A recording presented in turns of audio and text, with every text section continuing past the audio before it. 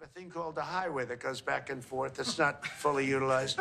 And they got involved with this project. And Gavin, you know, I always liked Gavin. I had a good relationship with him. I just got him a lot of water. You know, I sent in people to open up that water because he refused to do it. And we just got him a lot of water. If they would have had that water, and if they would have done what I said to do, they wouldn't have had the fires in Los Angeles. Those fires would have been put out very quickly. But if you think about it, and you got to take a look at this, it's the worst cost overrun I've ever seen. I've watched a lot of stupid people build a lot of stupid things, but that's the worst cost overrun I've ever seen, what's happening between San Francisco and Los Angeles. And you ought to ask about that, because this government is not going to pay. I told our very great new Secretary of Transportation, he's doing a good job, Sean Duffy, I said, we're not going to pay for that thing. They are just, it's out of control. This is something that you don't have things like this. It's not even conceivable. Like 30 times over budget, 30 times. It's the craziest thing and now it's hundreds of, it was supposed to be a simple train. And I think the media should take a look at it. And I'd love him to run for president on the other side. You know, I'd love to see that. But I don't think he's going to be running, because that one project alone, well, that and the fires and a lot of other things, pretty much put him out of the race. Mr. President, what changes would you like to see to the USMCA? Or what changes would you like to see? We're going to work on some subtle changes, maybe. I don't even know if we're going to be dealing with USMCA. We're dealing more with concepts right now. Look, right now, we're doing trade. We have trade. They're paying a tariff on cars and steel and aluminum. And I think we have a baseline of 10% or something like that for the tariffs. But we're getting along very well. Right now, going no further, but we have an agreement. We did something with even parts. You want to discuss that, Howard, with respect to Canada, which helps Canada out? Sure. So we've made an arrangement with the car companies that 15% of their USMCA parts are included, and then 15% of foreign parts from the manufactured suggested retail price are not tariffed, to help domestic manufacturing really thrive. So it gave them a chance to be able to build their car parts factories if they're going to. A lot of these companies already have factories, and what they have to do is just fill them out. But they're able to build them in the United States, so we gave them a pretty substantial period of time. I think. Just to clarify, Mr. President, is there anything the Prime Minister can say to you today to change your mind on tariffing Canada? Tariffing cars? Tariffing Canada. Is there anything he could say to you in the course of your meetings with him today that would get you to lift tariffs on Canada? No. Why not? Just the way it is. What's your first state? Yeah. If Canadians don't want it, would you respect that? Sure, I would. But this is not necessarily a one-day deal. This is over a period of time they have to make that decision. Yes, go ahead. Yeah, if I may. Well, if respectfully, Canadians' view on this is not going to change on the 51st state. Secondly, we are the largest client of the United States in the totality of all the goods. So we are the largest client of the United States. We have a tremendous auto sector between the two of us, and the changes that made have been helpful. 50% of a car that comes from Canada is American. That's not like anywhere else in the world. And to your question about, is there one thing? No, this is a bigger discussion. There are much bigger forces involved. And this will take some time and some discussions, and that's why we're here, to have those discussions, and that is represented by who's sitting around the table. See, the conflict is, and this is very friendly. We're not. This is not going to be like we had another little blow up with somebody else. That was a much different. This is a very friendly conversation. But we want to make our own cars. We don't really want cars from Canada, and we put tariffs on cars from Canada. And at a certain point, it won't make economic sense for Canada to build those cars. And we don't want steel from Canada because we're making our own steel, and we're having massive steel plants being built right now as we speak. We really don't want Canadian steel, and we don't want Canadian aluminum and various other things, because we want to be able to do it ourselves. And because of past thinking of people. We have a tremendous deficit with Canada. In other words, they have a surplus with us. And there's no reason for us to be subsidizing Canada. Canada's a place that will have to be able to take care of itself economically. I assume they can. I will tell you that Trudeau, when I spoke to him, I used to call him Governor Trudeau. I think that probably didn't help his election. But when I spoke to him, I said, so why are we taking your cars? Why are we taking we want to make them ourselves. I mean, I said, and if the price of your cars went up, or if we put a tariff on your cars of 25%, what would that mean to you? He said, that would mean the end of Canada. He actually said that to me. And I said, that's a strange answer, but I understand his answer. But no, I mean, it's hard to justify subsidizing Canada to the tune of maybe $200 billion a year. We protect Canada militarily, and we always will. We're going to, that's not a money thing. But we always will. But, it's not fair. But why are we subsidizing Canada $200 billion a year, or whatever the number might be? It's a very substantial number. And it's hard for the American taxpayer to say, gee whiz, we love doing that. Thank you very much. We're going to have a very substantial. Thank you. Thank you very much. We were just listening into President Trump and Prime Minister Mark Carney have that meeting there in the Oval Office. Let's step away for a 2-minute break.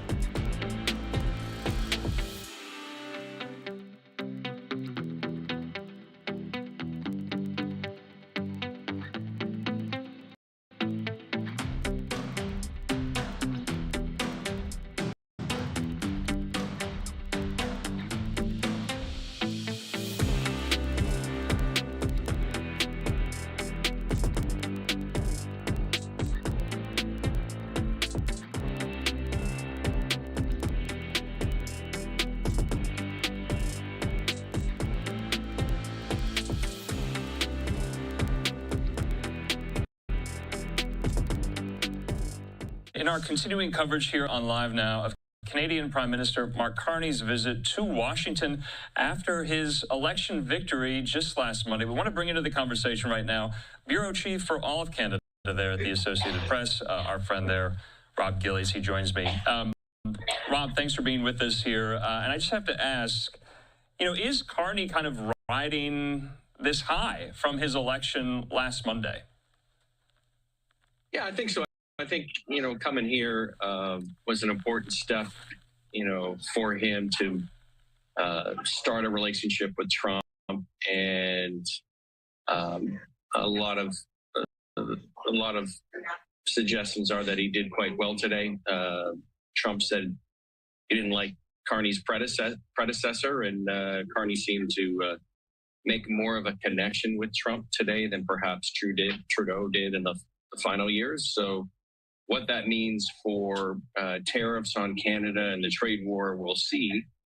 What that means for the negotiations, we'll see. But certainly the relationship between those two seem to be off to a good start. Trump has made some positive comments even in the last a little bit after Carney left the White House. Yeah, we have some of those comments. We just aired it live. Trump said we established a good basis. But I have to ask, I mean, was it cordial? Was it productive? It seems like that's kind of how it's being characterized. Thank you. Yeah, they were smiling in the Oval Office. They even touched each other. I don't know if Trump likes to touch many people, but he other leaders, but he did in this case. They seemed to build a rapport. I mean, Trump still said that he was interested in making Canada the 51st state. Carney made it clear later that he had in the meetings after the Oval Office or during the Oval Office after the press left that he asked Trump not to say 51st state. So since then he hasn't. We'll see if that holds. He's not calling Carney governor like he did with Trudeau. So we'll see if that holds. There's tough negotiations ahead. But in reality, how much progress they made. I mean, there were low expectations going into this meeting. There wasn't an expectation that the U.S. that Trump would hold off on tariffs on steel and aluminum or auto tariffs or any number of the other tariffs. But it's important. It's critically important that, there's a good relationship between the President of the United States and Canada, considering how much trade goes back and forth between the two countries. Yeah, Rob, Trump posted on Truth Social before he met with Carney today. He said this: why is America subsidizing Canada by $200 billion a year in addition to giving them free military protection? What does Trump mean by that? Did Carney press him on that at all?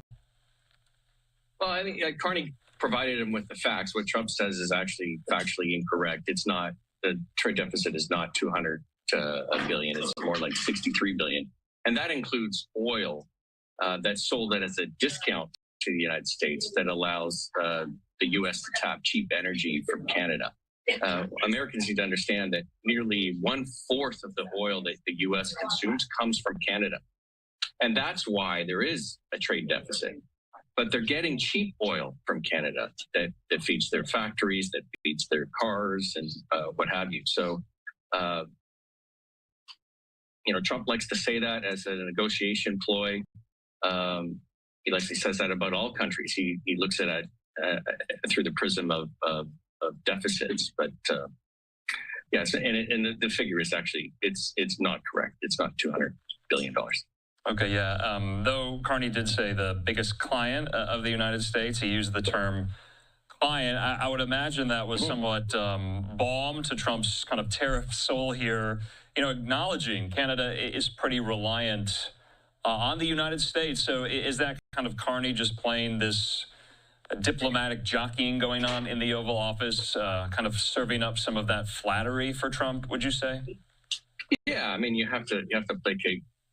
He was placating Trump in some measures for sure. I mean, they don't agree on a whole lot in terms of politics, but he is the most powerful person on the planet. And Canada is reliant on the U.S. About 77% of Canada's exports go to the U.S. and Canada's trying to diversify. And Carney went to London and Paris for his first trip as prime minister in an effort to reduce the reliance on American trade. But in reality, what that might look like in 3, 4, 5 years, if he's done a good job, that might be 3 or 4%. The very fact that most of the population is situated mostly around the U.S. border in the warmer parts of Canada, the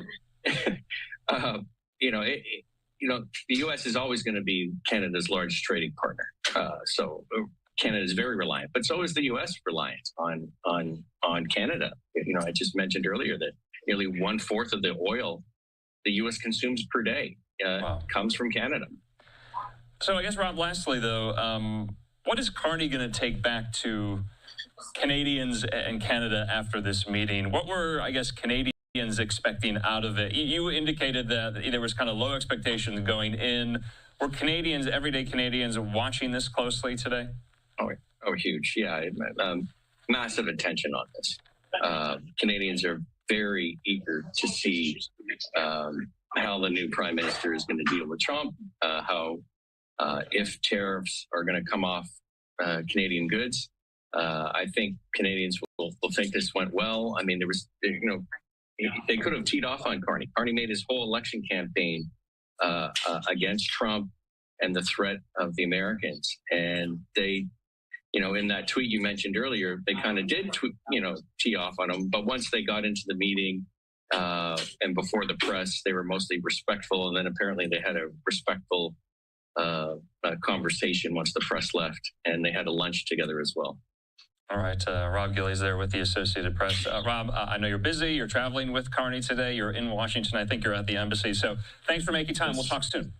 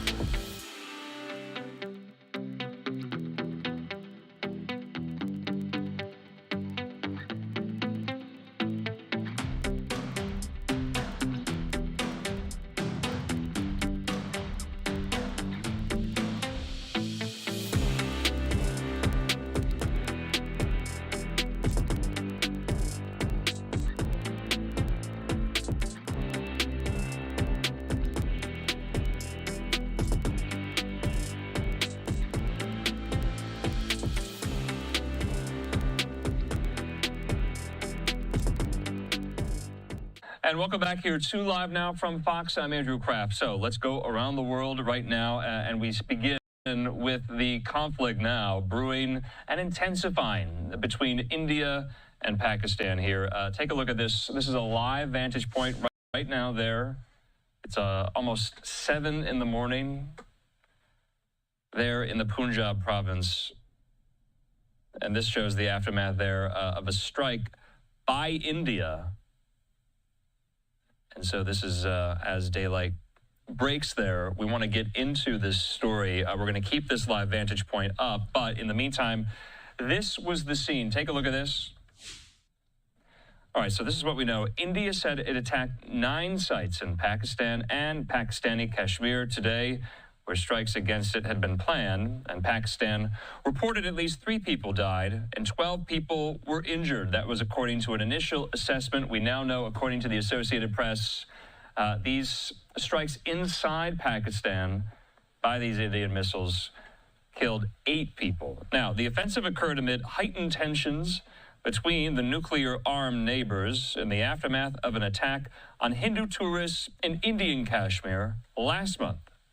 Now, the statement from the Indian side said this: a little while ago, the Indian Armed Forces launched Operation Sindoor, hitting terrorist infrastructure in Pakistan and Pakistan-occupied Jammu and Kashmir, from where terror attacks against India have been planned and directed. The statement went on to say, our actions have been focused, measured, and non-escalatory in nature. No Pakistani military facilities have been targeted. India has demonstrated considerable restraint in selection of targets and method of execution. So in the meantime there you see some of the nighttime scenes of these strikes, quite something there. But in the meantime, this was asked of President Trump in the Oval Office today.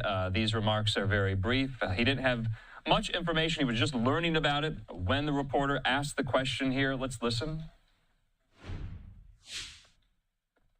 No, it's a shame. We just heard about it just as we were walking in the doors of the Oval. Just heard about it. I guess people knew something was going to happen based on a little bit of the past. They've been fighting for a long time. You know, they've been fighting for many, many decades and centuries, actually, if you really think about it. No, I just hope it ends very quickly. Okay, so very brief there. He noted they've been fighting for many, many decades. He wants it to end as quickly as possible here. Secretary of State Marco Rubio saying this: I'm monitoring the situation between India and Pakistan closely. I echo POTUS's comments earlier today that this hopefully ends quickly and will continue to engage both Indian and Pakistani leadership towards a peaceful resolution.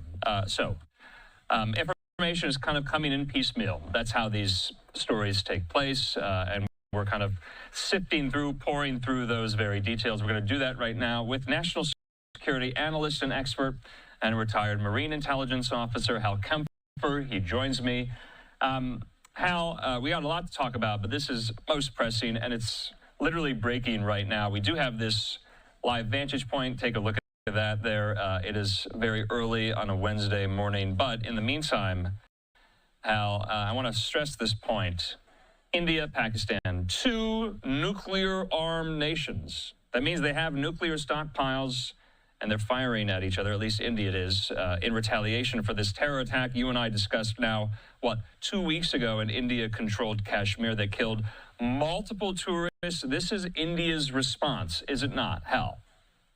Andrew, this is very much India's response, and they've been saying they're going to do this. And frankly, when you have an attack like what happened in Kashmir, that tourist area where they went after tourists, I mean, just the way that they did it, you know, going through and having men, you know, basically cite the Quran or basically, you know, basically vocalize parts of the Quran, and if they couldn't do it, they cruelly executed them, in some cases in front of their loved ones.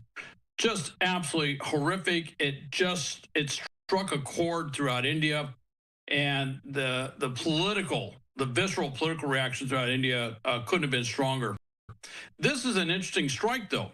They went after 9 targets, 9 terrorist targets, very specific, did not go after Pakistani military facilities, even though they rhetorically have firmly said that Pakistan was behind the strike. They see these, and there's a lot of reasons to believe this, that they see that these terrorists were probably tied or supported by Pakistan or Pakistani's intelligence service. So, but they were very restrained in how they did this. Now, they initially it sounded like they just went after the Kashmir and Jammu provinces or areas that are controlled by Pakistan, but now it's clear that they went actually beyond that to hitting some areas in Pakistan proper. At least 1 or 2 targets may have been outside of the Jammu and the Kashmir Pakistan-controlled areas. So that's a little bit beyond what was initially reported. There's also a report unconfirmed. The Pakistanis say that they shot down 2 Indian jet fighters. That means that India has taken some significant losses in conducting the strike. Again, that is unconfirmed. And then there is also a report of a large explosion in Srinagar, which is the largest Indian-controlled city in the Kashmir province. So there was a big explosion. Don't know what it was. Don't know if it was something the Pakistanis did or a terrorist group did, or it could have been anything. It could have been something that the Indians launched and it didn't go well and it landed somehow in a major urban area or an urban area in Kashmir, and just don't know, or it could have been something else. But okay, there was an explosion that was in the Indian-controlled Kashmir area as well. So, Hal, a couple follow-up questions here. And you're right. This live vantage point we're getting right now from the Associated Press, this is in the Punjab province of Pakistan. Mm-hmm. So that's not in Pakistani-controlled Kashmir, if I have that correct. And, that's correct. Yeah. Yes. And that's where this vantage point is coming from here. So you say that you don't say, India says, no military targets were struck, only terror targets. What's the difference? Well, a military target, at least the way I think that India is describing it, would be a military installation or a military facility, something like a base, or if they had a military outpost, maybe a major weapon system that was deployed somewhere or something like that. That would be a classic military target. They say they're hitting terrorist targets. Now, when they're hitting terrorist targets, that brings in some other questions, which is, could there have been, say, some other element of the Pakistani government at these targets? For example, could the Pakistani ISI, their big intelligence service that has a long history of supporting separatists or terrorists in the Kashmir area, could they have been at some of these locations?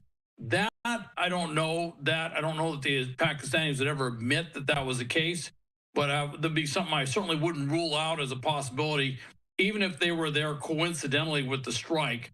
I don't rule that out because if you look at how these terrorist groups, Jamaat Islamiyah, which basically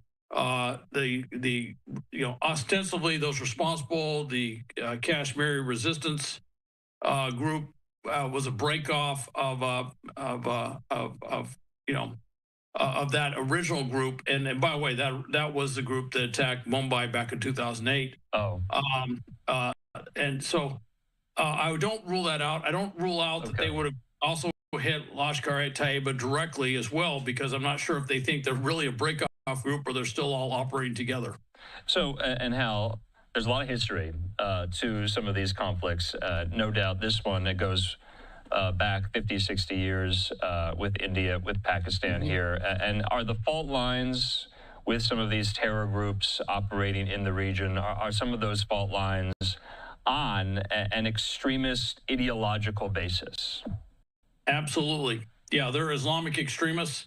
That for the terrorists involved, all right, this is a Hindu versus Muslim fight. This is, if you look at India, when it broke apart, 47, 48, well, 47, when the Indian Raj, if you will, the British Raj of India basically split into Pakistan and India. India was Hindu and Pakistan was Muslim.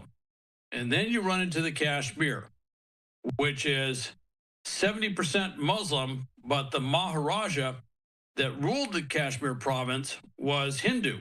Okay. And he did not want to become part of Pakistan. And that's why you have, his decision was to stay with India. And I don't want to get into all the wars and everything else, but that's why you have different areas controlled, some controlled by Pakistan, some controlled by India. And if you get up to the Himalayas, there's actually some areas of Kashmir that are controlled by China. Right. So, Hal, these are border disputes with underlying extremist ideological tensions, to your point, between Muslim ideology and Hindu ideology there. And we could get into that. We could talk about that all day here. And that is what was underlying the kind of initial terror attack in India-controlled Kashmir that killed more than 20 people. And that is why India felt the need to respond today. And I have to ask you this. Let's bring it back here stateside, the United States. What is our role here? This is a very restive world. Does the United States need another cross-border conflict to remedy?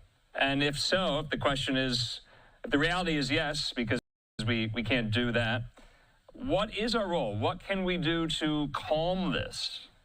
Well, what I would say is this. Our role here is to try and calm this down so it does not escalate between two nuclear-armed powers. Each of these countries has over 170 nuclear weapons.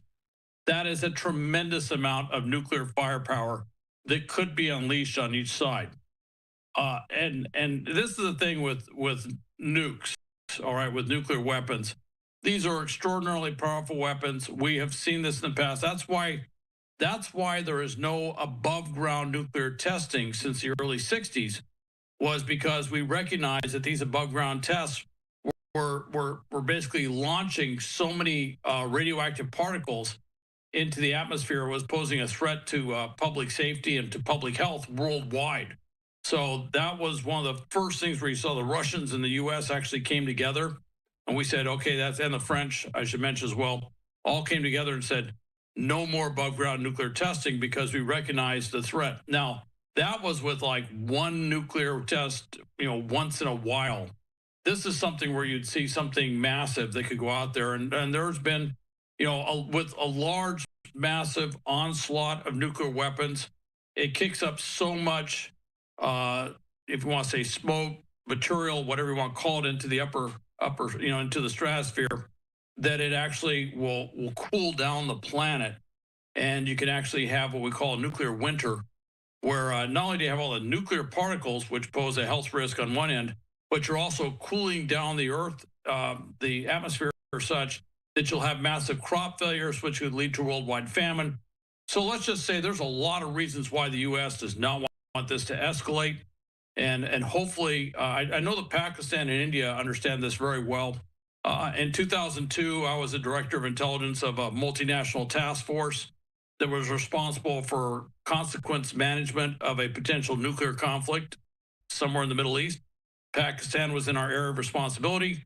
There were heightened tensions then. It did de-escalate. It did fall back, and I do know both countries are fully aware of the potential risk posed by what could happen. I see. So according to Reuters, the Pakistani foreign ministry is responding, quote, in an unprovoked and blatant act of war. They say Indian fighter jets remained in Indian airspace, but violated Pakistan's sovereignty using standoff weapons targeting civilian population. That was the Pakistani foreign ministry. So, Hal, if India is telegraphing and saying we didn't strike any Pakistani military sites, Pakistan there in that statement I just read said civilians were targeted, albeit these strikes were conducted from Indian airspace. What's Pakistan's response going to be, if at all? That actually is the big question. That's where you start to get into basically, scenario-driven sorts of planning and time. You're trying to work the odds of what they would do. It gets to be a very complex problem. You look at all the different things that they have arrayed. Could they do an airstrike or a missile strike similar to what India did, but on a smaller scale? That's very possible. They could do that. Could they do nothing? Well, that's actually possible too. And we have an example of that with Iran. Sure. After the second Israeli response to their missile strikes, when the Israelis went in after the second time and did such a rather comprehensive job going after their air defense systems, despite all the rhetoric to the contrary, Iran has not responded to that. So that's a possibility, and it could be any gradation in between. And I got to put this out there. The other concern is that they might use some of these terrorists as proxies again to attack that area. And that, I don't think that de-escalates it at this point. I think that's really throwing, gasoline on the fire, so to speak. All right, yeah.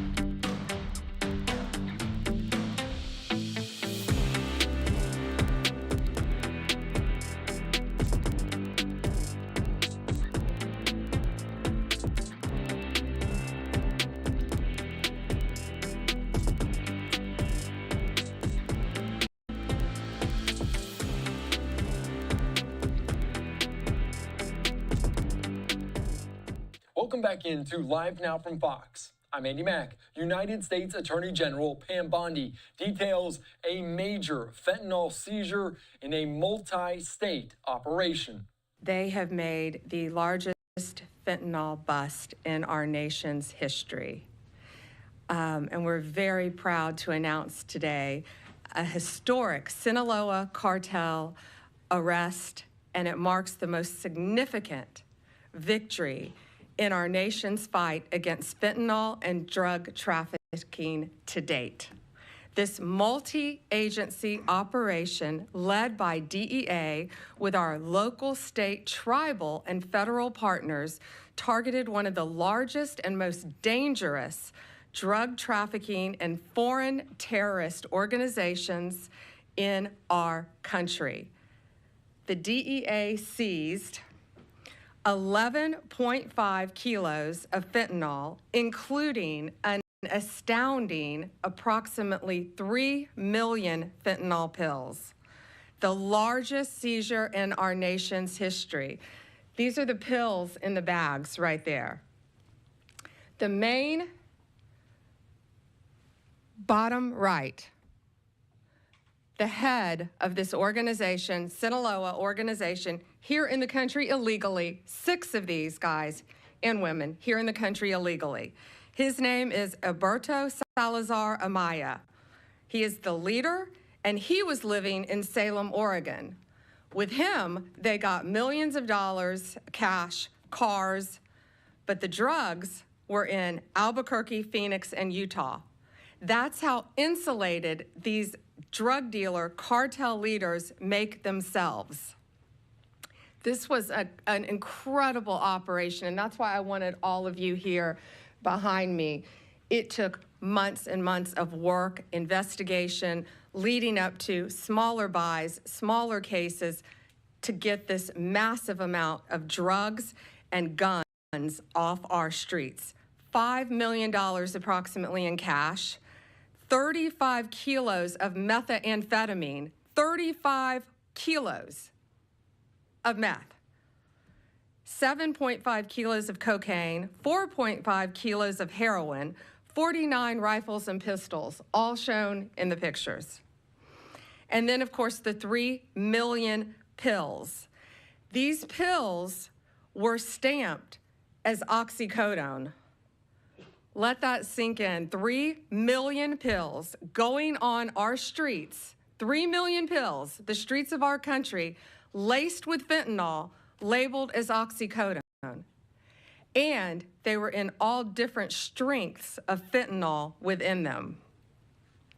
This operation was made possible by over 55,000 hours of law enforcement investigation. And this is a really dangerous job that these DEA agents face every day, but they are getting very dangerous drugs off of our streets each day. They are flooding our cities with a weapon of mass destruction, fentanyl. And when we catch you, like all of these individuals, if convicted, we will put you behind bars, there will be no negotiating, and we will lock you up for as long as humanly possible. We will not negotiate with those who are killing our family members, including brothers, sisters, daughters, sons, parents, friends. Everyone in this room, I guarantee you, knows someone who has been afflicted with drug addiction, and many who have known someone who has lost a loved one because of this trash on our streets. The precursors are made in China. It was sent to Mexico and came right in our country. And again, 6 of these individuals were here illegally. That won't shock you.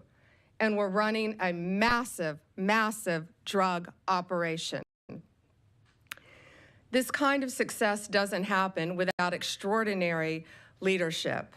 And I want to personally thank my friend, DEA Principal Deputy Administrator Rob Murphy, DEA El Paso Division Chief, Agent in Charge Omar Ariello. I'm killing your name, Omar. Omar, okay. And U.S. Attorney, where's Ryan? Ryan Ellison. I also want to thank again the brave men and women of law enforcement. Last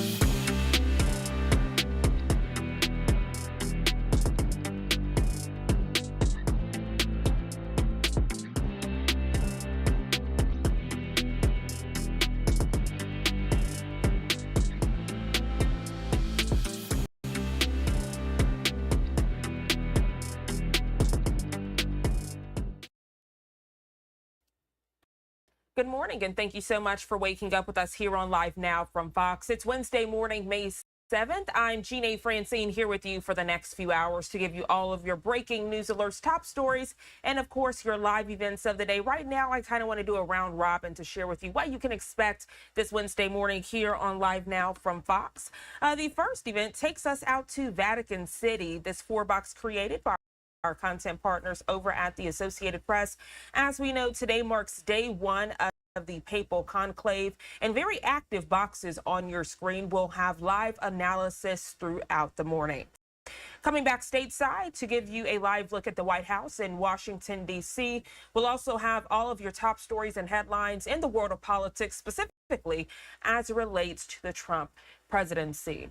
But we do want to transition now as we do begin our broadcast with breaking news out in the Middle East. Take a good look at your screen. This is the very latest from our content partners over at Fox News as we continue to follow developments out in the Middle East. We are learning bright and early this morning an Israeli drone strike on a car in southern Lebanon killed an official with the Palestinian militant group Hamas this Wednesday. Authorities confirming that information with the Associated Press. Hamas said in a statement that Khaled Ahmad al-Ahmed, who was a member of its military wing, was killed while he was on his way to a mosque to attend dawn prayers. Israeli military confirming that it had targeted al-Ahmad, saying he was a commander with Hamas in South Lebanon and was behind several attacks against Israel. A lot to discuss, so we want to bring into the conversation Executive Director of Scholars for Peace in the Middle East, Dr. Asaf Romarowski. Dr. Asaf, good morning to you. Always a pleasure having you on the show. Good morning. Thank you for having me. So we always love how you contextualize the breaking news. I first want to share with the viewers and yourself this latest information as we are getting it as it relates to this breaking news. That's not it. So I will bring you back on screen. There we go. Israel War Room saying, quote, earlier today, which is Wednesday, obviously we know that there is a time difference. They say the IDF struck in the area of Sidon and eliminated the terrorist Khalid al-Ahmed, who served as the head of operation in Hamas's Western Brigade in Lebanon. Throughout the war, the terrorists advanced numerous terrorist attacks against Israelis. We have seen this in real time right here on Live Now from Fox. Dr. Asaf, those terrorist attacks as relates to buses being blown up, people being eradicated. Could you provide perspective on this breaking news? Sure. So again, let's contextualize what we're seeing here. So it's important to note, of course, that Ahmed was also a member of Hamas, but also he was targeted in the area of the southern part of Israel, showing the mobility of Hamas mobilizing around the country. the center of operations of Hamas, as you and I have discussed, and we all know, has been, of course, Gaza, given the focus on Gaza. But let's not forget that Hamas is not limited to Gaza, given, as you said correctly, they have been, using their attacks within the area of Judea and Samaria, the West Bank, within northern Israel, as far as Lebanon, and again, on the Lebanese border, when it comes to the area of Sidon. I mean, that also shows the connectivity between Hamas and Hezbollah. Hezbollah, that's, the Lebanon and Syria in particular are, that's usually Hezbollah's area, geographically speaking. The IDF is conducting surgical attacks on these leaders and are going after them. And all of this is all part of the larger campaign that the Israelis have now announced. As far as the acceleration of the war on Hamas in Gaza in particular, but also on Hamas's leadership, wherever they may be. The argument that is being made by the Israeli government that the more military pressure is going to be on Hamas, that will pressure Hamas to release the hostages. And so that's part of the ongoing campaign that is going on here. In the meantime, you are seeing attacks all over the place. In tandem, you did see also an attack on Hezbollah officials, namely people who were involved, individuals who were involved in the Redwan forces, analogous to the Nukba forces that Hamas uses. Those are the strike attacks. And so you have ongoing pressure that's coming in on all fronts as this war continues. Again, I think that it is critical to note that in order to move this along, also over the weekend, we all saw Israel calling up more reserve forces being called up to go into Gaza. This is all part of the acceleration of this campaign, and the question really remains, what are the results going to be? The bigger issue, of course, remains, notwithstanding the war, is, of course, what this all means to the fate of the hostages, which are still being played as political pawns in all of this. Dr. Asaf, we're also learning bright and early this Wednesday morning, courtesy of the Associated Press, that Israeli strikes across Gaza have killed at least 59 people. They're saying this as Israel ramps up its fight in Gaza to try to eradicate Hamas. Many people saying they aren't surprised by this because from the very beginning, IDF said they would not stop until Hamas was eradicated, further contextualizing, saying this fight is not against the Palestinian people, but against Hamas. Yet we do see innocent Palestinians that do continue to die. And that's unfortunate. These are part of the casualties of the war itself. Let's not forget the fact, and this is something that you and I have discussed extensively throughout the past 17 months or so, is the fact of the matter is that Hamas uses by design the civilian infrastructure in order to create mass casualties, and they are also using civilian neighborhoods, civilian buildings, all civilian architecture as it relates to hospitals, mosques, schools, as a way to create those locations and make them targets so they can showcase Israel as targeting civilians. This is part of the unfortunate reality that Israel is dealing with, because Israel has been fighting what we know to be urban warfare. That being said, the ratio of the amount of combatants to combatants that the IDF has been able to maintain is the lowest ever as a result of them having these military operations, not doing airstrikes, going hand to hand, doing the hand-to-hand combat, doing the ground operations in order to ensure the fact that they're able to maintain as much of the integrity of the civilian part of Gaza. And this is all part of the challenge that you're seeing play out here. The other part of all this relates to the aid that has been a question about, is aid coming in? Again, aid has been halted, but what has been happening is that while aid has been allowed to come in, Hamas is the one stealing the aid and, again, preventing and aggrandizing the sense of starvation in order to create this theater that they want to create for the world to see all about this.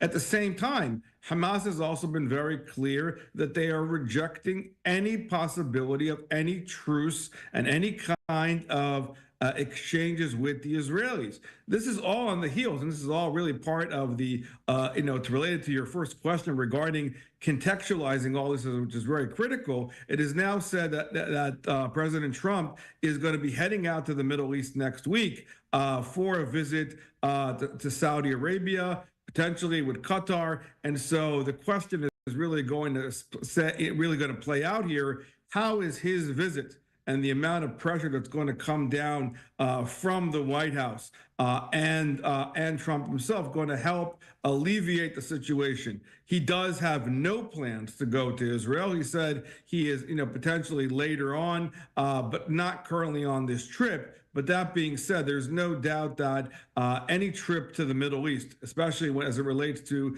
potentially dealing with the Qataris, potentially dealing with the Saudis, will involve questions and debates about the fate of the ongoing war when it relates to Israel and Gaza. Dr. Asaf Ramarwaski, thank you so much for your detailed perspective and expertise on all things Middle East conflict, specifically this breaking news alert. I hope you enjoy the rest of your day. Thank you, as always. Thank you. We are going to step aside for our first 2-minute commercial break of the hour. But when we come back, giving you a live look out in Vatican City. As we know, today marks the first vote to name a new pope. This coming on the heels of Pope Francis passing away the Monday following Easter Sunday. Live analysis and coverage when we return.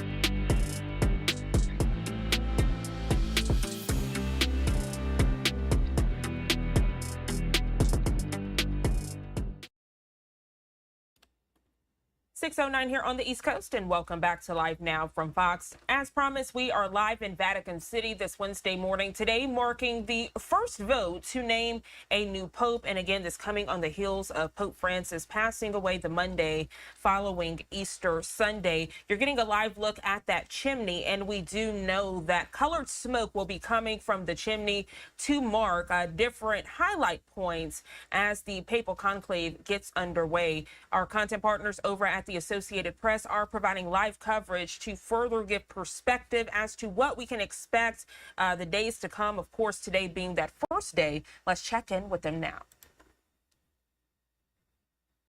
Right outside the Vatican to bring you the latest about this historic day when the conclave will begin that will decide who will succeed Pope Francis as the faith leader for the world's 1.4 billion Catholics. So let me bring you up to speed with what has been happening and tell you a little bit about what we might expect today, while you're also going to have coverage from our team of journalists around the Vatican and live video from different positions around the Vatican as well.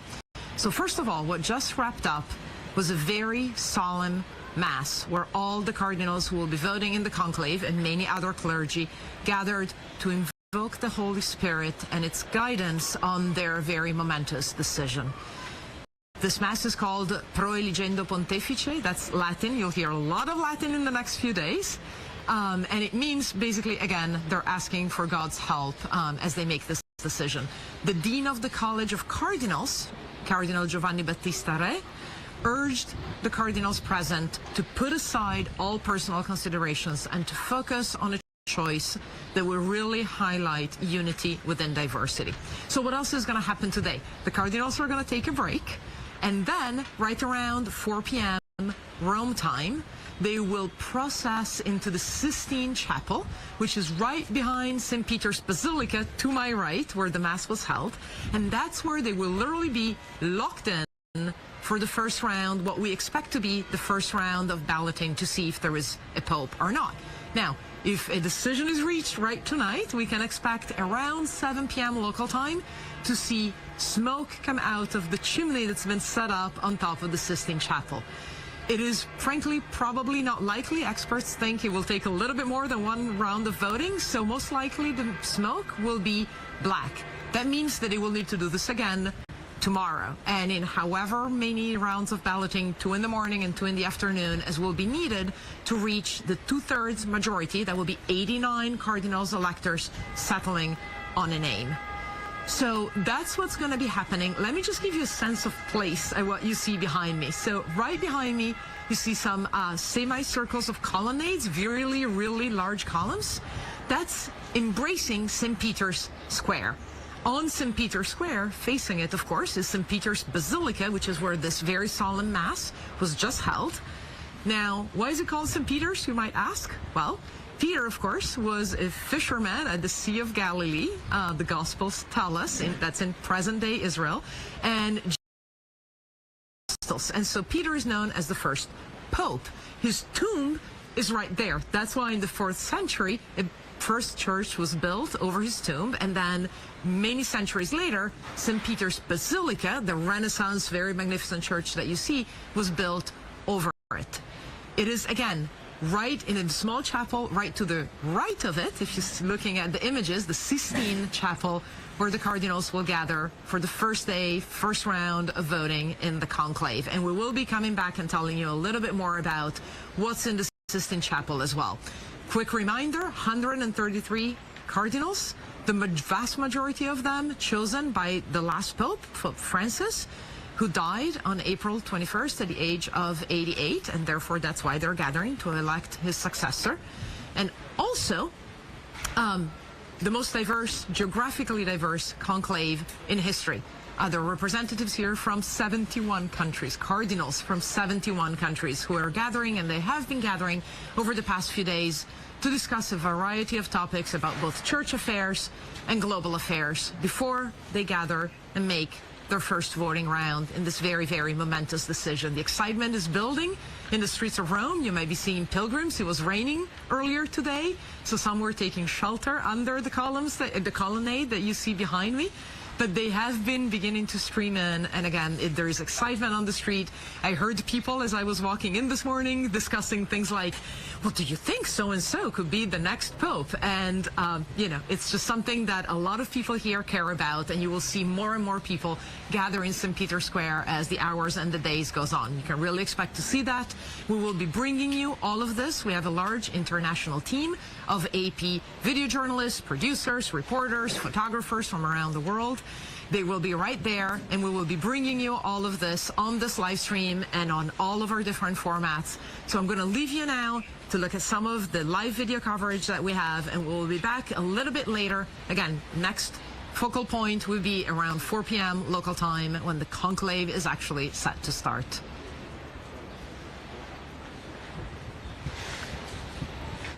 All right, we appreciate our content partners over at the Associated Press. I'm actually going to drop this banner just to show you that bottom box there in Vatican City. They talk about the droves of people that have come out to participate and witness this momentous and historic occasion. She also spoke about the diversity that is represented with this conclave. We are going to step aside for another 2-minute commercial break. When we come back, we're actually going to head inside of that mass that the journalist mentioned, what they're calling it, the final mass to kick off this conclave. We'll have live analysis and, of course, translation in English for that event in just 2 quick minutes. Don't go anywhere.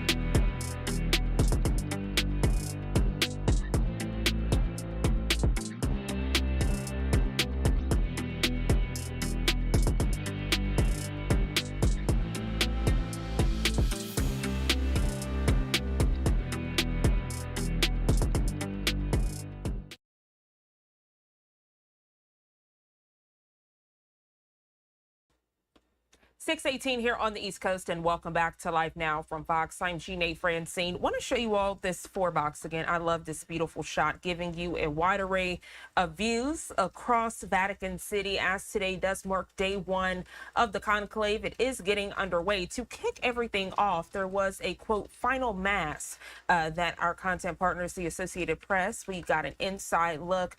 Some of the remarks might not be in English, but there is English translation. I want to play this out for you as we do kick off day 1 of the conclave.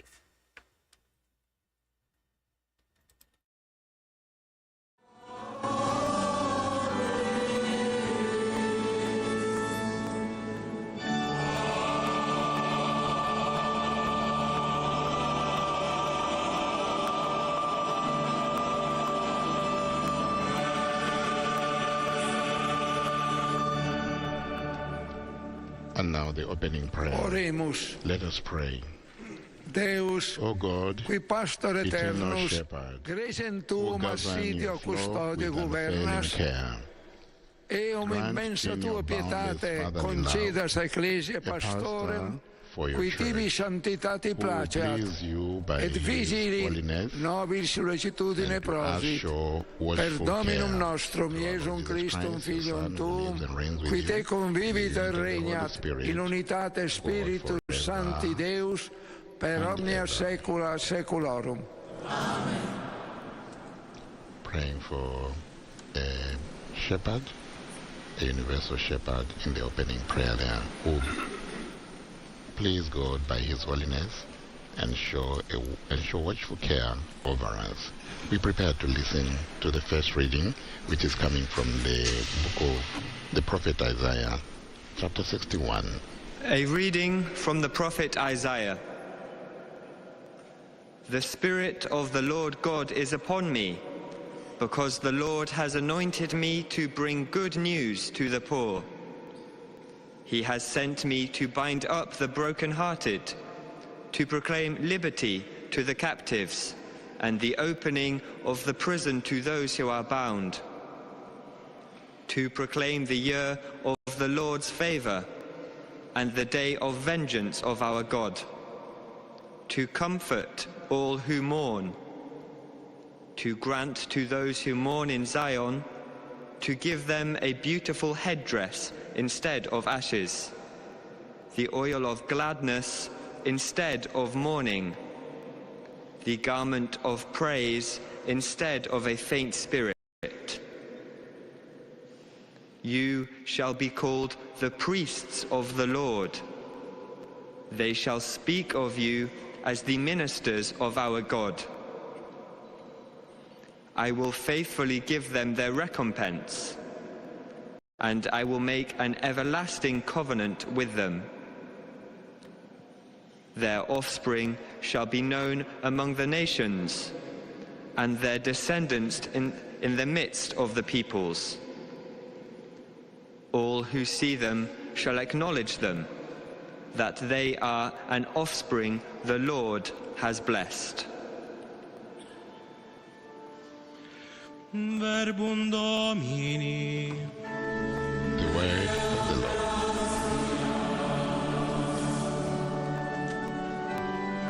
And now the responsorial psalm. The response is, I will sing forever your memories, your mercies, O Lord. I will sing forever your mercies, O Lord. Sempre l'amore del Signore.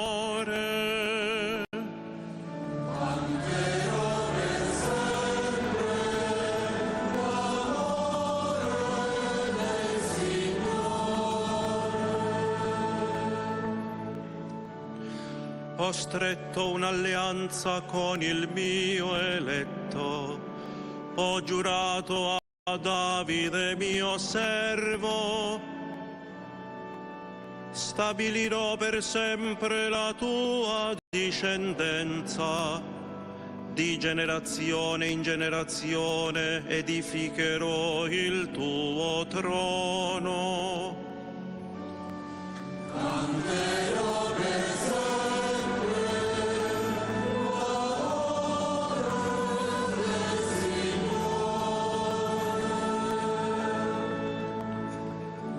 Ho trovato Davide mio servo, con il mio santo olio l'ho consacrato. La mia mano è il suo sostegno, il mio braccio è la sua forza. Canterò per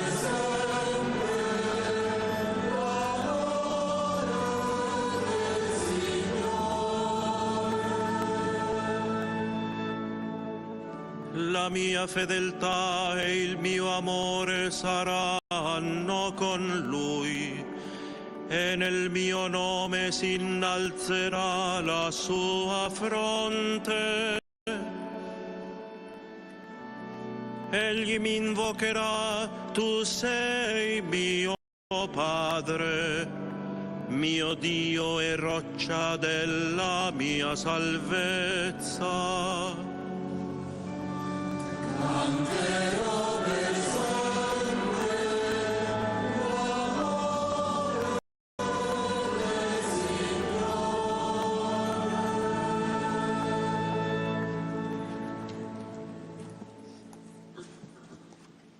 And now our second reading. The second reading is from Lectura de la the letter carta of del Paul apóstol San to the Pablo a los Ephesians. Efesios. Hermanos, Brothers and Cristo ha sisters, constituido a Christ gave unos some as apóstoles, apostles, a otros others as profetas, prophets, a otros others as evangelistas, evangelists, a otros others as pastores y pastors and doctores, teachers, para el to equip the holy perfeccionamiento de los ones santos to the work en of función ministry de su for ministerio building up y para la the body of edificación del Christ, cuerpo de Cristo, hasta que until we lleguemos all todos a attain la the unidad unity of en la faith fe and y knowledge en el of the Son of conocimiento God, del Hijo de Dios, mature manhood, a la the medida de extent of the Cristo full en su stage of plenitud, Christ, para que ya so no that we seamos may no niños longer sacudidos be por las infants olas tossed by y waves llevados a la and swept deriva por along todo by viento every de teaching doctrina, en arising la from falacia de los human hombres, trickery, que con from astucia their conduce al cunning, error, in the sino que, interest of realizando la deceitful verdad en el amor, scheming.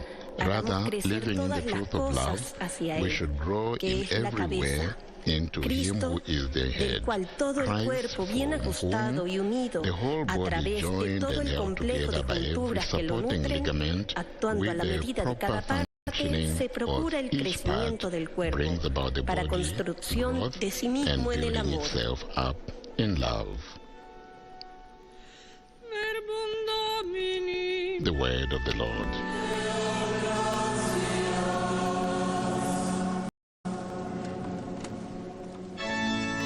The Gospel acclamation. Everyone now is upstanding. The deacon carrying to the amber. That is the place where we proclaim the Gospel and the readings. The lector in procession. They carry the book of the Gospel. And the deacon brings the book of the, will bring the book of the Gospel to the lector to proclaim it.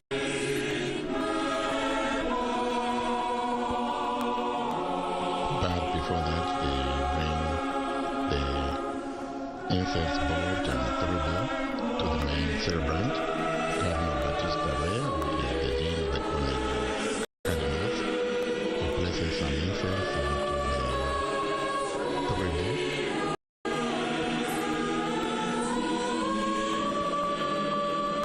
And then the deacon who is going to proclaim the gospel bows before the cardinal, asking for a blessing. He is not just going to read the Bible. The Lord himself is present here with us, and through the deacon, through the proclamation of the word of God, we are before God's divine word.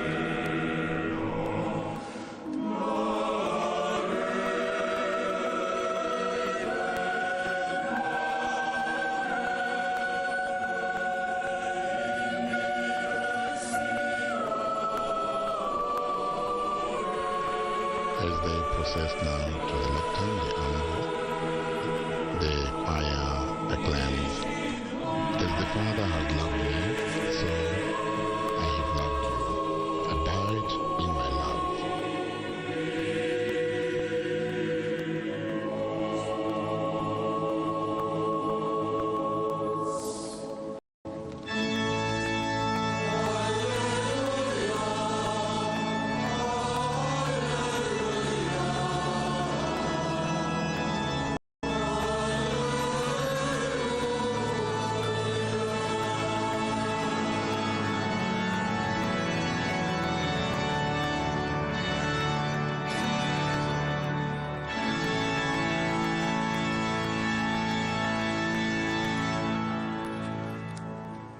The deacon now opens solemnly the book of the Gospel.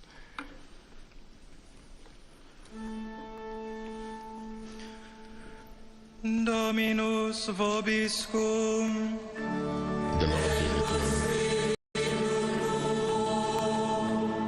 Lectio Sancti Evangelii The Gospel secundum according to Saint John. Ioannem.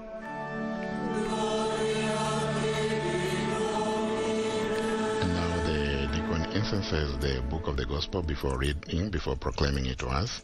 This is a symbol that we respect and venerate the Word of God, acknowledging its divine origin.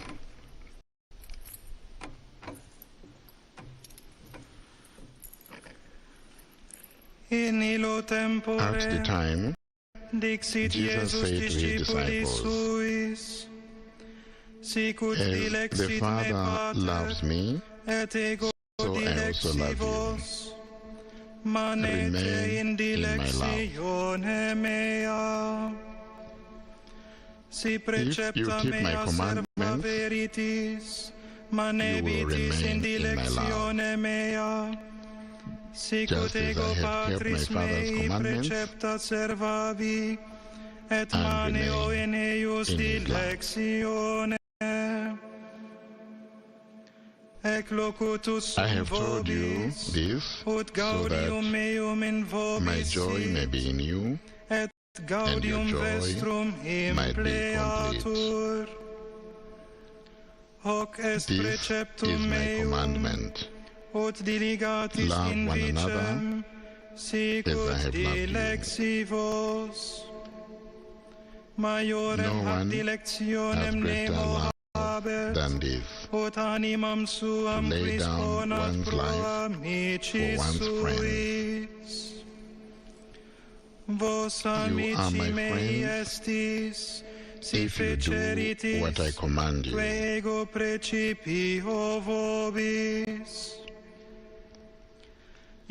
no longer call you slaves, because a slave does not know what his master is doing. I have called you friends, because I have told you everything I have heard from my Father.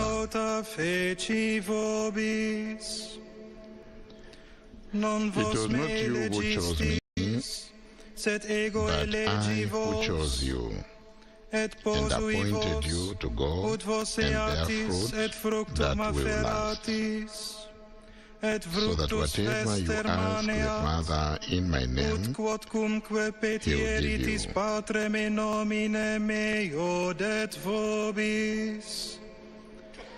I command you. Love one another.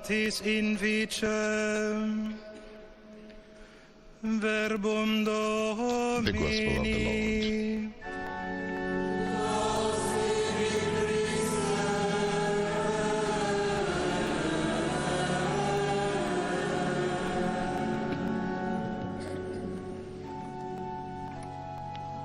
So, having proclaimed the Gospel reading to us, the deacon once more in procession carries the book of the Gospel to the main celebrant, Cardinal Battista Re, who will kiss the book of the Gospel and bless us with it.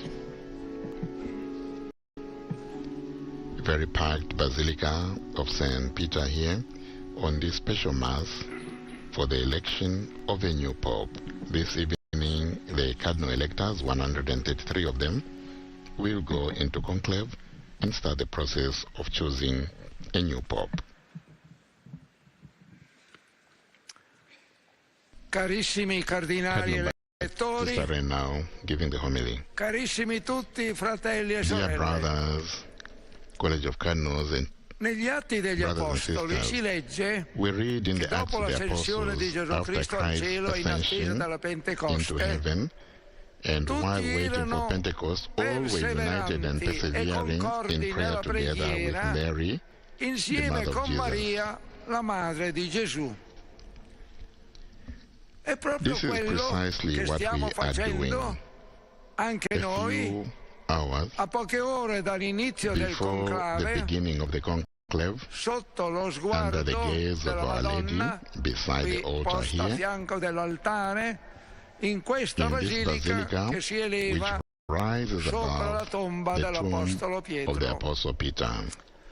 E percepiamo, We feel unito a noi, united with the l'intero entire popolo people di of Dio, God col suo in senso their di sense fede, of faith, di amore al love for Papa the Pope, e di fiduciosa and attesa. confident expectation. Siamo qui per We are invocare here l'aiuto to dello invoke the Spirito help of the Holy Santo, Spirit, per implorare implore la sua His luce e la light sua forza, and strength, perché si è so eletto that the Papa, Pope elected si è eletto il may Papa di cui la Chiesa e he l'umanità whom the hanno Church bisogno and humanity in need questo at this tornante difficult della and storia complex turning tanto point in history difficile, complesso e tormentato. and tormented history. Pregare, To pray invocando lo by Spirito invoking the Holy Santo, Spirit è l'unico is the only atteggiamento right and giusto e proper attitude to doveroso take mentre i as the cardinal cardinali electors elettori prepare to si undertake preparano an ad un act of atto highest di human massima and responsabilità ecclesial umana responsibility e ecclesiale e ad una to make a scelta choice di of exceptional eccezionale importance. importanza. Un atto This umano is a human act per il quale for si which deve lasciar every personal cadere ogni consideration considerazione must personale be set e avere aside, nella mente e nel keeping cuore in mind solo and heart only il Dio di Gesù the God Cristo of Jesus Christ e il bene. and the good. So if you're just now tuning into Live Now from Fox, we're playing out this morning a holy mass there as cardinals are attending a mass ahead of the conclave to elect a new pope, now bringing that for you full. And we do know this is pretty much kicking off day one of the conclave. We are going to step aside for a quick break, but when we come back, you're in for a special treat. We have the senior Vatican correspondent at LifeSite, Michael Haynes, joining us to provide perspective and break down what we can expect. The latest in just 2 quick minutes. We'll be right back.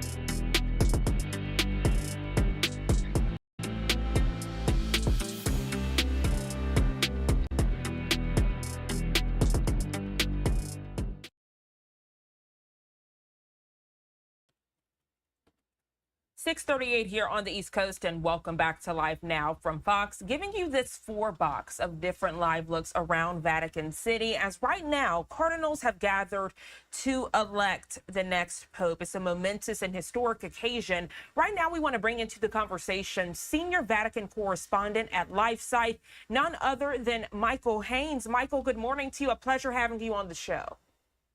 Good morning. Good to be with you. Great to have you. So first question for you, what is a papal conclave? For many people, this is their first time seeing, witnessing, experiencing the historic occasion. So the conclave is this ancient process, which is built in tradition, whereby the cardinals of the Catholic Church gather together in a closed series of meetings and votes, and decide who is going to become the next successor of St. Peter, the next pope, to be the visible leader of the Catholic Church on earth. The new pope who is going to be elected is going to be the 267th pope, or the 266th successor of St. Peter. So this is a process which is really steeped in ancient tradition, going back 2,000 years, but also steeped in liturgy. We've just saw the opening mass today. It's a very spiritual process because it's completely unlike a political election. The cardinals have to decide what is best for the spiritual good of the church. So it's very different to anything like that which we're used to in, say, looking at the election of a normal leader of a political party, for instance. Yeah, Michael, we know people have gathered from near and far, flocking to Vatican City to take part and witness the history that will be made, giving you and the viewers a live look there in St. Peter's Square. We actually checked in with our content partners out in Philadelphia yesterday, and as you guessed it, there were actually people from Philadelphia who had traveled to take part. I'd love to hear, what is the mood, what is the emotion there in Vatican City? Is it somber or is it excitement? I think there's always a mix, because when you have a conclave, it means normally you've had the death of the previous pope. So we've just completed the 9 days of mourning on Sunday, which we had for Pope Francis. But now there is really a sense of expectancy. As you mentioned, people really have flown in from all around the world because everybody is very full of anticipation to see who is going to emerge onto that famous balcony on the outside of St. Peter's Basilica and give that famous blessing. There's also a sense, I think, particularly for the cardinals, of perhaps of a sense of foreboding nature of their duty, because whilst everybody outside can pray for the cardinals and pray for a good pope, it's the cardinals themselves who have to elect the pope. And I think they will probably be feeling less excitement and perhaps more the weight of the responsibility which they have going into the conclave starting this afternoon. That makes perfect sense. Now, Michael, with your expertise, how would you compare and contrast this conclave that kicks off today to those years past? I've heard many experts highlight the diversity aspect of this conclave. That's right. So Pope Francis made a slightly different style in choosing his cardinals compared to his predecessors. So he made cardinals from quite far-flung parts of the world, often cardinals who were leading very small dioceses. And so because of that, the College of Cardinals is very, very diverse. They've made up of people who also haven't really had a chance to get to know each other. A number of cardinals have mentioned that because Pope Francis did not hold the normal consistory meetings, which is where the cardinals would gather normally about once a year to discuss with the Pope and to meet each other. But because those meetings haven't happened, the cardinals don't know each other. So for that reason, these previous days have been really, really crucial for the cardinals, because for many of them, it's the first time they've actually met each other. So they need to just get to know each other before they can then begin to decide who is actually going to become the next pope. We've also seen in this conclave that this will have the most number of cardinals in it. This will have 133 cardinals. And so the staff at the Vatican have had to make sure they've extended the normal seats in the Sistine Chapel just to provide a named place for all the cardinals. So because of that reason, I suspect that this conclave could also be ever so slightly longer than the ones we've seen previously, just allowing that extra bit of time for the cardinals to try and decide on who is the right candidate, because, as I said, that they don't have that sense of familiarity with each other. Michael, thank you so much for that detailed breakdown. And look, I'd be remiss if I didn't mention the infamous chimney, sharing it with you and the viewers, getting a live look there. What does this chimney represent? We hear about the colored smoke that'll be coming from it to obviously give the viewers and people in the area kind of like a timeline, letting them know what's happening. We do know these are closed door meetings. These are meetings where people have vowed secrecy, but the color of the smoke pretty much gives people an idea of where they are in the process, correct? That's absolutely right. So there's no forewarning or anything like that given to the press. There's nothing issued under embargo. But for the cardinals who are sealed inside the Sistine Chapel, they are the only ones who will know the state of the conclave, the state of the voting, whether or not they've elected a new pope or not. And for everybody else, we're going to have to pay attention to that chimney. So the black smoke and the white smoke are the only two colours that will come out of there. The black indicates that they have not elected a pope, and the white indicates that they have. So we're expecting to see the first smoke signal this evening, I think possibly between maybe 7 and 8 p.m. local time. And then we'll see the next signals tomorrow. So the Cardinals have 4 votes a day, 2 in the morning and 2 in the afternoon. And normally what they will do is, if after the first vote in the morning they don't have a new pope, they won't actually issue a black signal then. They'll wait until the second vote of the morning. And then if that's also unsuccessful in electing a pope, they'll issue black smoke. Of course, as soon as they do have the required 2/3 majority, they will issue the white smoke, no matter what number of votes it is in the day. But at that point, everybody's going to be flocking to the Basilica from all around Rome. The journalists who are here, I think, will be camped out probably by the press office. I've heard from people who have been living in Rome for many years that this is the event that everybody drives to as close to St. Peter's Basilica as they can and then parks up their car and runs to the square. Everybody is just so keen to try and be there for that famous moment when the new pope will step out.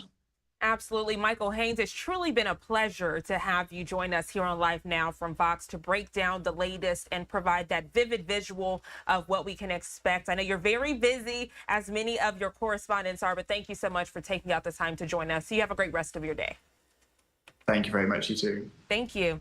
And again, I want to give you this live box out in Vatican City as we continue to follow the very latest of the conclave. We're going to step aside for a quick 2-minute commercial break. We'll be right back.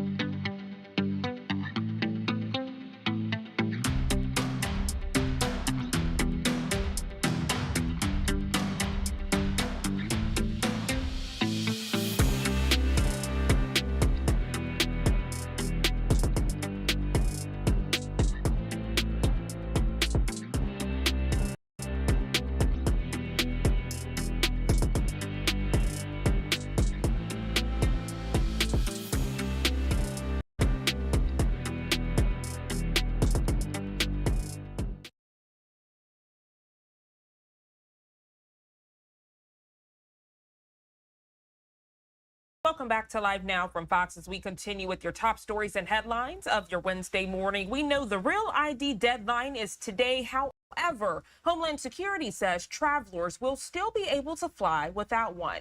Right now, we want to check in with Fox 29 Philadelphia Cheyenne Corn. She joins us live this morning from the Philadelphia airport with the very latest. Cheyenne, good morning.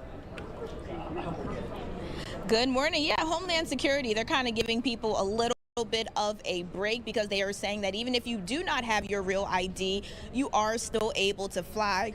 However, there is a twist though, because if you don't have the real ID, you will be spending some more time with the security here at the Philadelphia airport. You can see that things are going pretty smoothly. This has kind of been consistent all morning. There really hasn't been a line, but this is pretty much what happened. So just hours before that Real ID deadline, Homeland Security announced that travelers will still be able to fly without it, but at least for now. The enforcement though still begins today, and if you don't have the real ID, you may need to stand in a separate security line or deal with extra screenings.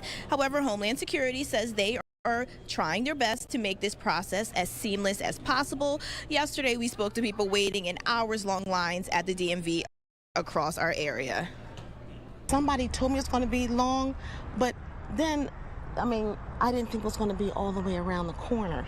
So I knew it was going to be long, and to be honest, they've been advertising to get a real ID for a little while, and I probably should have got it earlier, so this is what I have to do. And Homeland Security says that 81% of travelers already have IDs that comply with the new requirements, so they have a real ID or possibly something like a passport. And while you may not need a real ID just yet to fly, AAA suggests still getting it ASAP to avoid any issues, because eventually you will need one to not only fly, you will also need it to enter certain federal buildings. But as you just heard that lady say, a lot of people really procrastinated on getting that real ID. So if you have not done it yet, you are told that you should, but at least you are able to fly. You just will have to go through some extra screenings. Now, we did have a chance to speak with someone from TSA. He kind of broke down what that process looks like a little bit. He said it may just take you an extra few minutes. So he's actually suggesting not only people who don't have a real ID, but everyone to maybe just give themselves an extra 30 minutes while they, really figure out how to handle things. But again, here at Philadelphia Airport all morning, things have been going really smoothly. All right, Fox 29 Philadelphia, Cheyenne Court. And Cheyenne, we've been seeing and hearing from officials. They were saying, regardless, if you don't have that real ID, also make sure to bring your passport. Have you been seeing and hearing people doing that, and then they're able to move through the lines a lot quicker?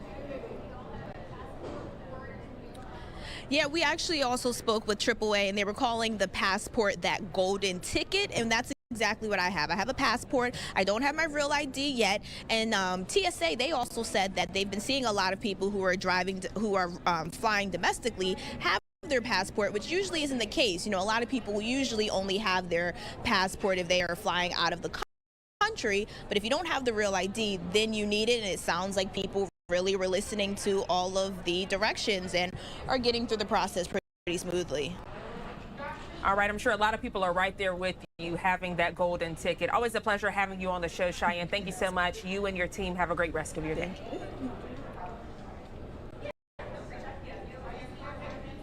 And we do want to transition this morning, getting back to our top story. As we do know today, as we are keeping a close eye on all things conclave, giving you that live look out in Vatican City, as today that first vote to get underway to name a new pope. Now, early before we came on the air, there was a Holy Mass to pretty much kick off this momentous occasion. I want to continue to play out that event for you now.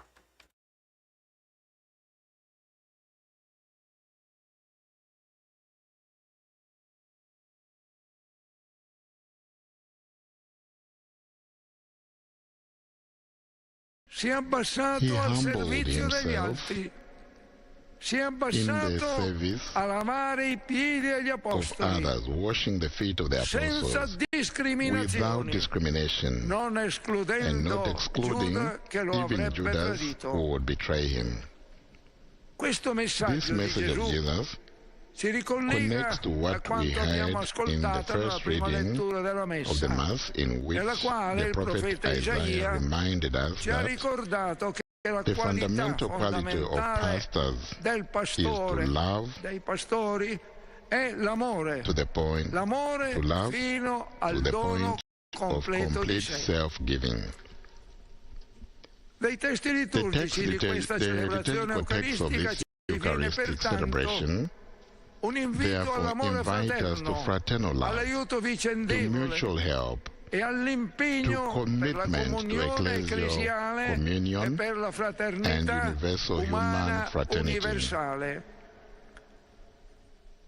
Fra I compiti Among the di ogni tasks successore di Pietro of every successor of vi è Peter quello di far is that crescere la of comunione, fostering communion, la comunione di tutti I of cristiani all con Cristo, Christians with Christ, la comunione dei communion vescovi col of the Papa, bishops with the la Pope, comunione dei vescovi communion of the fra di bishops loro, among themselves. e non una This is not comunione self-referential autoreferenziale, communion, but ma one tutta that tesa alla is comunione fra le entirely persone, directed fra I towards popoli, communion among fra le persons, culture, peoples, and cultures, avendo a cuore with the che la Chiesa concern sia that the sempre church should always be casa a e home scuola and di school comunione. of communion.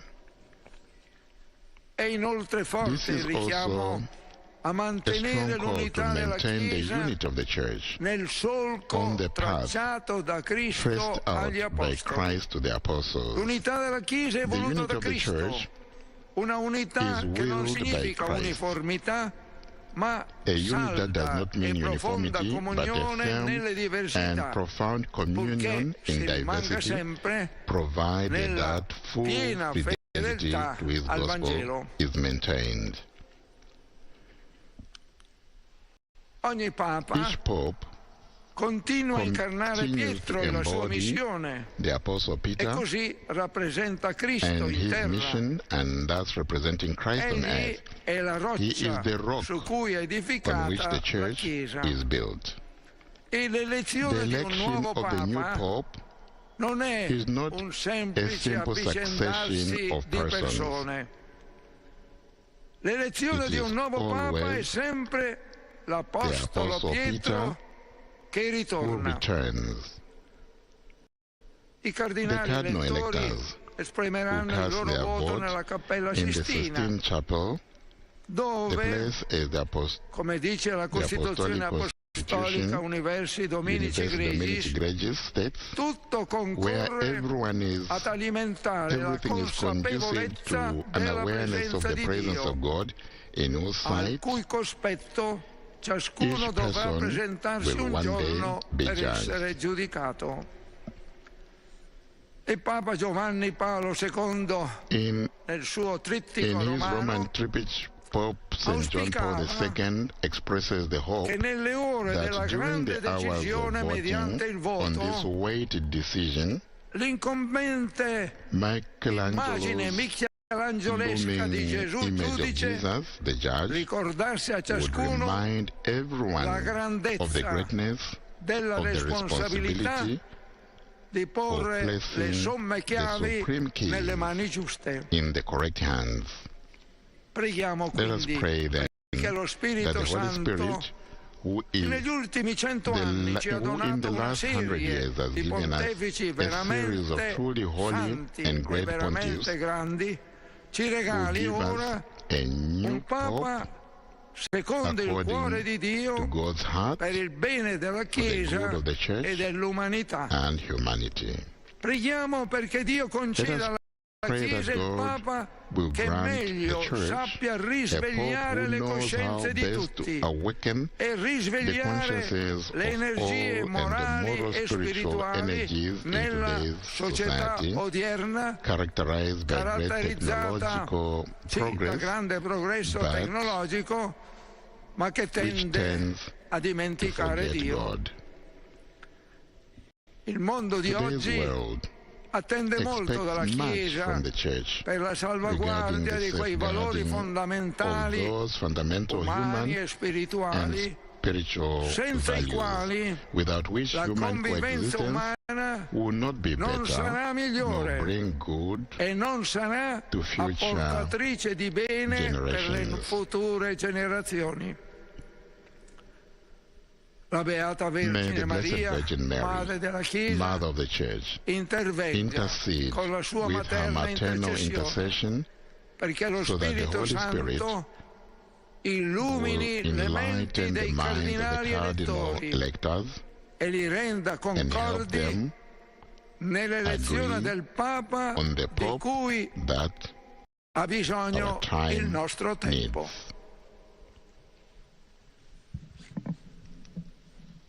And so the presider there just giving his homily and throwing in a word or two about the kind of Pope that the Church of today and the world needs. We invoke, he said, the help of the Holy Spirit to implore his light and strength so that the Pope elected may be whom the Church and humanity need at this difficult, complex, and tormented time in history. Cardinal Battista Re giving his homily in this Mass for the election of a new Pope. As we said earlier on, this evening, the various cardinals, 133 cardinals who are 80 years and below, will gather in a meeting to elect a new pope. And now the creed.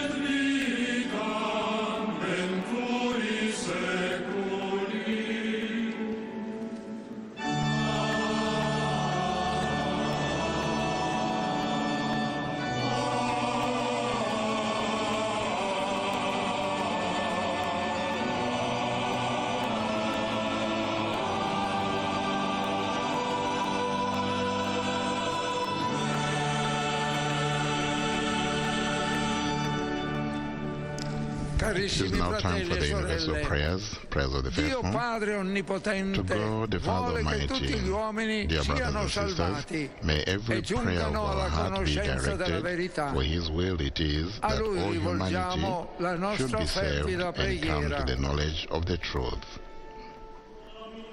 Various prayers now in various languages.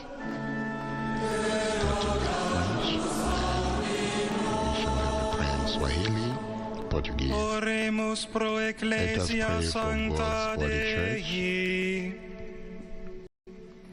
Que le Seigneur garde May the son Lord épouse help His dans bride la vérité in et truth dans la sainteté, and in holiness, dans l'unité et in dans la paix. unity and in peace. Let us pray to the Lord. Lord, hear our prayers.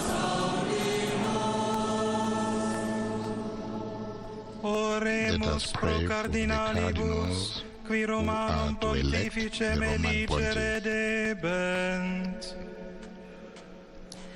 E Bwana May the wape roho Lord wako, fill them wajalie akili with na His shauri, Spirit, hekima with na understanding mang'amuzi. and good counsel, wisdom and discernment. It's a prayer in Swahili there. Next one will be in Portuguese. Oremus pro Let us omnibus pray for all people on earth. populis.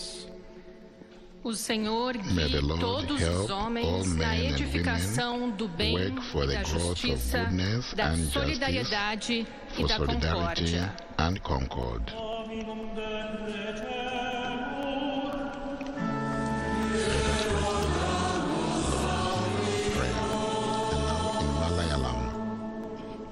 Oremus pro humane vitae necessitatibus. വിദ്വേഷം May അക്രമം the Lord രോഗം നിരാശ console എന്നിവയാൽ all those ക്ലേശിക്കുന്നവരെ oppressed കർത്താവെ by അങ്ങ് hatred, by സമാശ്വസിപ്പിക്കണമേ. violence, by anxiety and despair.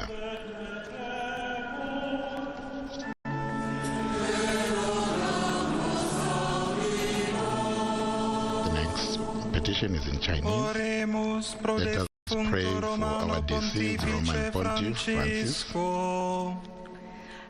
May the Lord who 你 knows 是 the 掌管出 time 生 of our 与 birth 死 and 亡时 death, 刻的主， welcome Pope Francis 求你接 into 引 the 他 fullness of 进 eternal 入 life, 圆满 which he 永恒的 himself 生命 believed 中。 in and hoped 这 for 生命 during his 是他 earthly 在尘世 pilgrimage. 朝圣旅程中所坚信并期盼的。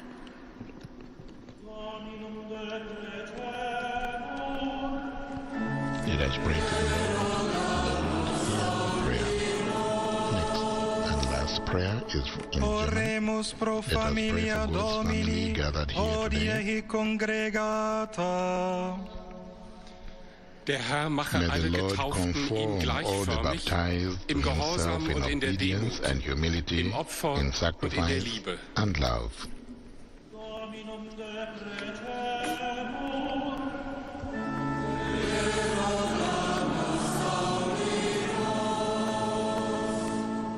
O Dio, O God, nostro our rifugio e refuge nostra and forza, strength, accogli hear the l'umile prayers of preghiera your della tua church. Chiesa.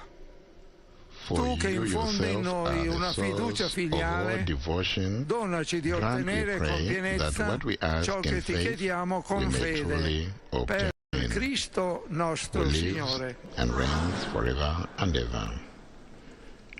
That prayer from the presider, the celebrant, Cardinal Battista Re, concluding this segment of the bidding prayers of the faithful. Just in case you joined us late, the Holy Mass, known in Latin as Missa, Santa Missa pro Eligendo Romano Pontifice. This is the Mass for the election of the Roman Pontiff.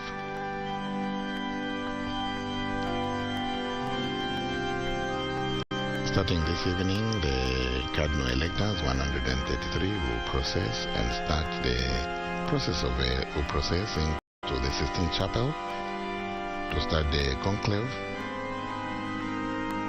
This is the meeting where they elect a new pope. And at this stage of the liturgy now, we prepare ourselves to enter into this particular moment of the Eucharist when we offer the bread and the wine.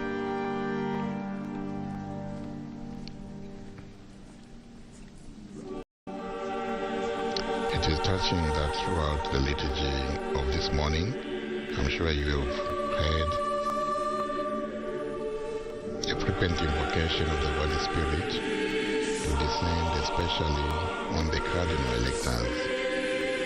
And right now it is fitting that the Sistine Chapel leads us into the song, "Come, O Holy Spirit, and fill the hearts of the faithful, and kindle in them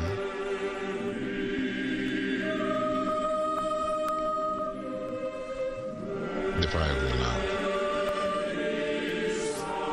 For this moment of offertory, we to present ourselves before God's altar, that we may be transformed into the body and blood of the Lord.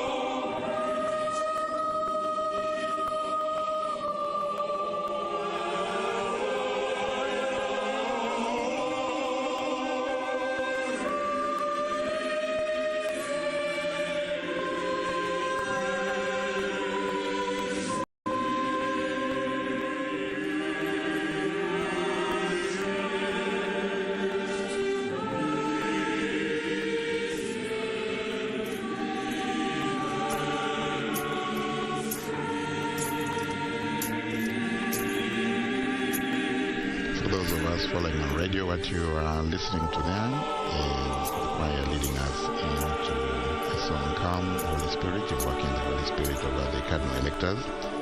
As Cardinal Batista read, incenses the altar. Incense has a very special place, symbolic place, in solemn liturgies of the Church.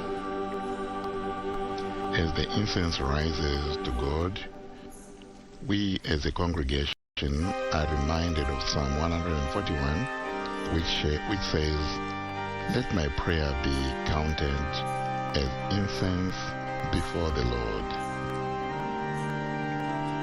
The cardinal going round the altar therefore now, incensing the altar, and then the deacon will incense. We continue to watch this compelling event taking us out to Vatican City, as today marks the first vote to name a new pope. This coming on the heels of Pope Francis passing away the Monday following Easter Sunday. We are going to step aside for a quick 2-minute commercial break, our first of the 7 o'clock hour here on the East Coast. We'll be right back.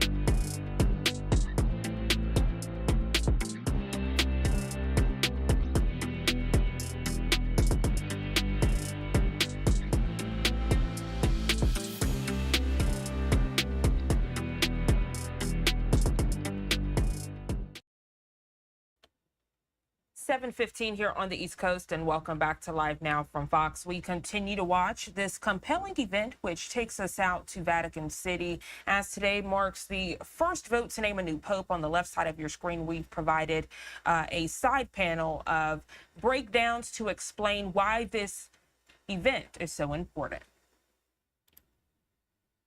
We are God's temple, God's people.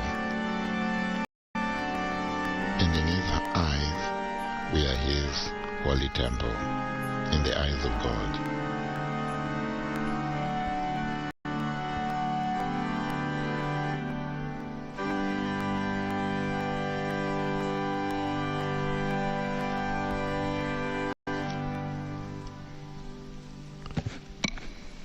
Orate, fratres, Pray, brethren, ut meum that ad my vestum sacrifice and sacrificium yours may be acceptabile acceptable to fiat apud God, Deum the Patrem Almighty Father. omnipotentem. May the Lord accept the sacrifice of your hands for the praise and glory of his name, for our good and the good of all his holy church. Tue nobis, Domine, abundantia pietatis May the abundant kindness, per sacra munera Lord, quel favor tibi us, reverenter that through offerrimus, the sacred offerings gratum we maestate tue reverently bring to pastorem, you, we may ecclesiae rejoice cunte praesse that a gaudeamus, pastor per pleasing to your Christum majesty Dominum nostrum. may preside over your holy Dominus church through vobiscum. Christ our Lord. The Lord be with you, Sursum corda. and with the Spirit lift up your hearts. Gratias Let agamus, us lift Domino them up Deo to the Lord. nostro. We give Vere dignum et thanks to the justum Lord est, our come God. salutare. It is right Nos and truly tibi semper just ubique our gratias duty agere, and our salvation Domine, always and Sancte everywhere to Pater, give you thanks, omnipotens Lord, Holy eterne Father, Deus, Almighty and eternal God. qui singulis For you quibusque bestow temporibus gifts suited optanda to dispensas, every season mirisque and modis guide ecclesiae the tue governing of governas your church moderaris. in wonderful ways. Virtute enim By Spiritus the power of the Sancti, Holy Spirit, ita you eum come adiuvare non unfailingly desinis, to her aid, ut subdito so that tibi with a semper heart always affectu, subject, nec in she may never tribulatione fail supplicare to seek your deficiat, help in time nec of trouble, inter nor gaudia cease to gratias give you thanks referre in times of desista, joy, per through Christum Dominum Christ our nostrum. Lord. Et ideo And choris so in company angelicis with the choirs sociati, of te angels, laudamus we in praise gaudio you confitentes. with joy we proclaim. And now we proclaim the Sanctus, the Holy Holy, a hymn of praise to God. Together with the congregation, we unite our hearts with the angels in heaven to welcome Christ with his presence in this special conclave mass, praying for the election of a new pope.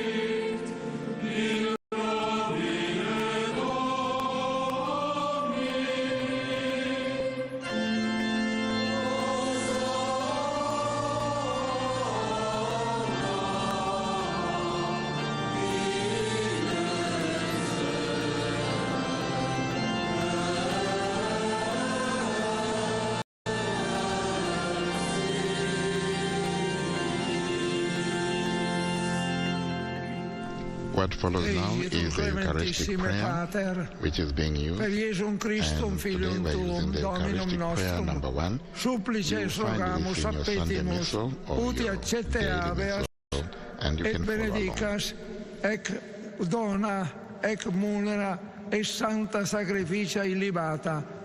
In primis, quel tibi offerrimus pro Ecclesia tua Santa Cattolica, quam pacificare, custodire, adunare e regere digneris toto orbe terrarum, una cum omnibus orthodoxis atque catholici et apostolici fidei cultoribus.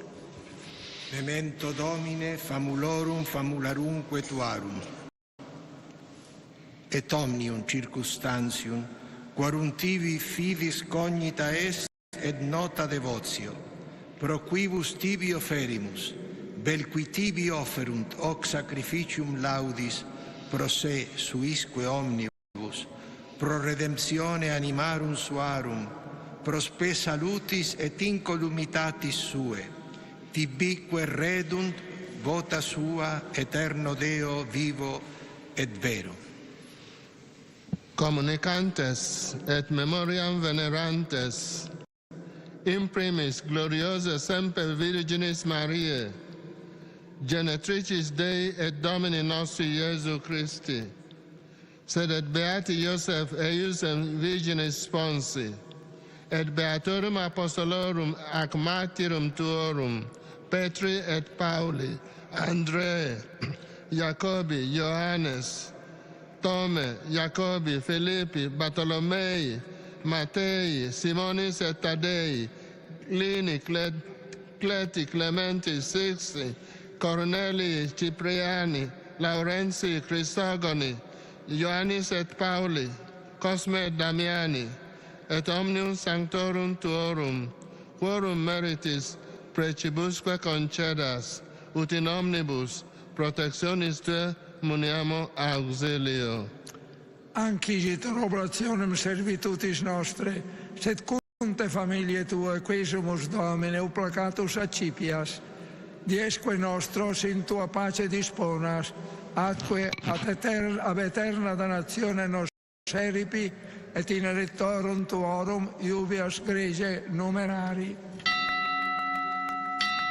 Quam oblationem Tu, Deus, in omnibus quisimus benedictam, ascriptam, ratam, rationabile, macciatabilenque facere digneris, ut corpus et sanguis fiat, dilettissimi Filii Tui, Domini nostri, Iesu Christi.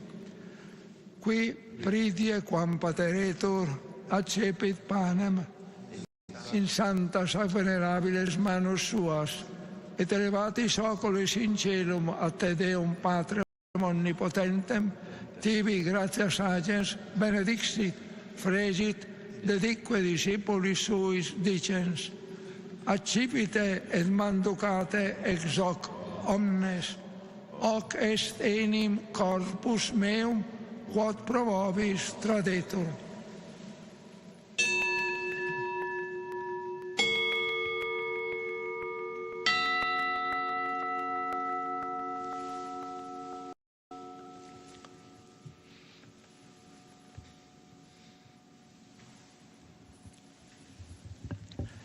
Simili modo, postquam cenatum est, accipiens et preclarum calicem in santas ac venerabiles manus suas, item tibi gratias ages benedixit, dedique discipulis suis dicens, accipit et bibite ex reo omnes, hic est enim calis sanguinis mei, novi et eterni testamenti, qui pro vobis et pro multis effundetur in remissionem peccatorum. Hoc facite in meam commemorationem.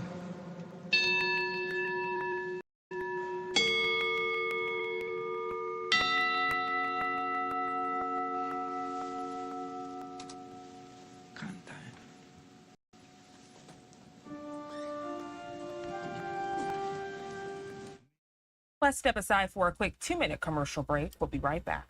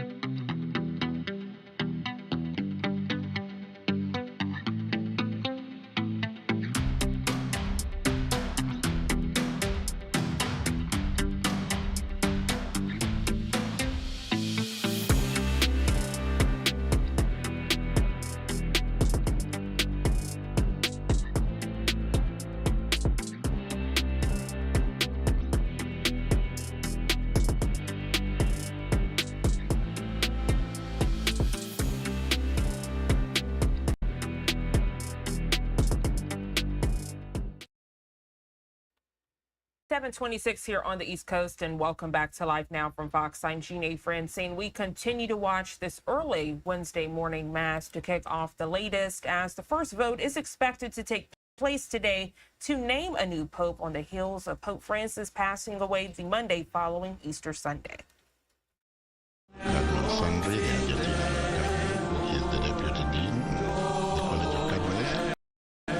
Also, Cardinal Francis Arinte, Prefect of the then Congregation for the Unde Divine memores Domini nos servitui, sete ples tua santa, eius den Christi fili tui Domini nostri, tam beate passionis, nec non ab inferi resurrectionis, set in celos gloriosa ascensionis, offerrimus preclare maestati tue, de tuis donis addatis, ostiam puram, ostiam santam, ostiam immaculatam, panem sanctum vita eterne, et calicem salutis perpetue.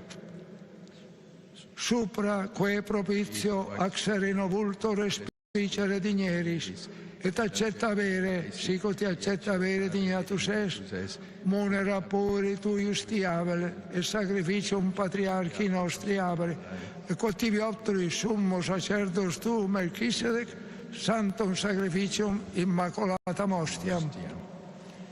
Supplices ergo te Domine, rogamus omnipotens Deus, iube perferri per manus santi angeli tui, in sublime altare tuum, in cospetto divine maestatis tue, ut quoquotes ac altaris partecipazione sacrosanctum Filii tui, corpus et sanguine susserimus, onni benedizioni celesti et gratia repreamus.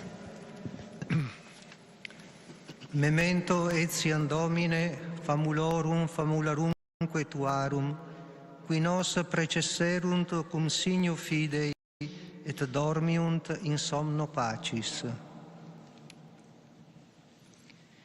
Ipsis Domine et omnibus in Christo quiescentibus locum refrigeri, lucis et pacis ud indulgeas deprecamur. Nobis quoque peccatoribus famulis tuis, de multitudine miserationum tuarum sperantibus, partem aliquam et societatem donare digneris, cum tuis sanctis apostolis et martyribus, cum Ioanne, Stefano, Mattia, Barnaba, Ignazio, Alexandro, Marcellino, Petro, felicitate perpetua, Agata, Lucia, Agnete, Cecilia, Anastasia, et omnibus sanctis tuis. Intra quorum nos consortium non estimator meriti, sed venie quesumus largitor admitte, per Christum Dominum nostrum.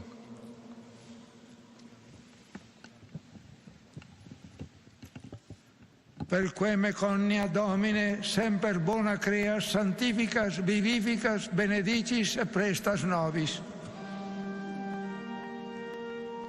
Per ipsum et cum ipso et in ipso, est tibi Deo Patri omnipotenti, in unitate Spiritus Sancti, omnis honor et gloria, per omnia saecula saeculorum.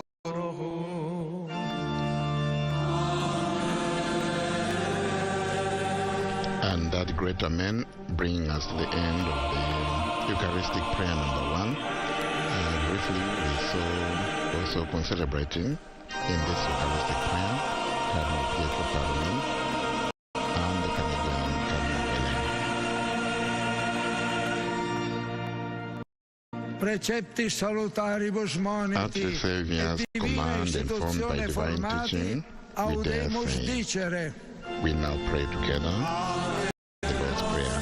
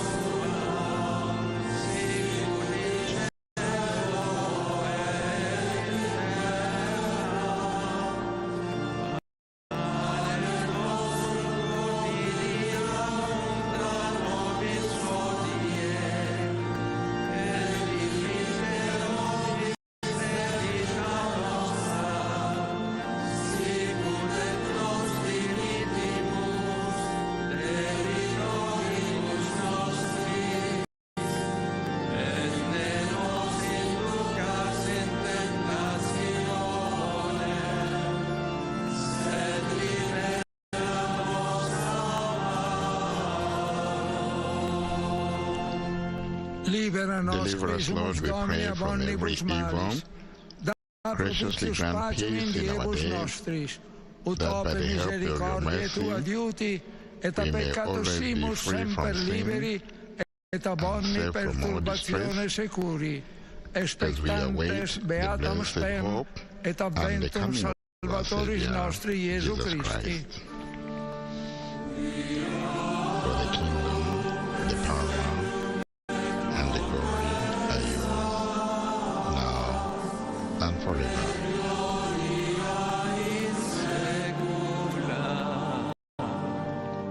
Domine Iesu Lord Jesus Christe, Christ, qui who said to dicisti your apostolis apostles, tuis, peace I pacem leave you, relinquo and my ovis, peace I pacem give you. meam do vobis, ne Look not on respicias our sins, peccata but on the nostra, faith of your sed church, fidem ecclesiae tue, e anque graciously secundum grant voluntatem peace tuam and pacificare quadunare digneris, in accordance qui vivis with et your regnas in live saecula and reign saeculorum. forever and ever. Pax Domini sit semper vobiscum. Offerte vobis pace. And the deacon there inviting us to offer each other a sign of peace, as we see Cardinal Battista Re, Cardinal Sandri, Cardinal Pietro Parolin share a sign of peace at the altar, and the other cardinals also doing the same, some giving a shake, a nod, a slight hug, whatever is in your culture, wherever you are, you can do the same to those that are close to you. Give them a sign of peace and wish them well for today and for always. And now the Sistine Chapel leads us into Agnus Dei, Lamb of God.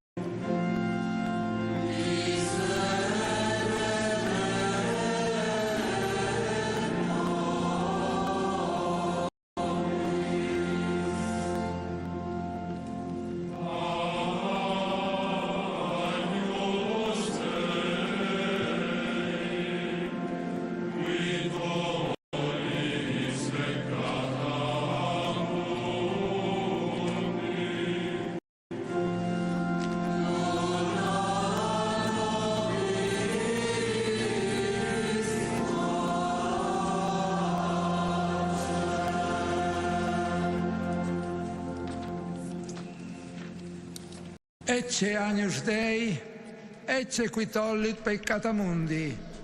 Beati Behold qui the Lamb accina mani of God, vocati behold sunt. him who takes away the sins of the world. Domine, non Blessed are those that are called to the Lamb, to the supper of the Lamb. Lord, I'm not worthy that you should enter under my roof, but only say the word, and my soul shall be healed.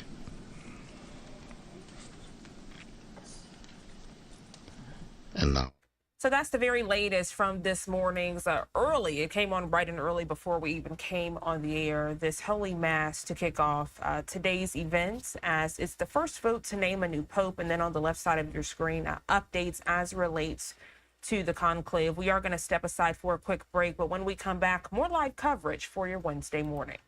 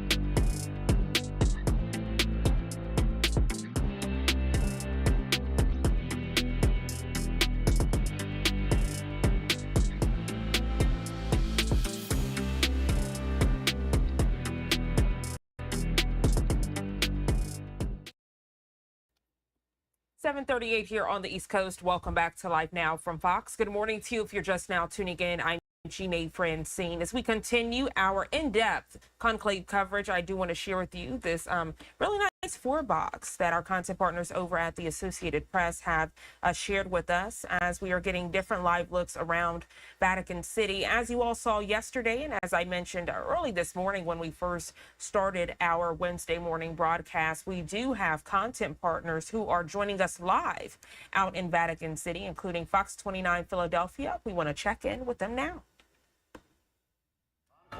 To get underway. This is it. Let's go.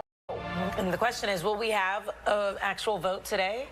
We show that. That would be, well, I'm ready for it. Let's go, Jason. Let's go. Well, you know, it's one holy waiting game right now. Look at everybody just sitting around, just waiting for smoke. As a matter of fact, let's look at these cameras over here. Any idea where these cameras are pointing? All pointing in the same direction. Up, up, up, up, up. At least a dozen of them here. Any guesses? Yeah. You'd be right, the chimney. And so media is just waiting. I don't think we're going to see any smoke because a vote hasn't even been cast yet. But this is look at the media madhouse over here, and everybody is so serious. But they're having very important discussions, no doubt about it. I had a really important discussion with my personal priest from Havertown, Annunciation Parish. My priest, he happens to be in town, and I asked him a very important question. If you're not Catholic, why should you care about the Pope? And he had this to say. Father, for people watching at home saying, maybe somebody's not Catholic, saying, why should I care about the next Pope? I'm not Catholic, and talk to that person. Why should they care about whoever steps out on that balcony this Friday, I would assume? I think every single person, Catholic and non-Catholic, should care who's going to walk out of here. And the reason for that is because I believe in God, and I believe that God has given us a spiritual father to make himself accessible to us so that we can have an incarnate way to encounter the presence of God that is walking with us. And whether we accept him as a father or whether we don't, that's fine. But he is our spiritual father, and we all need that. We need guidance, we need reassurance and encouragement, we need mercy and forgiveness, and then we need standards that help us stand erect and know that we are good and contributing agents in the world that we live in today. And the next Holy Father is the one tasked to assist us in doing that. So he's God's gift to us. Whoever you are, he is God's gift to you. If anybody understands the Philly sports culture, it's you, Father Loomis. So I brought along some relics, if you will, some mementos, a Philly hat, and a Kelly Green jersey. We see these jerseys in church. By the way, is it okay to wear a jersey to church? Depends on what's underneath it. Okay, I see a lot of my fellow parishioners with them. So, Father, we're here in the Vatican. Would you mind blessing these things, blessing these teams for us? Not at all. It would be my pleasure. In the name of the Father, the Son, and the Holy Spirit. Amen. Wait. All right, sorry. Okay. Heavenly Father, we come before you as your humble servants, trusting that in you is every goodness, power, and grace. Please look kindly upon the city of Philadelphia, in particular its sports teams. Bless them with your grace, that they may benefit from your strength.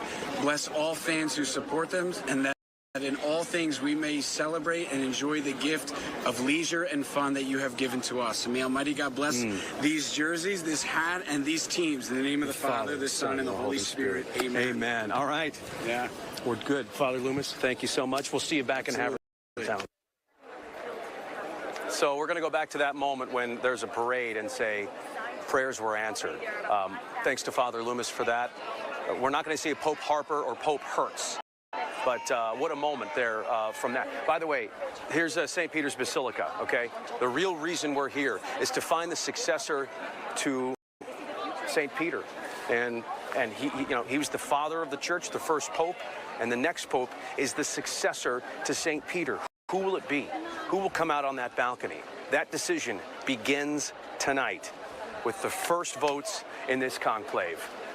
You can feel the tension. You cut the tension with a knife for the people here waiting. It's very quiet here. Yesterday, this time, it was loud. It was almost a celebration. Today, it's I don't want to say tense, but anxiety, maybe a little anxious nerves in the audience.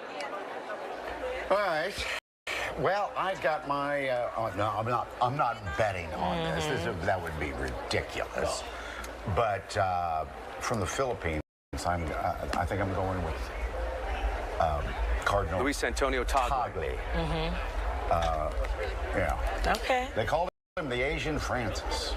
How much you want on that? A holy amount. Hold on.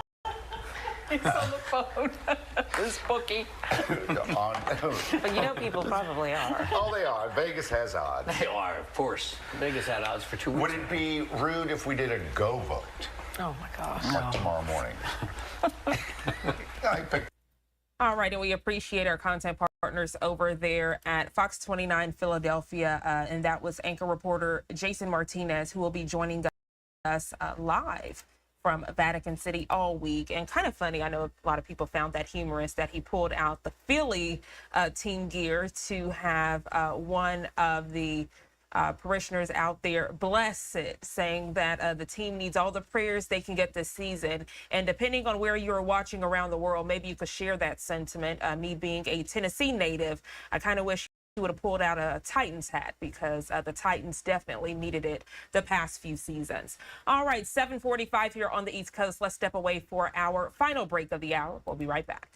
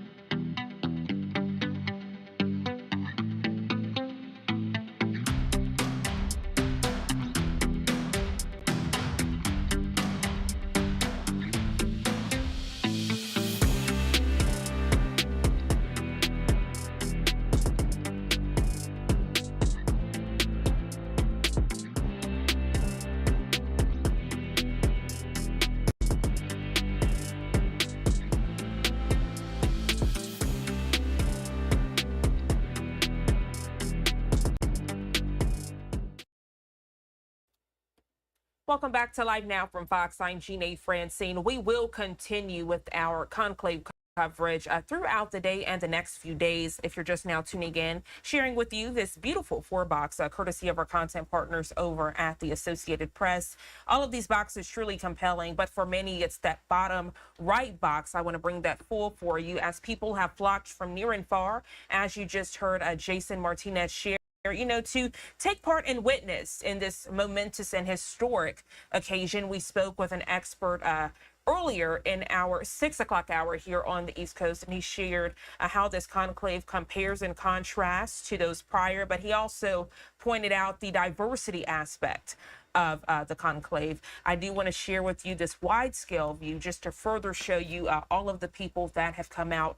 And we have heard from those there on the ground that say they do expect it to get a lot more crowded. So of course we will share these images with you throughout the day. As we are awaiting more live events to get underway, and as we are soon going to have my colleague Josh Breslow taste the host chair, we do want to share with you the very latest from UK Parliament as they are inside of chambers. Victims of domestic abuse, but police responses are inconsistent even when perpetrators are on bail.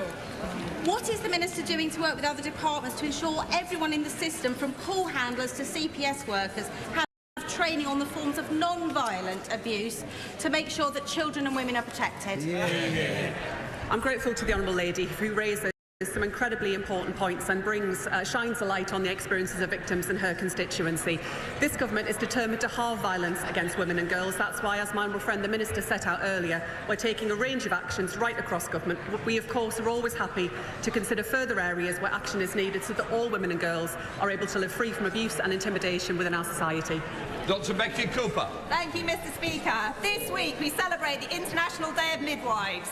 Midwives are an essential part of ending inequity in maternal health, delivering life-saving community-based care. Will the Minister please commit to working with the Minister for Health to ensure that our 10-year health strategy and NHS workforce plan puts in adequate resources into overstretched maternity units in many often deprived parts of our country?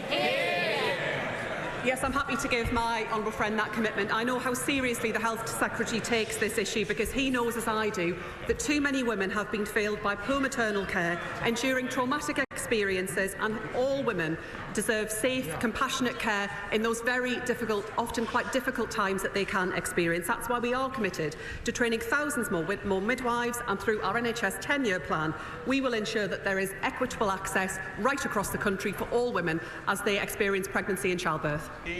We now come to Prime Minister's questions. Matt Bishop. Question number 1, Mr. Speaker. Thank you, Mr. Speaker. Rising tensions between India and Pakistan will be of serious concern for many across Britain. We are engaging urgently with both countries, as well as other international partners, encouraging dialogue, de-escalation and the protection of civilians. Mr. Speaker, Britain will fall silent tomorrow to mark the anniversary of VE Day. It is a day to remember our greatest generation, whose courage and selflessness won a victory over tyranny and evil. Past and present, the service of our armed forces defends our freedom, protects the values that we stand for, and makes this country so proud.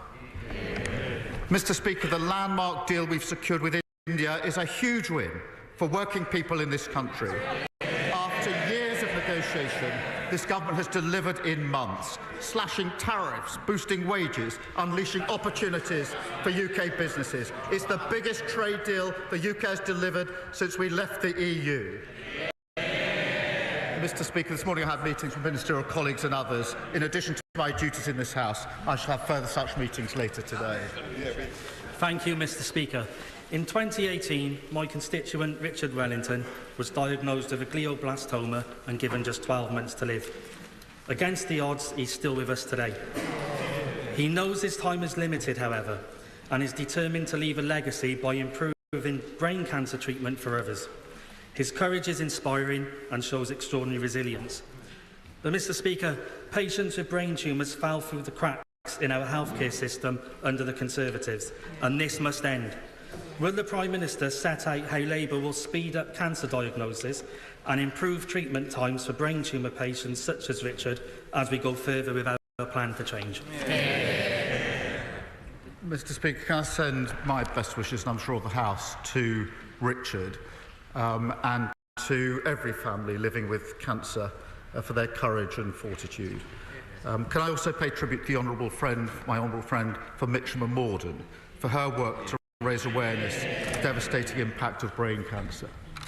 I'm really proud that our plan for change has already delivered faster diagnosis for more than 80,000 cancer patients. We're rolling out Cancer 360, Mr. Speaker. That's groundbreaking new technology that will slash treatment delays across the NHS, investing in more scanners, surgical hubs and radiotherapy machines.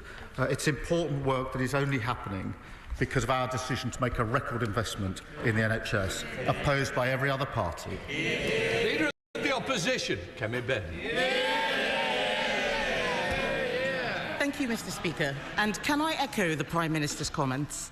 It was an honour to meet veterans at the VE Day parade on Monday and to commemorate the sacrifice of that generation.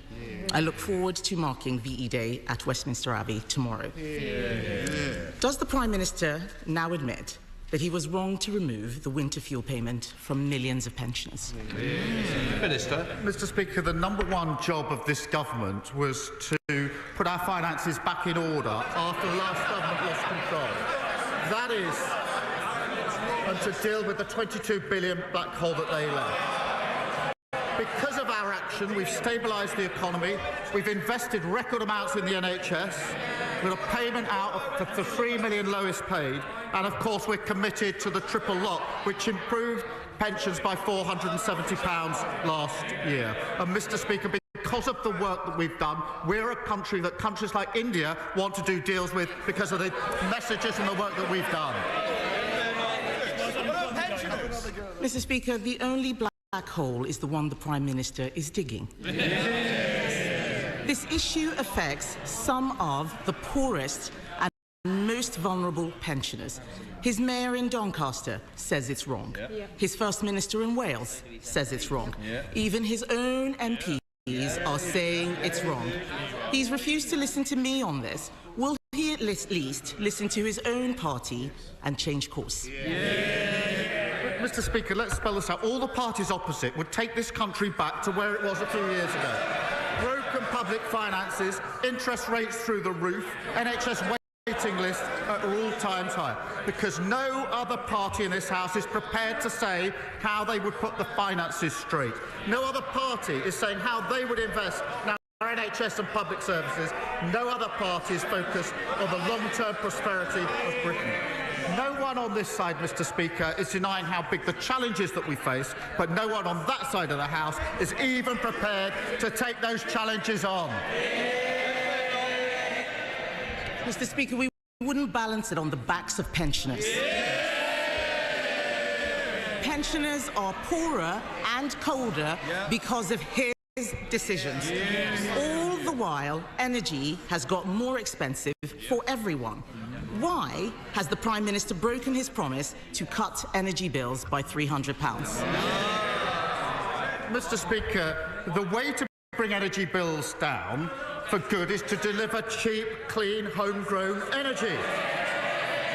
And in the meantime, we've extended the Warm Homes discount to 6 million households, 1 in 5 families. That's £150 off the bills next winter.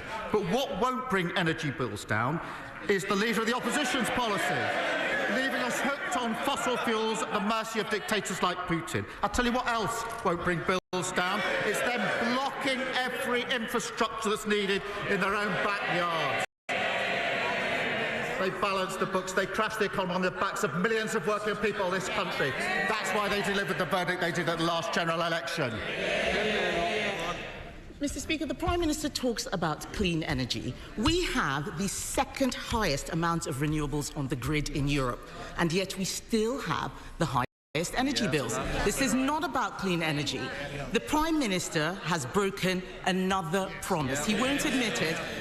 But isn't the truth that he can't cut energy bills because of his net zero policy? The energy bills on fossil fuel have fluctuated massively in the last 3 years because we're exposed to the international market. The only way to get bills down is to go to renewable energy. It's something she used to believe in, Mr. Speaker. Mr. Speaker, I've got the Shadow Chancellor here, his previous words. Net zero, the shift must happen now as a matter of urgency. His words, it's no longer an environmental issue. Energy independence should be reviewed as part of our national security. He must have our lines, I think, Mr. Speaker. But what about the Leader of the Opposition herself? This is what she said. We believe that green trade and investment will be the future-proofing force that will help us create better tomorrow. And then she went on to say this, Mr. Speaker. It's long-term investment in nuclear and renewables that will reduce our dependencies on fossil fuels and keep down consumer costs. Now, she's got a reputation, apparently, for straight talking. She was right then, wasn't she? Mr. Speaker, this approach to net zero is irrational. It's doomed to fail. Those aren't my words, they're Tony Blair's. He wants to throw words back, he should speak to him. Bring him back. But the truth is, the Prime Minister is on another planet. His net zero plans mean ever more expensive energy. Across the country, jobs are disappearing. Last week, a ceramics factory in Stoke closed because of energy costs. This morning, 250 more job losses have been announced in the North Sea. And yet, the amount of gas the UK is importing is doubling. So why is he shutting down the North Sea rather than getting our oil and gas out of the ground and making energy cheaper? Mr. Speaker, as I've said many times, oil and gas will be part of the mix for many decades to come. But net zero, Mr. Speaker, is an opportunity to be seized. We've had over £43 billion invested since July of last year in clean energy. That's good for the economy, good for business, good for jobs, apprentices and growth. Mr. Speaker, the global race is on for the jobs of the future, and I believe Britain can win that race. The leader of the opposition, I don't think, is yet a climate denier, but she's a climate defeatist. She doesn't believe in Britain's ability to win the race for our economy, businesses and jobs. And that they've never backed Britain. There's nothing patriotic about that. Mr. Speaker, he's got no answer, but he couldn't even bring himself to say something. He couldn't even bring himself to say something to the 250 people who found out that they lost their job this morning. The fact is, pensioners are poorer and people are being laid off. From winter fuel to net zero, his energy policy is a disaster and everyone knows it. We know it, the public know it, the unions know it, his MPs know it, even Tony Blair knows it. His only answer is to go further and faster in the wrong direction. Why should we all suffer because he won't admit he has got this wrong? Mr. Speaker, of course nobody wants to see job losses. All right, you're listening in there to UK Parliament. We always dip into that in the morning when they do meet. Of course, getting a little bit serious there as they do touch on a variety of topics. We are now at the top of the hour here, 8 o'clock on the East Coast and 5 o'clock on the West Coast. My name is Josh Breslow, and I'm here to bring you all of your top stories and live events from across the country and across the world. Do want to take a live look right now, as we have been all throughout the morning. This is a look at the chimney that we are going to be keeping a very close eye on over the next several hours and possibly the next several days. That is, as today does mark the start of the papal conclave as cardinals begin the process of selecting the next leader of the Catholic Church. The cardinals gathered earlier this morning for the Holy Mass for the election of the Roman Pontiff in St. Peter's Basilica over in the Vatican. Around 10:30 a.m. Eastern Time, the 133 cardinals are expected to come together inside the Pauline Chapel to pray the Litany of the Saints. They will then head into the Sistine Chapel, where they swear an oath and eventually move on to that first vote. Now, only one vote is expected to happen today, and if no one receives at least 2/3 of that vote, black smoke will rise from that chimney right there on your screen, indicating a new pope has not been elected. If, by chance, a pope is elected, you'll see the white smoke. Either way, we are going to have this image on your screen all throughout the day, and we'll keep you updated. And our big coverage does kick off at 10 a.m. Eastern Time this morning, though we are going to be taking live looks at every angle we have. Take a look at this. This is actually what we call a 4-box. It does have 4 different views of the Vatican. And again, this is coming in from the Associated Press. I do want to bring in John Grasso, digital editor for the National Catholic Reporter, as we discuss all of this, what we can expect in the coming hours and days. Thank you so much for taking the time, John, as always, to be here with us. Oh, thanks for having me, Josh. An exciting day for us Catholics. It is a very exciting day. So I do have to ask first off, what happens from here? Because we just went over some of the schedule, so to speak, but what happens next as we wait for a new pope to be elected? Well, you summed it up well. Cardinal Ray celebrated the Mass for the election of a Roman pontiff. which was beautiful, your standard kind of mass with some papal prayers. There was a little intrigue in his homily where he kind of outlined the type of man that the church is seeking in a pope. But really, truly, it was a just sort of a mass, a time for prayer. After that, as you said, the Cardinals are in the Pauline Chapel. They go to the Sistine Chapel. They pray the Litany of Saints, and then one of my favorite prayers, the Veni Creator Spiritus, which is the last thing you'll hear before the extra omnes, everybody out proclamation, and the doors close. And then, frankly, we're not really going to see a whole lot till we see the smoke from that chimney later today. I'd be stunned if we see white smoke, but we really aren't going to see anything until we see black smoke. What we won't see campaigning. We're not going to see politicking. You're going to see a lot of speculating. But really, everything else now happens behind closed doors after this early afternoon for Rome, but early morning for us, activity in the Sistine Chapel. And as you said, it seems pretty unlikely that we would see white smoke on day one. There is only that one vote that is expected to take place today. Then we have possibly as many as 4 tomorrow, just kind of depending on how things play out. Would you be surprised if we look at the chimney here in several hours and actually do see that white smoke? Yeah, I would be surprised. Now, of course, anything is possible for the Holy Spirit, but it would signal really unprecedented unity and almost even uniformity in the College of Cardinals. And given the diversity in the college right now, the ecclesial diversity, but the cultural diversity, they've come from 70-something countries, I would be surprised if they were able to reach consensus that quickly. Now, again, it is possible. We've seen stranger things have happened, and I think I'm a millennial, so I've lived in about 40 unprecedented times or occasions, so you just never know.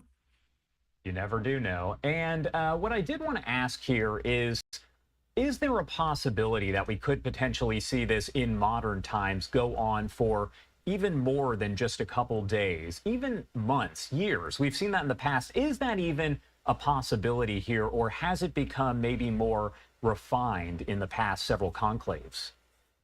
It has become more refined. Again, there's sort of 2 cardinal rules in the Catholic Church. The first is pretty much never say never in these sort of subjective instances, because again, you just don't know. In Middle Ages, conclaves lasted a very long time. But in modern times, it would be pretty unprecedented for a conclave to go months, even weeks. I think if we make it to Friday afternoon and there's not been white smoke, there would definitely be some questions of the divisions within the college. I think would probably suggest a church that is quite divided. So I really do think we'll have a pope by the weekend, but it is possible that this conclave, given just how unique it is, how big it is, how sort of unprecedented it is, could stretch a little bit longer. Of course, I'm seeing people speculate like crazy it's going to be just a few days. I don't really think anybody knows, but the conventional wisdom here does seem to be we'll have a pope by the weekend. What role does the previous pope, in this case Pope Francis, play in the selection of the next pope? Did he provide likely any sort of direction and say, this is what we need to do, anything like that? Or is it just kind of a clean slate, so to speak, when you go from one pope to another? Well, that's a tremendous question. My old mentor and friend, previous boss, Bishop Caggiano, the bishop of my home diocese, used to say the most Catholic word in the English dictionary was both or and. So it's a little bit of both, right?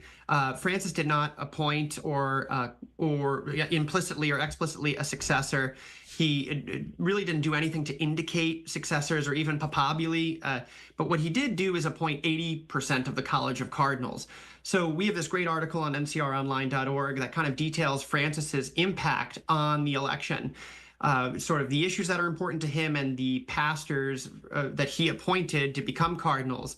So you'll see his influence through the people he appointed, but not directly sort of in this top-down approach, which I know is kind of ironic for a church known for its top-down leadership.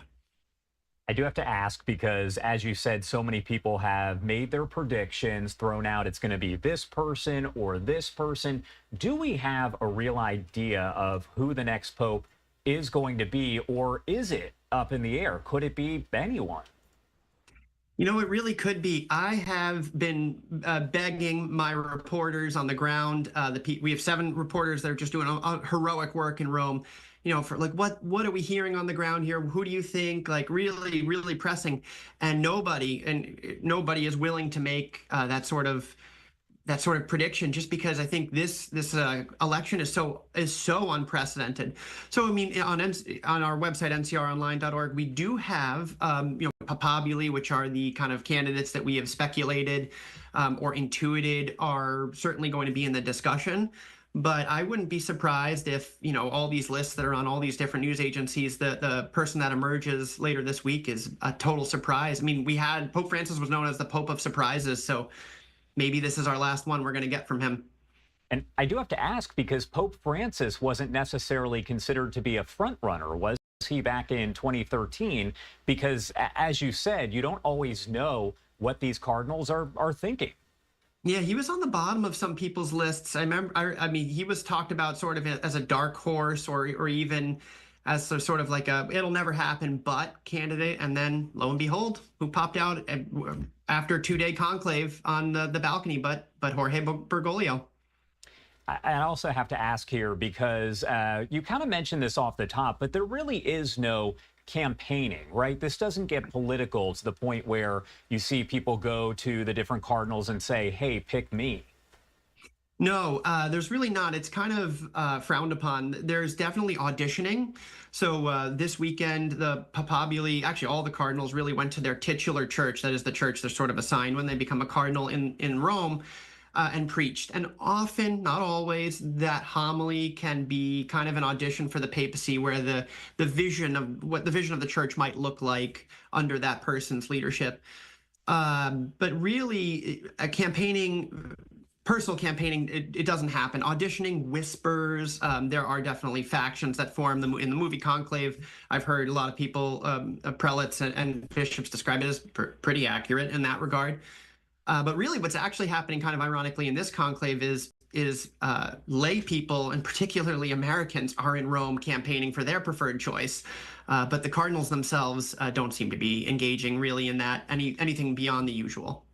All right, John Grasso, thank you so much, as always, for taking the time to join us here. We are going to be watching all of this very closely, and I'm sure we'll have you on again in the coming days as all of this does play out. Anything you want to add? Anything we missed before I let you go? No, thanks for having me, and just sort of enjoy the ride here. Pray for the cardinals if you're a praying person, and this process is beautiful and ancient, so let's see how it plays out. Come, Holy Spirit. All right. Thank you again, John. We appreciate it. Take care, Josh. And I do want to pop up some of these live looks that we do have, different angles there coming in from the Associated Press as we wait for the papal conclave to get underway here in a short period of time. The first vote expected to really begin around 10:30 a.m. Eastern time. Now, based on the last several conclaves, American Magazine does predict that we could see the first smoke today as early as the 1 p.m. Eastern time hour, possibly closer to 2. If more votes are needed on Thursday, smoke signals are expected. And again, these are estimates just based on the previous conclaves. Those times 4:30 a.m., 6 a.m., 11:30 a.m., and 1 p.m. Eastern time. We're going to be on air with these live views showing the chimney there as we wait for the smoke. The second it starts to pour out, you will be the first to know if you're watching us here on Live Now from Fox. I do want to send it over to Rebecca Castor. She has been on the ground there in Rome and just filed this report. Cardinals from 70 countries will begin the secretive voting ritual to elect a new pope. The next spiritual leader for the Catholic Church needs a 2/3 majority. Cardinals in the papal conclave gathered for a mass in Rome this morning ahead of the first vote to elect the new pope of the Catholic Church. Final preparations have been made in the Sistine Chapel, including in the Room of Tears, where the new pope will adorn his white robe for the first time. Many cardinals say they also finished their own personal preparations. I prepared myself, and we prepared ourselves since 2 weeks. Not now. Now it's just a time of silence, a bit more prayer. The cardinals have held multiple informal meetings leading up to the first vote to get a better understanding of potential frontrunners for the papacy. We do meet together in small groups as well. Being a pope is for the whole world. not just for Catholics. Among the favorites include Italian Cardinal Pietro Parolin and Filipino Cardinal Luis Antonio Tagle, who could be the first Asian pope. I heard many, all the cardinals, and I'm ready. I think I'm ready for the first vote, and then I will see. Meanwhile, several American cardinals will take part in the conclave, but the Catholic Church has never seen an American pope. And it may still be unlikely, as historically, most cardinals believe the U.S. already has too much power in the world. Some cardinals expect the next pope will be elected quickly. The last two conclaves lasted just 2 days before white smoke rose from the Sistine Chapel. In Rome, Rebecca Castor, Fox News. Rebecca, thank you so much. And as we mentioned, we are going to keep an eye on all of this as it does happen with our special coverage starting at 10 a.m. Eastern Time. This morning, we'll have interviews. We will have that live image of the chimney. We're going to keep it up here all throughout the day, through the night, all of it. So be sure to stick with us here on Live Now from Fox. We're going to head to a quick 2-minute commercial break now at 8:13 on the East Coast and 5:13 on the West Coast. On the other side, we are going to check in with our Fox 29 Philadelphia team as they do have a crew on the ground over in Rome. You're watching Live Now from Fox. We'll be right back.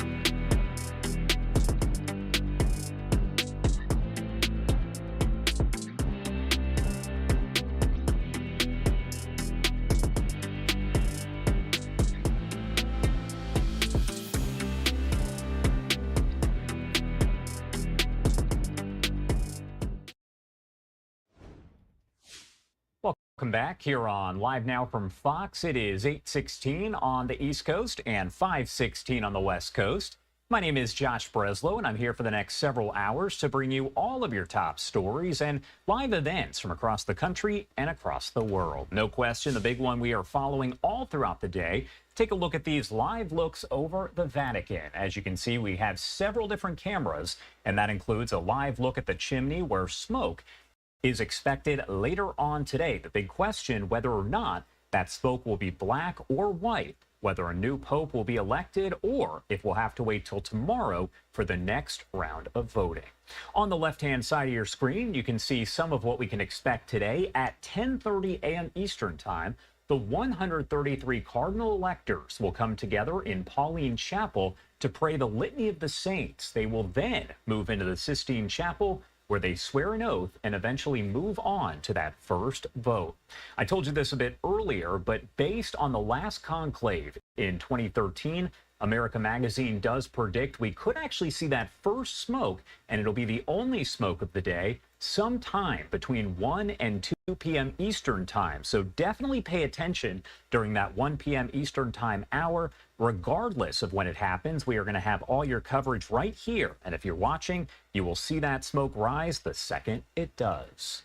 Do want to check in with our Fox 29 Philadelphia team right now, as they do have Jason Martinez on the ground over in Rome. Jason Martinez there in Vatican Square dropped the Phillies hat as it was being blessed. He did. He did? To the ground. Oh, what? Are we doomed? Such a klutz. I was like, oh no, I dropped it at the wrong time. Does this mean no Red October? So yeah, I guess you can blame me if it doesn't happen. Mike, you keep talking about the Pope odds, and you know what? We made a full-screen graphic for you because it is interesting. Okay, so you like Luis Antonio Tagle of the Philippines, plus 400. So I think a $20 bet wins you 400? I'm not sure. Yeah, I think that's what that wins you. I'll put it right in the basket. Pietro Parolin, plus 300. Zuppi, plus 900. Turks in the long shot, plus 1,000. So Pier Battista Pizzaballa, as much as I love that name, is only 60 years old, and I think this Pope will be older. That's just my guess. Now, our friend from yesterday, Mountain, his first name is Mountain, he got some behind-the-scenes video of what he joked it was giving Eras vibes because of the way that cart was dragged in, and it looked a little bit like when Taylor Swift when they sneak her into a stadium. So the joke is that is the Pope in that case. It's giving Eras Taylor Swift vibes. I want to introduce you to a couple here from they're on holiday. Hello, folks. I just wanted to have a seat next to you. You got. I know. Sorry, but just spur of the moment. Oh, he said you talk. That's how it is in my marriage too. My wife talks. So you guys were on holiday. Yeah, we are. And you planned this how long ago? I booked a holiday around 4 months ago. Yeah, and unexpectedly. And now here you are. So are you Catholic? No. No. Okay. But are you going to stay until there's white smoke? I don't think so. No, that's okay. So you're just taking it all in. So if you're kind of on the outside looking in, kind of. It's just, basically. We're just on the outside looking in. But it's always by chance something might happen. Wonderful. Let's have a little peek. Well, enjoy your holiday, and you too. Maybe come back when there's not a conclave going on, so you can see. Yesterday it was much more quiet. It was quieter yesterday. You guys, where are you from again? Newcastle, England. Okay, Newcastle. All right, wonderful. Yeah, now, Pennsylvania. you're from Pennsylvania? No. Oh. Newcastle, Pennsylvania. No, England. Newcastle, England. Yes. We're from Florida. Oh, where are you from? Oh, are you? Yeah. What does it mean to you to be here right now during this conclave? That's the wrong question for me. Okay. I'm here to see my grandchildren. Okay. They live here? Yes, they do. Oh, okay. So, all right. Well, so this isn't. You're not even here to see the conclave. Well, we just. Me, yes. I've never been here before, so. Okay. So. Yes, are here you, to see. Are you Catholic? I am. And so, what are you praying for today? A decision. I don't think it'll come that quickly, but. Well, the right decision, right? I think that's what we're all praying for, exactly. That's well, right. Grandma, say hi to your grandbabies for us, and Seth and Kana and Eden. This is Grammy, and I'm going to see you very soon. Hey! How exciting is that? First. Yeah, wonderful. And I love Fox News. Oh, thank you very much. Well, we love you too. So the crowd is coming in. One couple doesn't really care. Grandma doesn't really care, and her friend cares. So just my luck. Jason, here's the question. Fascinating. I don't know if you have this. Yes. I don't know if you have the answer to this one here. The cardinal, when the cardinal becomes pope, do they then have to come up with a name as pope? Yes, good question. So the man comes out and says, one of the cardinals in charge of the conclave comes out and says, Habemus Papam, we have a pope. And then he reads in Latin the Pope's first name, the new Pope's first name, last name, and his now Pope name. And within an hour of white smoke, all of this is going to happen. White smoke, announcement, Pope appears in his cassock, his new cassock, for the first time, all within 1 hour. Question is, when? Yeah, and what name will he have? And who is that beside you? I love the fit. Yeah, sir. This is not a look you see very often. You looking sharp here. Thank you very much. It's the style for the occasion, really, for the conclave. Yes. I mean, we have to just and impress. Yes, we do. I love that. Absolutely. That's why I'm wearing a tie, full suit and tie. Looking good. Do you have a favorite cardinal that you hope is Pope? Well, I hope on the conservative cardinals, really, the ones who can defend the deposit of the faith, such as Cardinal Burke, Cardinal Sarah, or even Cardinal Erdo or Turkson. Okay, this man knows his cardinals, and he knows what he wants. Yeah. All right, thank you very much. Looking sharp. Guys, you know, we didn't really have luck there finding some passionate people, but now we finally did. Oh, yeah, he was it. Yeah, he wants a more conservative pope than St. Francis. Yeah. And maybe Turkson from Africa. He would be one of those, a little more conservative. All right, so here we go. All right, so that's our Fox 29 Philadelphia team. We're going to be checking in with them and Jason Martinez all throughout the day today and, of course, in the coming days. Again, we do have all of these different images showing different views of the Vatican, and you can see there on the bottom left, that is the chimney that we are going to be watching very, very closely as the smoke coming from that chimney will burn black if no one receives that 2/3 majority of the vote. Now, if you look and you see the smoke burning white, that means a new pope has been elected. And as you just heard Jason say, everything expected to play out within an hour. So if the white smoke does come out of that chimney, that means within an hour or so, we should see the new pope over the balcony. And of course, a name will be chosen. We'll get all of that. And we're going to watch it all happen live right here, uninterrupted, on Live Now from Fox. Now, important to note that only cardinals under the age of 80 are eligible to vote in the conclave, and the cardinals are cut off from the outside world. They have no access to things like phones, internet, media of any kind here. And the voting process involves each cardinal writing a name on a ballot, which is then folded and placed in a chalice on the altar. The ballot's then burned, and that creates the smoke that you see coming from that chimney. If the elected pope accepts the role, he chooses a papal name and is then announced from the balcony of St. Peter's Basilica. You can see some of that here. Let me actually pull up this live image right here on your screen. As you can see in the distance, that balcony where all of this will play out. It's also important to note that folks there in St. Peter's Square, they've kind of gathered, many of them really arriving, and should see a much larger crowd in the coming hours or so as we get closer to that first vote, right now set for sometime around 10:30 a.m. Eastern.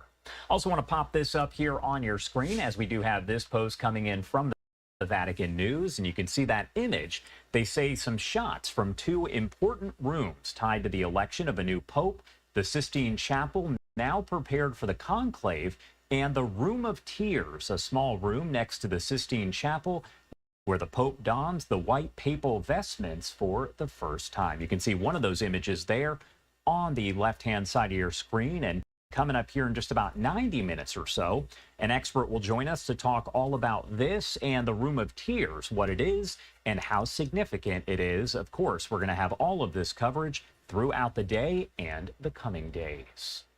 8:25 on the East Coast, 5:25 on the West Coast. Going to head to a quick 2-minute commercial break. So much more news to get to, though, in just a few.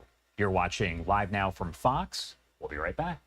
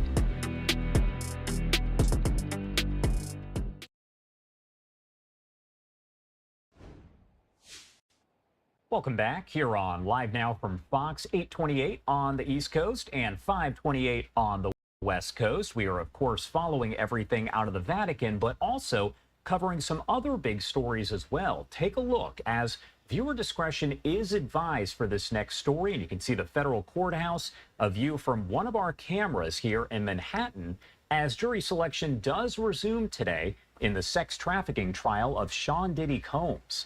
Prosecutors allege the music mogul coerced and abused women for years with help from a network of associates and employees while silencing victims through blackmail, kidnapping, arson, and beatings.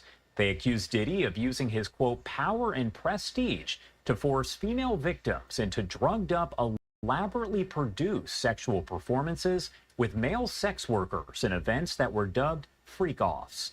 Diddy's attorneys are expected to argue that the government is demonizing and distorting the sexual activity of consenting adults. Jury selection began Monday with 36 potential jurors questioned by the judge about whether they could be fair and impartial in a trial that will feature violent and sexually explicit videos. Testimony in the trial slated to start next week, and since his arrest, important to note that Diddy has been held at a federal detention center in Brooklyn. So much to discuss as jury selection does resume. So let's bring in David Seltzer, a criminal defense attorney and managing partner at Seltzer Mayberg LLC. Thank you so much for taking the time to be here with us today. My pleasure. Thanks for having me. Of course. And first off, I do have to ask you, today is day 3 of jury selection. How exactly does jury selection work and maybe differ in such a high-profile case like this one? So jury selection in federal court is different than state court. In state court, the defense attorneys and the prosecutors have the ability to question the jurors. In this case, as it were in federal court, the parties submitted a 17-page questionnaire that was approved by the court to the prospective jurors. That whittled down the hundreds of jurors to what I believe is about 122 that are now in-person questioning. The judge is the one who does the questioning. The defense attorneys and government don't have the ability very much to question the jury. So then the government and the defense have strikes to strike jurors for cause. They have preemptory challenges to remove jurors. And the goal is to find 18 unbiased jurors who can sit fairly and impartially to opine and come to a conclusion and a verdict on this case. Therein lies the problem and the question. I don't know how they're going to find 18 people who have no knowledge of this, who live under a rock. And what's most striking to me is they are not sequestering the jury. So you're asking people to put their lives on hold and sit in the courtroom for 8 to 10 weeks, but go home every night and live in a bubble in their residence by not talking to their friends and family, not looking at a TV, not looking at the media. We're living in a world and society where people live on their devices. So to tell people they can't touch their phones for 9 weeks, I don't see them lasting 9 minutes once they leave that courtroom. I was going to say, is that realistic to assume that they go home and they're not going to be on their phones, on the computers, maybe talking with loved ones and friends about what's going on? Is that realistic? I don't see it as realistic. I think you have a very high-profile trial. You have celebrity status. You know, people have been asking me how it compares to other trials. Diddy's a worldwide phenomenon, a worldwide name. Everybody knows Diddy. So to tell people to stay off their devices, I think the court is asking for trouble, with the utmost respect to the court. I think they're asking for a mistrial. And I think they're going to see lots of motions throughout this case. If they run out of their alternate jurors, they have to start over. So I think the sequestration is the right thing to do to get a jury trial to a just conclusion promptly versus keeping it as a media circus, because we all know these days that cases are tried in the media. There's going to be information leaked from both sides. And as we take a look here, once again, a live look outside the federal courthouse ahead of day 3 of jury selection, media coverage. You touched on this, but this is a case that so many people are watching. It's all over the headlines, all over the news. So can that impact whether the jury is really able to stay impartial? Because again, as you mentioned, it is hard to find people who have not heard at least something about the case or seen that video that we just showed involving Cassie. Well, it's not even about something about the case. The question is, you're now saying to these people, these prospective jurors, forget what you may have heard, but you can't touch anything for the next 2 months. It's just a impossibility the way I see it. People are not designed that way anymore. We all live and die by our phones. We communicate with our phones. People get pop-ups on their phones. There's no media in the courtroom. We know that. This is federal court. Whether you believe in that or not, it's an archaic system, but the courts don't allow cameras. So we get these little writings and these little drawings, and we have to rely on the individuals in the court to relay the information. The jury will hear the same thing from the media. Now, at the end of the day, when they go home, people want to know. People are going to speculate. The jury is in the only position here to know the truth. Now they might get curious. Well, what is the media saying? What's going on outside the courtroom? We don't know. So I think it's an impossibility here to say that the jury is not going to poke their head into the news and poke their head into the media. What does it appear Diddy's defense is going to try to argue early on in the case during the opening statements, which are slated to begin next week? You know, in reviewing the evidence and examining the case, the defense is consent, that these people consented to their actions. The video that we're all seeing on CNN, in and of itself, is not a federal crime. Whether you think of the crime or whether you think of Diddy and those actions, it's not a crime. It's a state crime, yes. But the government is going to try and spin that into a concert of actions of sex trafficking, freak-offs, and all these things. But the defense has to get on the stand and talk about consent. These girls consented. This was Diddy's girlfriend. She wanted this. She voluntarily came there. She intended to participate. There was no force, no coercion, and she was there willingly and a voluntary participant. What kind of timeline are we looking at here from jury selection, which began Monday, to an actual verdict? Do we have kind of a breakdown of how long all of this could go? Well, the estimate for trial now is 8 to 10 weeks. Federal court moves very quick. I'm sure the judge cleared his docket. This is the only thing on it for the next 2 months. So we really have no way to know exactly how long it's going to take. We have to go by the estimate of the parties. But there are lots of witnesses. There's lots of evidence. And once the government rests their case, the defense has the ability to put on their case. There's going to be defense witnesses. And the questions everyone's asking me is Diddy going to testify? And we don't know the answer to that. You know, there's no way to know if he's going to testify or not. He might. People want to hear from him. So it's a tough situation when a defendant in this type of high-profile case has to decide whether to put himself on the stand. I think we're going to hear from Diddy. I think it's that kind of case, and I think we're going to see him on the stand at some point. But to tell you how long it's going to take, we've got to go by the court estimates. Again, that's also a question, though. Sorry to cut you off. No, go ahead. That also assumes there's no jury issues. Again, it all goes back to sequestration. I would not be surprised to see a mistrial in this case. If convicted, what are we realistically talking about for a possible sentence? Does it appear possible that Diddy is sentenced to prison if found guilty and for a long, long period of time?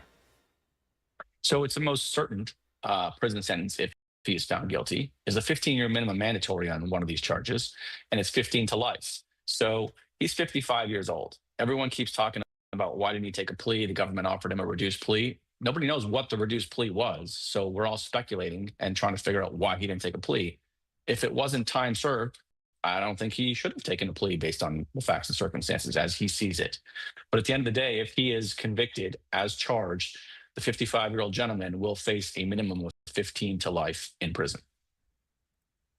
What might it do if cameras were allowed in the courtroom and you could actually watch all of this unfold? How would the situation maybe play out differently than just having journalists and reporters there inside? And you touched on this, but gathering the information and then bringing it outside to kind of relay it. If folks out there could actually watch it for themselves, how might that change things? So we've seen lots of trials broadcast throughout the years. We've seen OJ's, Casey Anthony's, Bill Cosby. They're all monitored. They're all broadcast throughout the world. We live in a society that wants to see live action. We live in a society that craves media. How is that going to change the trial?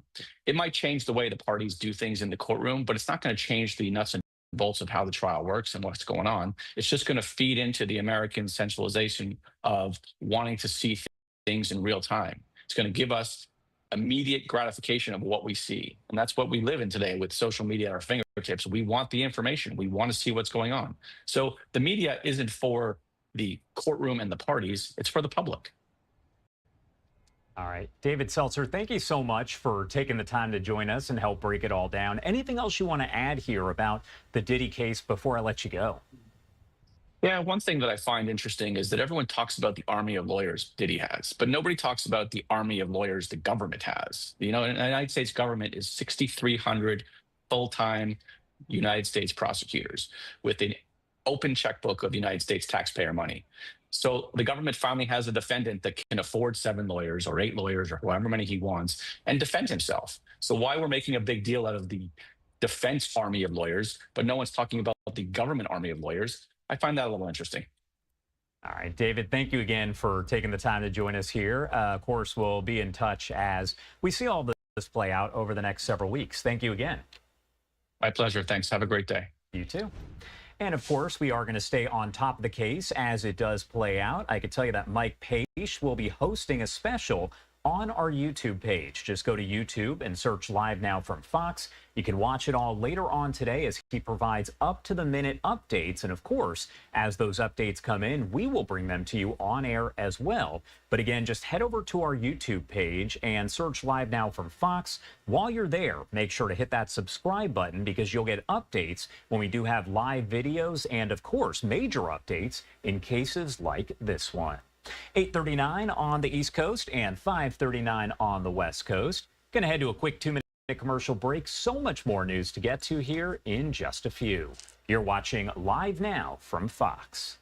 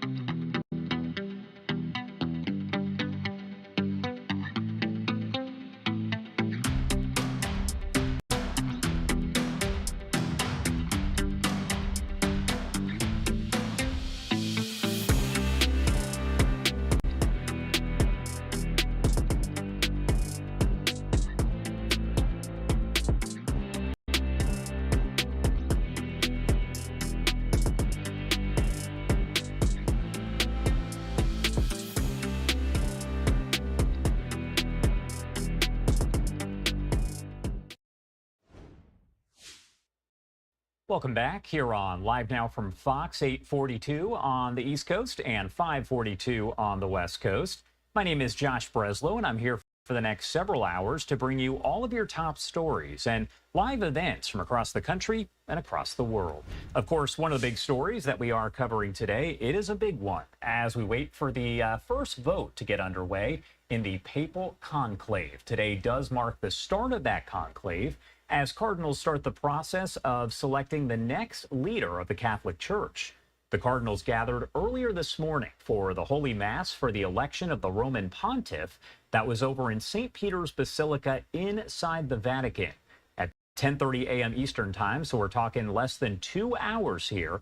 The The 133 cardinal electors will come together in Pauline Chapel to pray the Litany of the Saints, and they will then move into the Sistine Chapel, where they swear an oath and eventually move on to that first vote. All eyes are going to be on this chimney right here on your screen. We're actually going to keep it on your screen. Right after 10 o'clock or so, we will have a countdown that kind of shows how much time has passed, how much has elapsed since all of this did begin. But again, as you can see, that is a live look over the chimney at this hour, where we will see either black or white smoke. Based on the last conclave there in 2013, estimates are that we could see that first smoke today, sometime between maybe 1 and 2 p.m. Eastern time. It does vary, and again, that is based solely on what we saw in the 2013 conclave and the one before it. Now, if more votes are needed, so let's say today we see that black smoke rise, that means that more votes will happen tomorrow. So smoke signals right now are estimated to be sometime around 4:30 a.m., 6 o'clock a.m., 11:30 a.m., and 1 p.m. Those are Eastern time. Important to note that.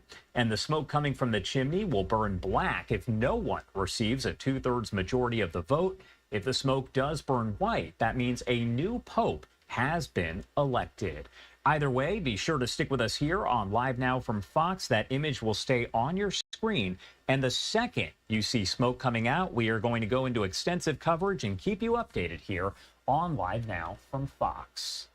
In the meantime, I do want to get to some of the other big stories that we are covering at this hour. And as we head back to the U.S., we do know that there's a lot of talk about the budget here in the U.S. and exactly what is going to happen there. So we're going to head over to the White House and Chad Pergram, who has much more on that for us. House Speaker Mike Johnson insists the big, beautiful bill is coming together. Stop doubting us. We're going to get this job done. Republicans are sorting through details. No taxes on overtime. The SALT provision. Ensuring that we're protecting Medicaid. Republicans believe they can save as much as $550 billion in Medicaid fraud over a decade. Some of the information that we've uncovered would indicate that it is much higher. And they're lying to the American people. Democrats contend Republicans are cooking the books to cover the cost of tax breaks. They can make up whatever numbers they want. They know they can't reach these numbers. Expected in the bill, a debt ceiling hike before the government is unable to fully meet its obligations. When is X date? As an outfielder running for a fly ball, we are on the warning track. And when you're on the warning track, it means the wall's not far away. Lawmakers grilling cabinet members about trimming departments. You are taking a meat cleaver approach. There's that old adage, measure twice, cut once. You guys have been cutting without measuring. Now, let me get to another Well, I've not cut anything yet. No. Agriculture Secretary Brooke Rollins concedes that slimming the government is hard. Have we done it perfectly? No. Any type of whole-scale change and big effort to basically realign an entire government agency is difficult. Democrats warn Republicans they will rue the day approving deep cuts. Each Republican who votes for reconciliation and bad budgets will be left holding that hot potato. Johnson met with moderate Republicans about SALT. Those are reductions for state and local taxes. Johnson says they'll find what he called a, quote, equilibrium to solve the problem. On Capitol Hill, Chad Pergram, Fox News. Chad, thank you so much. And a live look over the White House at this hour as tariff talks with China are about to start. There's no guarantee of a breakthrough, but the markets could see this as a very positive sign that a trade deal may be in the offing. Doug Luzader has much more for us from Washington. Oh, this may be just a toe in the water, but the U.S. and China have agreed to talk about how to move forward here as economic pressure begins to build in both countries. But never say never. Never say never. President Trump joking with new Canadian Prime Minister Mark Carney at the White House yesterday about Canada becoming the 51st state. It was a lighthearted moment with serious trade issues on the table. As you know from real estate, there are some places that are never for sale. That's true. But what is open for negotiation now may be a trade deal with China. What we're going to do in Switzerland is we've agreed to talk. Treasury Secretary Scott Bessent making the announcement last night that there will be talks with China now. The tariffs are so high between the two countries that there is effectively a trade embargo. That will soon start having a big impact on the U.S. economy, and China's economy is already feeling the heat, even as the Treasury Secretary is trying to tamp down expectations. My sense is that this will be about de-escalation, not about the big trade deal, but we've got to de-escalate before we can move forward. Still, the markets have been looking for some signs of progress, and the president is teasing another development. We have some very big announcement to make. It's not about trade, it's about something else, but it's going to be a truly earth-shattering and positive development for this country and for the people of this country. It's not clear yet what that involves, but the president says that announcement will be made sometime in the next few days. In Washington, Doug Luzader, Fox News. Doug, thank you so much for that report. And those are just some of the top stories that we are following today. A big one, of course, as we take a live look here over internationally. This is Vatican City there in the distance as we are awaiting that big vote later on today. It's unclear at this point if we are going to see the black or white smoke, though all of the experts we've spoken with say it is pretty unlikely that we would see white smoke today. However, it's all up in the air. Anything can happen. That first vote starting around 10:30 a.m. Eastern time, and it appears that we could potentially see the smoke sometime as early as the 1 p.m. Eastern time hour. All of this in flux as it does play out. A lot of the estimates are based on previous conclaves and what we've seen. That's all been put together by America Magazine. Also important to note, cardinals under the age of 80 can vote. Up to 4 votes are allowed per day, just one expected today. If there is not white smoke and a pope is not elected today, tomorrow there could be up to 4 votes, 2 of them in the morning and 2 in the afternoon and evening. A 2/3 majority is needed to elect the new pope. If that does happen and the pope accepts the role, you'd see that white smoke coming from the chimney on your screen. We'll keep you updated as we do have extensive coverage. It really does kick off at 10 a.m. Eastern time today. That is when we are going to go into full coverage, and that means on the bottom right-hand side of your screen, you will see a live image of the chimney. It's going to stay up there, and around 10:30 when that meeting does happen, for the first vote, the clock will start, and that clock will keep on going until a new pope is elected. Going to head to our final 2-minute commercial break to the hour now at 8:50 on the East Coast and 5:50 on the West Coast. You're watching Live Now from Fox. We'll be right back.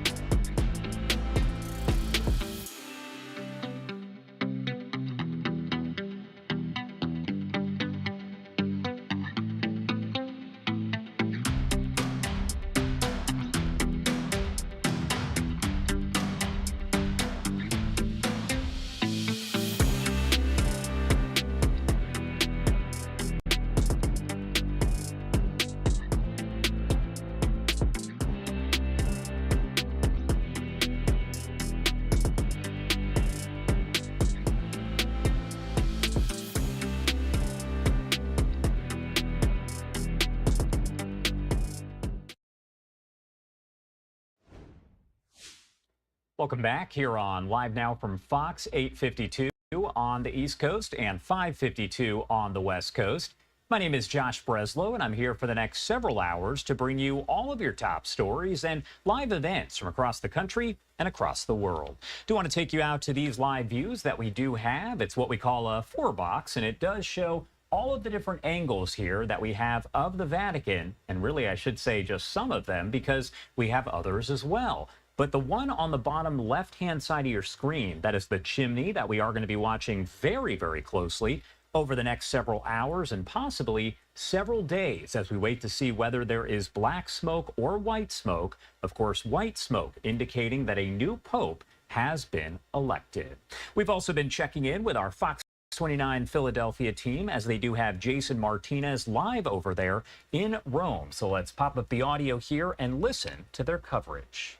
Man, we're just a few hours away now from the papal conclave to get underway. This is it. Let's go. And the question is, will we have an actual vote today? We show that would be, well, I'm ready for it. Let's go, Jason. Let's go. Well, you know, it's one holy waiting game right now. Look at everybody just sitting around, just waiting for smoke. As a matter of fact, let's look at these cameras over here. Any idea where these cameras are pointing? All pointing in the same direction. Up, up, up, up, up. At least a dozen of them here. Any guesses? Yeah. You'd be right. The chimney. And so media is just waiting. I don't think we're going to see any smoke because a vote hasn't even been cast yet. But this is it. Look at the media madhouse over here, and everybody is so serious. But they're having very important discussions, no doubt about it. I had a really important discussion with my personal priest from Havertown, Annunciation Parish. My priest, he happens to be in town, and I asked him a very important question. If you're not Catholic, why should you care about the Pope? And he had this to say. Father, for people watching at home saying, maybe somebody's not Catholic, saying, why should I care about the next Pope? I'm not Catholic. And talk to that person. Why should they care about whoever steps out on that balcony this Friday, I would assume? I think every single person, Catholic and non-Catholic, should care who's going to walk out of here.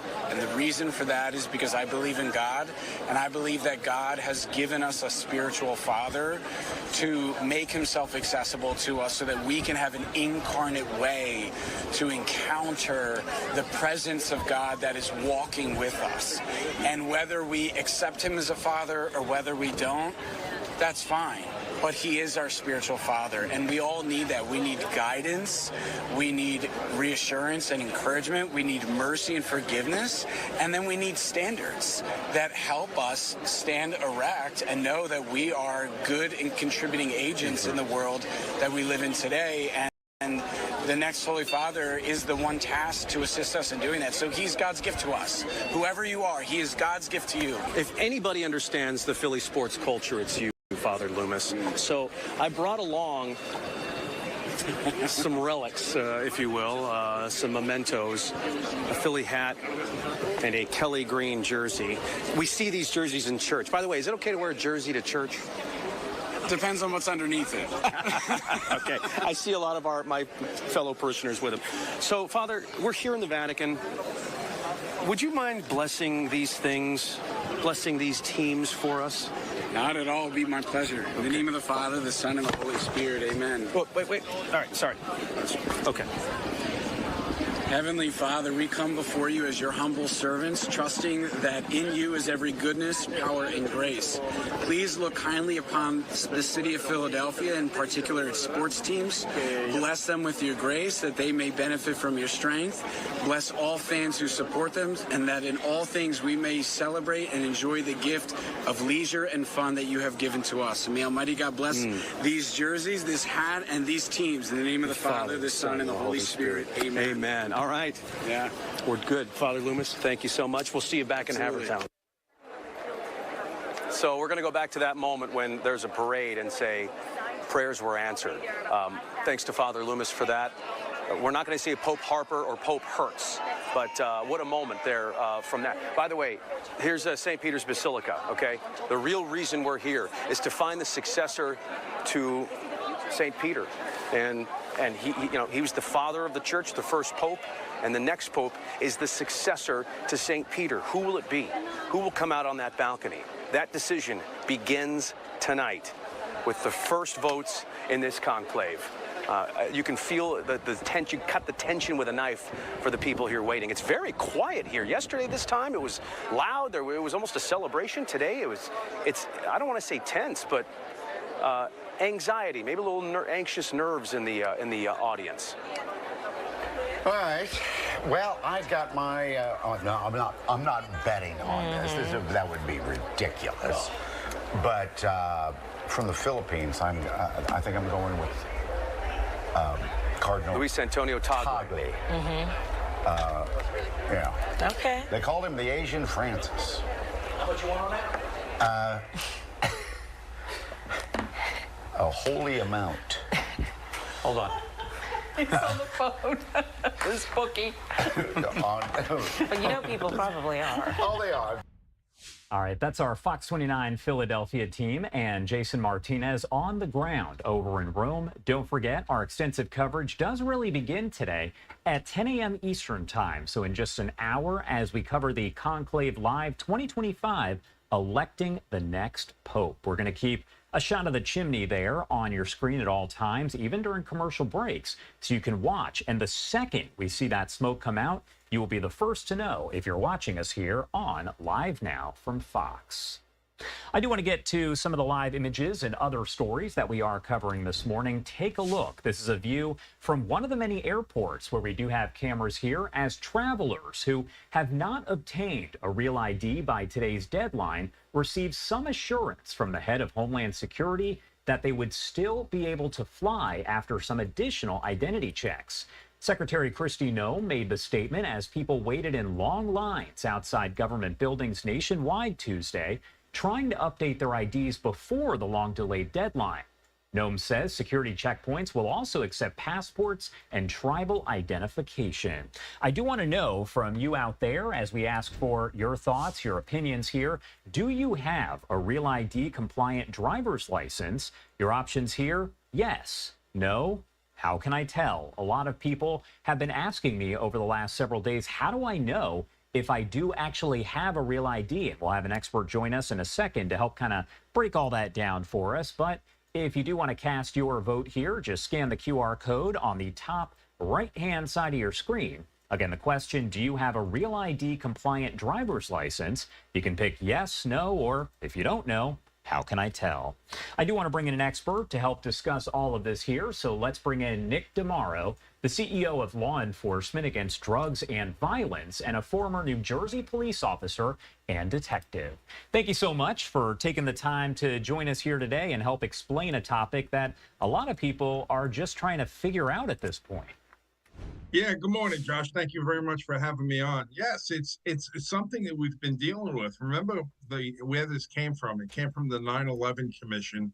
After 9/11, we should never forget 9/11 and look at the recommendations for a standardized national identification program. And I think it's sound, but it's been a little confusing for all of us United States residents for many years because it's taken so long.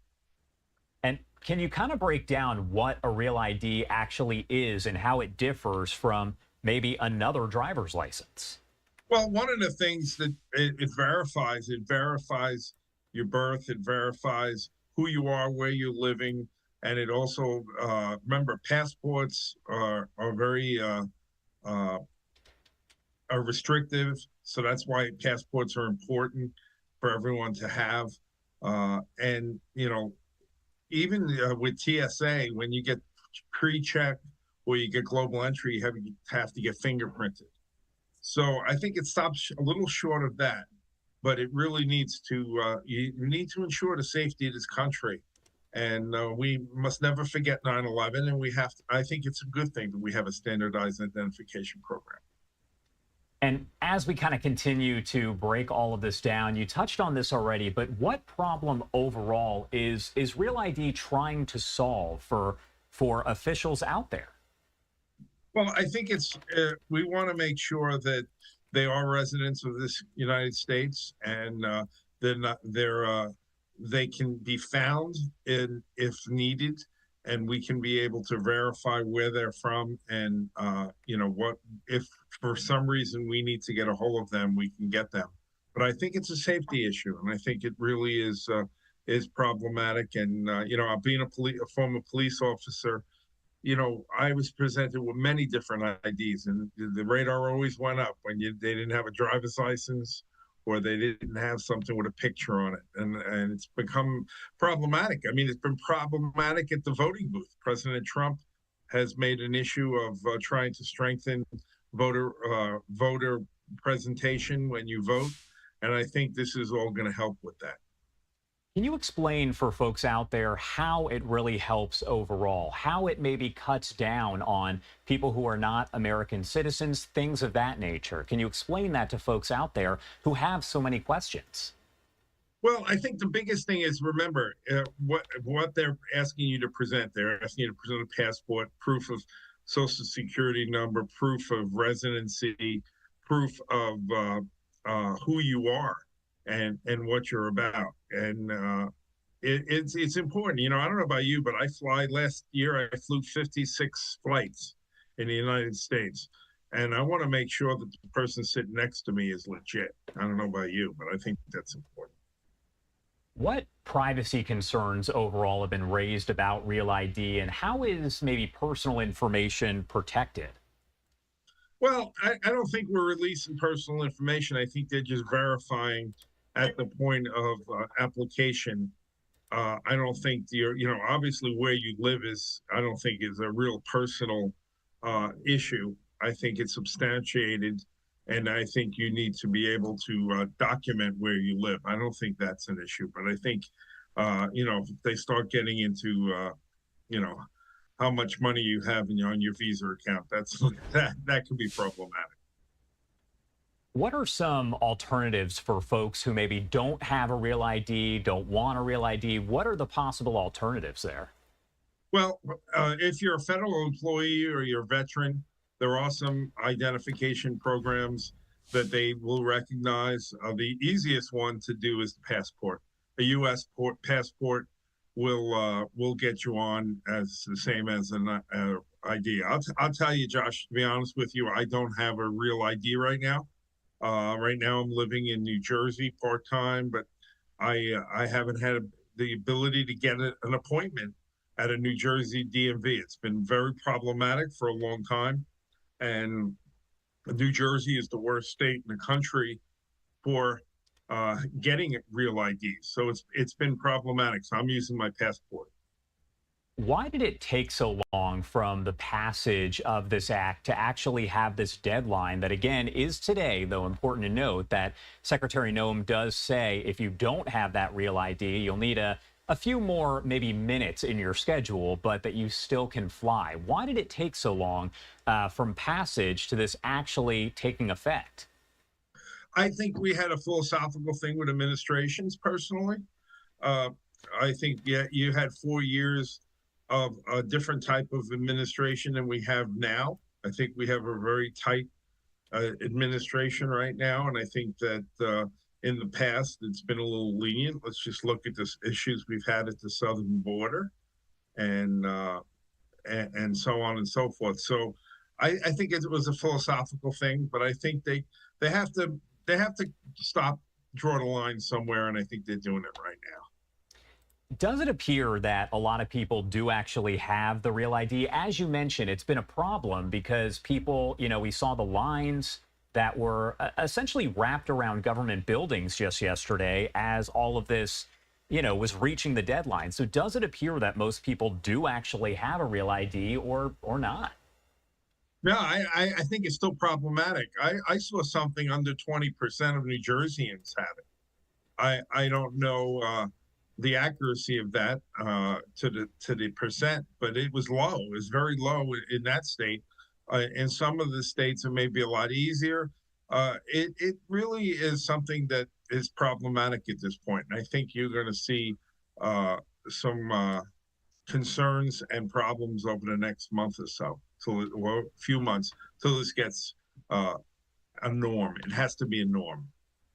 All right, Nick DeMauro, thank you so much for taking the time to join us here and help explain this for folks out there, myself included. Anything else you want to add here before I let you go? No, hey, we live in a society, we have to keep people safe.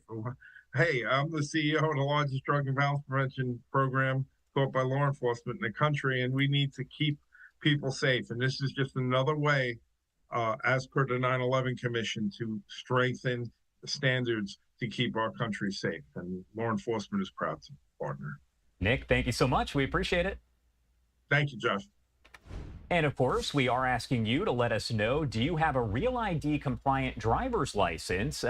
You can vote by scanning that QR code on the top right-hand side of your screen. Right now, 76% of you out there saying yes, 20% saying no, and 4% still have a lot of questions there. How can I tell? And that's why we're here to let you know. Look for that star there at the top of your driver's license. Again, if you do want to vote and let us know, we want to hear from you. Scan that QR code on the top right-hand side of your screen.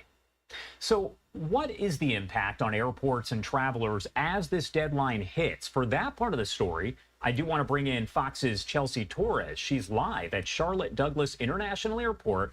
And Chelsea, the big question that a lot of people have, who can still fly, and are things looking any different out there?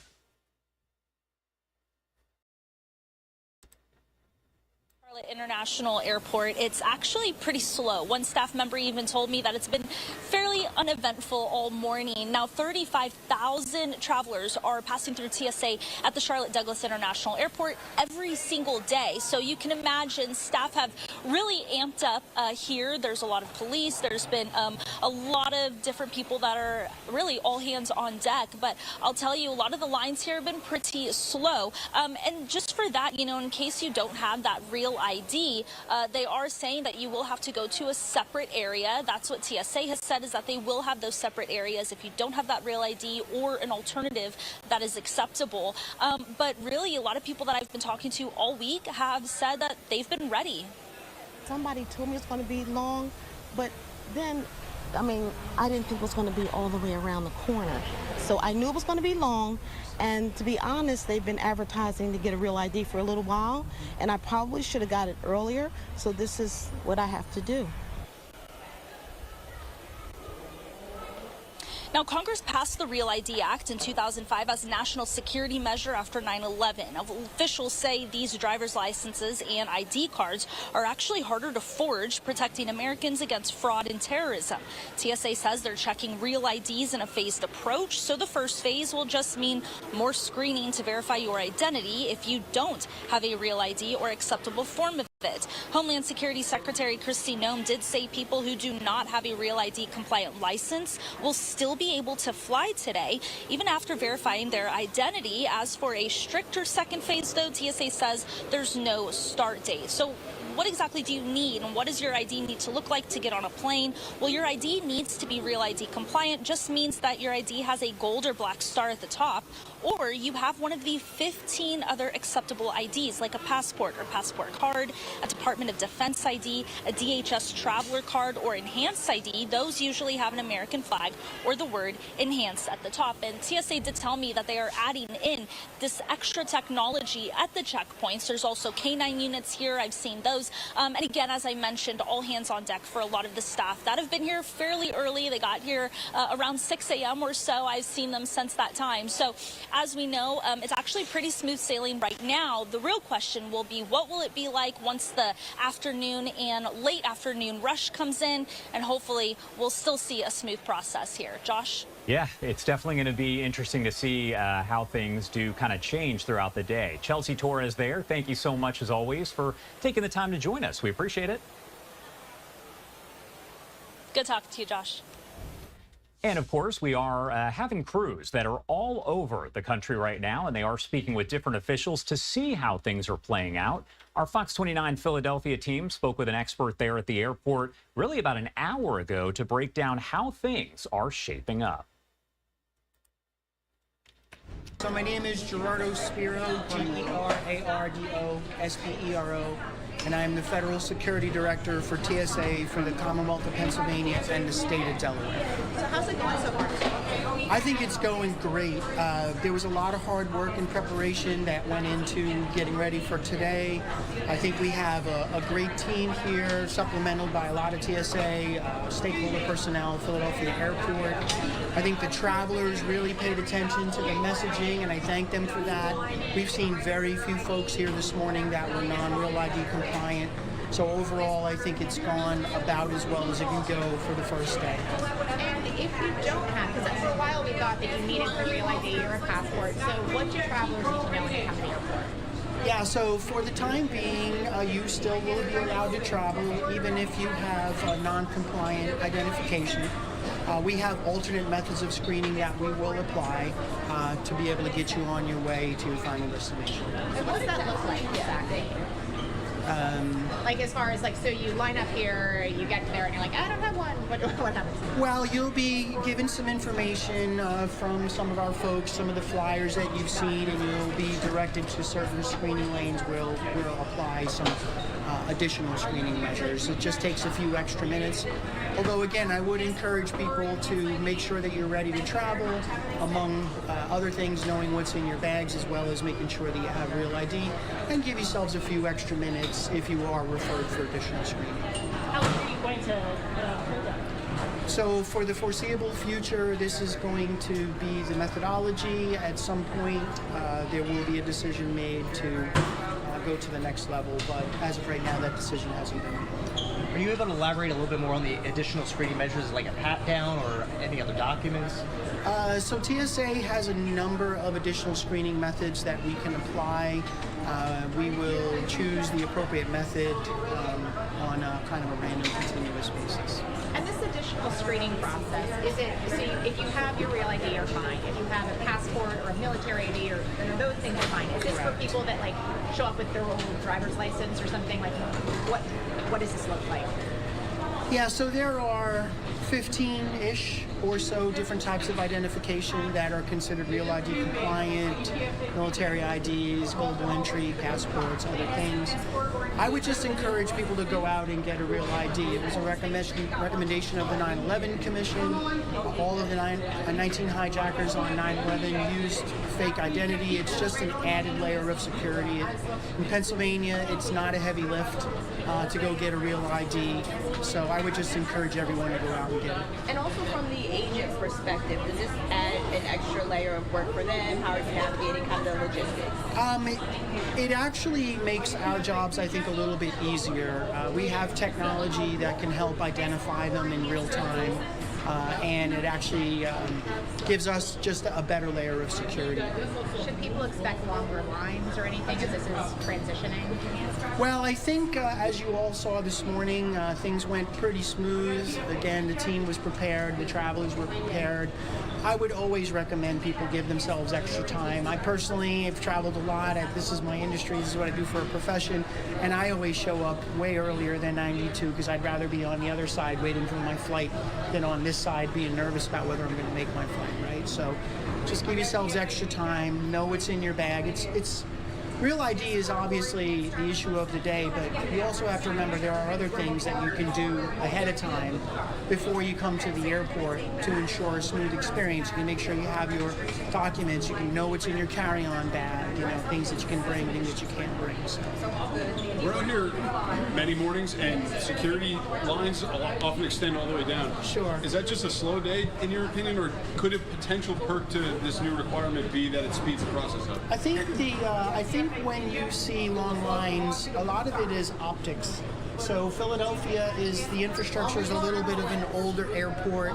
We don't have a very large queuing area, so we have to get very creative on how we queue passengers.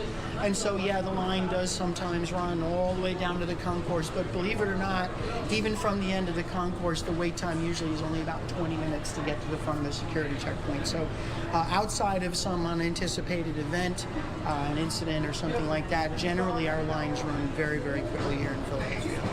It's okay if you don't know this off the top of your head, but do you know for Pennsylvania where they are as far as like Real ID compliance? So I do. Pennsylvania and New Jersey, both states that we support travelers, are Last time I checked, around 25% compliant with driver's licenses. But what we noticed this morning is a lot of our travelers have passports and they remembered to bring them. I know me personally, if I'm flying to Pittsburgh, I wouldn't always remember to bring my passport for a domestic flight. So I'm actually very proud of our travelers. It seems like they heard the message and they came prepared. What's your name one more time? Gerardo Spiro, Gerardo Spero.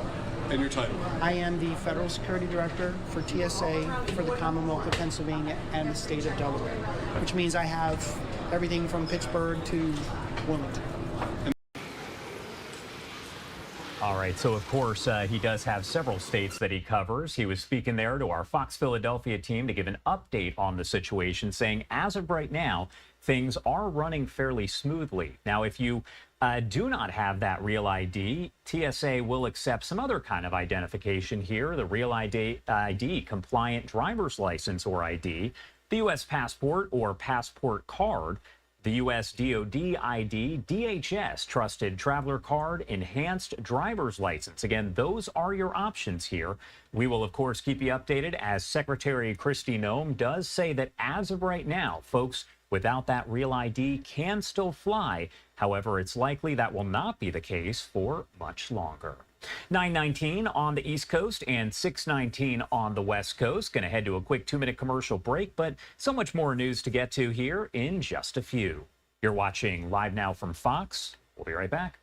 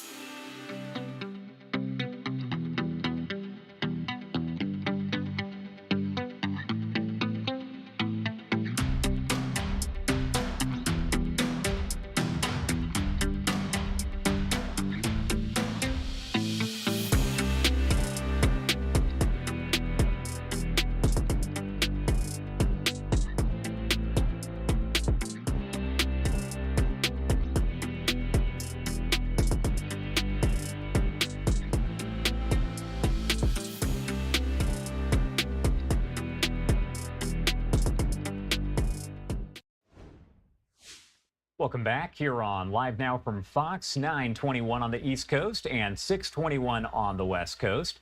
My name is Josh Breslow, and I'm here to bring you all of your top stories and live events from across the country and across the world. We are keeping an eye, as we will be all throughout the day and the coming days here, on the selection or election of a new pope to lead the Catholic Church. You can see this live image that we do have on your screen. It does show the chimney there, where we await that black or white smoke to tell us if a new pope has been elected or if we are going to be seeing more votes tomorrow. Again, we are going to keep you updated here on Live Now from Fox, as we have been. If you haven't been with us here, I do want to let you know that today does mark the start of that papal conclave as cardinals begin the process of selecting the next leader of the Catholic Church. The cardinals gathered earlier this morning for the Holy Mass for the election of the Roman pontiff that was over in St. Peter's Basilica in the Vatican. Now, around 10:30 a.m. Eastern Time, the 133 Cardinals expected to come together inside the Pauline Chapel to pray the Litany of the Saints. They will then head into the Sistine Chapel, where they swear an oath and eventually move on to that first vote. Only one vote expected today, so if no one receives at least 2/3 of the vote, black smoke will rise from that chimney right there on your screen, indicating a new pope has not been elected. But if a pope is elected, you will see white smoke. Based on the last several conclaves here, America Magazine put together predictions for when we could see that smoke today, and it could be as early as the 1 p.m. Eastern Time hour. Now, if more votes are needed Thursday, smoke signals are expected, and again, these are estimates based on the previous conclaves: 4:30 a.m., 6 a.m., 11:30 a.m., and 1 p.m., all of those times in Eastern Time. We also want to hear from you and get your take on all of this. So how long do you think it will take to elect a new pope? You can scan that QR code on the top right-hand side of your screen. The options here: 2 days, 3 days, more than 10 days, or even more than 30 days, which I have to let you know has happened in the past. Hundreds of years ago, it actually took about 3 years to elect a pope. However, that has not happened in a very long time. Again, do want you to vote and let us know. 2 days right now has 0%. 3 days has 75%. 10+ days has 25%. And no one, as of right now, voting 30 or more days. Want to check in with Jason Martinez over at our Fox 29 Philadelphia team as he has been out there in Rome. Now we're just hours, minutes away from the start of the papal conclave. So we've been checking in with Jason all morning. Let's check in once again. Yeah. What do you see? I was just looking at my watch. We're about, I would say, 3 hours from smoke, about an hour and a half from them walking into the Sistine Chapel, the Cardinals, the 133 electors, to walk into the Sistine Chapel and vote for the first time for their first choice. And you think about what that could mean. You know, you're talking about 133. Sir, I'm going to ask you, priest. Do you have to speak English? No, but he's. I was just going to ask this priest if he was praying for anything, but he didn't speak English. And by the way, here's another pilgrimage coming in. I just wanted to quickly pick that up, but let's listen. Let's listen in.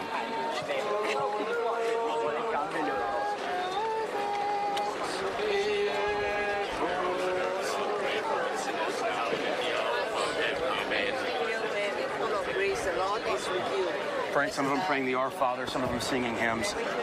These are pilgrimages that were already planned before the conclave, who are now allowed to go into St. Peter's Basilica, because earlier they were having the Mass for the Cardinals. Now they're allowing pilgrimages to come in and tour St. Peter's Basilica. But I was just mentioning, let's just kind of, it's difficult because today there are more media members than seemingly people here. So it is like the Super Bowl in that way. You speak English? Yeah, I do. Yeah, where are you from? Michigan, United States of America. And what does it mean to be here during a conclave to you? It means a lot to my mom. Yeah, well, so it's mother-daughter. Mother-daughter, two sisters. Yeah. What does it mean to be here for a conclave and to be here for this historic moment? Well, it's an accident that we're here because we already had this plan, yes. But it's pretty awesome. Yes, you planned to come, and here you are. And here we are. What will it mean to you to see a new pope walk out on that balcony? It would be pretty awesome if it happened while we were here. It would be awful nice. We're looking forward to the white smoke. Well, when do you think it's going to happen? I don't know. It be years, right? Well, it's been 3 years. That was the record, I think. Let's hope it's... That was the record? Well, I think so. Maybe even more. Early records, yeah. 3 years, I mean, yeah. So this will be 3 days. That's my prediction. 3 days? What do you think? What's your prediction? I think it's going to be more like... Probably the 13th. Why do you think it's going to be 7 or 8 days? Well, I think that's when we leave. No, you'll see white smoke by then, I would think. You hope? I would think so. I hope. Yes. Well, enjoy your time. Thank you very It seems much. like a bucket list trip, so enjoy it. Thanks for your time today. Last week in Siena. Oh, Siena, and now Rome. What a life, huh? So the rain that we saw earlier, not really much, not a cloud in the sky. So in an hour and a half, the Cardinals will go in. They will begin to vote in the conclave. And about 3 hours after that, maybe, we'll see smoke. It depends on how long it takes to tally the votes. Everybody writes their name in, and the smoke will happen, probably before dark, so we can actually see. I'm not sure if they project a giant light on that chimney. You can just barely see the corner of it. But you better believe this crowd is going to be loud and you know, anxious to see what happens when we see smoke. Because, you know, they brought that chimney in. It's not normally there. So, hello, how are you? Yes. Oh, hello. Are you excited to see the Pope? Oh, yes, I am excited to see the Pope. Yeah. I am. Do you have a favorite? Favorite cardinal? Yes, actually, the cardinal from Ghana. Oh, okay. Yeah, Yes. Turkson. Yes. Yes, wonderful. Well, good luck to you. Enjoy it. Just another person who's excited. Just the melting pot that is St. Peter's Square, guys. It's so neat just to see everything, and just thank you for bringing us this like ambience and just the whole energy of what's happening. Doing a great job, Jason. Thank you. Yeah, and talking to all the different people from all over. I could watch this for an hour. In fact, let's go back to Jason now. You can if you have Fox Local. He's doing all the That's behind right. the scenes. He's You can just watch it on endlessly. the app right now. So it'll just be exciting. All right, a big thank you there to our Fox 29 Philadelphia team as we continue to check in with Jason Martinez, who, as you saw, is live there over in Rome. Now, he's also looking for people who are there from Pennsylvania, and it appears that he's found a few, but also getting a lot of folks who are traveling there from all over the world. Don't forget, we are going to have extensive coverage here on Live Now from Fox starting at 10 a.m., so in just about 30 minutes. And as Jason said, in about an hour, maybe closer to 90 minutes, we do expect the voting will start. And again, that's going to be an hours-long process, but we could potentially see smoke coming out of the chimney here as soon as the 1 p.m. Eastern Time hour. We'll have you covered, and we'll keep a shot of that chimney up on the screen so you can see the second that smoke comes out, whether it's black or white smoke, telling us if a new pope has been elected or if there will be more voting tomorrow. The time now 9:29 on the East Coast, 6:29 on the West Coast. Do have to head to a quick break, but on the other side, we will have more of your top stories and live events from across the country and across the world. We'll be right back.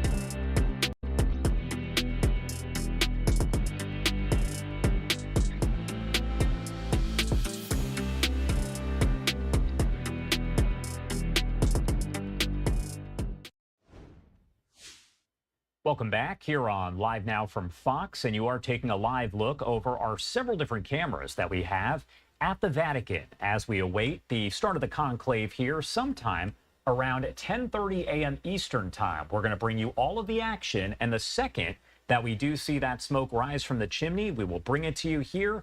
We do know from our experts that within about an hour from the smoke rising, so let's say there is white smoke, and a pope has been elected, we should see them introduced on the balcony there at St. Peter's Square about an hour after we see the smoke. Again, we're going to keep an image on your screen starting at 10 a.m. Eastern Time, and you can just watch with us here as we wait for any sign of smoke.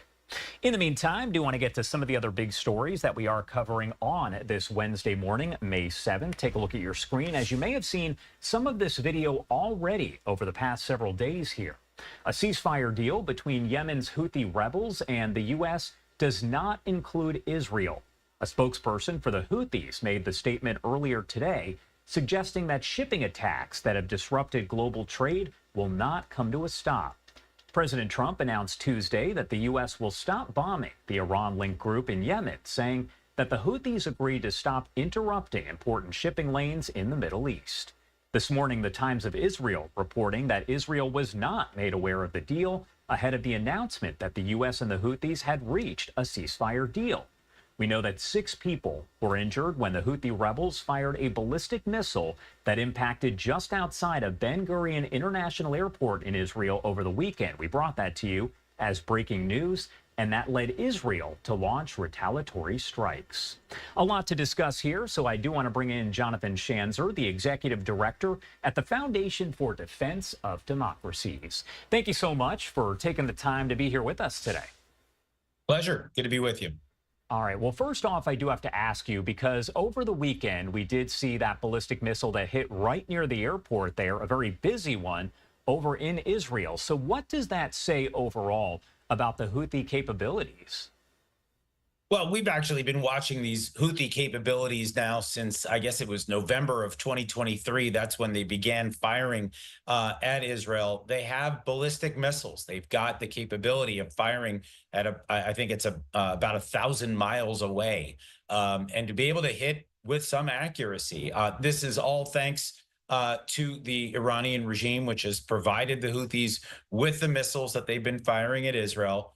What I think we can say about the attack the other day that was a near miss at Ben Gurion is that no air defense system is hermetic. And so the Israelis have this, it's called Arrow 3. It's been very good in terms of shooting down ballistic missiles. We have the THAAD system that the United States has deployed to the region. That's also been quite good at shooting down some of these missiles. However, there is no such thing as a hermetic seal. Every system has its flaws. We're going to see that these systems are fallible at the end of the day.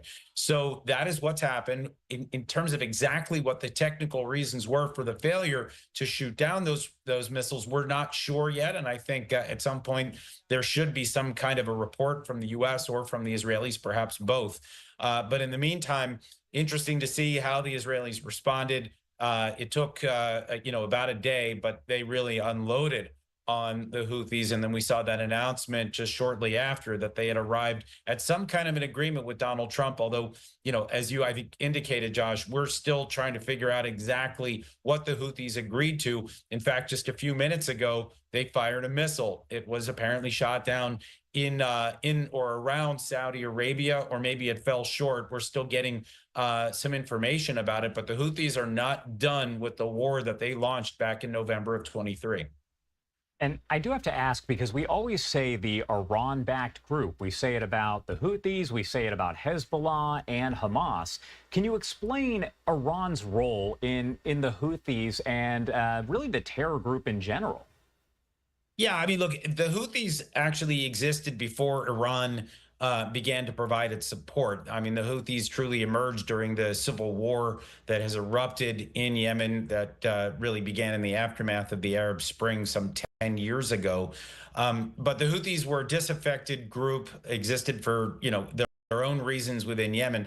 But the Iranians are quite good at this, right? They find co-religionists who, are eager to fight, whether that is a local fight against their own government, which is certainly what happened when the civil war erupted, but then also attacks against Israel, against the Saudis, against the Emiratis. We've seen this now play out in multiple theaters, the Houthi violence.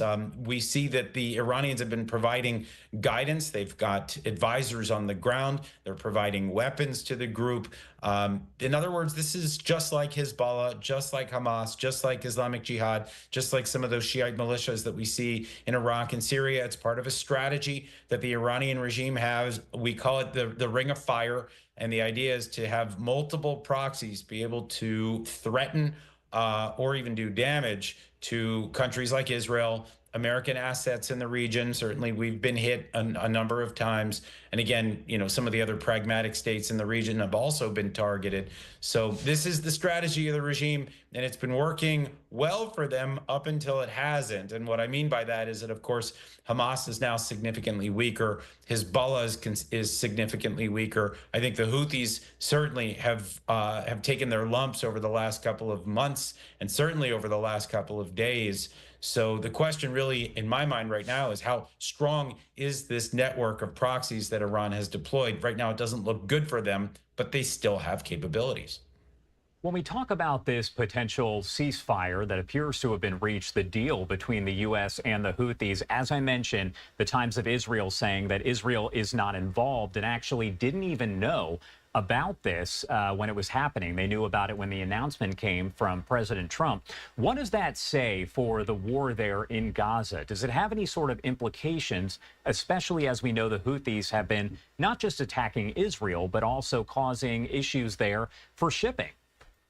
Yeah, from what we can tell, this was a deal that was really only designed to open up the shipping lanes in the Red Sea, which is significant. I mean, let's just start with that. We're talking about probably 10 or 12% of global trade goes through this shipping channel.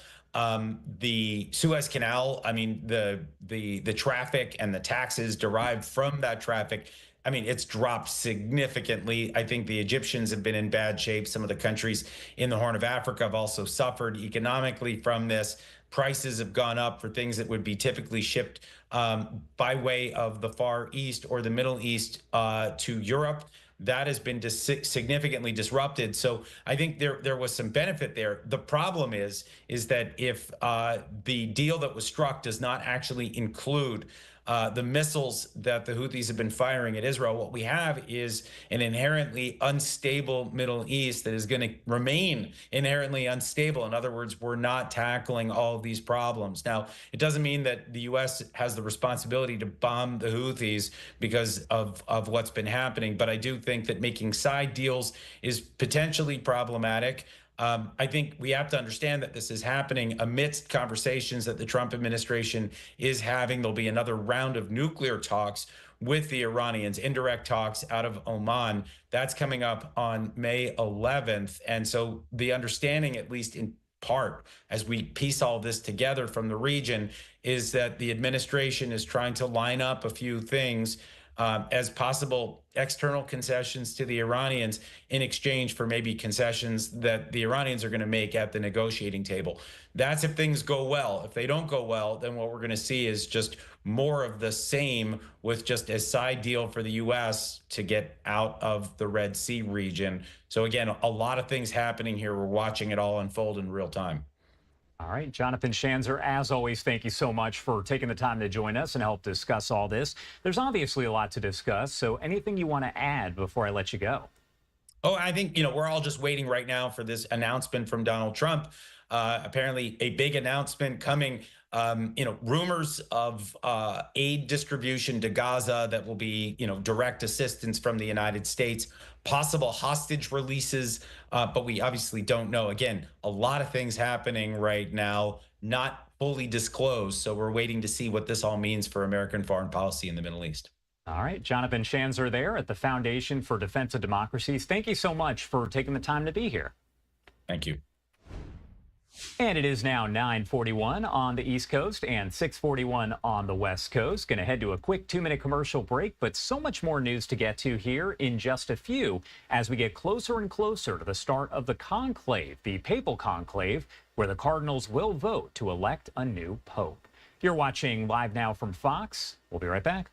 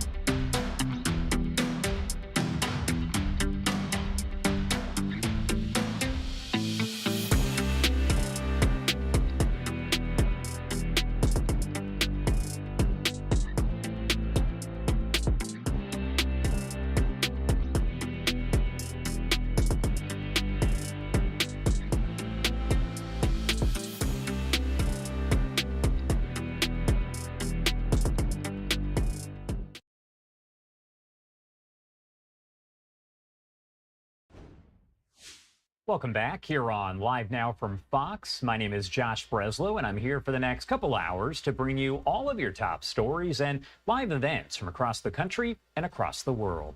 Do want to remind you that our 10 a.m. coverage starts here in just about 15 minutes of the Papal Conclave as we bring you all of the information as the 133 cardinals gather together to elect a new pope.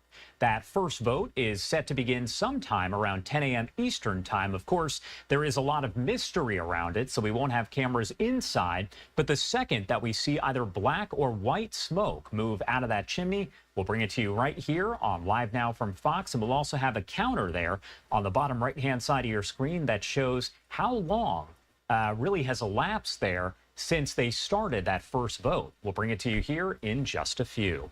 Right now, I actually do want to head over to Washington, D.C. That is where we have this image of U.S. Vice President J.D. Vance attending the Munich leaders meeting, taking part in a Q&A. Now, this is not live. It's actually a taped feedback that we just got from really moments ago. So let's pop up the audio here and listen in.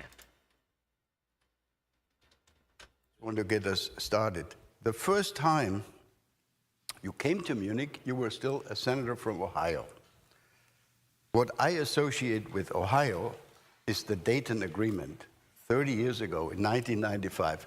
I was at that time actually the German negotiator. So I actually lived in Dayton, Ohio for one entire month. So That's great. And why is this important? Because it was through U.S. intervention, that peace was brought about in Europe, in the Balkans at that time. So if I may, let me ask my first question about the US and Europe. A distinguished former US diplomat, Richard Holbrooke, wrote almost exactly 30 years ago in a Foreign Affairs article that the United States is and should remain a European power. Today, 30 years ago, my question is, do you think that the United States should continue to see itself as a European power?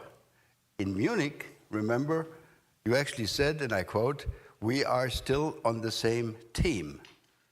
Are we, and what does that mean for the US presence in Europe and relationship with Europe? First question. Sure. Well, first of all, thank you. And I'm sorry, my microphone apparently is broken, but we have another one, so that's good. So everybody can hear me now, right? Everybody can hear me? Great. Good. Yeah, so first of all, thrilled to be here and thrilled to have this conversation. I've been looking forward to it. And yeah, I do still very much think that the United States and Europe are on the same team. And I think that this is, sometimes I've been criticized as a hyper-realist, right? I think of foreign policy purely in terms of transactional values. What does the America get out of it? What do the rest of the world get out of it? And try to focus so purely on the transactional value of it that we ignore sometimes the humanitarian or the moral side of it. And I think at least with Europe, that's actually not a full encapsulation of my views, because I think that European civilization and American civilization, European culture and American culture are very much linked. And they're always going to be linked. And I think it's completely ridiculous to think that you're ever going to be able to drive a firm wedge between the United States and Europe. Now, that doesn't mean we're not going to have disagreements. And of course, you brought up the speech earlier. It doesn't mean that Europeans won't criticize the United States or the United States won't criticize Europe. But I do think fundamentally we have to be, and we are, on the same civilizational team. And I think obviously there's a big question about what that means in the 21st century. I think, obviously the president and I believe that it means a little bit more European burden sharing on the defense side. I think that it means that all of us, frankly, on both sides of the Atlantic have gotten a little bit too comfortable with the security posture of the last 20 years, and that, frankly, that security posture is not adequate to meet the challenges of the next 20 years. So there are a lot of ways in which this alliance will evolve and change, in the same way that the alliance evolved and changed from 1945 to 1975 and from 1975 to 2005. I do think that we're in one of these phases where we're going to have to rethink a lot of big questions, but I do think that we should rethink those big questions together. That is a fundamental belief of both me and the president.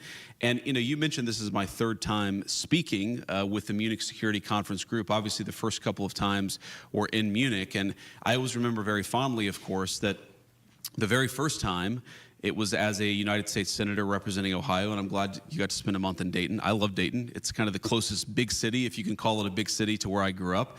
But on that first panel, I was on that panel, and also David Lammy, who at the time was a lowly member in opposition, and of course now is the great Foreign Secretary of the United Kingdom, and he and I have become good friends. So I still think that this European alliance is very important, but I think that for it to be important and for us to be real friends with each other, and I think that we are very much real friends, we've got to talk about the big questions, and I know that's an important part of what this entire group does, so I'm glad to be here. Great, thank you so much. And I think the message has arrived in Europe that we need to carry a significantly larger share of the burden. As you know, we are all trying to spend more. Some are spending really a lot more. Others are lagging behind a little bit, but we're moving in the right direction, I think. Let me turn to a really concrete, urgent issue, Ukraine. The Trump administration, from what we have seen in the media, etc., seems to agree with most of us in Europe that, unfortunately, Russia does not seem to be really willing to end this military confrontation. If that's the assessment, if that's our collective assessment, could you talk a little bit about U.S. strategy going forward? We all want this war to end, and let me say as a very personal comment, I think the Trump administration did the right thing by starting this process of talking to the Ukrainians, talking to the Russians, but the Russians seem not to be interested in the kind of quote-unquote deal that could be offered to them. So talk to us a little bit about how you see the next steps.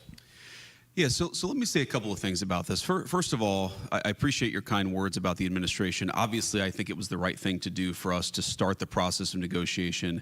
I think for too long, the Russians, the Ukrainians have been fighting. Obviously, there's been a lot of people dying on both sides. There's been a lot of innocent loss of life. And our view is it's absurd that you've had this war go on for so long, and the two sides aren't even talking constructively about what would be necessary for them to end the conflict. And I think that one of the things that President Trump has always been very good at, and he's gotten a lot of criticism, unfair criticism in my view, from both the American and some of the European press, is what I would call a strategic realism or a strategic insight. In other words, you don't have to agree with the Russian justification for the war, and certainly both the president and I have criticized the full-scale invasion, but you have to try to understand where the other side is coming from to end the conflict. And I think that's what President Trump has been very deliberate about, is actually forcing the Russians to say, here is what we would like in order to end the conflict. And again, you don't have to agree with it. You can think that the request is too significant, and certainly the first peace offer that the Russians put on the table, our reaction to it was, you're asking for too much, but this is how negotiations unfold. And I wouldn't say, I'm not yet that pessimistic on this. I wouldn't say that the Russians are uninterested in bringing this thing to a resolution. What I would say is right now, the Russians are asking for a certain set of requirements, a certain set of concessions in order to end the conflict. We think they're asking for too much, okay? And then obviously, the Ukrainians matter a lot. They're the other side. They're the other party, at least to the direct conflict. And we have to ask, what is the Ukrainian, what do they need in order to bring this conflict to a successful completion? And we're going to continue to have that conversation. Now, what the president has said is that he will walk away if he thinks he's not making progress. And I think that, about once every 4 or 5 weeks, you will hear some American official or sometimes multiple American officials say, this is a week where we need to make another step. And in particular, the step that we would like to make right now is we would like both the Russians and the Ukrainians to actually agree on some basic guidelines for sitting down and talking to one another. Obviously, the United States is happy to participate in those conversations, but it's very important for the Russians and the Ukrainians to start talking to one another. We think that is the next big step that we would like to take. And why does that matter? The reason it matters is because, again, I mentioned the Russians, but also the Ukrainians have also been sort of, they've put a piece of paper in our hands that says this is what we would need in order to bring this conflict to a successful resolution from our perspective. And there's a big gulf, predictably, between where the Russians and the Ukrainians are, and we think the next step in the negotiation is to try to close that gulf. We think it's probably impossible for us to mediate this entirely without at least some direct negotiation between the two, and so that's what we focused on. But I'm not yet a pessimist on this. I mean, obviously, you know, the Russians and the Ukrainians are not there yet because the fighting is still going on. You know, the Ukrainians have said they would agree to a ceasefire, a 30-day ceasefire. We appreciate that. What the Russians have said, again, you don't have to disagree with it, but it's important to understand where the other side is coming from. What the Russians have said is a 30-day ceasefire is not in our strategic interest. So we've tried to move beyond the obsession with a 30-day ceasefire and more on the what would the long-term settlement look like, and we've tried to consistently advance the ball. One final point I'd make about this, I think it's probably wouldn't surprise anybody in the room, but there are a lot of people watching who are not in the room, is a frustration that we've had, frankly, with both sides, is that they hate each other so much that if you have an hour conversation with either side, the first 30 minutes are just them complaining about some historical grievance from 4 years ago or 5 years ago or 10 years ago. Look, I understand it. I understand that people don't fight wars against each other without a lot of grievance and a lot of problem, but we're trying to, as much as we can, play a constructive role in advancing the peace conversation forward. And what I'll say, just to echo something that President Trump has said many times, but I think it bears repeating, is our strong view is that the continuation of this conflict is bad for us, it's bad for Europe, it's bad for Russia, and it's bad for Ukraine. We think that if cool heads prevail here, we can bring this thing to a durable peace that will be economically beneficial for both the Ukrainians and the Russians, and most importantly, will stop the end of the destruction of human lives. I think people underappreciate this about our president here in the United States is he has a genuine humanitarian impulse about this. He hates innocent people losing their lives. He hates even soldiers losing their lives in unnecessary conflicts. He just wants the killing to stop, and that will continue to be America's policy. But obviously, as all of you have seen, we'll navigate that policy and react as the parties bring their grievances to us. Great, thank you very much. If I can just offer 2 footnotes to that. I think for us, Europeans living as neighbors of Ukraine and, if you wish, also as neighbors of Russia, we have begun to understand that what we're looking at here is not just the defensive war by Ukraine against the Russian aggression. It is also a confrontation that puts at risk all of European security. In other words, it's indirectly our defense also. It's not just Ukraine. And this is why we're so desperately interested in seeing that this comes to an end, hopefully. And I think the real trick for negotiations and for a conclusion of this is going to be that it's going to be lasting and not broken in the next 3, 6, or 9 months again. Let me, Mr. Vice President, since we have so little time, there are so many issues.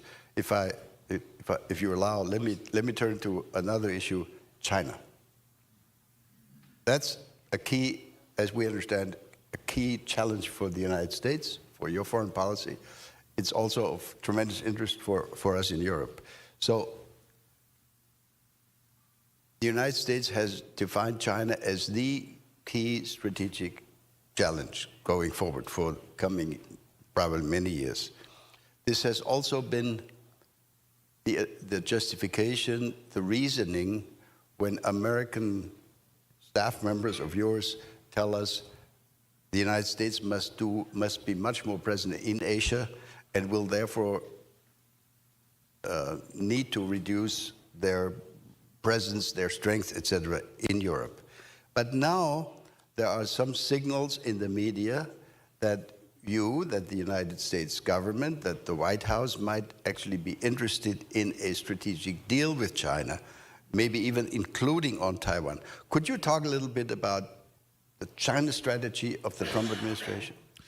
Yeah, so I haven't seen those reports that you mentioned, a strategic deal on Taiwan, so I wouldn't speak to that. I certainly would say that there has been no conversation between our governments about a strategic deal on that particular question.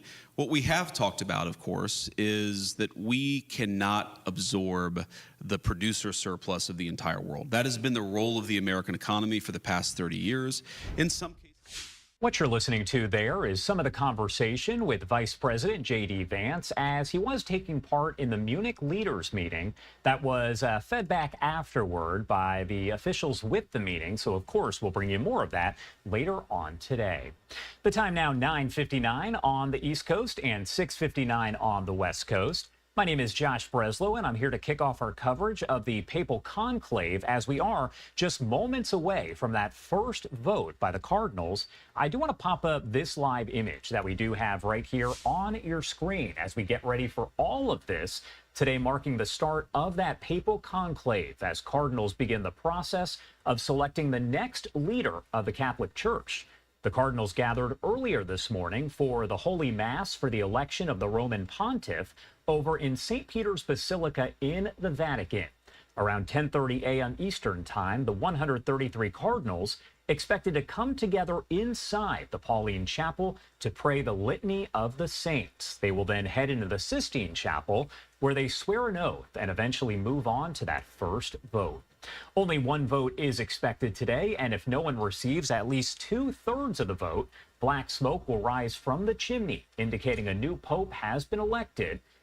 If it has not been elected, if a pope is elected, you will see that white smoke. What I want to do is pop up some of the other live images that we do have here on your screen. You can see right there, this is a live look over at St. Peter's Square as more and more people are expected to pour in over the coming hours. A lot to discuss here, so I do want to bring in James Noss, professor of history at Oakland University. Thank you so much for taking the time to be here with us today and help break it all down. Thanks for having me back, Josh. Of course, and you can see the countdown clock there on the bottom right-hand side of your screen. Right now it's at 0 because the first vote hasn't started just yet. I did want to ask you, because I know based on previous conclaves we can try to figure it all out, but when we see them vote, how much time likely passes between the time of that first vote getting underway and actually seeing the black smoke, which would indicate no pope has been chosen, or the white smoke that would indicate a pope has been chosen? Yeah, we can usually figure it out. So in a typical conclave day, which day one is not, because it starts off, as you pointed out in the intro, with several services essentially. But in a typical day, they'll do 2 votes in the morning and 2 votes in the afternoon. So I would expect a couple of hours between those. And so tonight, you could see it as early as, I'm doing sort of the time change here, maybe 1 p.m. in the Eastern, you would expect to see the smoke. It could be a little longer. We might presume the first vote won't go as long as other ones will, because people are kind of getting their bearings. Yeah, and what right now, as everything is happening, what is going on at this moment? I know there's so much secrecy, so, some people can only say so much because they only know so much, but, what's going on as we speak right now? Yeah, I think the last I had seen, looking at sort of live updates a couple of minutes ago, as you pointed out, they've had their sort of big formal mass in St. Peter's earlier this morning. They've now moved into the Pauline Chapel, where they will have a second service, and then they will eventually make their way to the Sistine Chapel. Things aren't totally secret yet. We know what they're doing. It will be, the vow of secrecy will occur once they go in the Sistine Chapel, and there will be a formal expulsion of everybody who's not participating at that.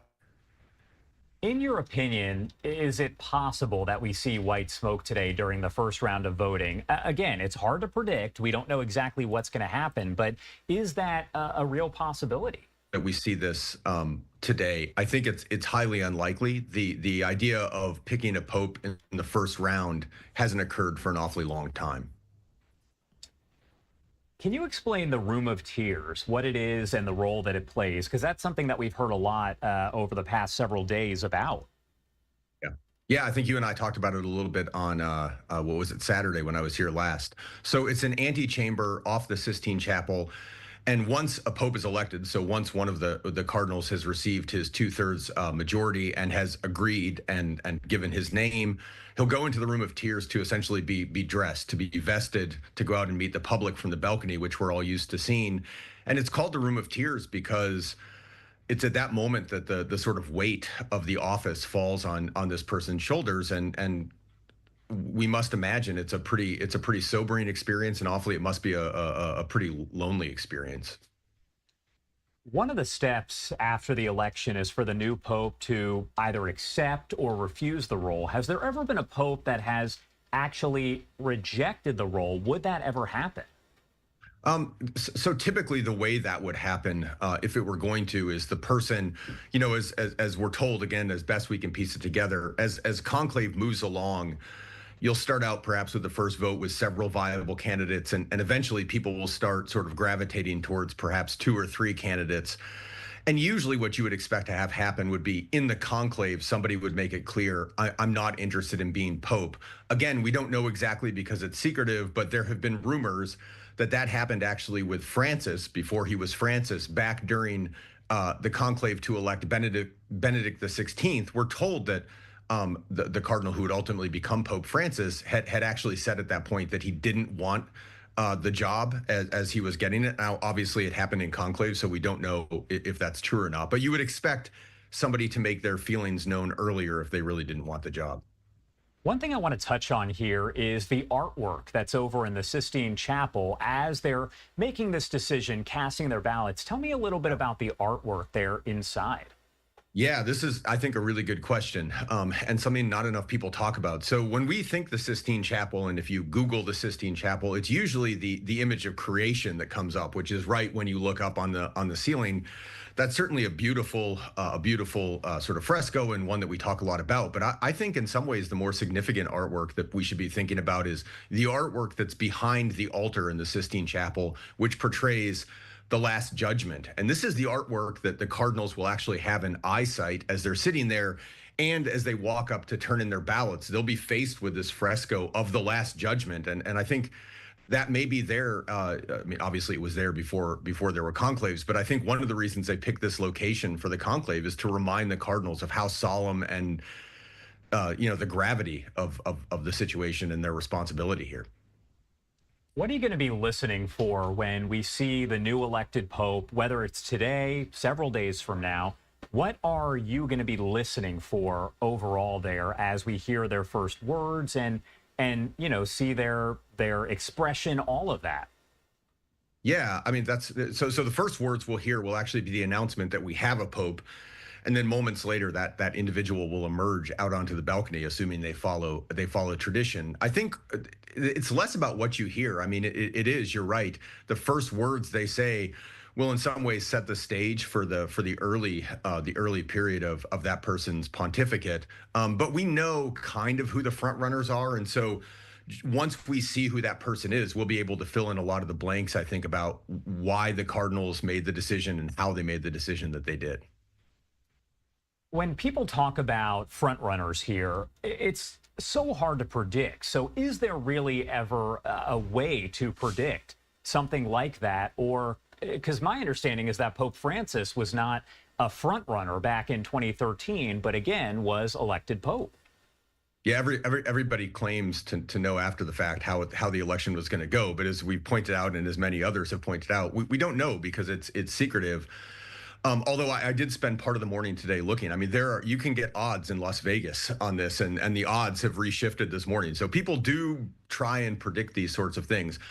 I don't know that it's that we can predict the individual. I think we probably can successfully narrow it down to the 5 or 10 people who are likely to be able to garner the kind of support. I mean, in the first ballot, you presumably have a couple of people who get 1 or 2 votes. They move on from there pretty quickly. So you probably have a sense of the 5 or 6. But the truth of the matter is, we were told the other day by one of the cardinals, as they've been in their sort of general congregation over the past days, many of these people don't even know each other, and they had to wear name tags to get to know each other. So I think it's a pretty open field, to be honest. All right. James Noss, thank you so much there for taking the time to be here. And I believe you actually have a Pope action figure. Can you explain what that is? I come bearing props today. So this little guy lives behind me, typically on my bookshelf. This is a medieval pope, Innocent III. He lives behind me on my bookshelf in my office here, typically. But I figure he would be a good addition to my desk today, and I thought I would share him with the viewers, and I would just use him to make a slightly broader point about what we might be looking for in the next couple of days. And we've heard a lot of people talk about liberal and conservative, and that's not really how I tend to frame the thinking in my own mind. I tend to think about it in terms of, will the Cardinals pick somebody who's a traditional jurist and canon lawyer and perhaps theologian, somebody more like Benedict or more like John Paul, or will they pick somebody who's more a populist, somebody like Francis, who we hear used to walk into coffee shops and go do some of his daily shopping and stuff on his own. And so I use that action figure because he's a medieval pope who was very much a jurist. His name was Innocent III. And his life overlapped with St. Francis of Assisi, who, of course, Pope Francis takes his name from. And those two really cut starkly different figures in the Middle Ages and had some tension. So I think one of the things to keep in mind is this tension in the church between whether the church is about the institution or the experience of everyday Catholics on a daily basis. This isn't a new question in 2025. The church has been dealing with that tension and trying to resolve that for thousands of years. James Noss, thank you so much for taking the time to be here. As always, we appreciate it. And of course, we're going to be checking with you, I'm sure, over the coming days here as we watch all of this unfold. Absolutely. I'll look forward to coming back. Thanks, Josh. All right, and I do want to take you out to some of the live images that we do have here. Take a look. These are several different views coming in from the Vatican right now. You can see the bottom left-hand side of your screen. That is the chimney that we are going to be watching very closely over the next several hours, possibly several days here as we wait for a new leader of the Catholic Church to be elected there. Now, the smoke coming from the chimney is either going to burn black if no one receives a 2/3 majority of the vote. But again, if the smoke does burn white, it means that a new pope has not been selected. Only cardinals under the age of 80 are eligible to vote in the conclave. And also important to note, the cardinals are cut off from the outside world. They have no access to phones, internet, or media of any kind.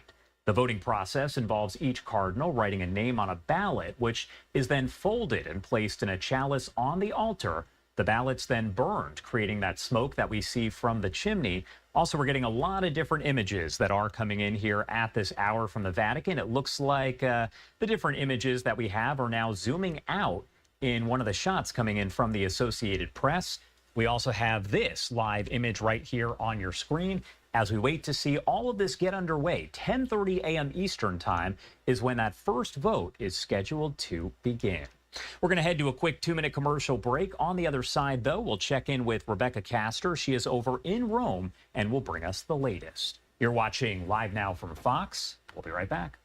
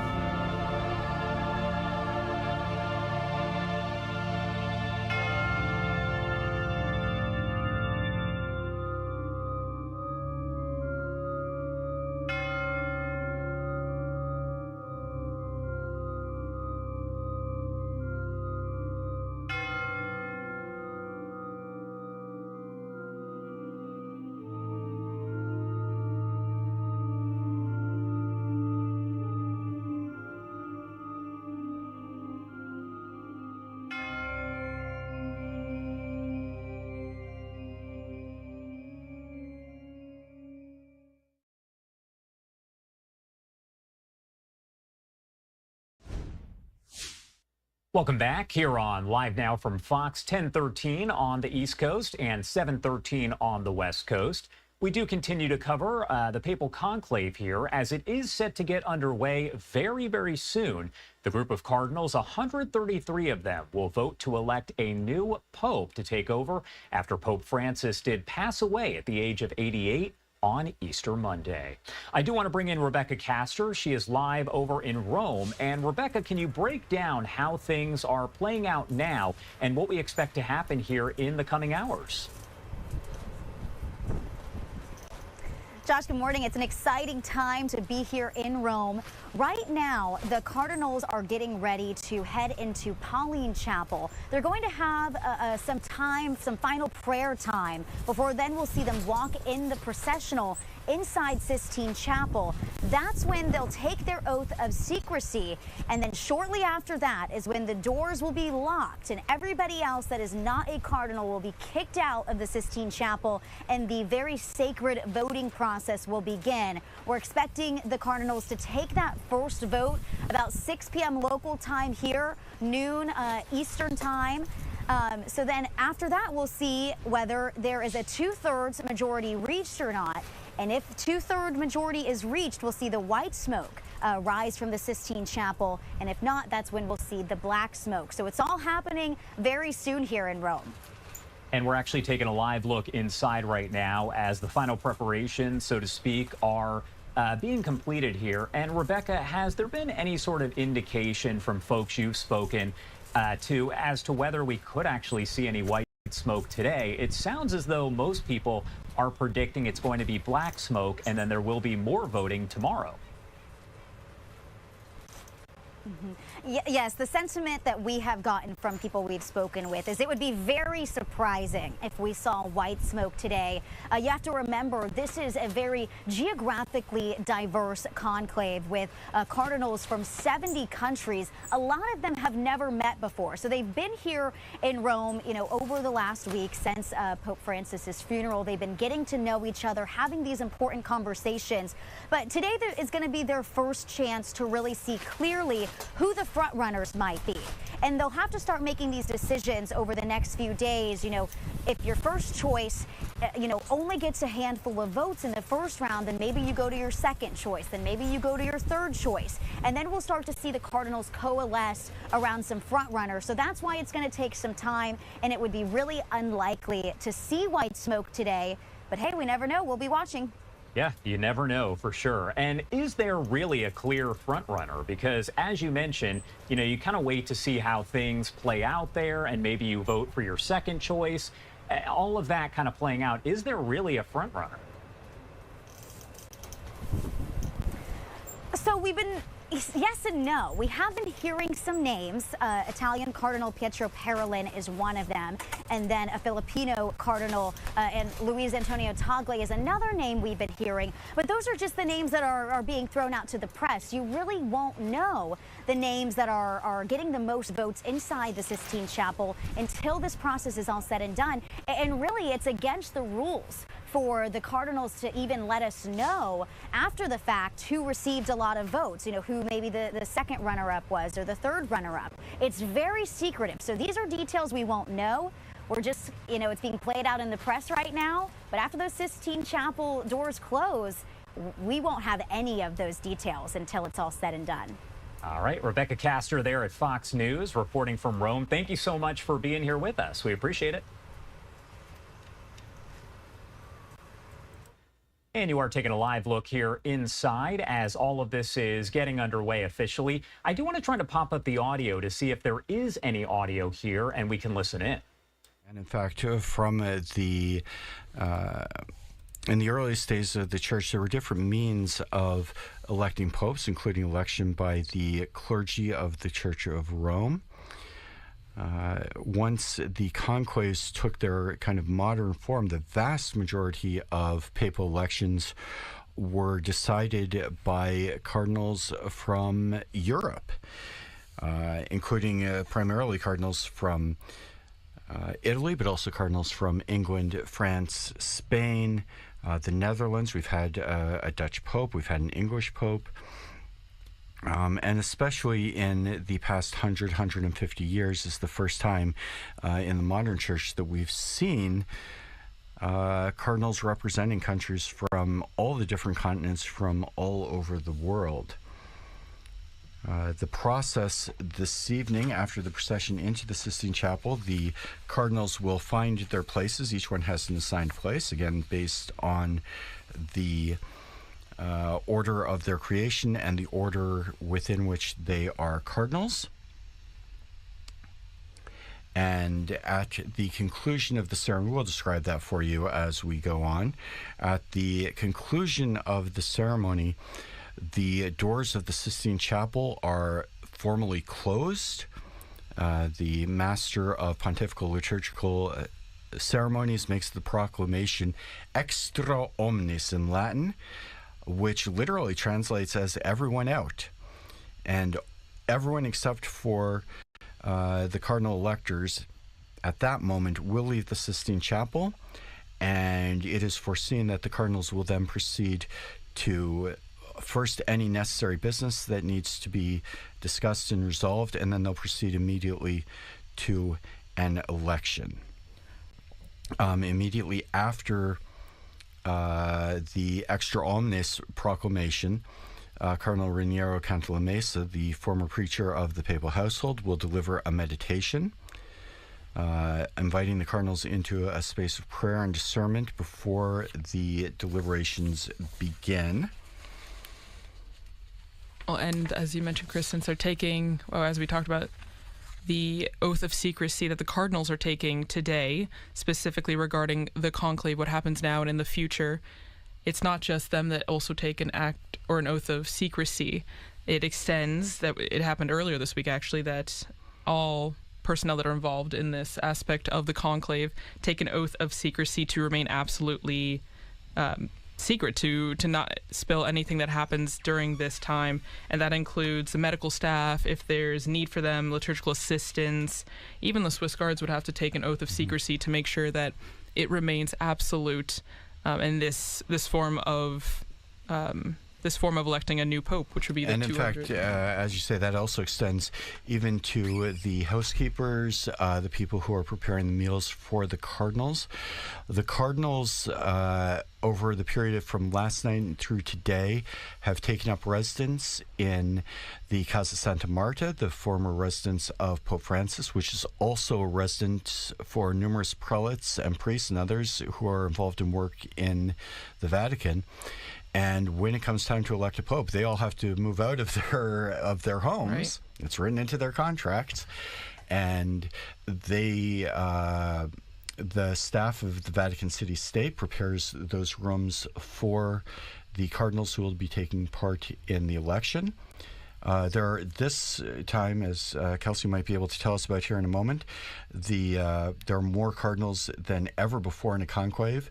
So not only is the residence of Casa Santa Marta taken up, but also a number of rooms in the former Casa Santa Marta, the old Santa Marta, to ensure that there's space for all of the cardinals. Each of them has a very modest room with a bed, a table, a chair, and not much else, a crucifix. And as one of the cardinals said, it really is, once you get into the conclave, a very prayerful, meditative atmosphere. There's not room for major speeches. They go in, they do the business of praying and voting and hopefully listening to the voice of the Holy Spirit. Kelsey, maybe you can tell us a little bit more about the large number of cardinals that are going to be taking part in this conclave. Well, as we saw, I mean, for sure, there is a greater number of cardinals from around the world. So not just hailing from Europe. We have cardinals from the African continent, from Asia, from the Americas. And so there is, as we would see, a greater representation from countries that have never had a cardinal elector in a conclave before.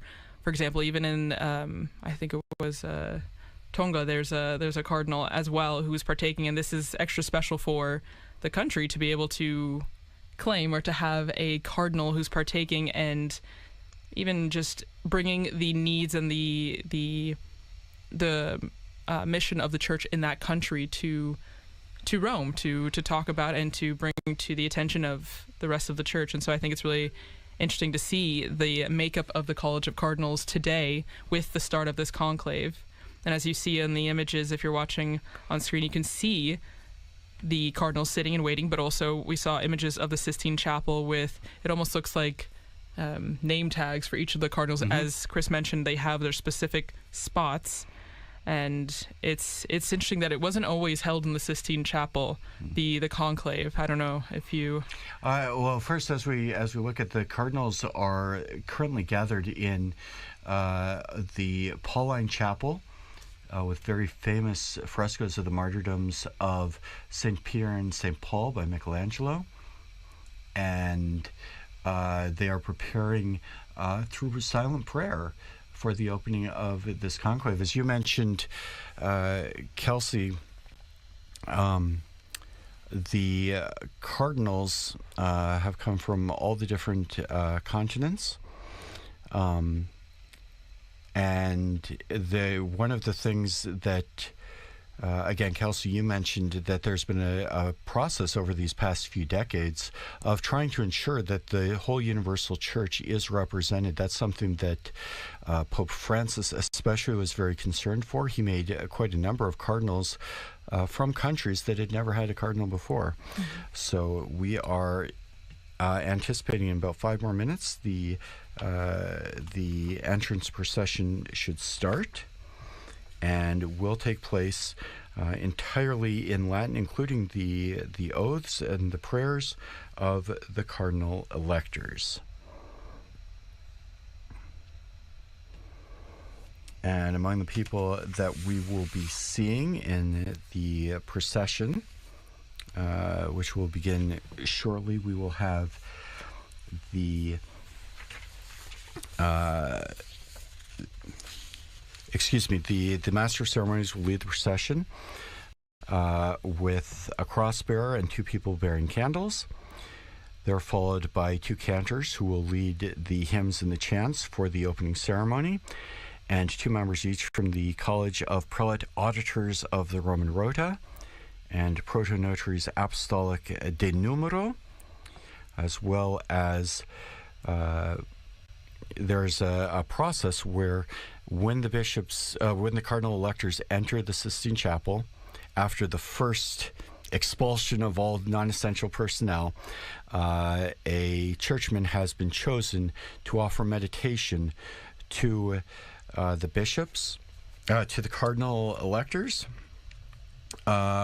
which is largely focused on the very grave duty that they have of electing the man that God wants to be Pope, and of the necessity when they do so to enter into the conclave with the correct intentions. As the instruction says, having before their eyes only God, so only caring for what God is looking for in this election, and also being concerned solely with what is going to be best for the universal church. So in this case, the one chosen to deliver that meditation is in fact already a Cardinal Cantalamessa. He will be in the procession ahead of the cardinal electors, and also the Vice Camerlengo and the Secretary of the College of Cardinals. So then following that, the cardinal electors, according to their orders, which we previously mentioned, Chrissy described, the cardinal deacons, the cardinal presbyters or priests, and the cardinal bishops, according to seniority, so in terms of the reversed order. And then last comes the celebrant, accompanied by the master of the pontifical liturgical celebrations. And then we'll see the cardinals process into the Sistine Chapel, and as you mentioned, singing the Litany of the Saints, which also call to mind, I think, the universality of the church, but then also the meditative and reflective nature of the conclave and the seriousness of which the cardinals are entering into this election process. And in fact, the master of pontifical liturgical celebrations, who is not a cardinal, does have an important role to play. As you said, there is a long, centuries-old tradition behind this ceremony and behind all of the ceremonies of the election of the Roman pontiff. So the ceremonier, the master of ceremonies, is there to direct the cardinals for the beginning of the conclave. He will leave after the initial ceremonies, and at that point, they will have the solemn closing and locking of the doors of the Sistine Chapel. The instruction talks about posting guards at every entrance to the Sistine Chapel, locking the doors. The security services of the Holy See have already performed security sweeps, so they're going to make sure that there are no listening devices. There's no way that anyone can violate the secret of the conclave.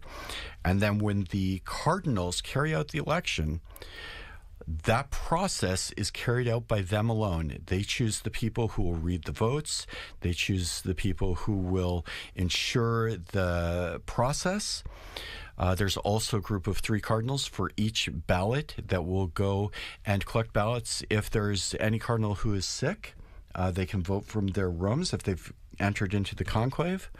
And the whole process of casting votes, of counting the votes, of certifying the votes, and even of burning the ballots after an election is carried out by the cardinals themselves. But then when we do see the election, and hopefully very soon we'll have a new pope, when the next pope is chosen, the master of ceremonies will again have an important role of ensuring the vote. And we are now seeing the beginning of the conclave with Cardinal Perelin speaking. Go and tell me.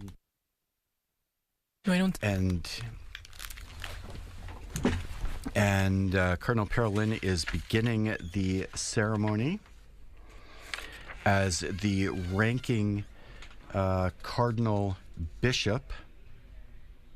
As the Dean of the College of Cardinals is over the age of 80 and therefore not entitled to enter into the conclave, the ceremony is beginning with, is being conducted under Cardinal Perelin. And he begins in the name of the, with the sign of the cross.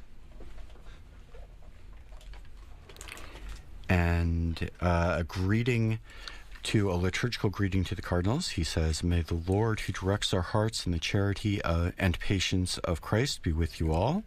The response, "and with your spirit." And then a word of instruction to his brother cardinals. "Venerable brothers, having celebrated the divine mysteries," they celebrated the Mass for the election of a new pontiff earlier today in St. Peter's Basilica. And he continues, "Let's now enter into the conclave to elect the Roman pontiff." He then recites a short prayer. "May the universal church, joined with us in common prayer, invoke without delay the grace of the Holy Spirit, so that one from among us might be elected a worthy pastor of the whole flock of Christ." He continues, "May the Lord direct our steps in the way of truth, that through the intercession of the Blessed Mary, ever Virgin, of the blessed apostles Peter and Paul, and of all the saints, we might always do what is pleasing to him." As we mentioned, the procession is now beginning with the cross-bearer and candles, and the litany of the saints, where we see alternating the cantors and those taking part in the procession.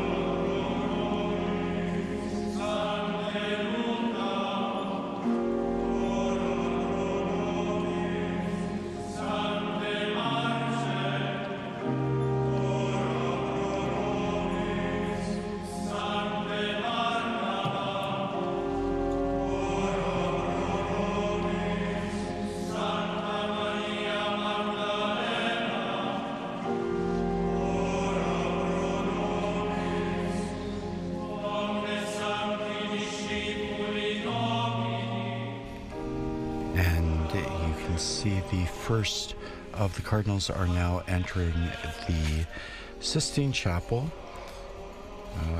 following the various assistants and the Vice Camerlengo and the Secretary of the College of Cardinals. The first of the cardinal deacons, the most recently named cardinal deacon and the first to enter the conclave, is George Jacob Kuvakad.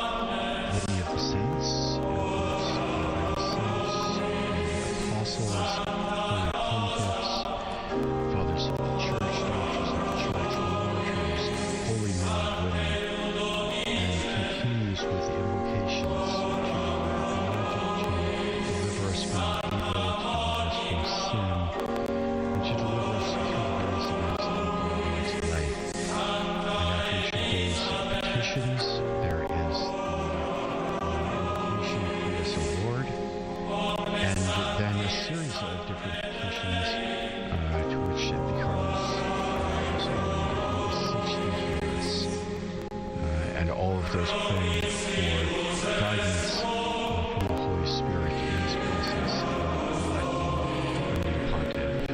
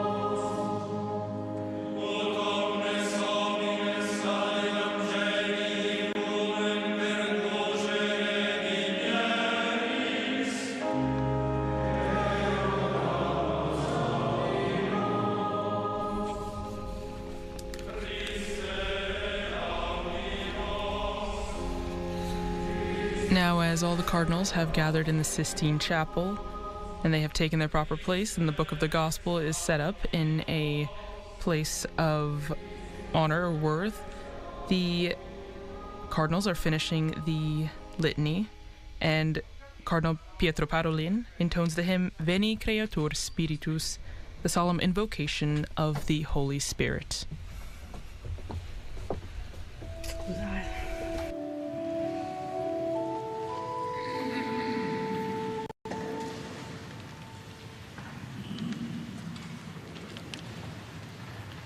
Veni Creator Spiritus.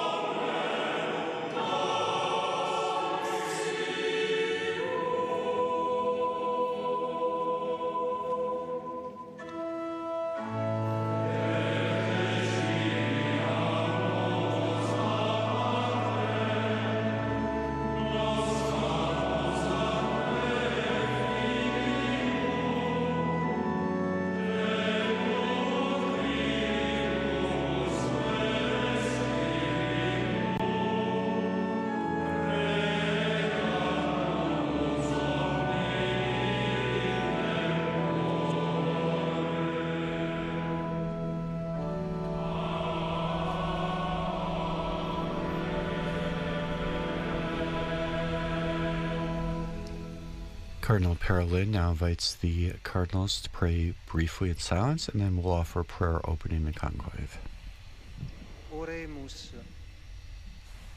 Ecclesiae tue Domine, rector et custos in O Lord, ruler and protector of your church, pour forth upon your servants, we beseech you, a spirit of discernment, of truth, and of peace, so that they may acknowledge with all their heart the things that are pleasing to you, and cleave to those things that have been perceived with all their strength. Through Christ our Lord. Amen.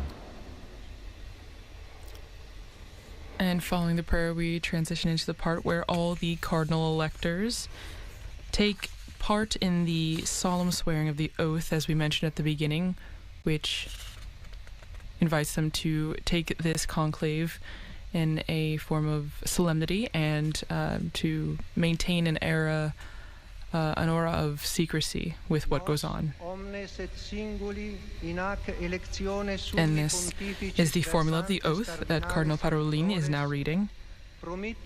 Each and every one of us, cardinal electors present at this election of the Supreme Pontiff, promise, bind ourselves, and swear to observe faithfully and scrupulously all the prescriptions contained in the Apostolic Constitution of the Supreme Pontiff John Paul II, Universi Dominici Gregis, issued on February 22nd, 1996, and also the modifications of the motu proprio Normas Nonnullas of the Supreme Pontiff Benedict XVI on February 22nd, 2013. A Summo Pontifice Benedicto XVI, die altero et 20 mensi februari, anno bismillesimo 13 motu proprio datas. Likewise, we promise, bind ourselves, and swear that whoever of us by divine disposition is elected Roman Pontiff will commit himself to faithfully carry out the Munus Petrinum, the Petrine ministry, of pastor of the Universal Church, and will not fail to affirm and to defend boldly the spiritual and temporal rights, as well as the freedom of the Holy See. Atque nunquam esse destiturum. Precipue autem promittimus et juramus nos religiosissimum. Above all, we promise and swear to observe with the utmost fidelity, with all, both clergy and laity, the secret concerning everything related in any way to the election of the Roman Pontiff, and about what happens in the place of the election concerning directly or indirectly the scrutiny, not to violate in any way this secret both during and after the election of the new pontiff, unless explicit authorization is given by the pontiff himself, and not to support or encourage any interference, opposition, or any other form of intervention by which secular authorities of any order or degree, or any group of persons or individuals would wish to interfere in the election of the Roman Pontiff. And after the oath has been read out by Cardinal Parolin, each of the cardinal electors individually, according to the order of precedence, will now swear to the oath according to the formula. And I, Lego Petrus Cardinalis Parolin, spondeo voveo ac iuro, sic me Deus adiuvet, et ex Santa Dei Evangelia, que manu mea tango. And I, Pietro Cardinal Parolin, promise, bind myself, and swear, so help me God and these holy Gospels, which I touch with my hand. As you can see, for those of you watching on television, the book of the Gospels has been set up in the middle of the Et ego Sistine Chapel, and each cardinal is going to come up and place his hand on the book of the Gospels and swear that he will follow the oath that has just been read aloud by Cardinal Pietro Parolin.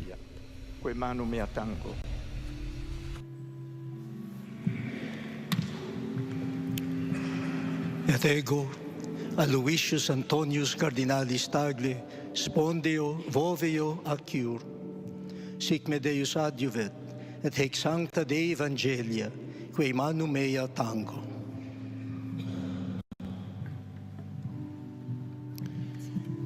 Et ego Robertus Franciscus Cardinalis Prevost, spondeo voveo acciuro, sic me Deus adjuvet, et ec sancta Dei Evangelia, quae manu mea tango.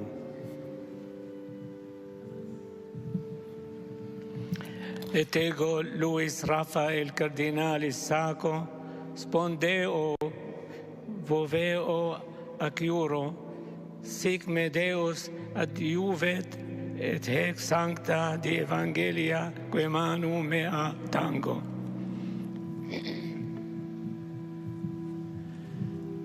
Ego, et ego vinco Cardinalis Pulci, spondeo voveo acciuro, sic me Deus adjuvet, et hac sancta Dei Evangelia, que manu mea tango.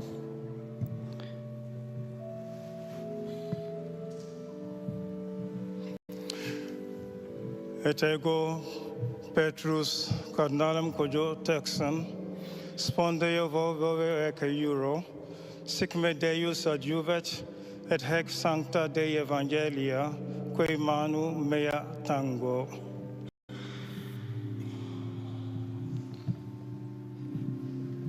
Et ego Iosebus Cardinalis Bosanic, spondeo voveo acciuro, sic me Deus adjuvet, et hec sancta Dei Evangelia, quae manu mea tango. Et ego Philippus Cardinalis Barbara spondeo voveo acciuro, sic me Deus adjuvet, et ex sancta Dei Evangelia, quae manu mea tango.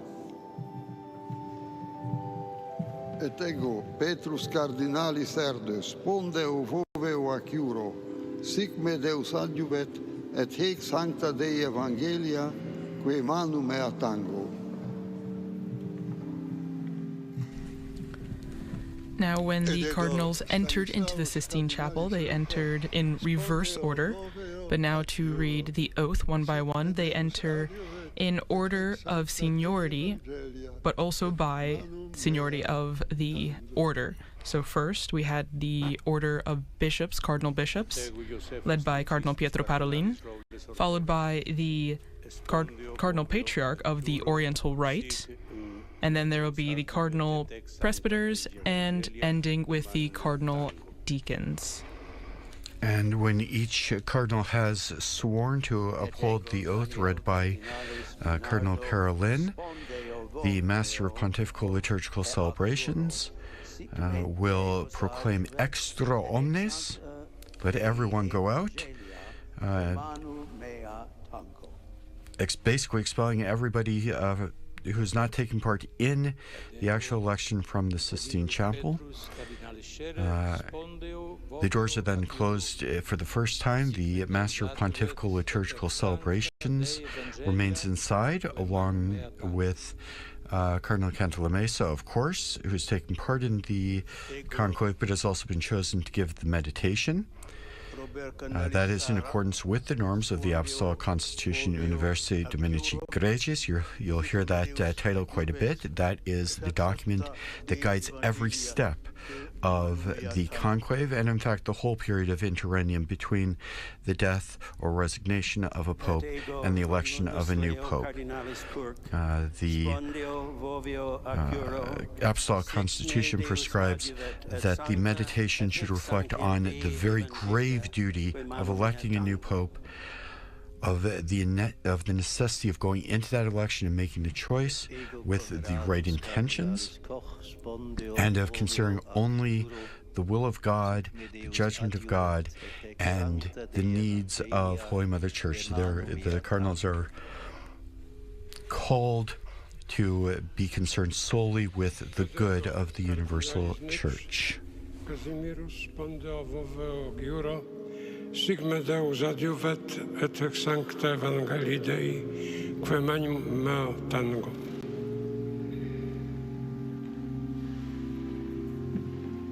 Et ego Albertus Cardinalis pater bendigedon spondeo voveo ac iuro, sic me Deus adjuvet et hec sancta Dei Evangelia quae manu mea tango.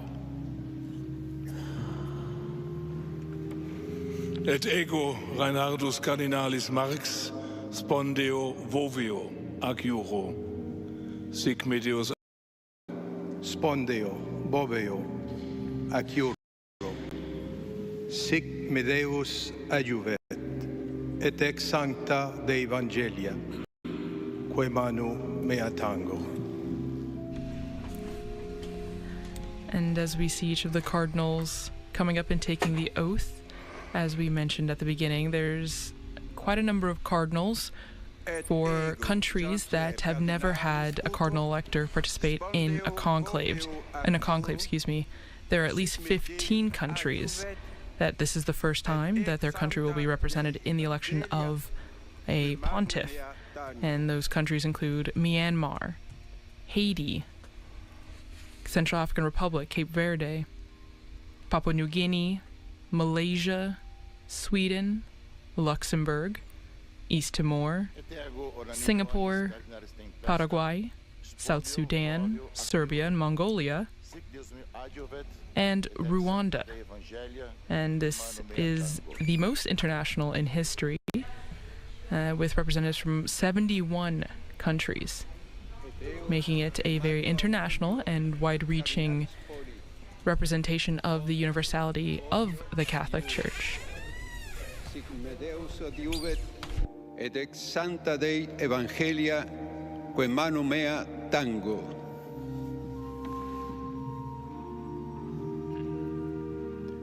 Et ego Philippus Cardinalis Vedraugo, spondeo voveo at iuro, sic me Deus adjuvet, et ex sancta Dei Evangelia, quae manu mea tango.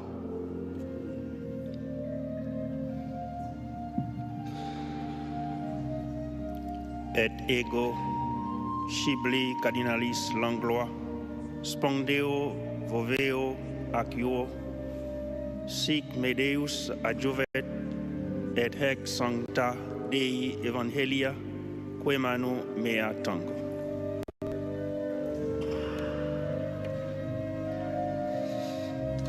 Et ego Manuel Cardinalis Clement, spondeo voveo ac iuro, sic me Deus adjuvet, et ex sancta Dei Evangelia, quae manu mea tango.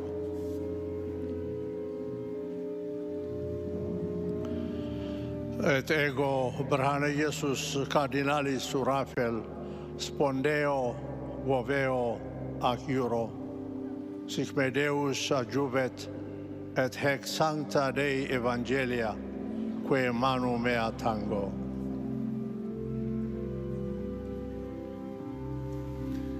Et ego John Cardinalis Jew, spondeo voveo ac iuro, sic me Deus adjuvit, et haec sancta Dei Evangelii, qui manu mea tango.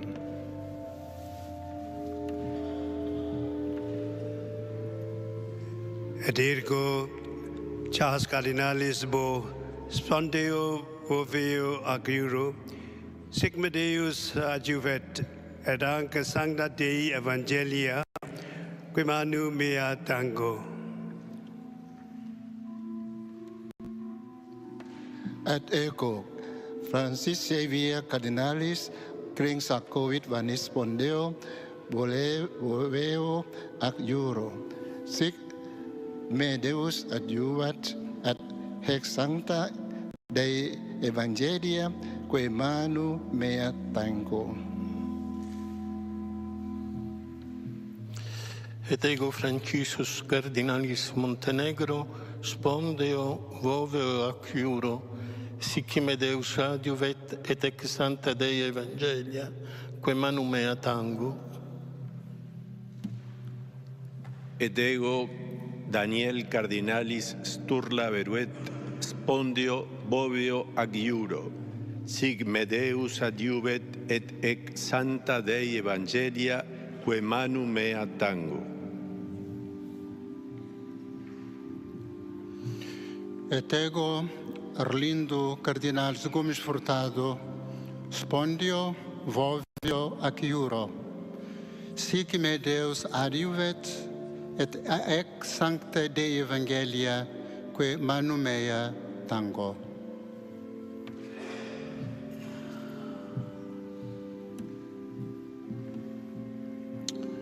Et ecco soane partita cardinalis Maffi, spondeo voveo ec iuro, sic me Deus adiuvet ec haec santa Dei Evangelia, que manum mea tango.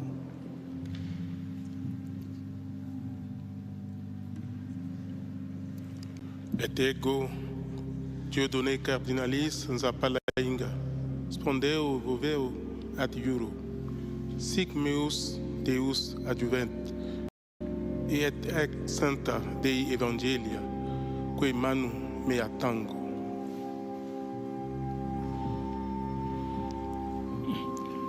Et ego Cardenals Osoro, spondeo ad iuro, si me Deus adiuvet et sancta Dei Evangelia, que manum mea tango. Et ego Sergio cardinalis da Rocha, spondeo voveo aciuro, sic me Deus adiuvet et ex sancta Dei Evangelia, que manum mea tango.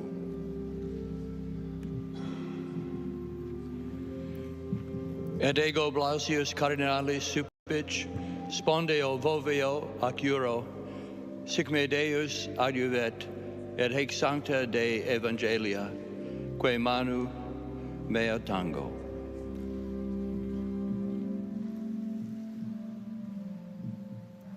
Et ego Joseph de cardinalis de Ceso, spondeo voveo aciuro, sic me Deus adiuvet et ex sancta Dei Evangelia, que manum mea tango.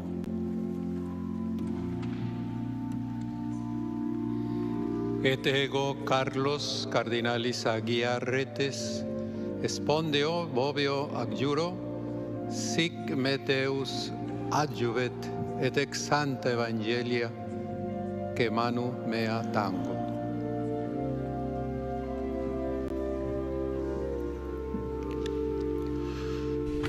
And perhaps a brief curiosity in this process as each cardinal swears to uphold this oath, and each one has to do it individually because each one is personally responsible for his promise. Some of the cardinals have given their first name in Latin, some of them give it in their native language, and their last names are all the last names as they would say them in normal life. And when we have the announcement of the new Pope, hopefully guided by the Holy Spirit very soon, the announcement will be made in a similar fashion where they will read the formula for the announcement of a new Roman pontiff. The first name will be read in Latin, followed by their title, and concluding with their last name in everyday language.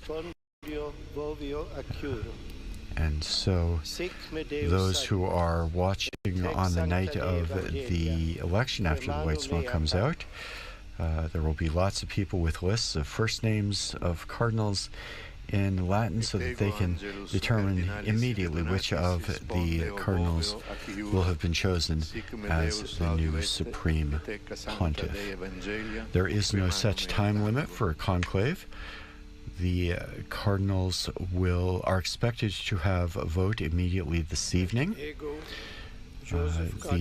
Each cardinal writes out the vote. on a paper ballot, disguising their handwriting so that we can preserve anonymity as much as possible. And for the election of a new pope, a full 2/3 of the voting cardinals need to make their choice for the same person. And as I mentioned, there should be a vote this evening. We will have a coverage beginning at 6 p.m. Rome time in anticipation of the results of that first vote, which will be signaled with burning of the ballots and the black or white smoke coming from the chimney of the Sistine Chapel. All of that happens behind closed doors. If there is if a pope is not elected this evening, the conclave concludes for the day and will pick up again tomorrow morning with Mass and prayer. And each day, each subsequent day, there are 2 votes in the morning if necessary and 2 votes in the afternoon if necessary. If no pope is elected, the black smoke comes out after the second vote. If Pope is elected, of course, the white smoke will come over after whichever vote it happens at. After several rounds of voting, if it takes that long, there is provision in the Apostolic Constitution for a period for a break where the cardinals will not vote, and then they will pick up after a day of reflection and prayer. They'll pick up again the following day and continue again in groups of successive votes with certain periods programmed in where if there is a longer conclave, they will have various points at which they'll be able to take a break and reflect and pray. It's been a very long time since we've had conclave go more than a few days. Since the beginning of the 20th century, the longest conclave lasted only 7 votes in 1903 and took place over the course of 5 days. The voting schedule was not the same as it is now. So we will be taking a break after the Extra Omnes and the closing of the doors of the Sistine Chapel. And then we will resume our live broadcast this evening at 6 p.m. Rome time. And we'll be giving coverage of the conclave leading up to the expected first smoke signal, as it were, announcing the outcome of this evening's ballot for the papacy. Et ego Alvaro Cardinalis Ramazzini spondeo voveo adjuro. And we're currently in the midst of the cardinals of the Order of Presbyters, which will be followed by the Order of Deacons. Once again, each cardinal makes the oath in his own name, taking personal responsibility for his promise and his commitment to maintain the secrecy of the conclave,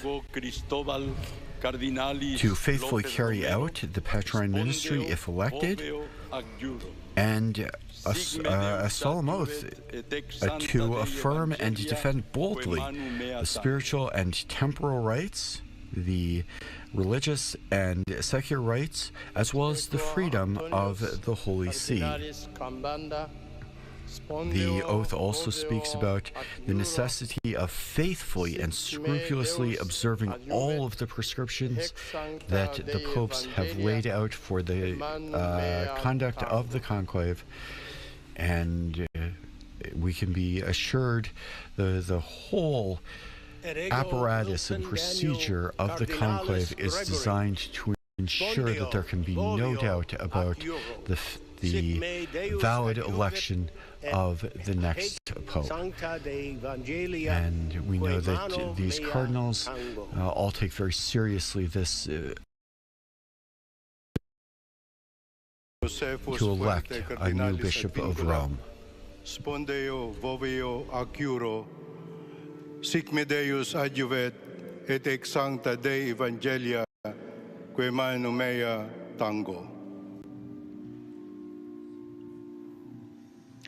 Et ego Augustus Paulus, cardinalis lo iudice, spondeo voveo ac iuro, sic me Deus adiuvet, et ex santa Dei Evangelia, quem manum mea tango. Et ego Johannes Marcus, cardinalis Avelin, spondeo voveo ac iuro, sic me Deus adiuvet, et ex sancta Dei Evangelia, quem manum mea tango. Et ego Peter e bere cardinalis Baleke, spondeo voveo ac iuro, sic me Deus adiuvet, et ex sancta Dei Evangelia, quem manum Deo tango.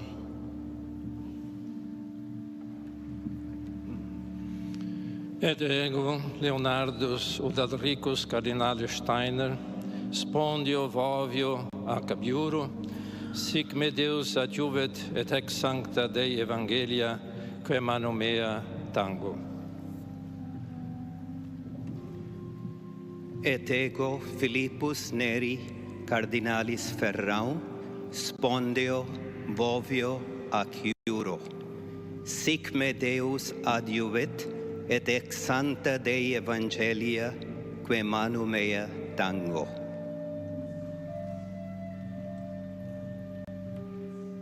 Et ego Robertus cardinalis McElroy, spondeo vovio ac iuro, sic me Deus adiuvet, et haec sancta Dei Evangelii, quem manum mea tango.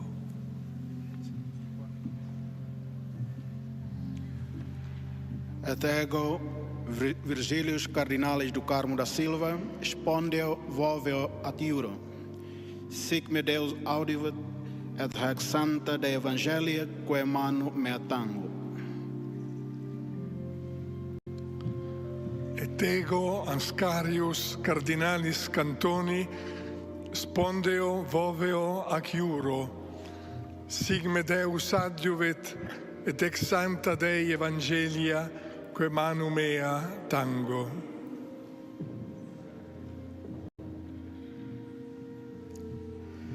Et ego Pula cardinalis Anthony, spondeo voveo ac iuro, sic me Deus adiuet, et ac sancta Dei Evangelia, quem manum mea tango. Et ego Paulus Caesar cardinalis Costa, spondeo voveo at iuro, sic me Deus adiuvet, et ex sancta Dei Evangelia, quem manum mea tango. Et ego William cardinalis Co, spondeo voveo ac iuro, sic me Deus adiuvet, et ac sancta Dei Evangelia, quem manum mea tango.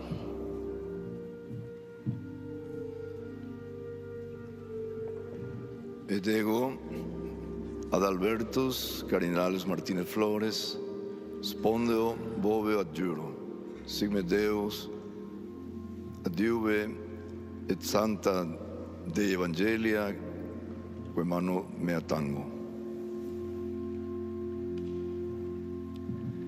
Et ego Georgius cardinalis Marengo, spondeo voveo ac iuro, sic me Deus adiuvet, et ex sancta Dei Evangelia, quem manum mea tango. Et ego Petrus Baptista cardinalis Pizzaballa, spondeo voveo ac iuro, sic me Deus adiuvet, et ex sancta Dei Evangelia, quem manum mea tango.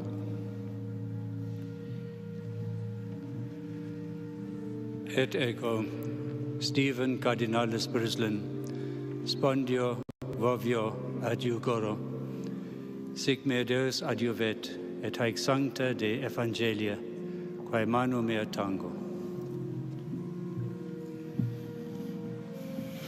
Et ego Angelus Sixtus cardinalis Rossi, spondeo voveo ac iuro, sic me Deus adiuvet, et ex sancta Dei Evangelia, quem manum mea tango.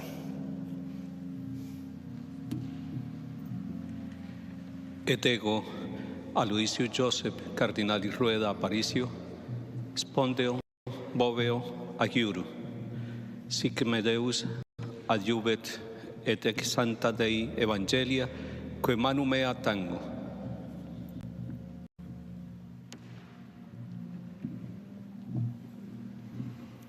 Et ego Gregorius Cardinalis Risch, spondeo voveo ac iuro, sic me Deus adjuvet et hec Sancta Dei Evangelia, que manu mea tango.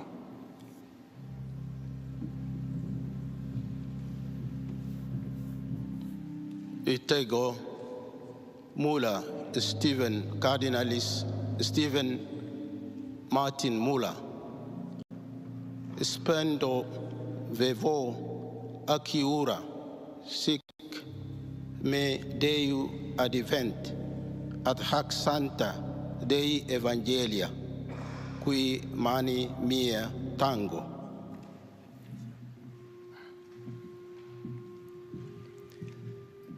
Et ego Cardinalis Covocano, spondeo boveo adiuro, sic me Deu adjuvet et ec Sancta Dei Evangelia, que manu mea tango.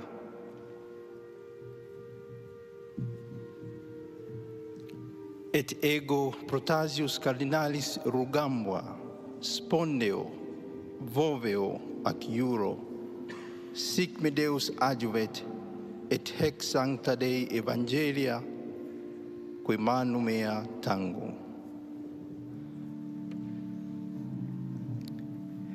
Et ego Sebastian Cardinalis Francis, spondeo voveo ac iuro, sic me Deus adjuvet et hec Sancta Dei Evangelia, que manu mea tango.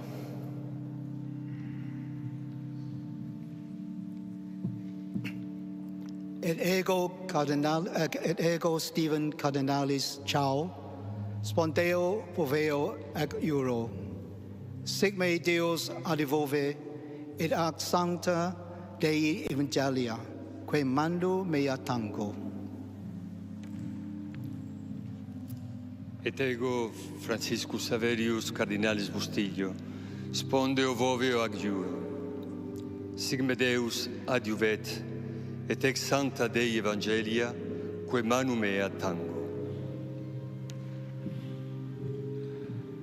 Et ego Americum Cardinalis Aguiar, spondeo voveo ac iuro, sic me Deus adjuvet et ec Sancta Dei Evangelia, que manu mea tango.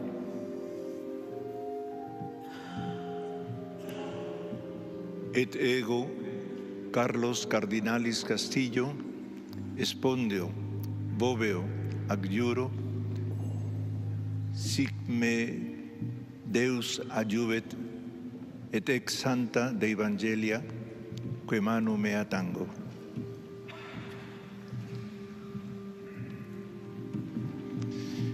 Et ego Vicente Cardinalis Bocalich, spondeo boveo ac iuro, sic me Deus adjuvet et hec Sancta Dei Evangelia, que manu mea tango. Et ego Luis Gerardo Cardinalis Cabrera, spondeo boveo ac iuro, sic me Deus adjuvet et ex Sancta Dei Evangelia, que manu mea tango. And as we mentioned before, the conclave is when the cardinals are locked in the Sistine Chapel, and that comes from the Latin phrase cum clave, literally means with a key. And this stemmed from the time when, during the conclave in 1268 in Viterbo, because the papal see had to be moved from Rome due to the overwhelming violence that was taking place in the Eternal City. So the papal see was moved to a small town, Viterbo, right outside of Rome. And it was the longest conclave in history, lasting just about 3 years. And to encourage the cardinals who had taken so long, the citizens of Viterbo had locked the cardinals into the palace of the popes in Viterbo, and also kept them limited to bread and water to, again, encourage an election, a quicker election, but it still ended up taking until September of 1271, after about 3 years without a pontiff. And it was at that time that Pope Gregory X was elected. And it's from that time that we actually get the beginnings of the modern conclave process that we see today, which actually, the pontiff that was elected during that time, Gregory X, he published an apostolic constitution, Ubi Periculum, with more concrete rules on how the selection of a pope should be carried out. And that's the apostolic constitution that remains the basis of this modern day process that we are seeing the beginning of now, with these cardinals taking the oath of secrecy. Et ego Ioannes Paulus, cardinalis vesco, spondeo, vovevo, ac iuro, sic me Deus adjuvet et ex sancta Dei Evangelia, quae manu mea tango. Et ego Dominicus Josephus cardinalis Mathieu, spondeo voveo ac iuro, sic me Deus adjuvet et ex sancta Dei Evangelia, quae manu mea tango. Et ego Robertus cardinalis Repole, spondeo voveo ac iuro, sic me Deus adjuvet et ex sancta Dei Evangelia, quae manu mea tango. Et ego Baldassare cardinalis Reina, spondeo voveo ac iuro, sic me Deus adjuvet et ex sancta Dei Evangelii, quae manu mea tango. Et ego Franciscus cardinalis Leo, spondeo voveo ac iuro, sic me Deus adjuvet et ex sancta Dei Evangelia, quae manu mea tango. Et ego Micola cardinalis Bicioc, spondeo voveo ac iuro, sic me Deus adjuvet et ex sancta Dei Evangelia, quae manu mea tango.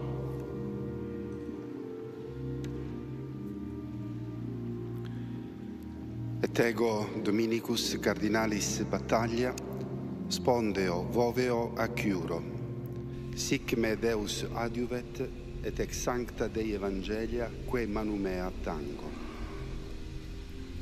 And now we move on to the order of deacons, including the Cardinal Camerlengo, who had responsibility for the property, the fiscal goods of the patrimony of St. Peter, and has an important role during the papal interregnum, the sede vacante, as we get closer to the last of the cardinals making their oath to faithfully adhere to the rules for the conclave, to fulfill the duties of the Patriarch ministry if they are chosen as Pope, and especially to preserve the secrecy that is involved with the election of the Roman Pontiff.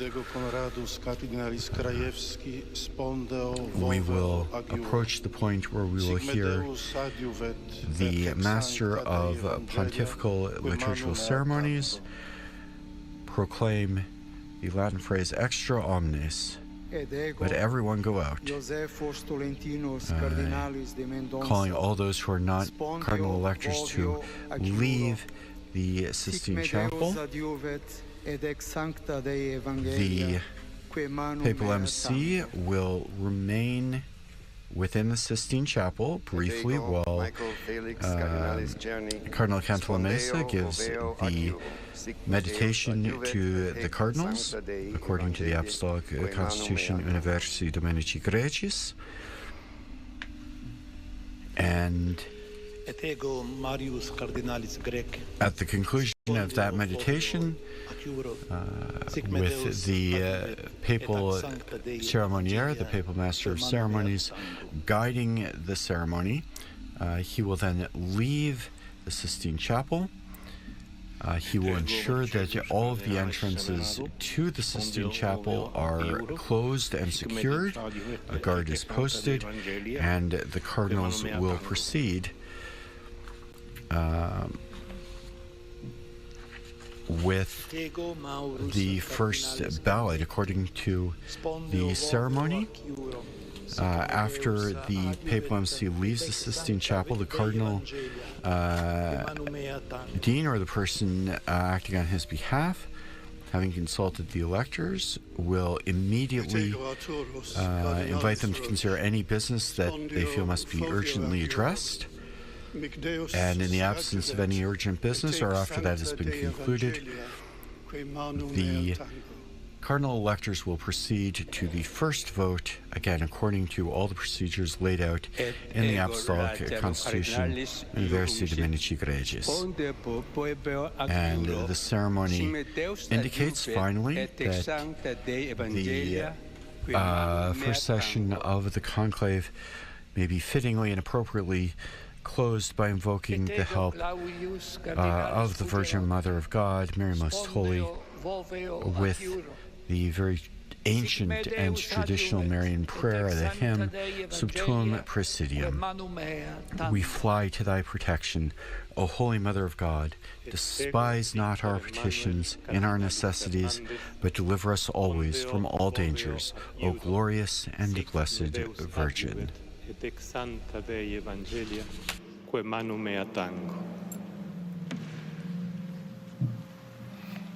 Ac ego, Emilius Paulus, Cardinalis Ceric, spondeo, voveo, ediu acciuro, sic me Deus adjuvet, et ex sancte Dei Evangelia, quae manu mea tango.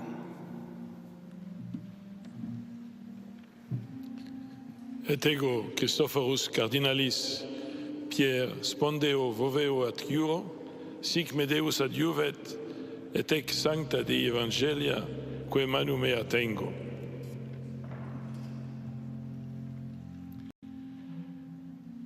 Et ego, Angelus Cardinalis Fernandez Artime, spondeo, voveo, acciuro, sic me Deus adjuvet, et ex sancta Dei Evangelia, quae manu mea tango.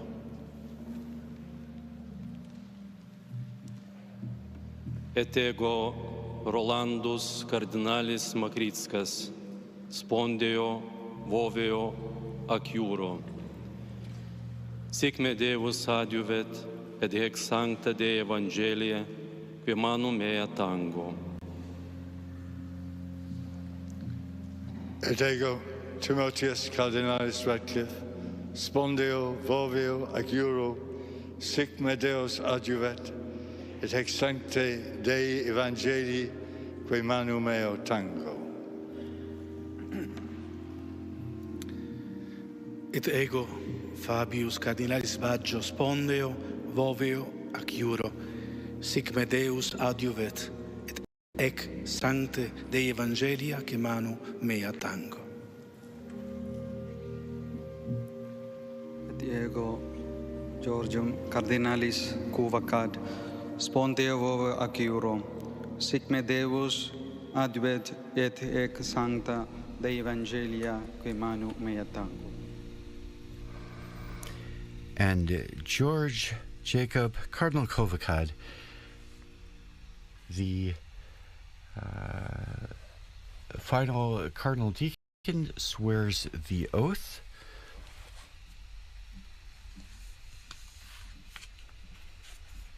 And we proceed to the closing of Extra omnes. We hear those words in Latin where it means everyone out, signaling when all the non-essential people in the Sistine Chapel are invited to leave and the cardinals can begin their discussions.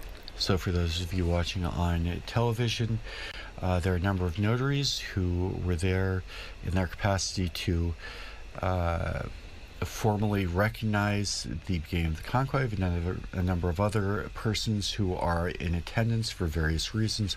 All of them are ordered out of the Sistine Chapel, and as soon as they leave, the doors will be closed, the meditation will be given, the papal MC will leave, and the solemn closing, locking, and guarding of the doors of the conclave will take place, followed by the first vote this evening.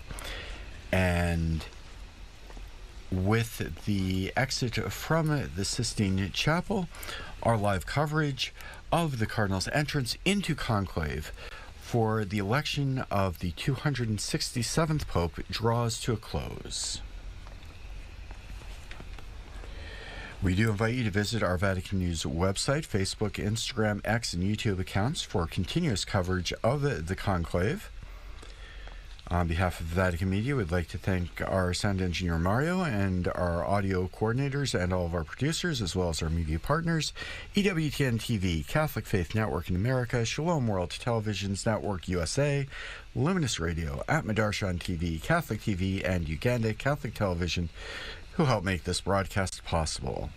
My name is Kelsey Gussie. And I'm Christopher Wells. It's been our very great pleasure providing the English commentary and translation of the ceremony of the entrance into the conclave for you.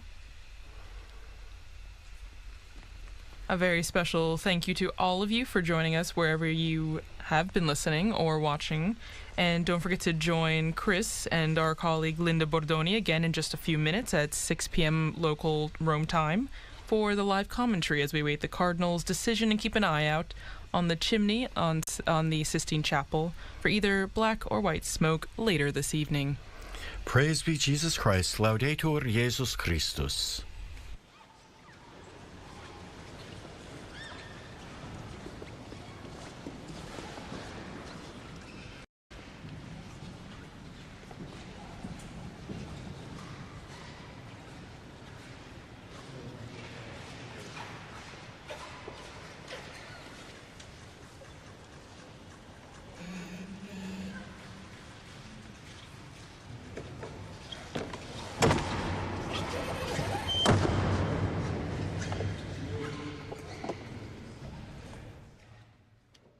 All right, and there you have it. The door officially closed there inside of the Sistine Chapel, and the conclave has begun deliberating as they prepare to elect a new pope. We will continue to have more of this coverage throughout the day for the next several days or weeks, however long it takes, to see who will be replacing Pope Francis.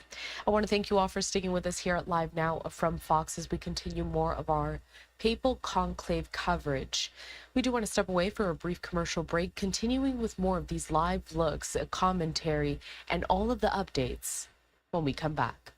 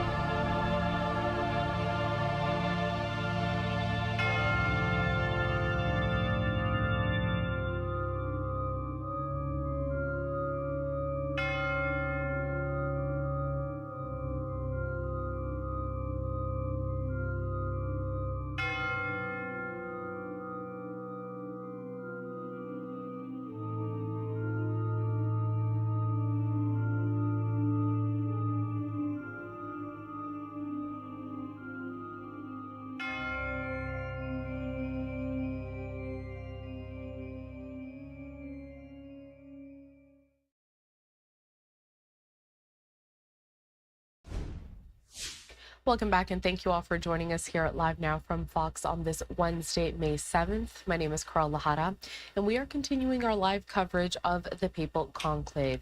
We have several live looks out there over in Rome, as we know that the cardinals officially beginning their debate at this time to see who is going to be the next pope.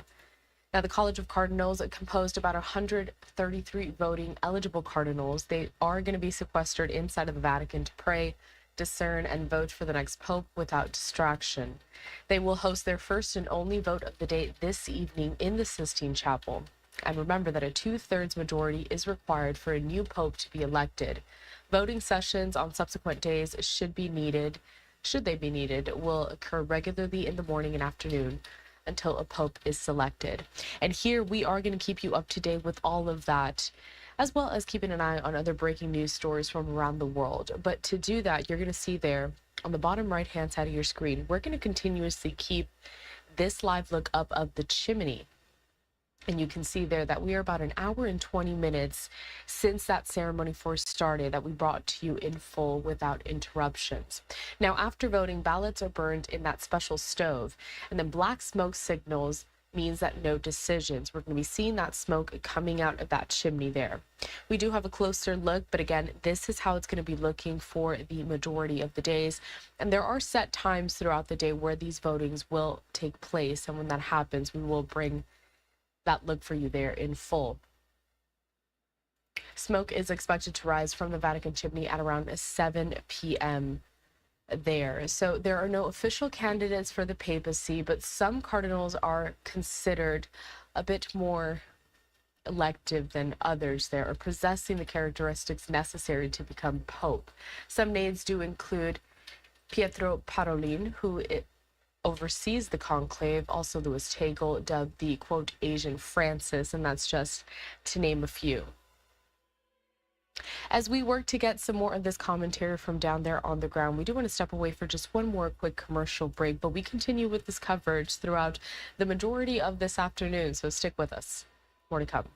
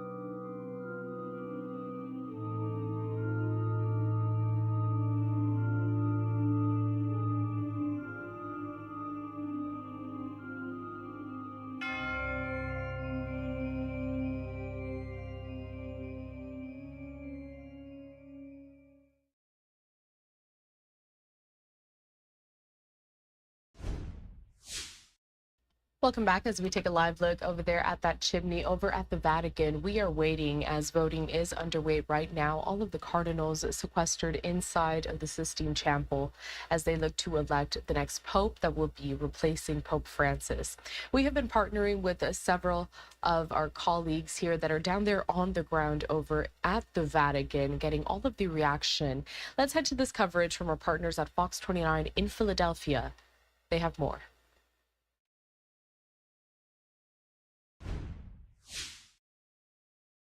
Papal Conclave, day one, they just shut the doors. What is it? Extra omnis is what... everyone out? Everyone out. Get everyone out. So in the next 45 minutes, as we are joined now by Mountain Butoric, also known as the Catholic Traveler. Here, take the mic. You're my co-host here for just a moment. It's great to have you with us. Thanks for having me again. My knowledge of this is surface level. You've been studying this and living this for decades now. Yeah, 20 years. Yeah. You met all three popes. We just spoke to a man who was diehard pizza balla. Oh, I love pizza balla. Yeah, and you know, there's no telling where this is going to go. Really tough to predict. There's no question he is fit to be pope. He's, what is it, Papabile? Yep. His age, he's 60. That's that issue. Yeah, because we could be talking about a 30-year pope. Right. Yeah. Is that the best thing you think for the Catholic Church? If it's the right person, absolutely. Yeah. But I mean, the thing is, the cardinals have to decide, is this person the right person? Because if we get him for 3 decades, that's a long time. And as we saw with Francis, a lot could happen in 12 years. Right. Because he changed a lot of things. He did a lot, moved out, changed his shoes, all kinds of stuff. So they want to make sure they get it right. In a world of AI and, unauthenticity, if you were to draw up a pope with attributes and age and right. geography, how would you draw up the next pope for the Catholic Church? Somebody that can appeal to a lot of people. Yep. So kind of like Francis did, make them feel welcome, but speak clearly like Pope Benedict did. It said that he would speak in complete paragraphs, and you knew exactly what he was talking about. Nothing was left up to debate. So somebody like that. I mean, I would like a young pope if it meant, 3 decades of good leadership and a good direction for the church. So that's what I would like. I mean, he is a man who has offered his life for hostages and right. Is in probably one of the most challenging regions of the world right Absolutely, now. Yeah. And he seems poised and ready. I'm not sure. What about the other cardinals? Do you think they feel that type of presence from him and absolutely and might be inspired by his leadership? Yeah, I think so. Yeah, you're looking live here as Jared is kind of panning across the area, showing all the media, the people from across the world. I would imagine, Mountain, that the Vatican's always a melting pot of cultures and languages, but more so now more than ever, right? Right. Yeah. Yeah. So that's another thing that it would be important for a pope to have: strong language skills, communication skills, not somebody that's really boring, but can communicate with the people. Yeah. And it's okay. Come on by, folks. Yeah. It's crowded. It's a crowded St. Peter's Square. And so, okay, now let's predict time. It's been usually 2 days, 4 to 5 votes for the last 2 pontiffs. Do you think that's about right for this one, or a little bit more time? I was thinking by Friday morning. Okay. But a friend of mine who's inside there right now says that there's a lot of division. And I mean, it could go till Monday, which is crazy to think about. Like, if we don't have White Smoke Friday, then we know it's a divided church. And do you think the cardinals are aware of that perception and therefore might want to hurry up and come to a conclusion? No, there's no hurry. They want to get it right. So they're not going to hurry it, but they know for sure that if there's not white smoke within a few days, that people are going to start talking. They're going to be wondering what's going on, but they're not going to make a rush decision. They're going to get it right. You were at today's Mass. Very interesting homily. Leanna, do we have sound full of that homily? Okay, we just have a full screen of the homily. You were there. Can you sort of take us through what the message was? I actually wasn't paying attention to the homily. I'm sorry. Really, that's the story of my life at church. That's okay. From what I understand, I paid attention to the Mass, but the homily I was kind of checked out for a few minutes. That is so relatable. That is so. We're Catholic. We're real people, right? That is so funny. No, but I get it. And you know what? I think it was about don't vote. Vote with your heart, not your issues. Absolutely. Don't think of things that are on this planet. Think of things that are beyond us. And so that was sort of the message today. And again, the weight of the moment. I do not envy the Cardinals. No, while they are in a not. very high position, And not to mention the administrative tasks that are involved. It's not just a spiritual position for the pontiff. I mean, you've got it's a world leader. Not only a world leader and a diplomat, but you're promoting bishops and archbishops and making decisions like that. For the future of the church. Yeah. Are we at a crossroads in the Catholic Church right now? I think that it feels that way. I mean, but you have to look at the bigger picture. I mean, we've been going for 2,000 years. There's been some really bad popes, really bad times. So in the future, is this going to be like a point where they look back like, oh, it was a crossroads? Right. I mean, we definitely kind of feel that way now. Pope Benedict said something about, you're not necessarily going to make the right decision, but the Holy Spirit will help guide you through it. Yeah, kind of whisper into the cardinal's ears. Do you have a favorite pope of all time? I mean, all time. Benedict was kind of my guy. Like I grew up with John Paul II, but I'm a convert, and so it was around the time of Benedict, and so, I mean, that was kind of my pope, and I loved just his personality and how he spoke. But I liked Francis too. I mean, I've been here from the beginning with him. So and they're all different in their own way. Right. Why did you convert? What made you convert? My mom. Yeah. She's like, we're going to be Catholic. Yeah. So what? It wasn't some big conversion I had. It was just like my mom brought us into the church. Well, that's kind of when I was in high it's school. all about our parents and sort of how they were brought up. It's generational. Exactly. So all right. So Friday morning, Mountain says, is when we can expect white smoke. What's it like when we see even black smoke? Is there a big gasp, a big disappointment? Like it's not even disappointment. It maybe by Friday if it's black still, but at first it's just like, oh, let's go have a drink. You know. Yeah. It's we expect some black smoke, so we know it's going to happen a few times, and whether it's black or white, it's just excitement. Oh, no doubt about it. It just means we're one step closer to a pope. All right, I'll take that mic back, Mountain Butoric. If people want to go on a pilgrimage, how do they do it? TheCatholicTraveler.com. Okay. Yeah. Wonderful. And when's your next one? Next Friday. So I'm hopefully we get a pope. To here? Or no, this is Portugal. You're going to Portugal on incredible. Portugal next Friday, yeah. All right, now thank you very much for your time. Big friend of Fox 29, Mountain Butoric. We'll be right back here from St. Peter's Square next. I want to thank again there our partners at Fox 29 in Philadelphia. They are live down there in Vatican City as we are waiting to see who is going to be the next pope. And we have a couple of these switch feeds here to keep cycling through, giving you all of these live perspectives and these pictures there. So many people have turned out to this area just to witness this moment. It's not something that happens that often. And remember that the voting, it does follow some strict choreography that's been dictated by the church. The Associated Press here kind of breaking everything down, saying that each cardinal does write his choice on a paper inscribed with the words, quote, "Elijo in semen pontificem," or "I elect a supreme pontiff." They approach the altar one by one and say, "I call as my witness Christ the Lord, who will be my judge, that my vote is given to the one who, before God, I think should be elected." The folded ballot is placed on a round plate and slid into an oval silver and gold urn. Once cast, the ballots are opened one by 3 different scrutineers who note the names down and read them aloud. Cardinals do continue this process until one of those popes is elected. They keep their own tally as well on a sheet of paper provided, but must turn their notes in to be burned by the end of the day of voting. As the scrutineer reads out each name, he pierces each ballot with a needle through the word "elijo" and binds the ballots with thread and ties a knot.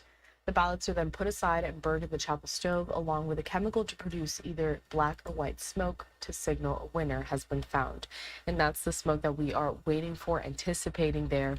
The bottom right-hand side of your screen is a live look at that chimney. We do have a closer one here as well. I'm going to take it for you here in full. So this is where we're going to be waiting to see that smoke. And it remains to be seen how many days or weeks this may take until a new pope is effectively elected.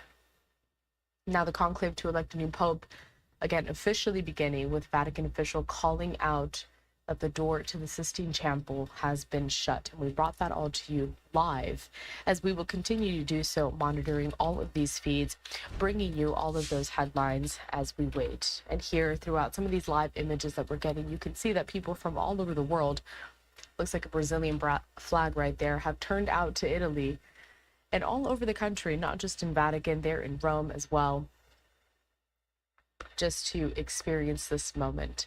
Let's head back to our partners at Fox 29 in Philadelphia as they continue their coverage of the papal conclave.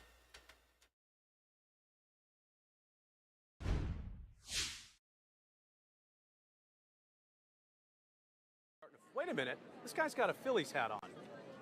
Sir, are you from Philadelphia? Yes, I am. You are. We're from Philadelphia. Fox 29. Nice. I saw the Phillies hat. This is the yeah. first. I saw some Birds attire yesterday, and now. Yeah, it's the same. Well, I got here on Monday, so we've been seeing a lot of Phillies and Eagles hats all around. What brought you here? So we actually came for vacation, and we saw that it was actually today. We're flying back home. Oh, you're not gonna. Okay. So we just got here. We got here on Monday, actually. I think you got to extend your trip a little longer. We might have to. I mean, who Yeah. knows? Who knows? So, where part of Philly are you from? Northeast. Yeah, you're from the Northeast. Okay, so what does it mean to you to be here during this incredible history-making moment? I mean, we're witnessing history. Obviously, you don't decide when this is gonna happen. It happens when destiny or God plans when to happen. So it's actually an honor to be here, witnessing history, seeing a lot of people from a lot of part of the world. Interesting. Yeah. Do you have are you Catholic?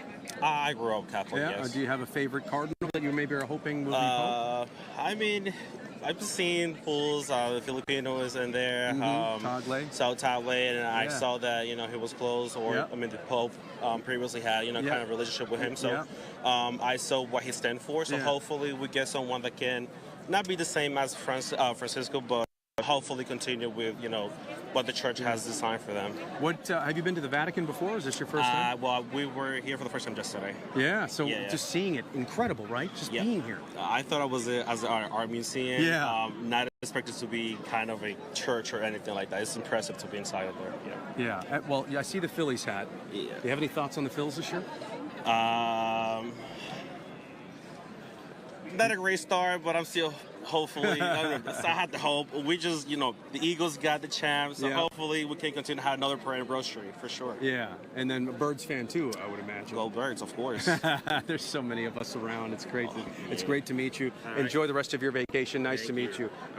We're watching back in Philadelphia, so Fox 29. Thank you very much. So I just saw the Phillies hat and I had to quickly talk to him. There's a really nice Italian man here who's the smiliest, nicest man. Sir, hello, how are you? Yeah, fine. You are local? Do you live in Rome? I work in Rome, but I'm from Sicily, from Agrigento. Yeah, from Sicily, right. My mom's side from Sicily. Where about? Oh, I don't know. I should know this. Sorry, Mom. Gosh, what? Anyway, I think west side. I don't know the name of the city. Catania, Siracusa, Enna, Taormina, southwest Trapani. Taormina. I think so. I'm such a bad. I need to check my 23andMe. But anyway, it's nice to meet you. And so you came up to Rome to be here? No, I'm working in Rome, and so you work in Rome. I finished working at 3, and so I decided to come here because I'm very excited. It never happened in my life, because despite I live in Sicily, it never happened to me. So I'm very excited. It's really amazing. Yeah, you came by yourself? Yes, by myself. Oh, wonderful. Yes. That's great. And believe it or not, this Italian man from Sicily has family in the Philadelphia area. Isn't that right? Yes, I'm gonna say hello to my relatives, my aunt, my uncle Larry, my aunt, my Enza, and Lisa, Maria Lisa, and everybody else. Yes, and so I'm very excited. Because I've been watching Fox News for 8 years, and so I really find watching Fox News. Thank you so much. And what part of Philly are they from, your family? From King Prussia. King Prussia, and one because my grandfather used to live there. He moved from Sicily in 1969, and he brought my aunt. Because my mother remained in Sicily because he married there. And the other came to USA. So we have a long tradition because even my grandfather, they moved in the in the last century. And so that we have great tradition. Well, come see us in Philadelphia. Come visit us. Yeah, I'm really fans. Yeah, okay. Yes. Nice to meet you. Yeah, we'll see you in King of Prussia. Pleasure. Yes, sir. Bye. Yes, sir. Thank you. All right, and thank you so much there again to our partners at Fox 29 in Philadelphia, sending their own personnel down to Vatican City, talking to all of the people who are present as we wait for a new pope. We're stepping away for a quick commercial break, continuing this coverage after this.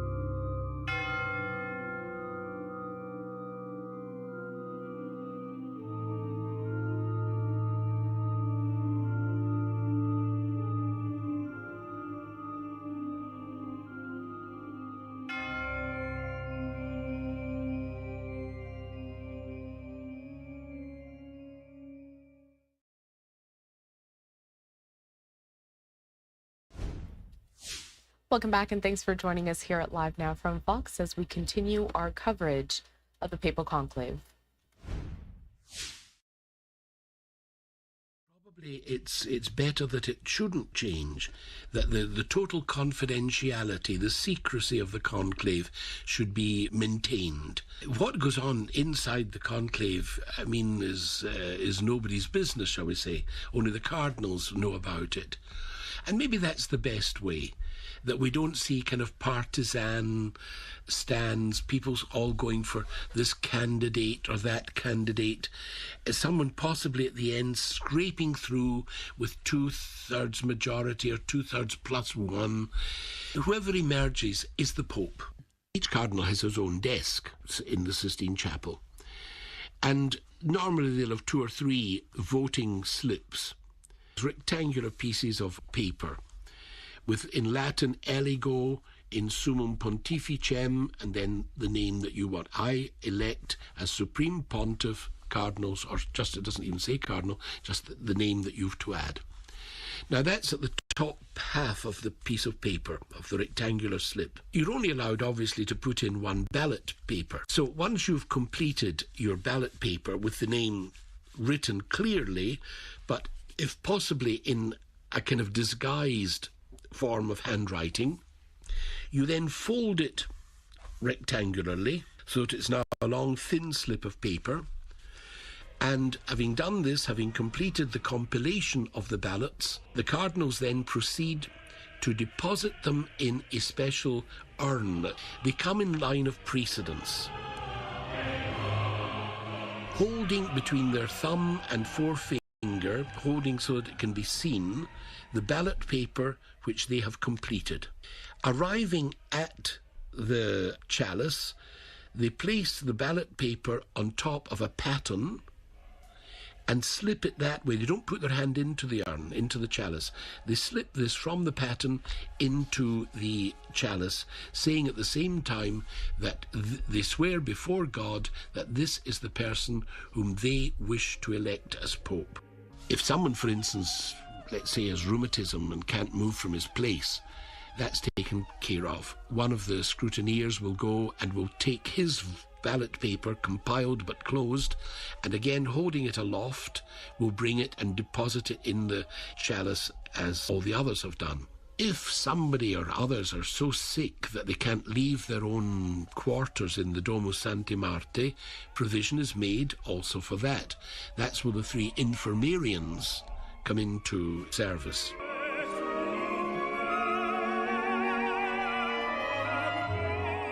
Now, at that stage, the balloting the first stage has taken place. The first of the scrutineers takes the great chalice and shakes it up so that all the ballot papers inside are all mixed up. He then empties it out onto the table, and at this stage, the count begins. He takes a ballot paper, opens it, reads it, passes it only read to the second scrutineer, who reads the name, who passes it to the third, who reads the name and calls the name out aloud for all to hear, and then takes a needle and thread, and through the word eligo, through the word I elect, he passes the needle and thread through that word, and in that way the ballot papers will not be dispersed. It proceeds like that through all the ballot papers. Let's say that when they count the ballot papers at the beginning, that there's a discrepancy between the number of electors and the number of ballot papers, then immediately that's considered null. They've just got to start all over again. But let's presume that the right number is there and the right number of ballot papers are there, and they go through all that, announcing the name and taking the count. At the end of an inconclusive ballot, they will proceed to the second ballot, keeping on a side table all the original ballots from the first round. They'll go through the second ballot, and the same procedure, look at it, read it, announce it aloud, and thread it on to the other papers. And at the end of that, if it has still been an inconclusive ballot, they take all of these ballot papers, take them to the stove, push in some other material. It used to be straw or something like that. I think they use chemicals now, though, that will produce dense black smoke. The important thing is that if it's only the papers that are being burned, then the smoke is white. Now, that only occurs when there has been a conclusive ballot. When going through the whole thing, they've realised the ballot papers tally with the electors. We've now got a candidate who has achieved 2/3 majority. This is also checked by the tellers, by the revisers. They make sure that there's been no mistake made. And at that stage, all right, we're back to the stage where the Dean asks the consent of the elected candidate. And we never know anything about what happened in these conclaves? No, strictly speaking, not. The reason being that the Camerlengo is supposed to collect, first of all, any other papers, any other notes that cardinals may have taken. They're supposed to hand them over, and they also are burned. Now, obviously, the scrutineers, they take a very careful note, a very careful record of how the voting has gone. It's not that we lose all record, but those records are then put into a special envelope and put in a very specially assigned archive, not open to consultation. What happens then? We've now got a candidate who has been canonically elected. The Cardinal Dean asks him, do you accept your canonical election? And if he accepts it, the Dean asks him, by what name do you wish to be called? What name, pontifical name, do you wish to assume? And the newly elected Pope announces the name that he would like, to be called by. And from that very moment, he is the Bishop of Rome. He is the Pope. He's the head of the College of Bishops.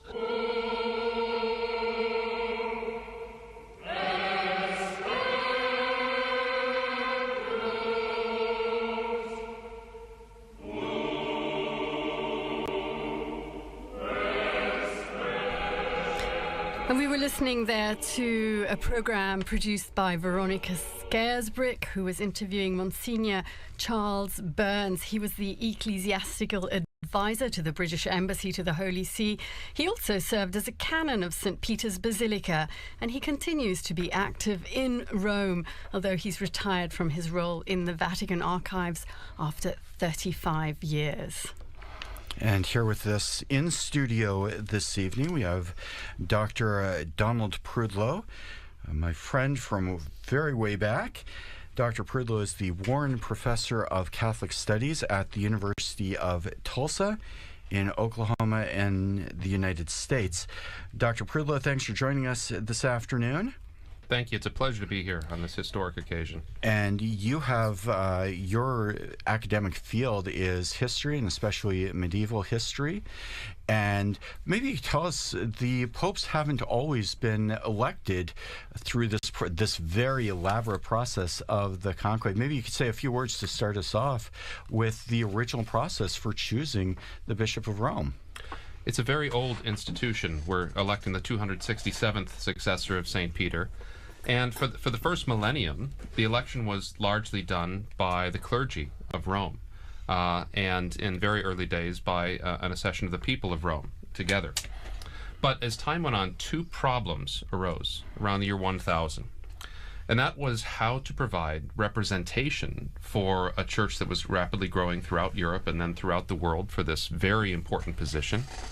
And the second is how to free papal elections from secular domination, from the domination of kings and princes and emperors, and how to make it secure as a religious office.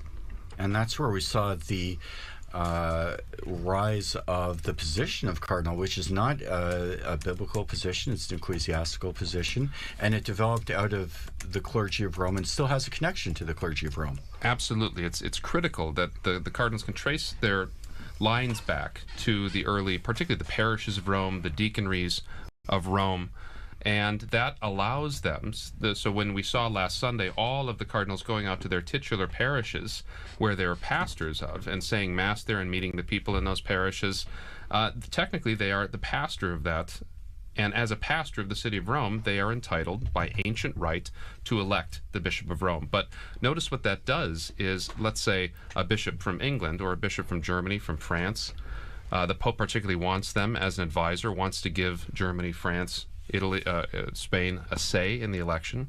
He will appoint them as an advisor, a title that came to be assigned with cardinals from cardines, the hinges of the Roman Church, the close associates of the Roman Church. And in this way, through the medieval process of representation was a very important principle in medieval Europe.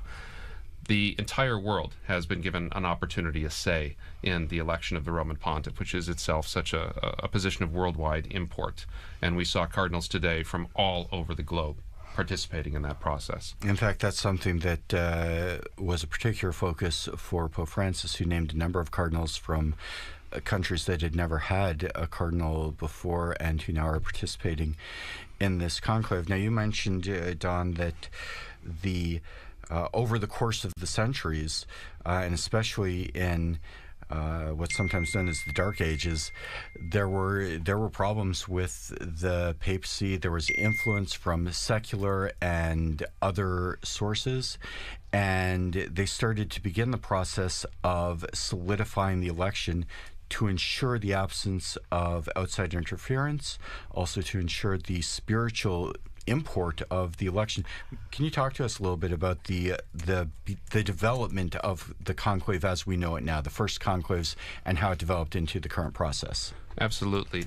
Since Rome is, in a certain sense, the central hub of the wheel of the Church, it's an important position. We know that. We saw the worldwide representation at Pope Francis's funeral. And we see what a significant power that this office can hold. And so that makes it important, that makes it interesting for secular rulers to try to interfere in the selection in order to get a candidate that might be more friendly to their political or earthly interests. And so starting in the 11th century with the purification of the papacy after a dark period, as you say, the election was reserved to the cardinals. And then in the 13th century, after a particularly difficult conclave, in fact, a conclave that lasted almost 3 years in the beautiful city of Viterbo, that resulted in the eventual election of Gregory X, he decided that he was going to sequester the cardinals away, cum clave, with a key, in a room, and keep them there until that they had reached their decision. And even this sometimes wasn't enough to get them to make up their minds. The city of Viterbo during that conclave actually put the cardinals on bread and water at one point, and even took the roof off the papal palace where they were meeting so they'd be exposed to the elements in order to, let us say, hasten a decision to get the church a pastor again. Gregory X issued a document called Ubi Periculum, which laid down many of the rules for the conclave that still applies today, described in the program we just heard and in the events that we just witnessed. Now, over the course of the years, that becomes solidified. Particularly, we start to see when the papacy returns to Rome after the Avignon period, the conclave becomes much more settled. It starts to be held in the papal palace in the Vatican, in the Apostolic Palace. Sometimes it'll go back to St. John Lateran, but most of the time it starts to be held in 1492 in the Sistine Chapel, where it continues to be held to the present day. The last conclave that was outside the city of Rome was during the Napoleonic period in 1800, when all sorts of untoward things were happening around Europe, and so the papacy had to find a new way to make do. Professor, you were just saying there that you noticed the cardinals from all over the world, and we think the whole world is watching us at this moment, not only Catholics. Don't you think so, Philippa, who we know is part of the Lutheran World Federation? You're here for the conclave. Your delegation will be here.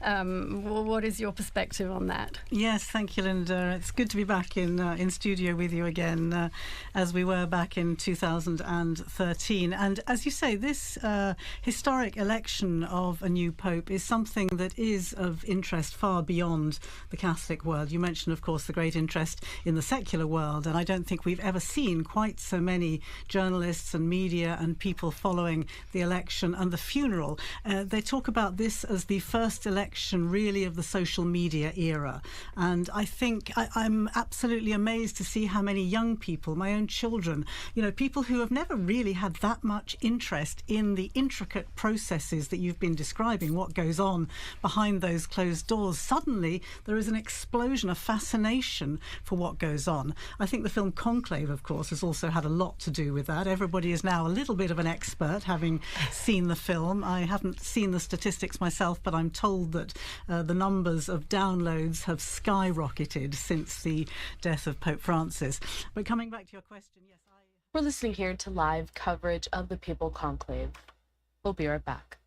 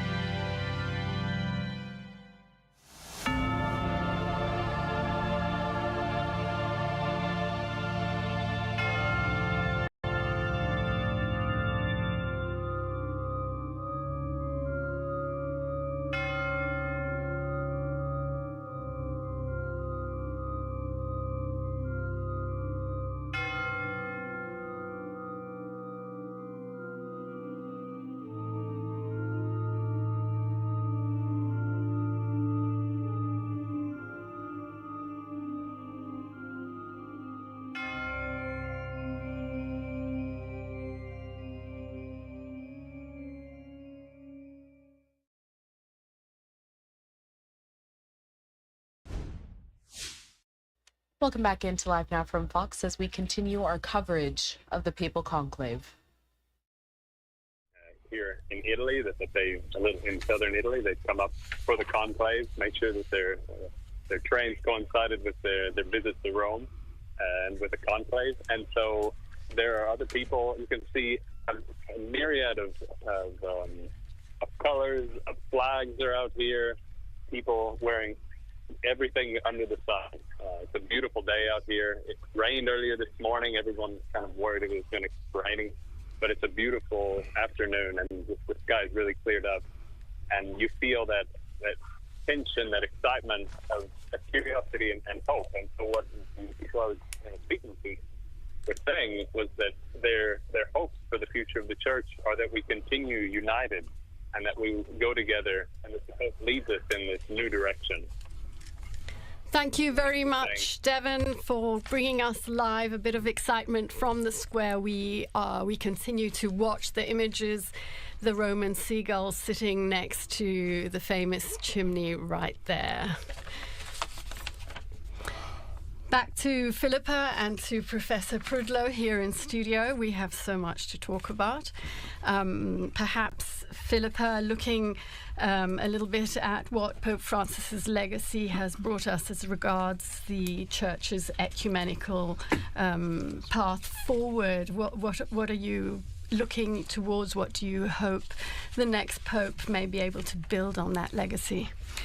As you say, there is, or as we were saying earlier, there is a lot of expectation from other Christian churches and other Christian leaders, looking back with immense gratitude to the legacy of Pope Francis. If I can just remember back to the conclave in 2013 and to his election, that announcement which took a lot of people by surprise. Bergoglio wasn't one of the top names that people were expecting, but I can never forget forget that moment that he stepped out onto the balcony, describing himself as the Bishop of Rome, and the effect that that had on some of the ecumenical guests, some of the other leaders who were listening to his words, and hearing a new openness that in fact continued to be the path that he followed throughout the 12 years of his pontificate. You know, this was a man who talked about how his door was always open, and that included not just to Catholics but to everybody, people of all different churches and of course different faiths and no faith at all. And so there were some extremely significant events that I was very privileged to be part of. I think particularly of the Lutheran World Federation and Pope Francis marking together the 500th anniversary of the Reformation. I remember when I first heard about the possibility of that happening, saying to colleagues around Rome, you know... Yes, you were here at the radio back then. Absolutely, and I remember saying the Pope is going to mark the anniversary, the 500th anniversary of the Reformation, together with the Lutherans, and people saying, you're daydreaming, that's never going to happen. But of course, the Pope travelled to Sweden, and together with the Lutheran World Federation leadership, he had a very significant liturgy in Lund Cathedral, and then went on to the stadium in Malmö, where together they looked to the past, they asked forgiveness for the sins, the divisions, the terrible sins that came out of the divisions of the Reformation, and then pledged to overcome that by working together into the future. And I think that was one of the very significant events that I was privileged to be part of, and of course, as you say, now continuing to work in that vein with the Lutheran World Federation. He also brought about many other changes in all aspects that we saw from day to day. Professor Prudlow, you are very knowledgeable of things past, but you're also an observer of current affairs. What would you say some of the most interesting to the general public changes have been as regards liturgy, as regards ceremony, and all these things that we are witnessing right now? Well, I really agree with what Philippa said about this being very much on social media and very much open to the world, and so people seeing some of these very ancient things for the first time and being quite impressed by them and wondering to know more what's because in previous times these conclaves would happen so far away from people's minds before the age of news telegraphs and things like that. You might be informed a year or so later that you had a new pope and you had to change the name in the liturgy. So this is a great opportunity for outreach for the Catholic Church, for sure. One thing that's changed in the last 150 years is conclaves have gotten so much shorter. Conclaves used to be 50, 60, 70, 100. There was the one conclave that was 181 days, and it was recently in the 18th century. And I think that's come about as a result of increased communication. Cardinals are able to know each other more. We know more about what's going on in the world more immediately. And so those have come down as well. And I think cardinals today are sensitive to the idea that perhaps a long conclave might not be very adaptable for the modern media, that would lead to all sorts of problems. So a lot of things get worked out. But you have elections as the Church opens to the world. In 1903, you have the first non-European elector, Cardinal Gibbons of Baltimore. But then you start to run into problems. How is the Church going to manage to get those cardinals from so far away? And in 1914, 1922, the conclave happened so quickly, the American and Canadian cardinals weren't able to be there. And so that's when they added the 15-day rule. Which now with the advent of air travel, right, becomes a little easier. But now that, as Kristen, you were saying, that cardinals coming from all over the world, from Tonga, from Burma, from Mongolia, the flights aren't as regular, and so they need to have more time to make sure. Some of them only just arrived 2 days ago. Yes, the last can you ones. imagine that? Yes. Right, just being dropped into the middle of this from your country, and that's astonishing. We talked also about secular interference in elections, and people think, well, that was a Middle Ages problem. And in fact, the European monarchs, the Catholic European monarchs, all through the 17th, 18th, 19th century, had the right to veto candidates. And as recently as 1903, the Austro-Hungarian emperor excluded a candidate, which led, of course, to the election of St. Pius X, which was a sort of good outcome. And he himself abolished what was called the jus exclusivae, the right of European monarchs to object to particular candidates. And so that, and then we see other changes in 1971. 80-year-old candidate, 81-year-olds and above were disallowed from participation in the conclave. But we saw how healthy their contributions were in the general congregations in the events leading up to the conclave. So there have been a lot of times in church history where the conclave and the cardinalate is one of those adaptations that the church has made through history in order to meet these challenging demands that have come up over these 2,000 years. And I think, too, talking about the changes in the conclave, we've seen how a change originally to accommodate cardinals who are coming from far away, this long period between the death of a pope and the entrance into the conclave, has changed in its purpose. 100 years ago, that was to make sure someone could jump on a boat and get from South America or even Australia now and make it to Rome in time for the conclave. Now, we've heard a lot of talk in the past couple of weeks about cardinals having an opportunity to get to know one another. Even though they can see one another in the papers, in the media, they can talk to one another on the phone, but to have the real experience of being here in Rome, in person, and I think that's something that Pope Francis would have said too, speaking about the importance of relationships and getting to know someone personally. And so that is a change that originally had one purpose in the church and has subsequently had a new purpose. Even something like excluding interference, what that looked like 500 years ago when, Henry VIII was King of England, and what that looks like now when you have dictatorships, you have governments that are run on X or TikTok, and the purpose of excluding people from the conclave started with one end in mind, and the church has adapted that, and it still serves a purpose, even if that's not what was originally foreseen by the people who implemented that change in the system. But it's all stayed incredibly secret. We know that yesterday everyone who is participating in the proceedings, and that's not only the cardinals who are voting, but obviously they're medics, there are people making meals, they're the cleaners, they're the florists. They all took an oath of secrecy yesterday, swearing that not a single thing they're going to be hearing in these days would be leaked out. I know that there are a couple of walkie-talkies that can be used in an emergency if they need to call a medic, but their cell phones have been taken away. They can't read the papers. They don't watch television. There is no radio. So yes, it really is. It may depend on how long they can go without cell phones. Well, and it's interesting too. You started to allude to this. There are several officials among the cardinals who do have the right and the means to communicate outside of the conclave. So, for instance, suppose, as many of the cardinals are very old, suppose one of them gets sick and they need to call a doctor. There's a procedure for that. I don't expect them to run out of food, but if it does go to a long conclave, they can make arrangements for that. Or perhaps a more spectacular outcome, if the cardinal should choose to elect someone who is not in conclave. And there has to be a means of contacting them, which would be, I think, shocking to the whole world.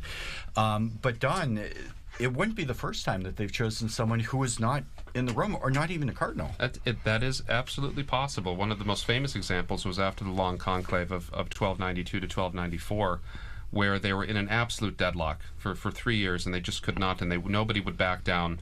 And finally, they broke down and said, I heard that there's this hermit living up on this mountain. He's a very holy guy. Maybe just making a holy person pope. Let's try that. And so you have this picture of these bishops and cardinals trundling up this mountain in Abruzzi, and getting to this hermit's cave to tell him that he's just been elected as pope. And he tried to prostrate before them, and they tried to prostrate before him, and it was all very awkward. But to have something like that happen, it's been a very long time since anyone who was not a bishop has been nominated. That was Gregory the 16th in 1831. And so if somebody who's not a bishop is elected, they they do not assume the office of Pope until they're made a bishop. You have to be a bishop to be the Bishop of Rome. I imagine there's some prerequisites to be named, even if you're not a cardinal. I find it interesting. So if you're a baptized unordained Catholic male and you get the call, like I've told my wife to stay by the phone just in case, that you would have to have your wife's permission in order to do that, because you'd have to separate from bed and board to be ordained. But that is a theoretical, if remote, possibility. Basically, the only requirement is that you are the requirements for being made a bishop, yes. Which technically is, if you were to choose someone, and Don, maybe you can correct me if I'm wrong, but there are stories of people who've been elected even before they've been baptized, and they went through the process of baptism, ordination, consecration to the bishopric. I think some of those are maybe not certain. But we know for sure St. Ambrose of Milan, who was the Roman civil administrator, who was so skillful at getting various parties of Christians to get to talk to one another. He was even though he himself was pagan. He himself was a pagan, and both sides, the Arians and the Catholics, shouted out Ambrose Bishop, and they carried him into the cathedral. He was baptized. He went through the 7 grades of ordination, and on the 8th day, he was made the Bishop of Milan. And so there are examples. You're listening here to our live coverage of the Papal Conclave. We'll be right back.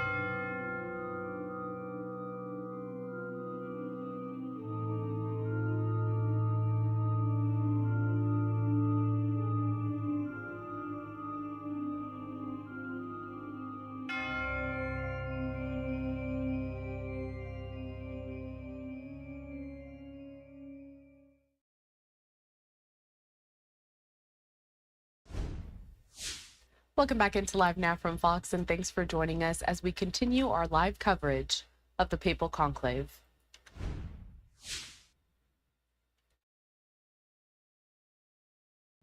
Had resigned, and just a look of shock and not quite knowing what to do next, actually. And then we began, of course, going back through. The first reaction was, well, let's start looking back through the things that he's been saying. I remember I was asked to look at some of the first things that he'd said in the days after his election, and it was fascinating to look back on, I think it was the first or the second day, when he was talking about not being up to the challenge in a certain sense, but with God's will he would do what he could do to take on this extraordinarily difficult role. I think it's difficult for us now to perhaps remember back to just how deep a crisis the Church was facing during those final years of the Benedict papacy. You know, there was the financial crisis, there was the sex abuse crisis, which was at its peak perhaps at that time. There were the so-called Vati leaks. With it was really a time of extreme difficulty on so very many fronts.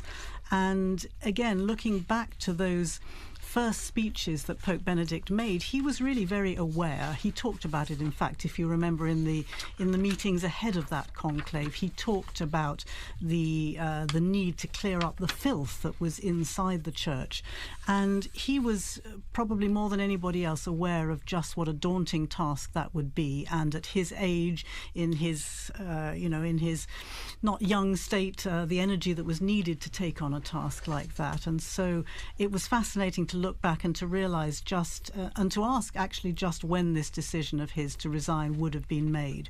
I happen to know that the former Archbishop, well, at least there's two former Archbishop of Canterbury's now, but Rowan Williams, who was the Archbishop of Canterbury, the Anglican leader at that time, had a conversation with Benedict a year before the resignation was announced, and the two of them, Rowan Williams was looking forward to his own stepping down and being able to have more time to do the things that he wanted to do, to study and to read and to write and so on. And he told me that he and Benedict had been able to discuss that, and clearly Benedict had been maturing this decision for a very long time.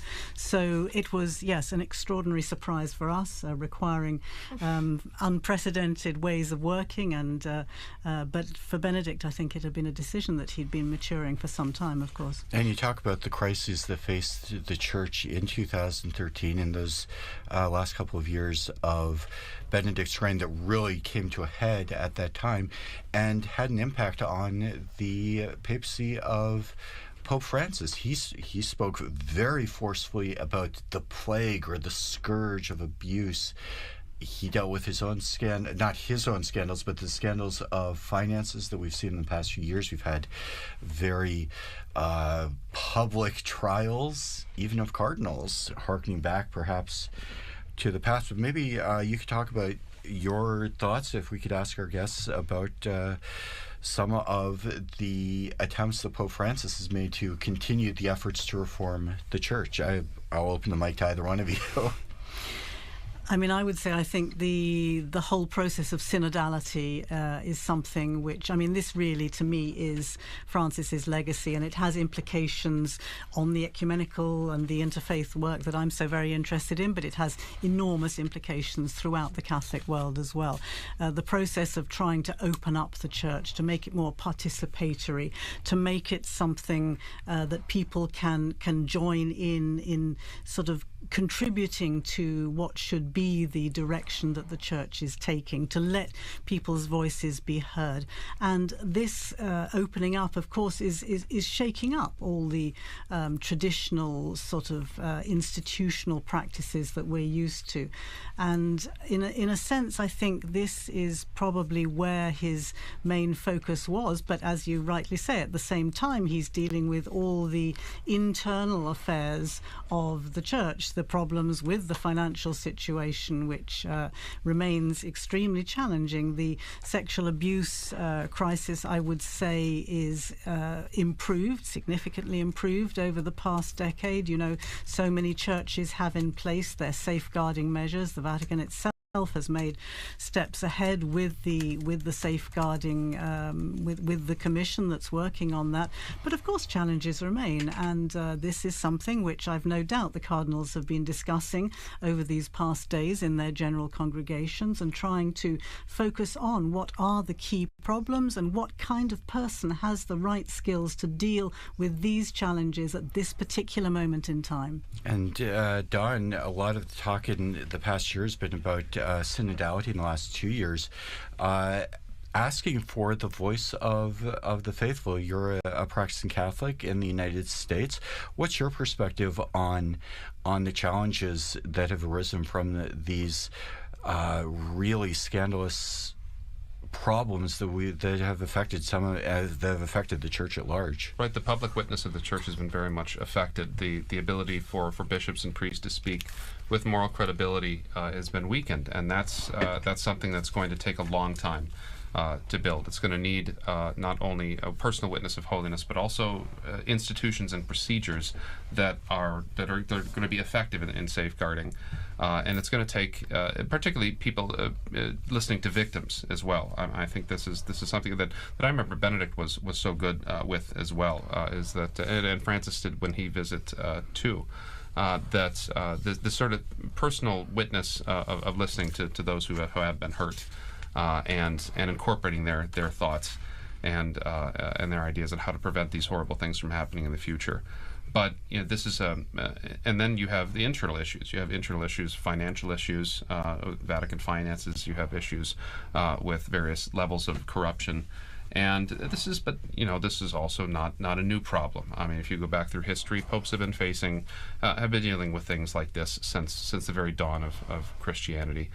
And we can, by looking back at our history, we can see how people like Pope St. Damasus or Pope St. Leo or Pope St. Gregory handled these things, because Pope St. Leo the Great had to depose 6 bishops for corruption and violations of their vows, and so this is nothing new.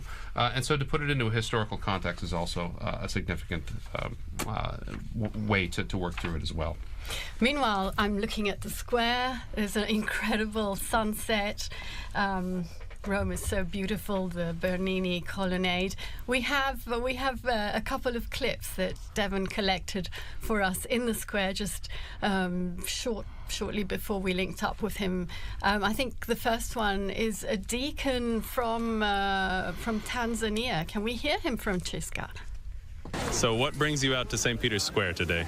We are here because of the conclave. We know that our cardinals, they are in conclave, so our presence here is to pray and to join with the other Christian, other Catholic, to pray for the Holy Spirit, so that the whole process for electing Papa will be guided by the Holy Spirit. What are your hopes for the church, the future of the church? We are in the year of hope, so I hope that the God will give us the Pope who will guide the church according to the sign of the time, who will guide the people of God in the holiness as a good pastor of the church. And what would you wish for the new Pope? For myself, I don't have any wish. My role is to pray. For me, for anyone, because any cardinal who entered in the conclave, they have possibility to electing to be a pope. So wherever I come from, Africa, Asia, America, what we need the Holy Pope. Well, we don't need the Pope from according to the color, according to the region, according to anywhere. But what we need the whole Pope. We need the Pope which will guide the church and will be the pastor of the church. That was so nice. We don't need the color, we don't need the region, we need the whole Pope. He put that beautifully. Let's listen to some ordinary pilgrims that were in the square today. Could I get your name, please? Sure. Susan Duenas. So what are you doing in Rome? We're here to watch the first night of the conclave. Did you come specifically for this? We did. I live in Naples, and we made a special trip up here just for this once-in-a-lifetime opportunity. So what's your hope for the future of the church and for the new Pope? For unification and to continue to grow the church and bring more people back to the faith. We're listening here to some more live coverage of the Papal Conclave. We do have to step away for a brief commercial break. More of this coverage when we come back.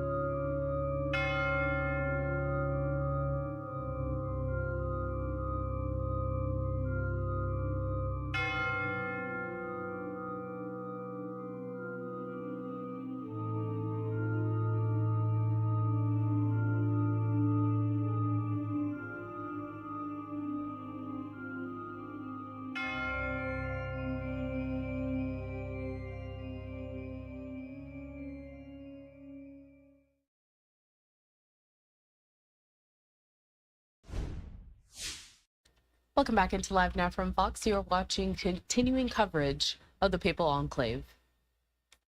It didn't have to be an Italian on the first day.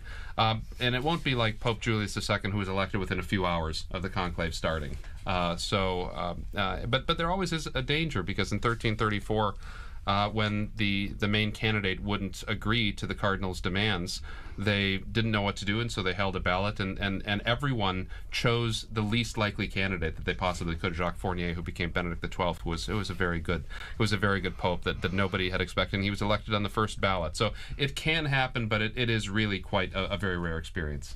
I think it's very interesting to hear and to look back and to uncover what we know about the process of voting, how it happens. We discovered, for example, didn't we, that Francis had been quite a potential contender during the previous election in 2005, but then for the sake of unity, we were told that he stepped back so that Benedict could in fact garner that 2/3 majority that he needed to take over from Pope John Paul II. I was really struck just now listening to the voices of the people in the square, ordinary people. Every single one of them almost is talking about unity, the need for unity. And I think this question of how long the conclave goes on for is seen very much as an important signal regarding the unity of the Church, because the longer it goes on for, clearly the cardinals are unable to decide on the kind of man they want to lead the Church. And therefore, I think there's a certain pressure mounting day by day, or vote by vote even, to try and show, in a particularly polarized world that we're living in at the moment, where people are so deeply divided, to have a real show of unity on the part of the Church leaders. I think that's going to be weighing most heavily on a lot of those cardinals' minds at the moment. And Philippa, you have a strong focus on ecumenism, and as a member of the Church of England, you've done a lot of work with the question of Christian unity.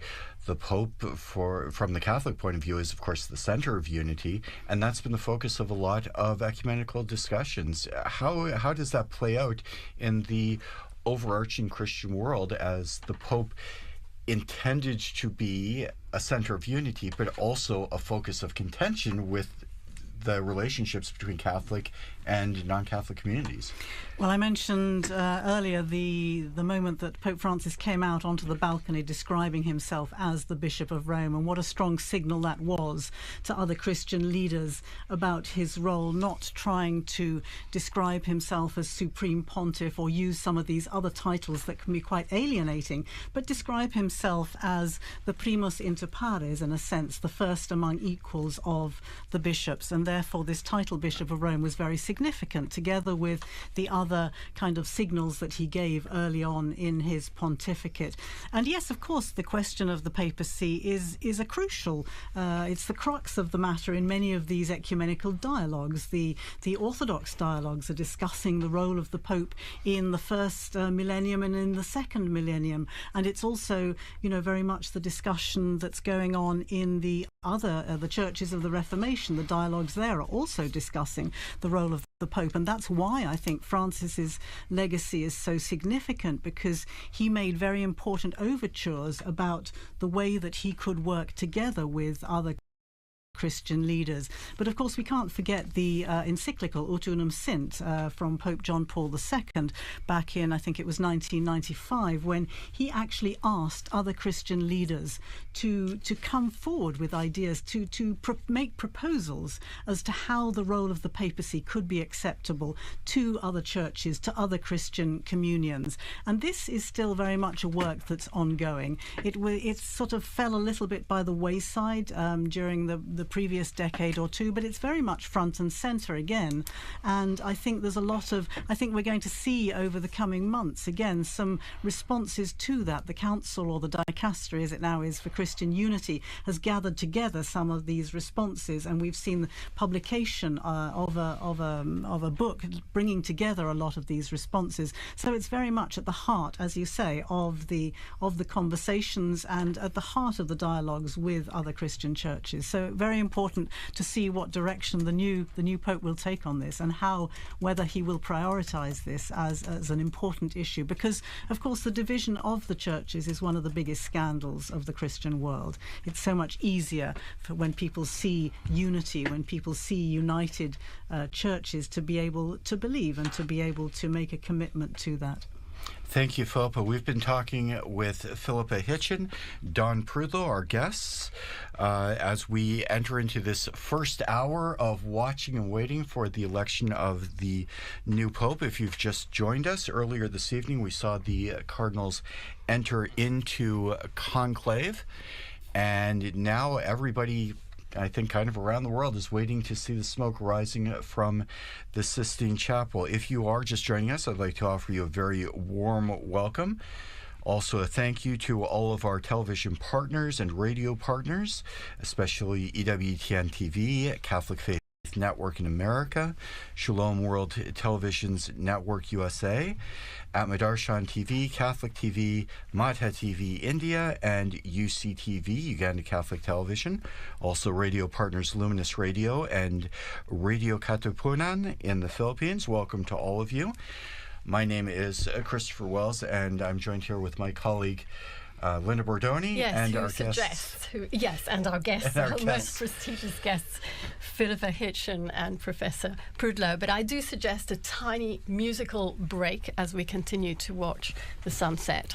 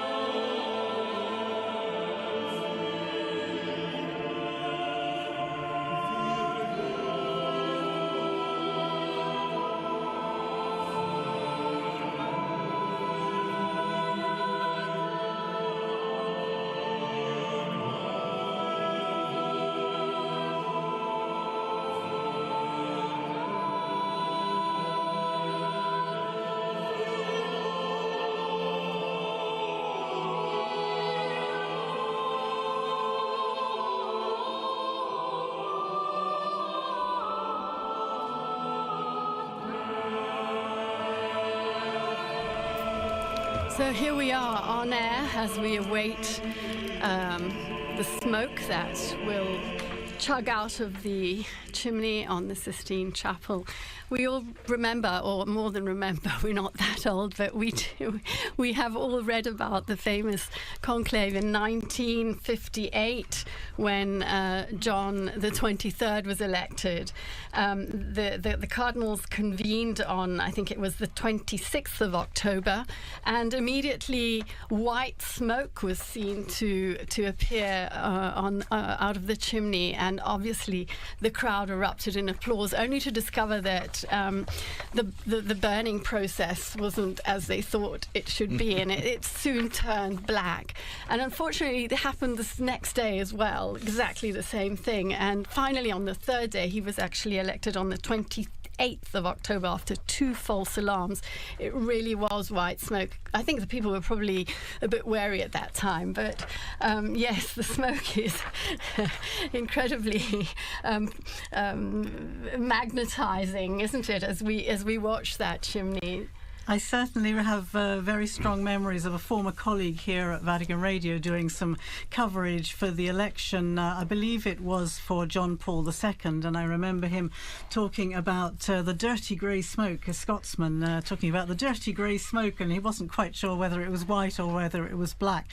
And quite often at the beginning, I mean, I do remember the previous 2 that I have covered, I remember that it is a little bit difficult at the beginning to see. It starts off quite slowly and then it seems to kind of gain momentum, and I think there's been some work on the kind of chemical processes, hasn't there? Maybe somebody else knows a bit more about they did begin to use the chemicals for both the white and the black. Absolutely, yeah. But you're right about the evocative power of the smoke. This has become sort of a symbol, and now the webcam, people will put webcams on at home, and I saw that we have some real enthusiasts, because 12 hours before I saw there was a chimney webcam before they'd even gone into conclave with 11,000 visitors, 11,000 watching currently. So people are really transfixed by this. But it was a good addition, I think it was 2013 when Benedict, because of the confusion about this, that when there's white smoke, the bells of St. Peter's will peal out as well. So that will be a confirmatory. And it's also an issue in winter conclaves, right? Because it's night, and it's very difficult to see the color of the smoke at night. And so those bells were a good addition. Although I remember it took quite a while for the bells to actually start pealing, so the people were cheering wildly in the square, and it was only quite a significant time after that that the bells actually confirmed that. In fact, I remember that conclave as well. I think we all remember that very clearly. And yes, that's exactly right, because even with the addition of the chemicals, the smoke wasn't clear. You talked about it, Philippa. When the smoke first comes out, first you've got people asking, well, is smoke coming out? Is that a cloud? Is that really what it is? And then it becomes a little bit more definitely smoke coming out of the chimney. And then you say, well, it looks kind of gray, it looks kind of white.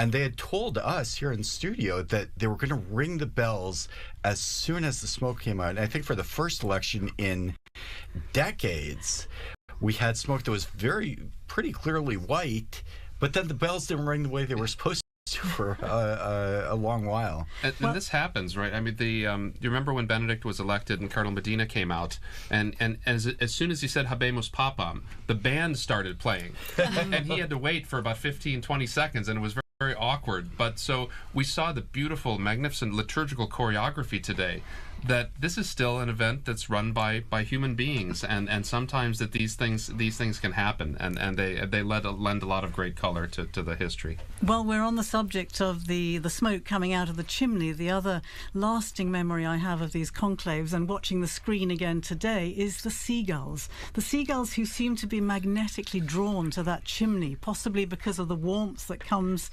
out of it. But I do remember during the 2013 conclave sitting in studio just as we are today, discussing ecumenical interfaith legacies of Pope Benedict, looking at the characteristics of the new man, what would be required. And I remember the producer at that time saying to me, talk about the seagull. You know, the seagull has its own hashtag. The seagull is trending on Twitter, and it's just quite fascinating how people take different aspects of these, as you say, very traditional, very historical events, and yet give them a particularly modern twist. I find that fascinating. I heard the other day that, in fact, inside the Sistine Chapel there are 2 ovens.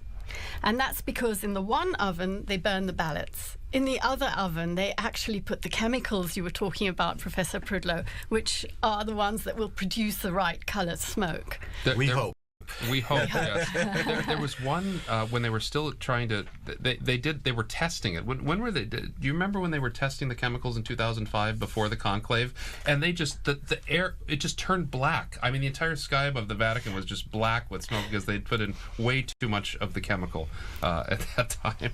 But I think it's interesting again how we've seen a lot of pictures recently, as you say, these two ovens in the Sistine Chapel before, this veil of secrecy that on the one hand was so fascinating to people outside the confines of the Vatican, but on the other hand, people are equally fascinated now they can see the process. We saw the workmen going in with the scaffolding and putting up the chimney and putting the ovens into place, and I think that's been very... there's a beautiful video on Vatican News that shows the Room of Tears, which is the room where the Pope will receive his vestments and cry. And have some time for prayer and crying at his new responsibilities. Before after he has accepted the what would we call it? The proclamation, because the cardinals ask the Pope whether he accepts or not, and so... And he can say no. He can say no,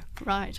Anyway, please go and look at our video, because it shows that Room of Tears. It shows the 3 different sized vestments that have been made to fit whoever is elected. It shows... Well, after it was a little tight on Pope John the 23rd, they knew they had to have a range of sizes for the But interestingly, Linda, you were telling me that the traditional papal tailors that has been producing these vestments for so many decades, apparently there's been a change. Yes, there has been a change. So we all knew Gamarelli.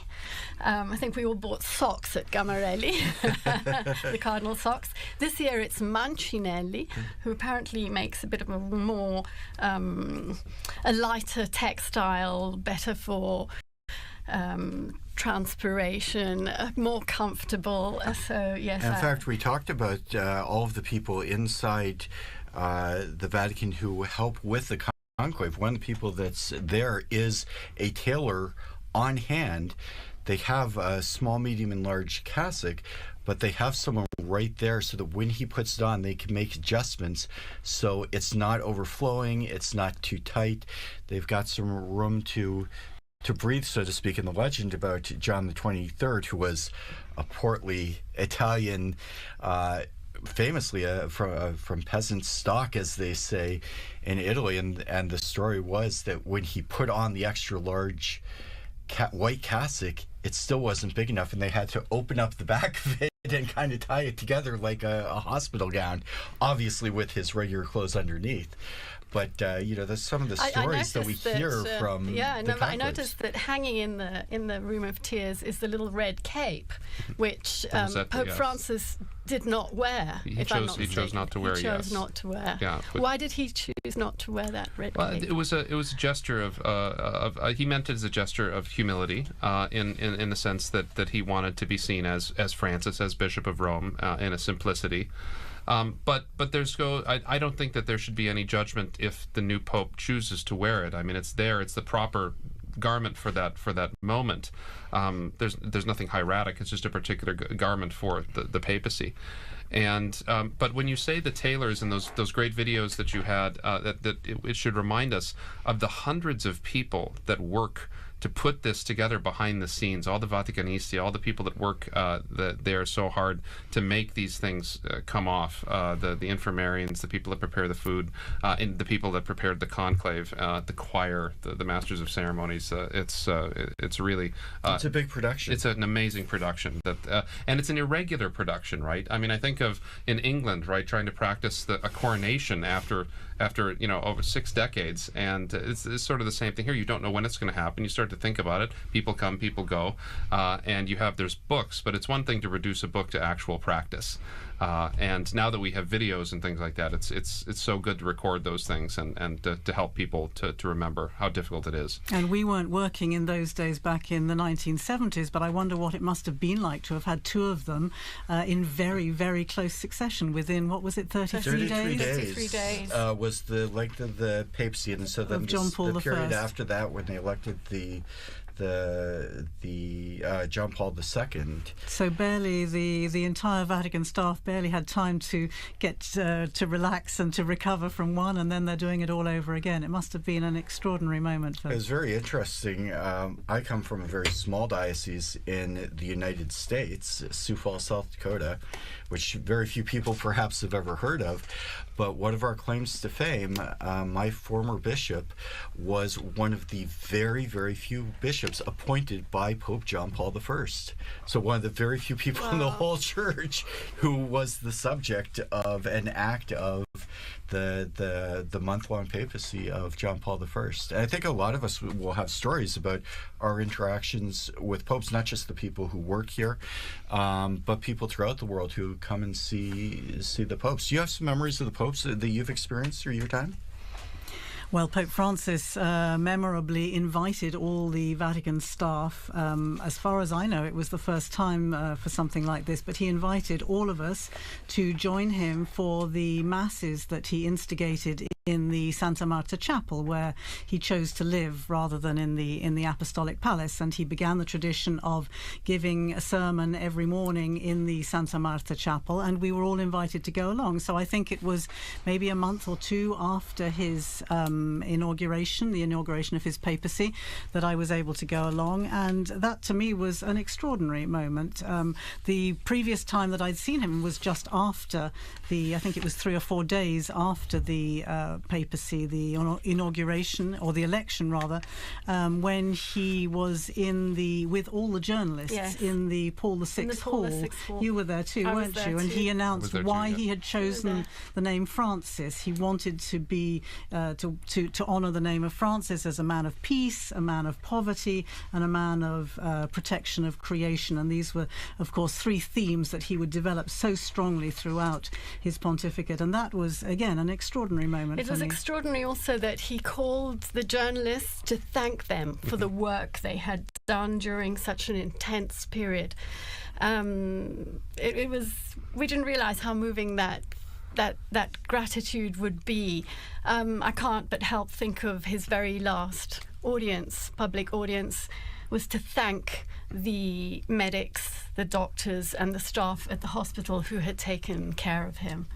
The other thing I remember about that audience with the journalists at the beginning was the way that he said, I'm going to bless you, but I'm going to do it in silence because many of you are non-believers or not share of the Catholic faith. And so there was immediately this great sense of openness and a great sense of respect for people who didn't necessarily belong to the Catholic Church. And all these signs at the beginning were just so very encouraging to people who'd somehow been feeling a little bit excluded or hadn't been given the same kind of welcome in the past. So these were very strong memories for me. And the Santa Marta was my opportunity to mention to him my interest in ecumenism and how I was at that time the warden of All Saints Church, Anglican Church here in Rome. And another important memory for me in that sense was that in 2016 I was able to welcome him because he became the first Pope to visit the Anglican Church in his own diocese of Rome. Of course, popes had visited Anglican churches before, notably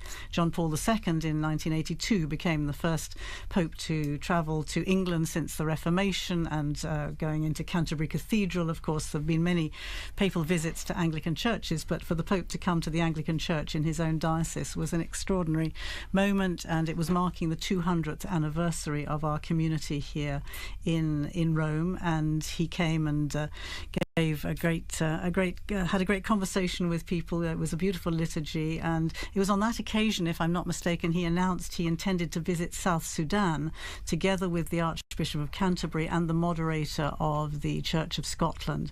That hadn't been. There was a bit of an uproar because it hadn't been officially announced by the Vatican, but he announced he intended to go anyway, which was typical of the Francis style, wasn't it? Absolutely. Do you have any memories? Well, yes. It's funny that all 4 of us were at that journal journalist audience. That was an enjoyable. But he joked that day too. Remember when he joked about his papal name, about how whether I may have gone with Adrian the Seventh, as the great reformer, but he didn't live very long. So, and then he said, well, I could have taken Clement, the Pope that suppressed the Jesuits, and so that got everybody loosened up, and I thought that was a really charming way. But I do also remember a moment with Pope Benedict. It was a strange one. We were in Valle d'Aosta after we'd been in Rome for a while, so we were away from Roman things, and we were driving through town, and it was there's traffic. I was like, this is like Roman traffic. I mean, why is there so much traffic up in this little corner of Italy?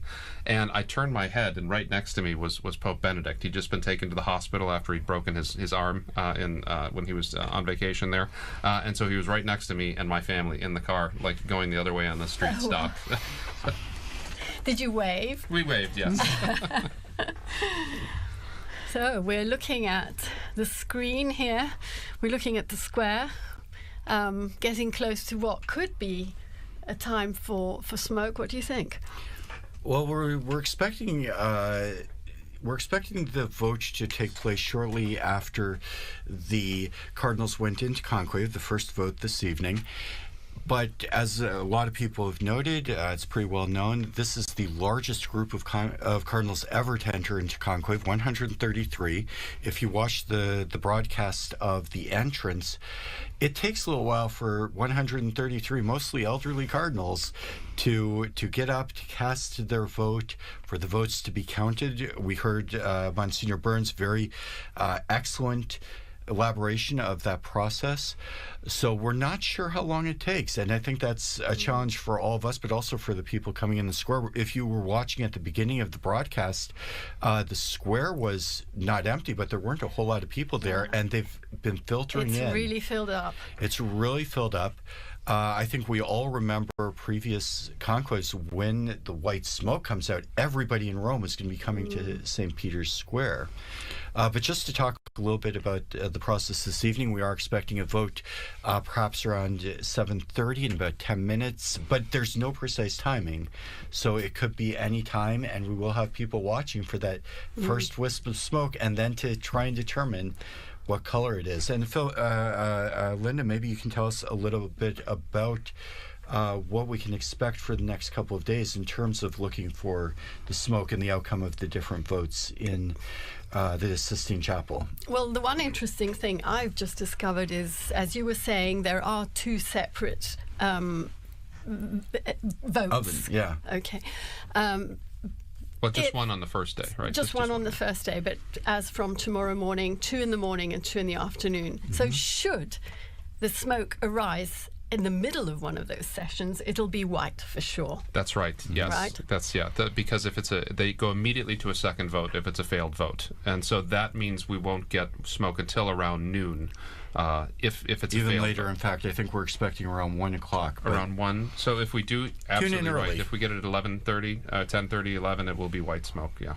I heard an interesting little detail. You were talking about people rushing from around Rome. When people hear the news, they tend to gather in the square to see who the new pope will be. I read a lovely detail from the English College, the Venerable English College, where the seminarians from the UK trained to become priests. And there was obviously a question about were they allowed to run out of their classes if they heard news of course, all of them will have their cell phones, I imagine, so they'll get news almost within seconds of it happening. And apparently there has been a ruling from the college that seminarians are allowed to get up in the middle of classes and to go and congregate in the square to acclaim the new pope if and when it happens during the day. I remember I was a student at the Angelicum during the election of Pope Benedict in 2005, and that same question came up. Of course, John Paul had been Pope for almost 27 years, so a conclave was a new thing. And the college didn't make any determination, so the classes were going on during the conclave. And as soon as it became evident that the Pope had been elected, there were people who left class. And I remember some of the professors being horribly offended that the students had left for a truly momentous historical occasion. And the Angelicum, I'm sure that was the reason for their determination this year. They put out a specific statement. They announced it on social media. As soon as we get news of the white smoke, classes are suspended with immediate effect. The adoration in the chapel at the Angelicum will be closed with benediction so that everybody who wants to can come to Rome, can come to St. Peter's Square and be there for the announcement. When we do get the white smoke, I think you'll all remember, there's a period of time between when the smoke comes out. It's about 40 minutes. We're expecting about 40 minutes to an hour between the white smoke and when the Pope has gotten his robes together. He has prayed for a while. They've organized themselves. So about 40 minutes to an hour. In the last conclave, which of course was absolutely historic because we still had Pope Benedict alive, that was delayed even further because Pope Francis wanted the first one to hear the news to be Pope Emeritus, as he eventually decided on the title, the Pope Emeritus, to be the first to receive the news. So they had to call him. And the story is that he was glued to the TV set watching the chimney as we all are now, and they were ignoring the phone. And finally, someone picked up and said, "It's the Cardinals. They want you to be the first to know." So there's a little delay. We were talking earlier, there are 2 votes in the morning, 2 in the afternoon, and the expectation is there's a possibility of maybe as early as 10:30 or 11, but certainly a burning of the ballots at around 1 o'clock for the morning ballots, and then in the afternoon, possibly as early as 5 or 5:30, and certainly a burning of the ballots around tomorrow. We're looking at perhaps as early as 7:30 for the second one. So if you go to our Vatican News website, you can see kind of a program that will give you an idea of when you can tune in and get the latest news from the Meanwhile, conclave. I'm seeing there are 30,000 people in the square at the moment. 30,000? 30,000. Yeah. And that will increase until the smoke comes out. Yeah. But also, we haven't had an election on the third ballot. We haven't had an election on the second ballot. We have had an election on a third ballot, but not since 1939. And so both Francis and Benedict, I think, were elected on the fourth ballot. So that would mean the evening. Benedict on the 4th and Francis on the 5th. Although there was a little confusion, which came out subsequently, and as we heard from the oath, the popes can allow people to speak about some aspects of the conclave. That's entirely up to the new pope's discretion. And there was apparently an extra blank ballot added to the vote so that when they counted all the ballots, they had to immediately redo the vote because they want to make absolutely certain that there can be no question about the valid election of the Pope. We know historically that there have been some contested elections. Occasionally, yes. It's being a very important position. There's sometimes been 2 or even 3 claimants to the papacy. We haven't had that in about 600 years. But the last Pope before Benedict to resign, Gregory XII, was one of the 3 popes who they all were either deposed or resigned in order to have the election of Martin V, who restored the papacy to Rome, began the Renaissance here in the city, where we get so many of these beautiful buildings and so many of these beautiful traditions. So we've all been reading hard about what happens after the Pope steps out onto that balcony of blessings. I think it's called the loggia. It will be the proto-deacon, right, who will announce the Habemus Papam. Unless the proto-deacon is elected, and then we'll know even quicker. Then we'll know even quicker. And he will give the formula in Latin. He will read the new Pope's name in Latin. Right. And then afterwards, the pontiff will step out, if I'm not mistaken. And that's when he has his first opportunity to introduce himself to the world. Philip, again, you were here. You made the announcement, as I recall, in studio. of Pope Francis, but tell us your experience of that night when Pope Francis was elected, both here in the studio, but also as you were looking out at the crowds as they came to see the new Pope.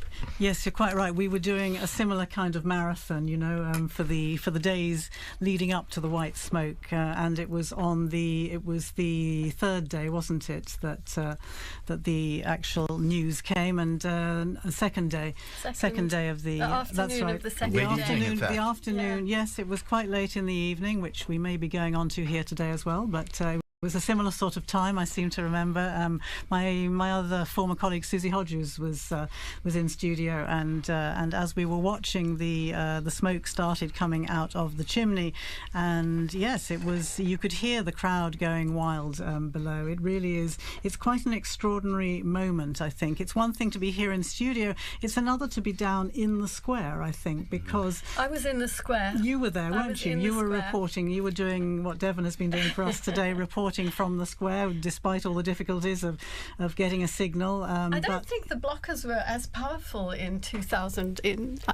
I don't think the blockers were as powerful in 2013 because I can't imagine they have to keep up with such technology today. You were talking about the sweeping of the Sistine Chapel and also the Santa Marta. I would assume they have to sweep that as well. But the Cardinals had to turn in all of their cell phones. Check your phone at the door, and so they have to. There's also a bit of a natural blockage that happens, especially after the white smoke, when you go from maybe 10,000, 20,000, 30,000 to suddenly everyone. A 250,000 people, 300,000 people, not just in St. Peter's Square, up the Via della Conciliazione, the road leading to St. Peter's, and everybody has their cell phone on. And with great respect for the Italian telecommunications company, that's a big burden for any system. And so when you are trying to get out there and you're trying to send the video of you with the selfie with the new Pope, you might have trouble getting a hold of your friends and family back in England, back in the United States. That was most noticeable even during the recent funeral for Pope Francis, when you have those numbers. Again, I think the figures were 400,000 officially, weren't they, between those gathered in the square and those who were along Via della Conciliazione and down on the route towards St. Mary Major for the burial when Francis was laid in his final resting place. And again, the difficulty of getting any kind of signal to be able to send messages even was quite challenging. So yes, it is a problem, and people are gathering, and of course everybody now has a phone on them, and everybody. That was another thing I remember, because it was getting dark during the. I remember waiting for Pope Francis. When the smoke came out, it was dusk, but it was still light out. And by the time they got to the actual pronouncement, the night sky was completely black. And there was a flashing of all those millions, or at least tens of thousands of cell phones as people tried to take the first pictures of the new Pope. And that is something which, of course, is quite different from in past times when people would acclaim by applauding and cheering. But applauding and cheering has a lot to say for itself, because I remember being in that square and Bergoglio stepping out. And to be honest, I didn't recognize him. I didn't know who he was. But close to me was a group of Argentinians, pilgrims. And immediately I realized he must be Argentinian, because they went wild. And so I think I was online, I don't remember. I think I said, I think he's an Argentinian. And then, of course, everybody is looking for the biographies and trying to and the internet risks crashing as well, because everybody is trying to download that biography. Interestingly, I've noticed that the Vatican this time has come up with an extremely helpful dashboard, which again is unprecedented. As far as I remember, we had to do a lot of the research ourselves, but we now have a Vatican dashboard which gives you all the details that you ever wanted to know, or the basic information about the cardinals, all the cardinal electors, who they are, where they come from, how old they are, who created them cardinals, what their main features, if you like, of their ministry has been so far, which is incredibly helpful for all of us trying to cover these things. That's progress, Phil. It is two-faced, in the sense that on the one hand, yes, we do have a lot of information much more readily at our fingertips. On the other hand, we are expected to be active on so many more platforms and to be there. And so it's been a really steep learning curve for us as well. We're going to have to be there when the smoke is white. We're going to take a screenshot. We're going to do a video. We're going to have a name out there. It's very challenging for journalists this time and age. And Linda, I'd like to go back to something you said about the applause, where applause is very significant. As you mentioned, Don, in the past, sometimes it was by acclaim. It was the voice of the people of the city of Rome. But even today, in various liturgies, we hear the people have an opportunity to signify their acceptance. And it's not a legalistic form, but there is a place for the people to express their approval of a choice of a priest, of a bishop, and less formally here for the Pope. Well, Saint Cyprian, when he was defending the papacy of Cornelius, this was in 250 AD, he said that the clergy of Rome consented to him. He was ordained by all the bishops and by the acclamation of the people. And so this is actually, it is kind of liturgical, the reception of the Pope coming out on the loggia, and then the people acceding to that election in the square. It's a very important moment. Now, sometimes the people historically have not always been so peaceable. They've made their desires known. So at the beginning, when Urban VI was elected, they made it very clear that they wanted an Italian, the people of Rome, and so that was an important way, and that's a way historically that synodality can work out too, in a way that people can have their voices heard, and this is a very historical way that people have had their voices heard. When you mentioned that we were talking earlier about acclaiming the Pope, and thinking back to that election in 2013, of course, you have that incredible acclamation and cheering, but then the other lasting memory that I have is Pope Francis asking the people to pray for him before he gave them the blessing. And in an instant, you had however many thousands of people there were in the square falling silent. And so you had this extraordinary contrast between the noise of the cheering and the applause and then the silence as he stood there for really quite a long time with asking people to pray for him and to pray for his new ministry. That was really quite something unusual, I found. The sentry seagull is back, waiting for the news. Waiting for the news. I'm reading something quite unusual for me. I'm reading that it could even be possible that today, in the Sistine Chapel, the cardinals have actually not voted, and therefore there will not be a signal. It's a remote possibility, but it exists. Yeah, all the procedures that govern everything from the moment we learn of the death of the Holy Father, or the moment of his resignation, through the ceremonies to say farewell to the previous Pope, through the period of mourning, the organization of the conclave, how the College of Cardinals organizes the events, to the entry into the conclave, and all of the details of the voting are laid out very, very precisely in a document which we've heard many times, Universi Dominici Gregis, the name of the document that covers all of this. And what that document foresees is that normally the cardinals would proceed immediately to a vote this evening. However, that's not an absolute, and there is admittedly a pretty remote possibility that they don't proceed immediately to a vote. There's also what would be a very strange possibility, but we've talked about this earlier, not unheard of, if the cardinals should choose someone who is not in the Sistine Chapel, they might take a vote, but the vote is not formalized and elect a pope, but the pope is not elected until he accepts. So you wouldn't burn the ballots, you wouldn't see the white smoke, and meanwhile the cardinal electors would have to call outside the cardinal, probably make a phone call, and ask their choice to become pope. And in that case, we would not see the smoke, and then people would really start talking. Yes, that would be a journalistic crisis for sure at that. And of course, when was the last pope who was not in the conclave to be elected? It was Urban VI. It was that election right before the Great Western Schism. He was the Archbishop of Bari, and so they elected someone outside of the conclave, and so they had to send him notice of that.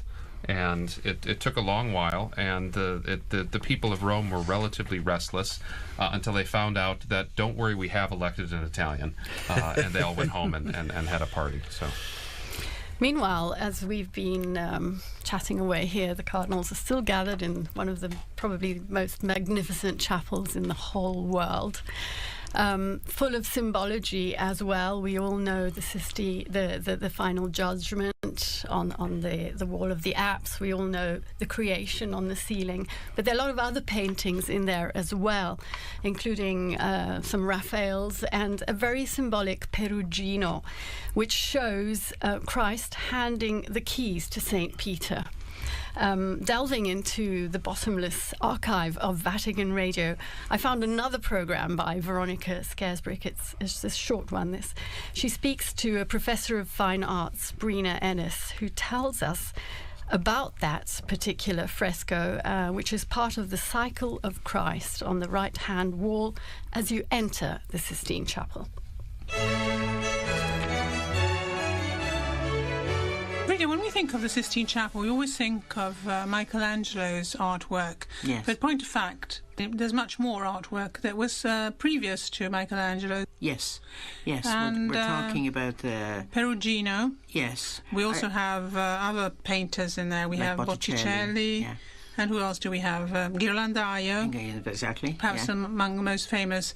Perugino's painting is an interesting one on the right-hand side as you walk in through the main entrance of the Sistine, in terms of the conclave, because he depicted Christ giving the keys to St. Peter. In fact, probably at the time these frescoes were done, you had on the right-hand side you had the Christological series, and on the left-hand side you had the Moses series, and obviously at that time you had a ceiling which was blue with golden stars. So clearly frescoes were really the most important thing in the Sistine in that period, until Michelangelo began to do the ceiling and all the walls, and eventually the Last Judgment. But this particular fresco is of great importance because probably of all of the frescoes in the series, this one would have been specifically related to the election of a pope. At the bottom part of the fresco you have a series of figures each side of Christ and St. Peter, who are right in the centre. You have a type of piazza painted like a grid, very white with little golden dividers. And then in the middle, just above them, you have two scenes, tiny scenes with tiny figures.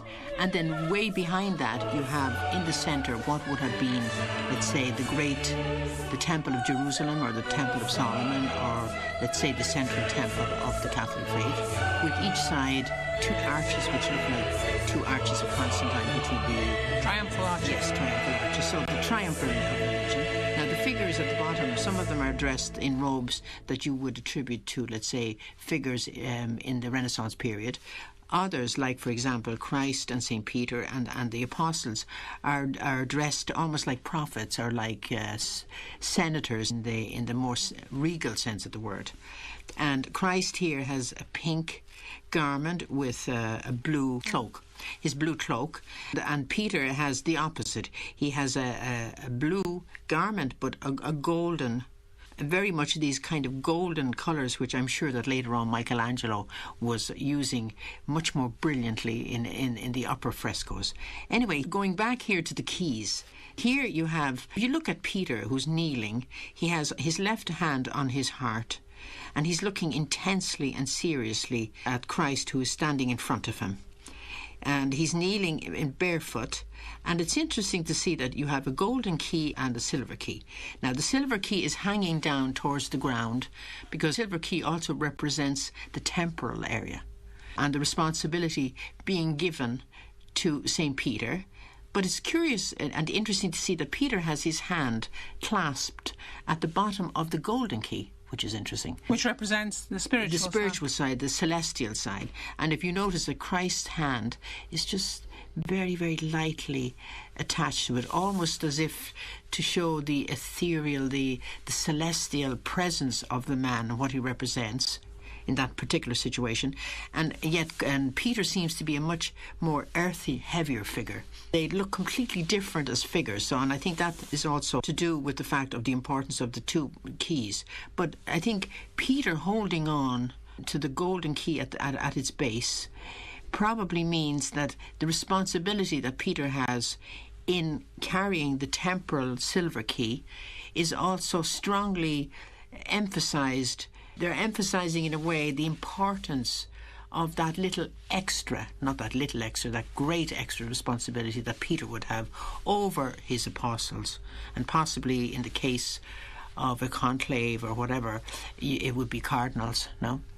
So the function and the role of Peter, the sacrality of Peter, in the fact that he's given permission to hold on to this golden key, because you would presume that the golden key represents also the spirituality of man. And this is in the very place where the cardinals gathered to elect the successor of Peter. On this occasion, the 265th successor of Peter. In fact. It's curious also, if you look at this white piazza, it's very open and airy and clean. There's not much less clutter in this particular fresco than there is in the other wall paintings nearby. So it's almost like it stands out on its own, which is unusual, because you wouldn't expect it to be this big white piazza with a grid on it. It's very different from all the rocky hills that you find in all the other frescoes on the wall. It's almost like it's emphasizing, like, focus here. Here is the Temple of Solomon at the top of the fresco. Here below is the solemn function of Peter receiving his first mandate. Yes, and we were listening there to Breda Ennis speaking to Veronica Scaresbrick. She mentioned there the 265th successor of Peter, so she obviously did that programme just before the election of Benedict XVI. One element we haven't mentioned today, probably the most important, is the guidance of the Holy Spirit in this process. This morning, the cardinals gathered in a very important mass, the mass for the election of the new pontiff. The mass was presided over by Cardinal Giovanni Battista Re. He's the dean of the College of Cardinals. And he asked the participants in the conclave, the cardinals, to join in prayer to ask the Holy Spirit for guidance. Now that's very important. He recalled the reading in the Acts of the Apostles, how after Christ's ascension into heaven, all were united and persevering in prayer together with Mary. And the cardinal said that all gathered here today are praying together, as well as just a few hours before the start of the conclave, under the gaze of Our Lady besides the altar, in this basilica, he said, which rises above the tomb of the Apostle Peter. Professor Prudler, how important is this element? It's irreducible. I mean, the selection. We saw that with the prayers at the entrance of the conclave. We saw it with the Missa Pro Elegendo this morning. The intoning of the Veni Sancti Spiritus, the invocation of the Holy Spirit on the work of the conclave. But it's also important that we remember, as the Holy Spirit guides and protects the Church, that we know that we also must cooperate with his promptings, with the promptings of the Spirit, in order to rightly follow God's will in our lives. And the cardinal electors have to do this too. It surprises some people sometimes that when he was Cardinal Ratzinger, Benedict XVI spoke about the Holy Spirit's role in the conclave. And he said, I would not say that the Holy Spirit picks the Pope. I would say that the Spirit does not exactly take control of the affair, but rather, like a good educator, as it were, leaves us much space and much freedom without entirely abandoning us. And so the Missa Pro Elegendo this morning, the ceremonies at the beginning were meant to help the cardinals to be open to the Spirit in that way, and to put aside other agendas, other political ideologies, and be open to the promptings of grace. And so that's because, and I think that was something very wise of Benedict to say, because in the past, I mean, there's not always been good popes. I mean, in the history of the church, there have been quite bad popes, and yet the church endures. And that's the astonishing thing from an historical perspective. And so today we pray that we are open to the promptings of the Holy Spirit in the conclave and for the cardinal electors. I think it's particularly interesting that Mass is not just for the cardinals, but of course it's a Mass in St. Peter's Basilica, open to the public and to a lot of other people who want to come along and want to be part of that moment at the beginning. As you say, it's marking the beginning of the conclave, and to be actually part of that and to be able to pray together with the cardinal electors for the new Pope is an incredibly moving moment. And again, I noticed this morning there were a number of the ecumenical representatives here in Rome. We have a new Anglican bishop, Bishop Anthony, who is the new head of the Anglican Centre. We have the head of the Methodist Ecumenical Office, the Reformed churches, and they were there together with representatives from the Council, the Dicastery for Christian Unity, again praying together and gathered together with the cardinal electors, praying for a successful outcome to this conclave under the guidance, as you say, of the Holy Spirit. And that homily brings us back to the whole concept of unity as well, because he also reminded those present about the duty to maintain the unity of the Church on the path traced out by Christ. And he explained that unity is marked by profound communion in diversity, provided that full fidelity to the gospel is maintained. Unity in a fractured world is even more poignant. We're living in a time in which the world is so divided. Just last night we learnt of yet another conflict, and I'm referring to the clashes that erupted between India and Pakistan, as every day we remember Gaza, we remember Ukraine, we remember Myanmar, we remember South Sudan, we remember Sudan. Unfortunately, the list is very, very long. So we really do need a moral compass back in this world. I thought it was interesting during the lead up to this conclave to see the cardinals actually issuing a statement just ahead of their gathering here in the Sistine Chapel, issuing a statement calling for peace, calling for an end to conflicts, mentioning particularly Ukraine and Gaza, but as you say, by implication, the many other conflicts that are going on around the world. Of course, peace and an end to conflict was such a key theme for Pope Francis, and I thought it was particularly significant that the cardinals felt it necessary to show that they were absolutely following in this direction, and therefore that these, if you like, considerations that go way beyond those of the Catholic Church and of the Christian world, but the need for dialogue, the need for mediation, the need for peacemakers in our world is particularly on their minds at the moment. And it'll be interesting to see. Of course, we know that there have been that there are cardinals representing countries. I think it's more than 70 countries across the world. Is that right? Around 70 countries, yes, more than 70. And therefore, obviously, these political considerations are of extreme importance alongside all the other church business, of course, that they will have been discussing. And that communique that you mentioned, Philip, was issued yesterday. We, the Cardinals of the Holy Roman Church, meeting in general congregation before the beginning of the conclave. That's the meetings that they hold in anticipation of the election. We, the Cardinals, noting with regret that there's been no progress in advancing the peace process in Ukraine, in the Middle East, and in so many other parts of the world. And on the contrary, attacks have intensified, especially against civilian populations. We Cardinals make a heartfelt appeal to all parties involved to reach a permanent ceasefire as soon as possible and to negotiate without preconditions, without further delay, the peace long desired by the peoples involved and by the entire world. And that was certainly a constant theme in Pope Francis' pontificate. Linda, just a moment ago when you were talking about all of those trouble spots throughout the world, all those places of conflict, it sounded just like our former Holy Father, where at his audience he'd constantly go through a litany almost of places that needed our prayers, where we needed peace. And the cardinals conclude their appeal. We invite all the faithful to intensify their supplication to the Lord for a just and lasting peace. Linda, I know you follow closely the Pope's appeals for peace over the years, not just Pope Francis, but also before that.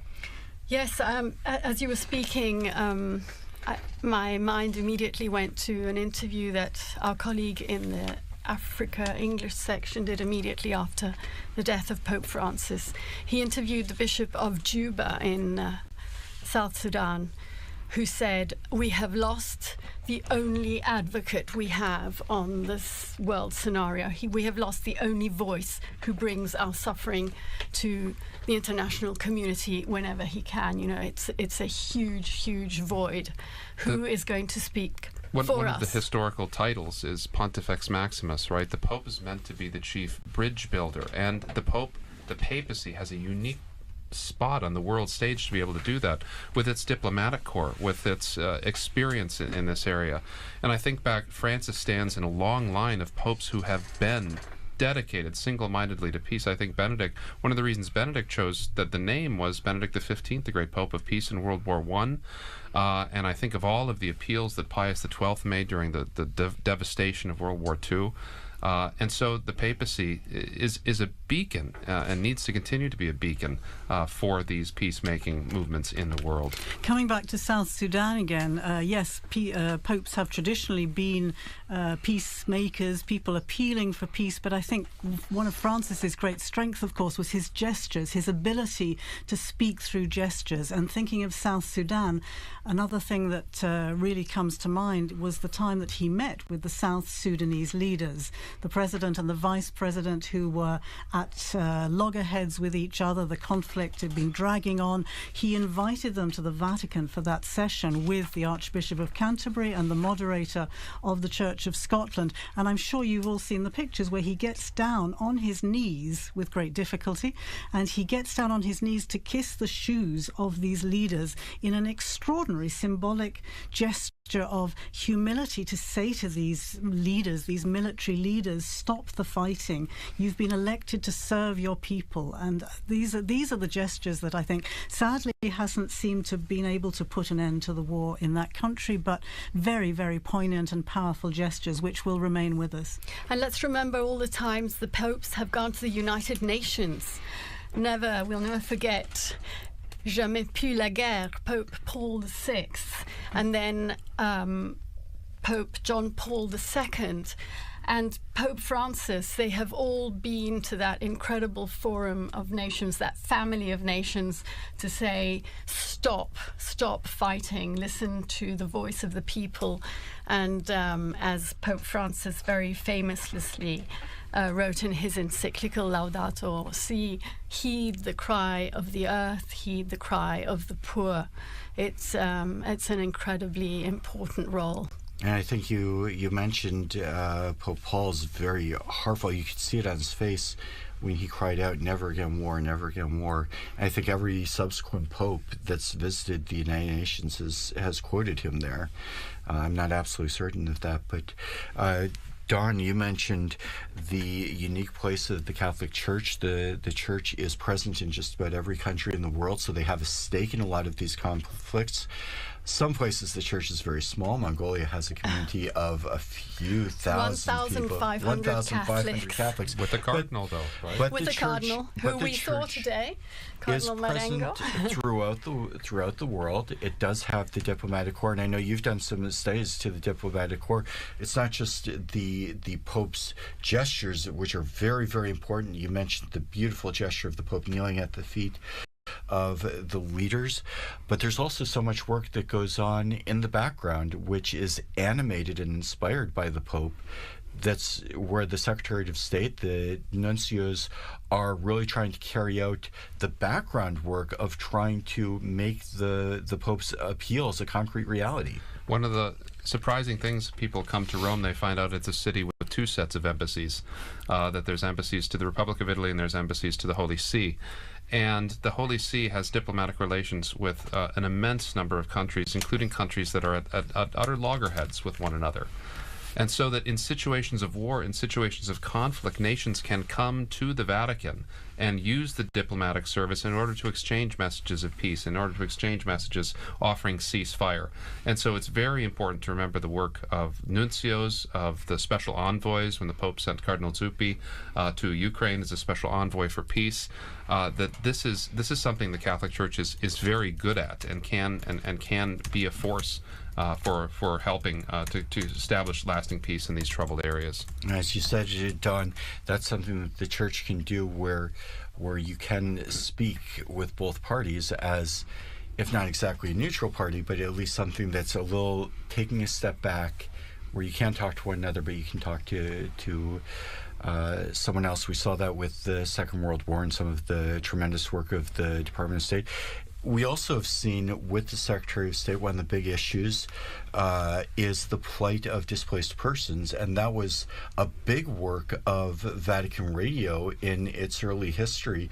Linda Philippa, maybe you could speak about that role of the Holy See in the humanitarian work of the role of Vatican Radio in the humanitarian work of the Holy See.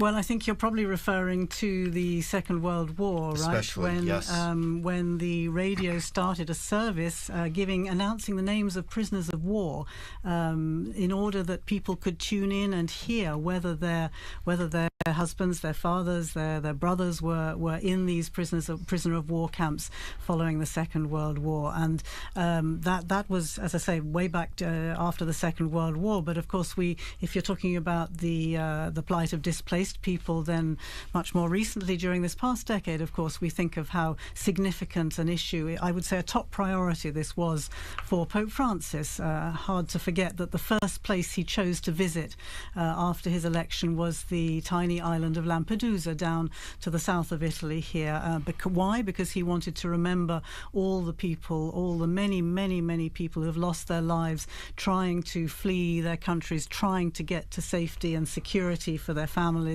and losing their lives in the Mediterranean in these terrible, flimsy boats that just capsize. And so these kind of, again, the image of him throwing that those flowers into the wreaths of flowers into the sea from the boat to remember the people who'd lost their lives there, and then speaking with other migrants who had successfully arrived in Lampedusa on that first visit. It was a theme that he started out that way, and he continued to do that all the way through his pontificate, to remember migrants and refugees and people seeking peace, seeking safety, seeking decent standards of living. It really was a top priority for him, I think. And he did that in the company of the ecumenical patriarch, if I'm not mistaken. I think Bartholomew was on that boat with him. Bartholomew went to the refugee camp in Lesbos. Right. I think you're thinking of the time he visited there when he went on a trip to Greece, and he travelled there with, yes, Patriarch Bartholomew, for whom also this is a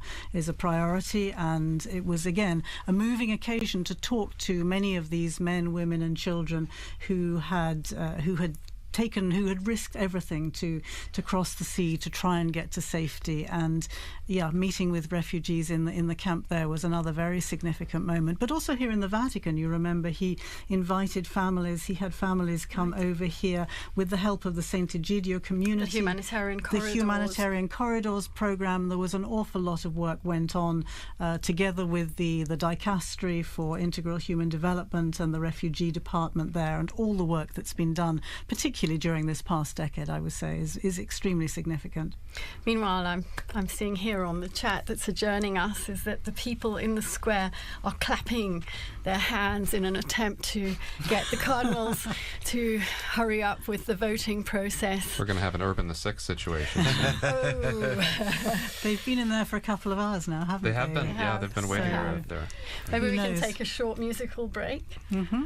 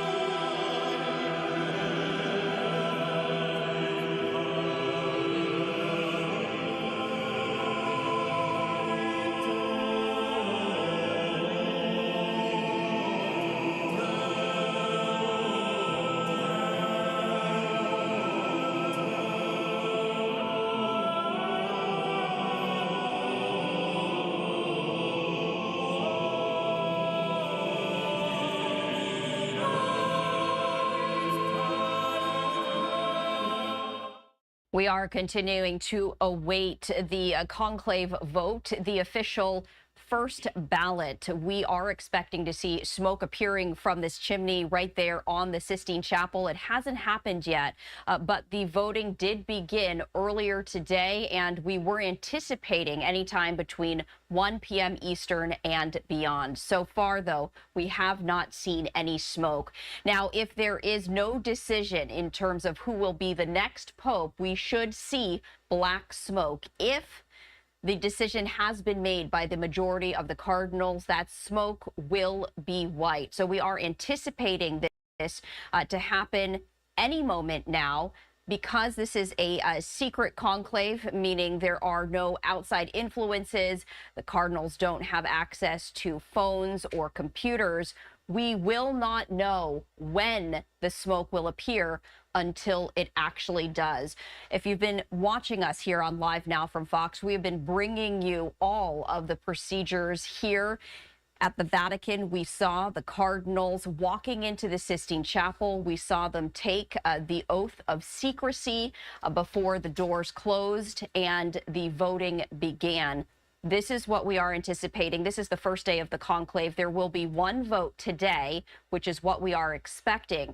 If a new pope is not elected tomorrow, there are going to be 4 different votes, 2 in the morning, after which we will see smoke appear.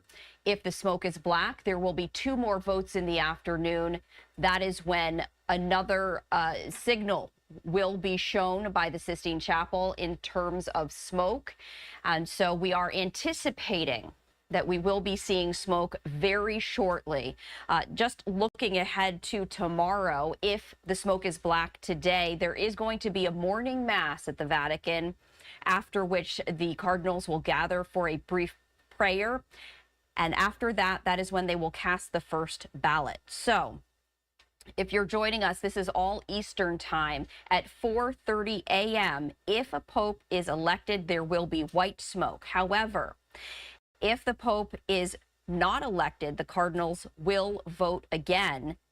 At 6 a.m. Eastern time, there will be 2 rounds of ballots burned together. The cardinals will then break for lunch. They will return to the chapel 4 hours later, and they will vote again.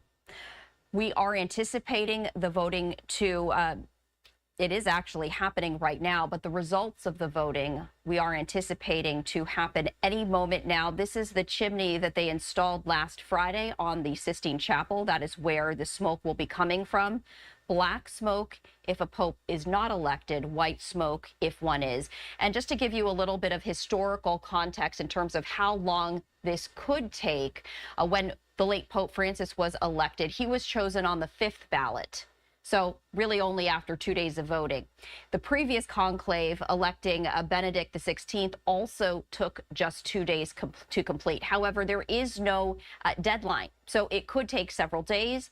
It could take several weeks. And we will be monitoring this throughout the entire process right here on Live Now from Fox. We also have a clock right there on the lower right-hand side of your screen. That is the exact amount of time that the papal conclave has gathered to vote. They are currently 3 hours, 37 minutes, and 50 seconds into this, and we are going to be airing this clock throughout the duration of this process as we await the election of a new pope. Contain the images. Now that's St. Paul's Basilica outside the walls. St. Paul's outside the walls, yes, you're right. Yeah. But presumably the number up on the wall there is what we consider to be the official tally, is that right? Not quite, in fact, because at least a few anti-popes are up in medallions, including my personal favorite, at one time considered a pope, now considered an anti-pope, Pope Christopher, the one and only. He's one of them that they struck from the list due to the rather odd circumstances, untoward circumstances regarding an election of his accession. Meanwhile, if you are just joining us, we are entering the 3rd hour of our coverage of the conclave. We are anxiously awaiting smoke to appear from the chimney in above the Sistine Chapel. That's still not happening. As we heard just a little while ago, the crowds that have now gathered in St. Peter's Square are getting a little enthusiastic in their expectation of the Pope. As we do enter our third hour, I would like once again to thank our television and radio partners, including EWTN TV, Catholic Faith Network in America, Shalom World Television Network USA, At Madarshan TV, Catholic TV, Mada TV India, and Uganda Catholic Television, UCTV, as well as radio partners Luminous Radio and Radio Katipunan in the Philippines. I'm here with Linda Bordoni, our very learned guests, Philippa Hitchin and Don Prudlow. And perhaps we could talk a little bit about what we can expect. Some of us have been listening to our broadcast now for a couple of hours and maybe wondering what's happening and what's going on right at the moment. Well, I think they're getting ready to burn the ballots. Meantime, another thing we've all been chatting about in the run-up is what name will the new pontiff choose? Because it's a long-standing tradition that the name, the baptismal name, is changed, but it hasn't always been so, if I'm not mistaken. But we do know that the first act of the new Pope, immediately after accepting his canonical election as the Supreme Pontiff and before fulfilling other obligations, is the choice of his name. And this name is announced famously on the loggia by the Cardinal Protodeacon after the famous formula Habemus Papam, followed by the Pope's baptismal name in Latin. So Francis was the first Francis. I remember we were going, we're going to call him Francis the First, and we were told, no, it's just Francis. He is the first. But it's an old custom that apparently emerged as early as the first millennium of Christianity. And I'm reading here, Professor, because It's 1,500 years old, so it is a pretty well-established custom. Mm-hmm. And can you tell us anything about the popularity of certain names, why they became so much more popular than others, why Francis perhaps was never chosen until this last pontificate? Well, there have been a series of quite traditional names. I mean, there's a good list with 266 popes to choose from. There's good, and it ties people back into continuity with the past. Benedict, naming himself after Saint Benedict, and after Pope Benedict XV, the Pope of Peace. I tend to think Pope Benedict XIV, the great scholar pope as well, that he tied himself to. But and then you had the innovation of John Paul, right, having the two papal names. And he will be, if there ever is another Francis, he will have to be Francis I. I mean, he doesn't have any choice. He will be Francis the First. He will have to be Francis. If there's a Francis II, there's going to have to be. Yeah, he'd have to be retroactively promoted to Francis I.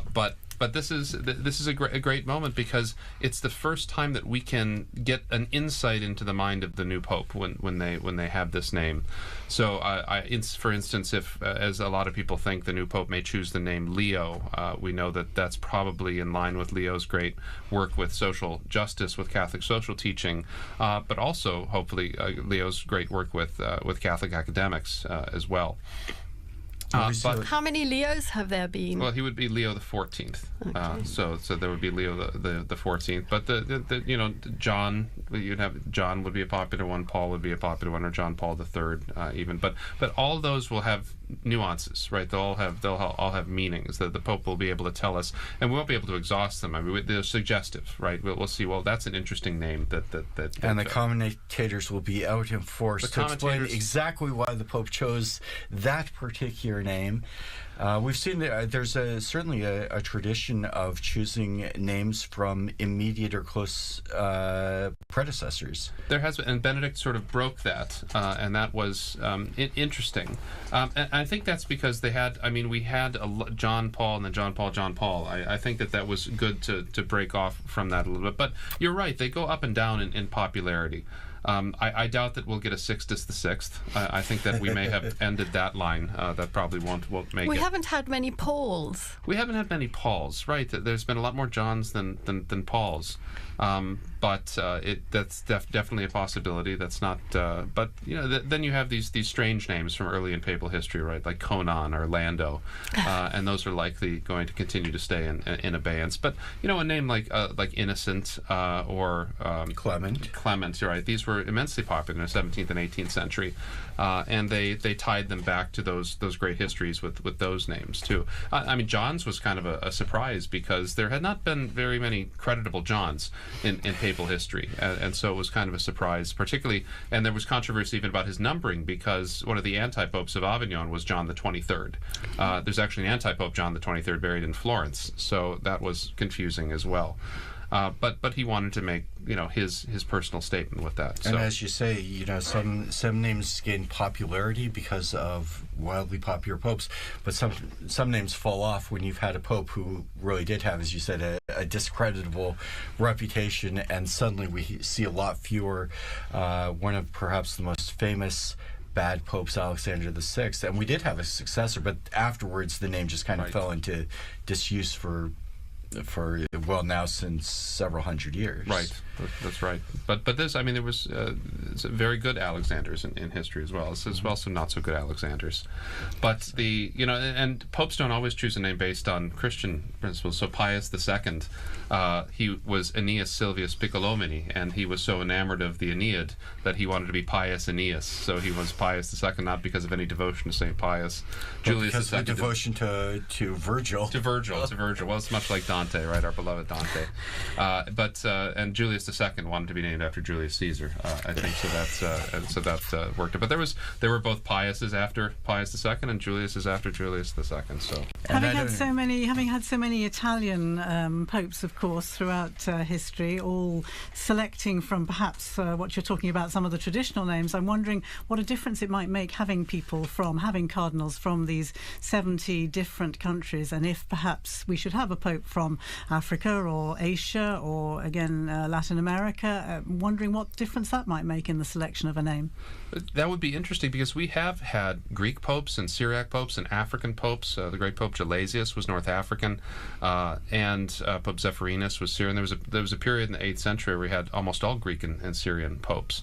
And so looking back to that history would be instructive as well. I mean, to the persecuted Christians of the Middle East or of North Africa, it could point to that and still be rooted in the Church's history as well. You certainly need a historian on hand, don't you, to help you make this selection. I can see that you're never going to be out of a job. They've never let historians into the conclave, though. There's no on-call historian, so maybe. And how important is it that a pope be proficient in Latin? Well, I think it's critical as the patriarch of the West and as the head of the Latin Rite of the Catholic Church. I mean, it's pretty critical. And you saw, I mean, when you have these big international events, you notice that the entire thing was conducted in Latin for these cardinals. And it helps in a certain sense to decenter any particular ethnicity or linguistic group that provides something of that common unity that when the liturgy used to be in one language, that did provide that commonality throughout the world, but still today provides it at these really critical moments, so that when all Christians come together in Rome to celebrate Mass with the Pope, that they can sing the Pater Noster in one language. And so I think that's a wonderful thing. So it's pretty critical that he knows. The new pope will have to know Italian too, since Italian has become the lingua franca of the Holy See. It was very interesting during the broadcast prior to this one when we watched the cardinals going into conclave, and there was a long moment where each of the cardinals swore to uphold the oath. The full oath was read by Cardinal Parolin, and then each successive cardinal said, "I personally swear to abide by this with my hands on the Gospels."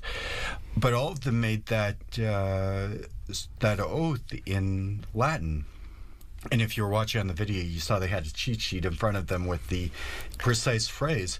But what was really fascinating, you saw Latin cardinals, but you also saw cardinals from Eastern churches from all over the world, and each of them was pronouncing the exact same words in Latin in their own language. And I thought that was one of the most moving parts of the ceremony, where you'd hear an American, perhaps with a bit of an Irish accent, and you'd hear a Japanese cardinal or an African cardinal or cardinals from all over the world. I heard Stephen Brislin with his South African accent.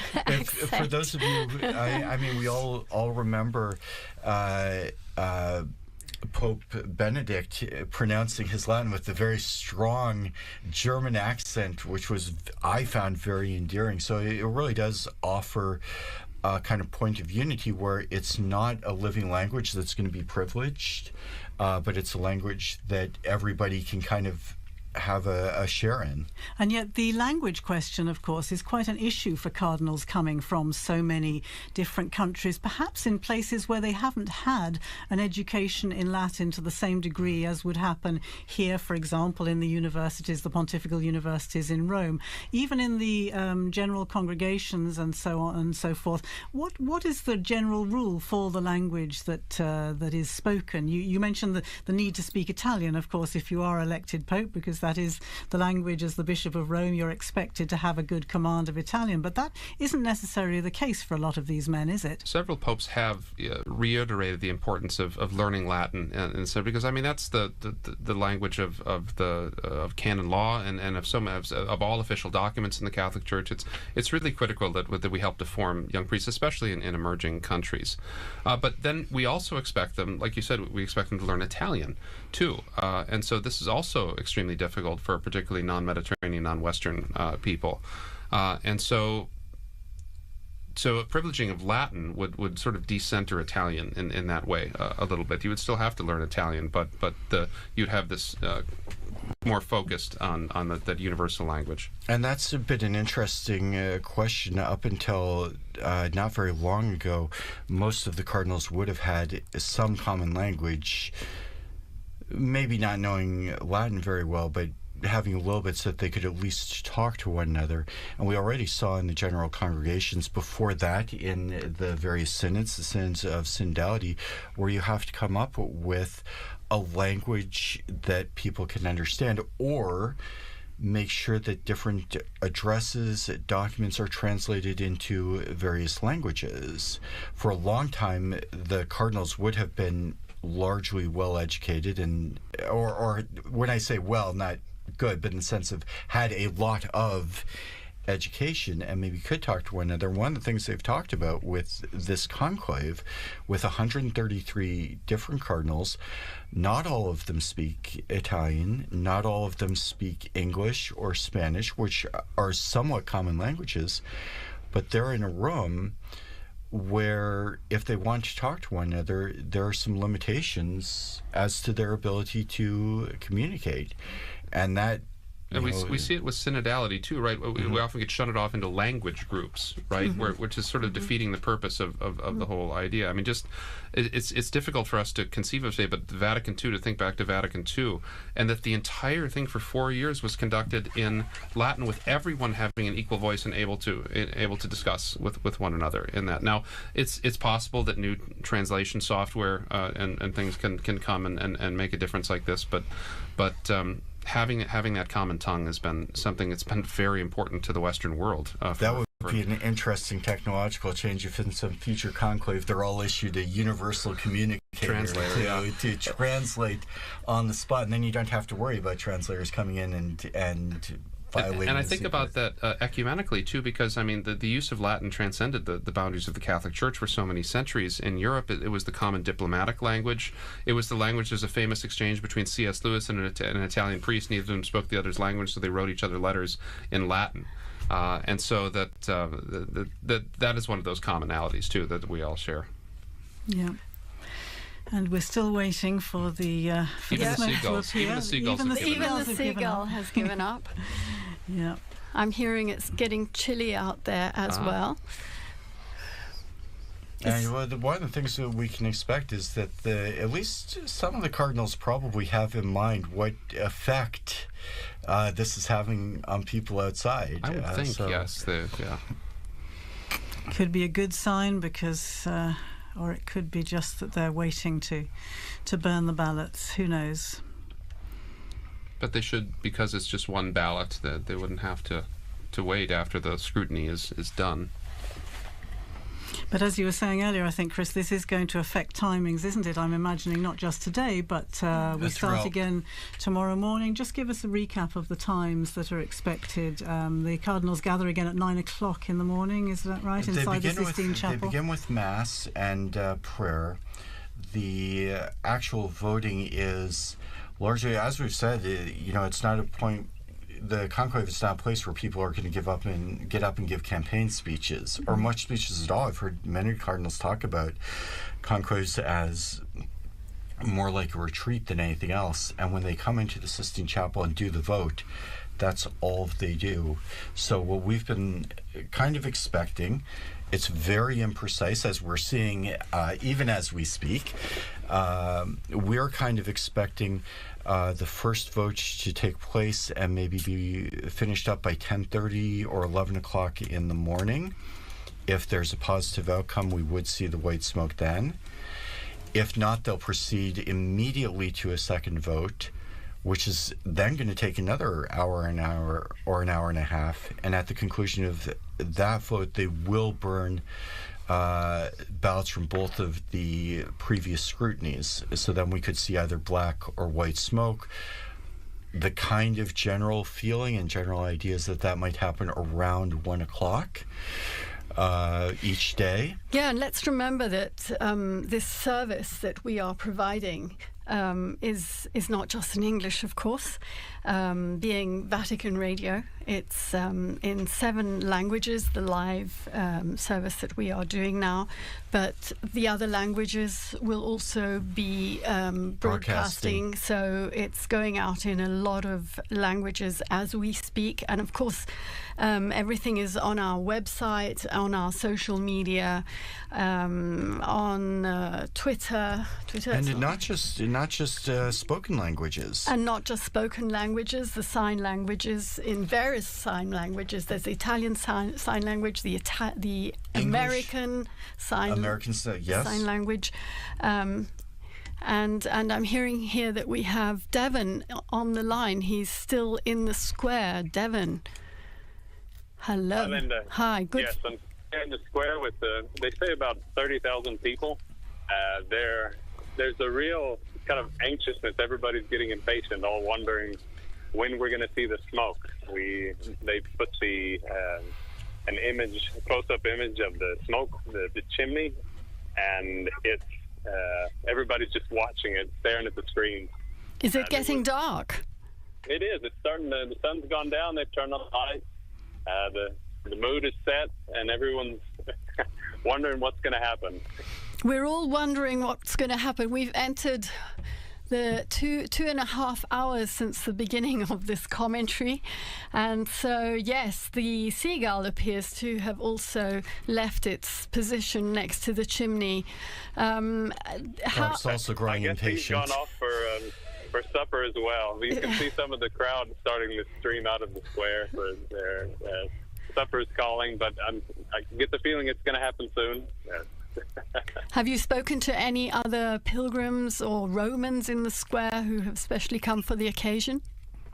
Yes, I spoke to a priest who's from South Africa. He was just telling me that he was here visiting with a couple of other of his brother priests, and they all came out here and they got separated here in the push of the crowd, and everyone's just excited. I think everyone's given up a little bit of hope for this evening, at least for a white smoke. But we never give up hope for they could still be, or they could be saying right now, who knows?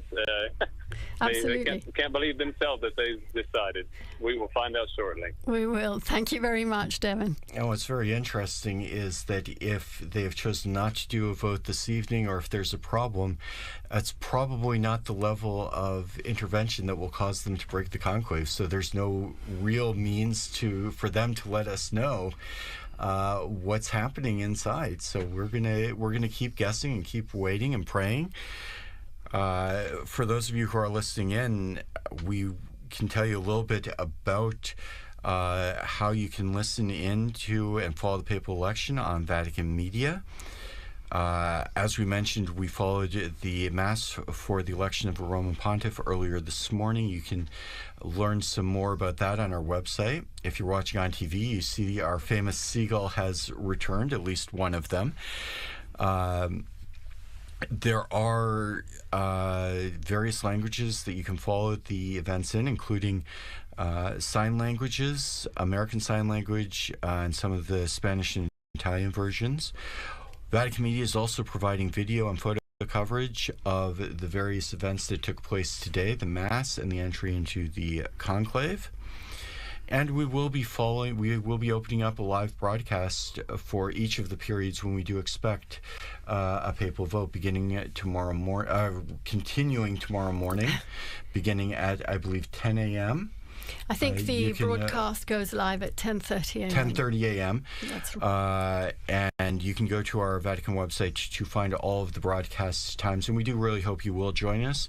We do invite you as well to visit our social media pages, including Facebook, X, Instagram, and YouTube, where you can follow along and see everything that's happening, or in this case, not happening this evening, as we wait for the sign that a scrutiny has taken place.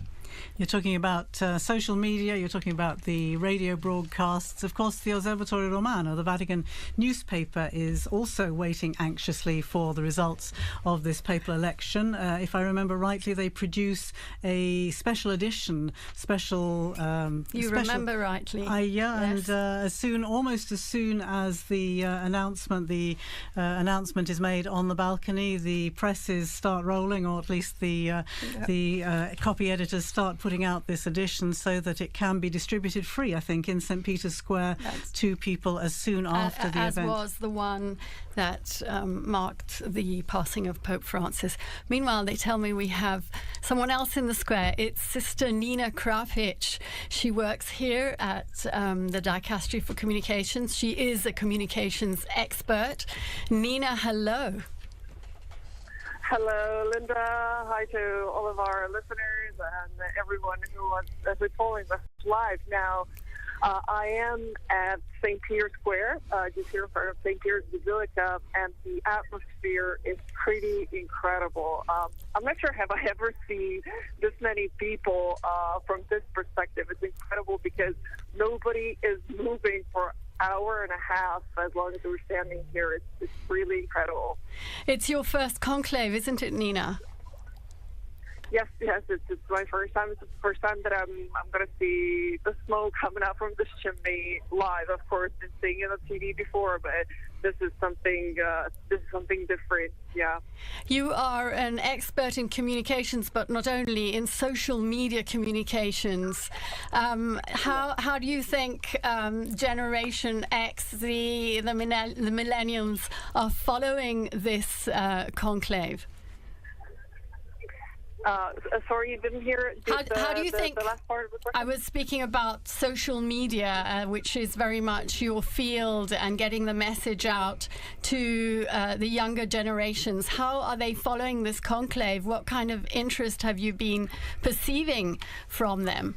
You are very young yourself, Nina. Yeah, absolutely. Everything is now on social media. Social media is the main source of the news for them, and also on everything, but also on this conclave. Actually, now, as I was standing here, I've seen so many influencers here, consecrated influencers and lay influencers, and they are reporting on this live on social media. So I think they're covered pretty good this time about the conclave. And of course, I mean, the pop culture, it all did its toll, the movies and everything that came out lately. So I think maybe research should be done, but this is probably the first time that even young people are very informed on the conclave, on the process of conclave, because everything is so accessible now. Well, you know how we knew that you were there, Nina? Leo, my son Leo, saw you on Instagram in the square. Of course, because of course I posted something. We were all making videos here and just moving around here because it's pretty incredible. because we all expected it around 7, and so I'm listening to people around, and they're like, "Should we go?" Right. Knows if the chimney's broken. No. So actually, no one is moving, and we're just looking at that chimney. And my friend said, "Now, are you aware, Nina, that we're looking at a chimney for an hour and a half?" I'm like, yeah.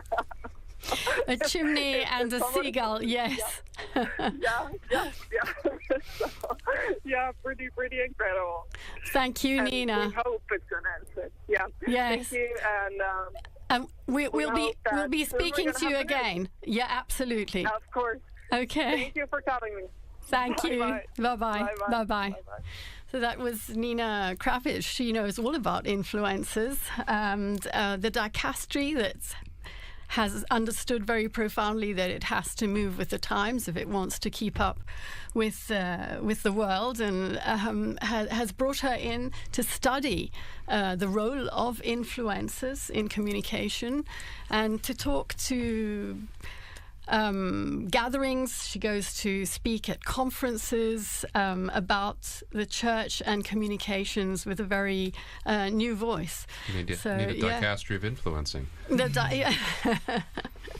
Interesting, though, that what we think of as the generation that likes everything instantly, that people should be standing there for an hour and a half, 2.5 hours now, watching a chimney without anything happening at all. So quite a turnout for the books, and interesting to see the reaction. Will people not be so interested over the coming days, or will that simply increase the tension and increase the interest?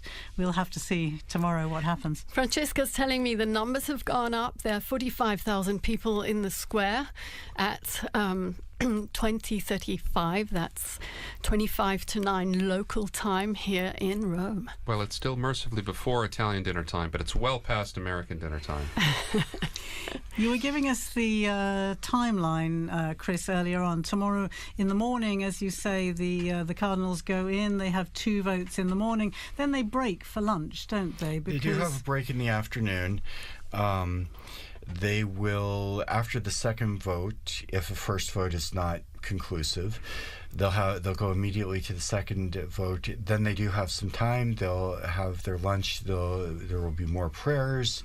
Of course, each session of the voting in the Sistine Chapel is marked by prayer, especially to the Holy Spirit. We can take a look at some of the prayers that we saw today for the opening of the conclave.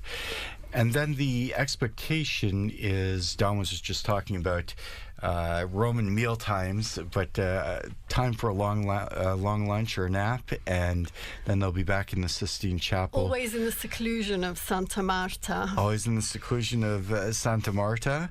I was struck, we've mentioned a couple of times, the movie The Conclave, and we've all seen various parts of the conclave, and I noticed a lot of the sets bear zero resemblance whatsoever to the places they're purporting to be. But going back to the schedule, we will have, or expect to have, a vote in the afternoon. That's what's provided for in Universi Dominici Gregis.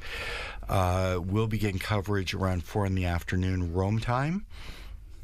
And if there is a successful vote, we'll see the white smoke. Otherwise, we'll have to wait for a few more hours, and possibly the first smoke we might see in the afternoon in coming days might be around 5:30 or 6.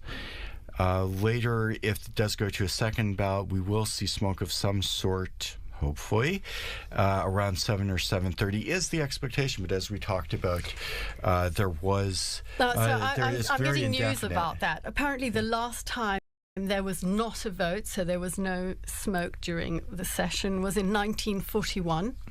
But they're also pointing out... There wouldn't have been, right? Because there wasn't a conclave that year. Ooh, wow. So that was to be expected. So that was not a good information I get here, because they also point out there were far fewer cardinals in that conclave, but as you say, no conclave in 1941. Maybe they meant 1939. We'll have to check that. Check on that again. And still nothing. It still looks quite light out there. And of course, the cameras are pointing out towards the west, so the last shreds of daylight will be seen from the perspective that we're looking at the chimney.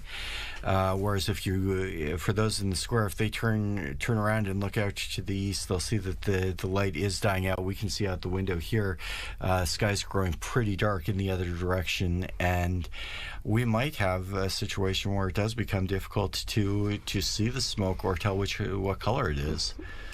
In which case we would be waiting for the bells again, as we were mentioning earlier, if it's a successful vote. Otherwise, people will be craning their necks to see what they can see from the square. But meanwhile, it might be a good opportunity to talk about one of the unique features of this conclave.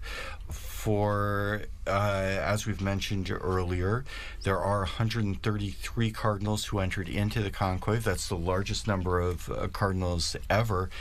And there was actually a little bit of a discrepancy in the law and the procedures governing the conclave, because Paul VI in 1975 had introduced a rule that the maximum number of cardinal electors would not be more than 120. Don, maybe you could tell us a little bit about the history of the numbers of electors. Maybe even going back a little further, the question of who would be made an elector was a very contentious issue, and when popes would make new cardinals to influence perhaps the conclaves, this was a big point of contention with the college at times. Yes, absolutely. So the origins of as you know, there are three levels of cardinals. There's cardinal bishops, there's cardinal priests, and cardinal deacons. And originally, there are 6 cardinal bishops of the Suburbicarian sees. He's like Frascati and Ostia. Ostia is the senior bishop on the see. There were 35 cardinal priests. The cardinal priests were drawn from the original tituli, the early parishes of the city of Rome. And so we can see before even the year 500 the lists of the original parishes, and they would be given the title to these parishes. And there were 14 cardinal deacons. The city was divided into 14 different districts based on the needs of the faithful. And so as time went on, this number was fixed at 70. But during the early modern period, the church had grown so much and worldwide that 70 wasn't enough to give a decent representation for the church anymore. And so during the, after Vatican II, the number was increased to 120. And this allowed for a much wider representation of cardinals from throughout the world. And the discrepancy came because popes wanted to make more appointments, because you have cardinals aging out all the time. They're always, every month or two you have another cardinal that doesn't get to vote anymore.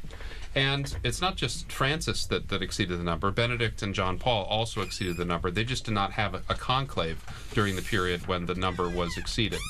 And so clearly it's the manifest will of the supreme legislator, from the 3 last popes, that if there were to be a conclave, it would be it would be that all the eligible electors. So the cardinals a couple days ago made a decision saying that this was the manifest will of the elector. All cardinals under 80 who are in Rome and can participate can vote. Joining us now in studio, we have Joseph Tulloch, our very own Joseph Tulloch from the English section. We were mentioning the Mass this morning. Joseph was actually one of the readers at that Mass, as he read the other day at after the funeral Mass in suffrage for Pope Francis. Joe, you were standing out there in that square filled with tens of thousands of people. First of all, would you like to tell us what that felt like and how you lived this experience? Yeah, sure. Hi everyone, I'm Joe. I'm part of the English team here at Vatican News. And what Linda's talking about there is, so I was reading this morning, but before that I had the chance to read at the second, what they call Novem Diales Mass, so the second Mass basically in memory of Pope Francis. It was really nice. It was a really great opportunity to say goodbye to the Pope. That was right after the death, and we were still really, really missing him. So that was a really great opportunity. It was about 200,000 people showed up for that Mass. I think some of them had been planning to come. There was supposed to be the canonization of Carlo Acutis on that day, and so there was lots of young people who were already going to be in Rome. But what was nice was they were clearly happy to be there for the mass that they had to go to instead, which was the second memorial mass for the Pope. There's lots of cheering. They really, there was really. Sorry, I thought I saw a flash of smoke there, but it was just a seagull's wing, I think. Right. Very disappointing. Yeah, so that was a really great opportunity. And then this morning too, that was the Missa pro Eligendo, so the mass for the election of the Pope, and it's basically this opportunity for the cardinals to come together, and together with the people of God, lots of ordinary Catholics and perhaps some non-Catholics gathered in the Basilica with them to pray and to invoke the Holy Spirit on this conclave process. So really nice. I did, to be honest, when I've been here now at Vatican News for about 2.5 years, and I always imagined that the conclave would be this period where I'd be doing so much journalism and going around and reporting on everything, and in the end I've just read a lot of masses. But that's nice as well, and I've really... You've been working hard as well, writing that's true as well. And what reading did you do this morning? So it was a reading, putting me on the spot, it was from, I think, the prophet Isaiah, and really nice reading about, I think it's the one that has... The Spirit of the Lord is upon me. He has appointed me to preach the good word to the poor, something like that. So the kind of a reading coming out of this prophetic tradition in the Old Testament, and of course the readings are picked, I assume, with kind of the idea of reminding the cardinals of what they're looking for in a pope. So somebody who will have who will have the poor in mind. I think I'm getting the reading right. It's funny actually, when you're there reading, you're so focused on saying the words right that you're not even thinking about what it means. So I may have misremembered what the reading was, but I think that was the one. Remembering rightly that it was focused on the characteristics that a new pope should hopefully have. So absolutely. Joe is going to be in studio with us again in these coming days as we await the smoke, unless at this point it could be white. Who knows? Who knows? But that's right. I'm going to be joining on Friday morning. If, of course, we could very well have a new pope by then, because by then there will have been there'll be 9 ballots between now and Friday morning. So there's 1 ballot this evening, and then there'll be 4 tomorrow. And so it's quite possible to have a new pope by Friday morning, but if not, you'll be able to listen to me and my wonderful colleague Francesca Merlo, who's producing today, but she'll be joining me in the studio on Friday morning. If we don't have a pope by then, who knows? Yes, thank you here to Francesca Merlo and to Mario Scatton, who are both working on the other side of the window here in this Vatican Radio studio.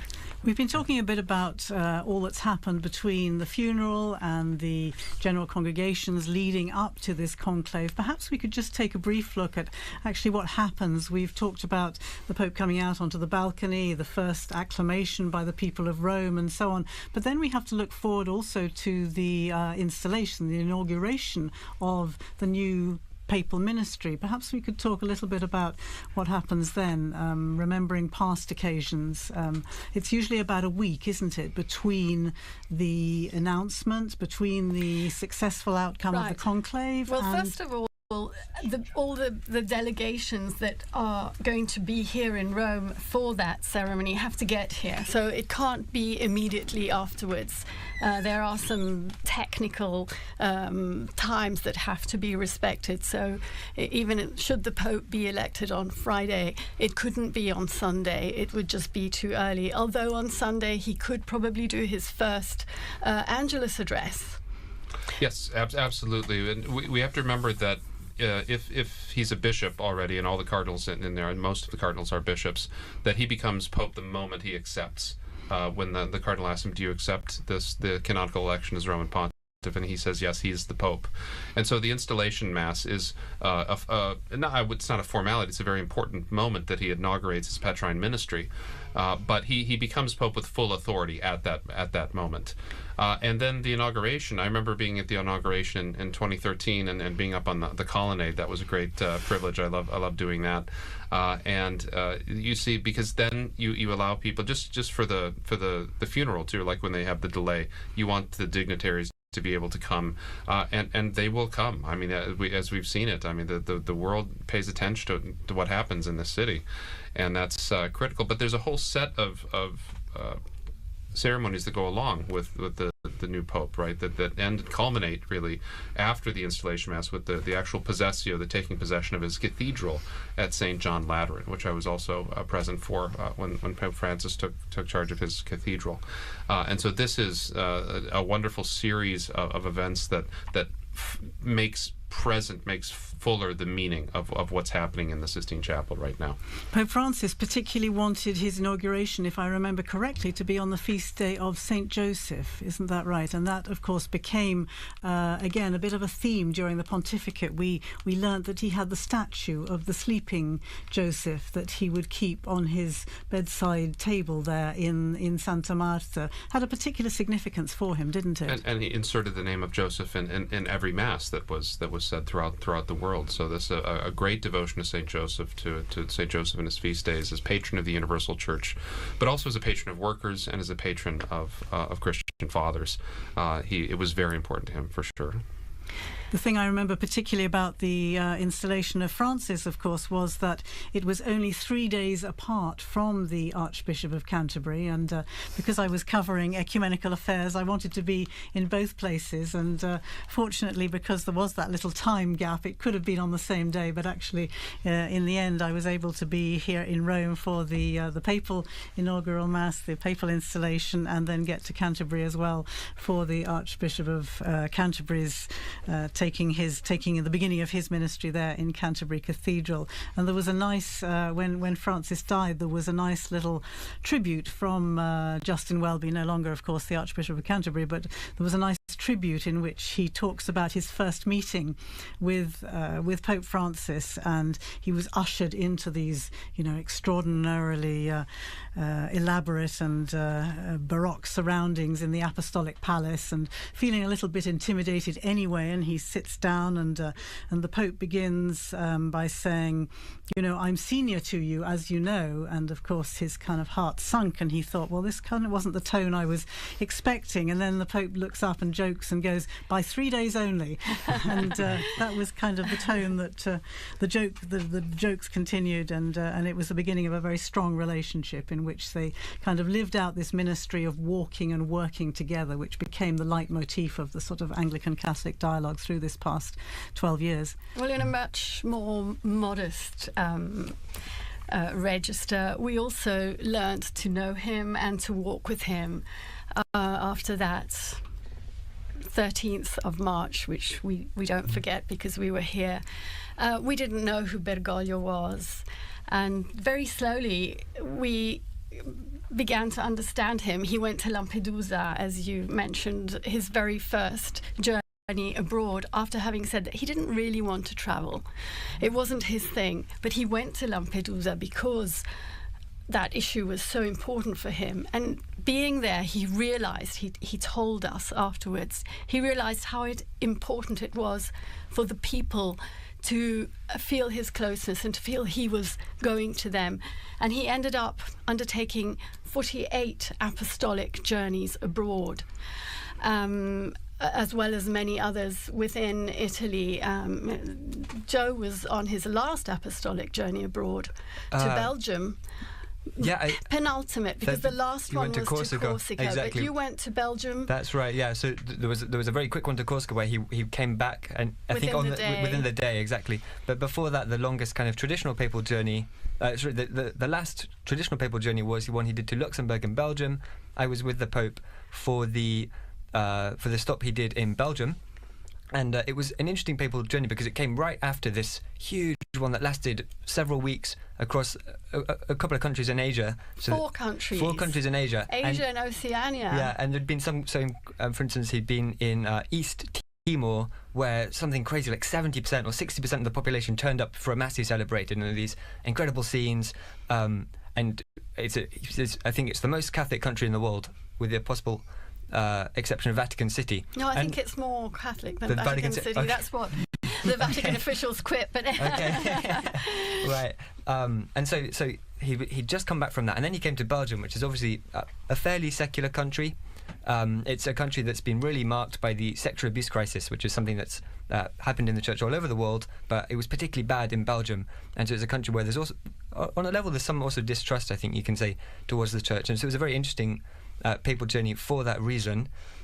the Pope did a couple of things. So he met with survivors of sexual abuse, and that was a closed-door meeting, so there were no journalists there. We don't know exactly what was said, but there were some interviews afterwards with some of the survivors who said that he really listened to them and they felt moved by that.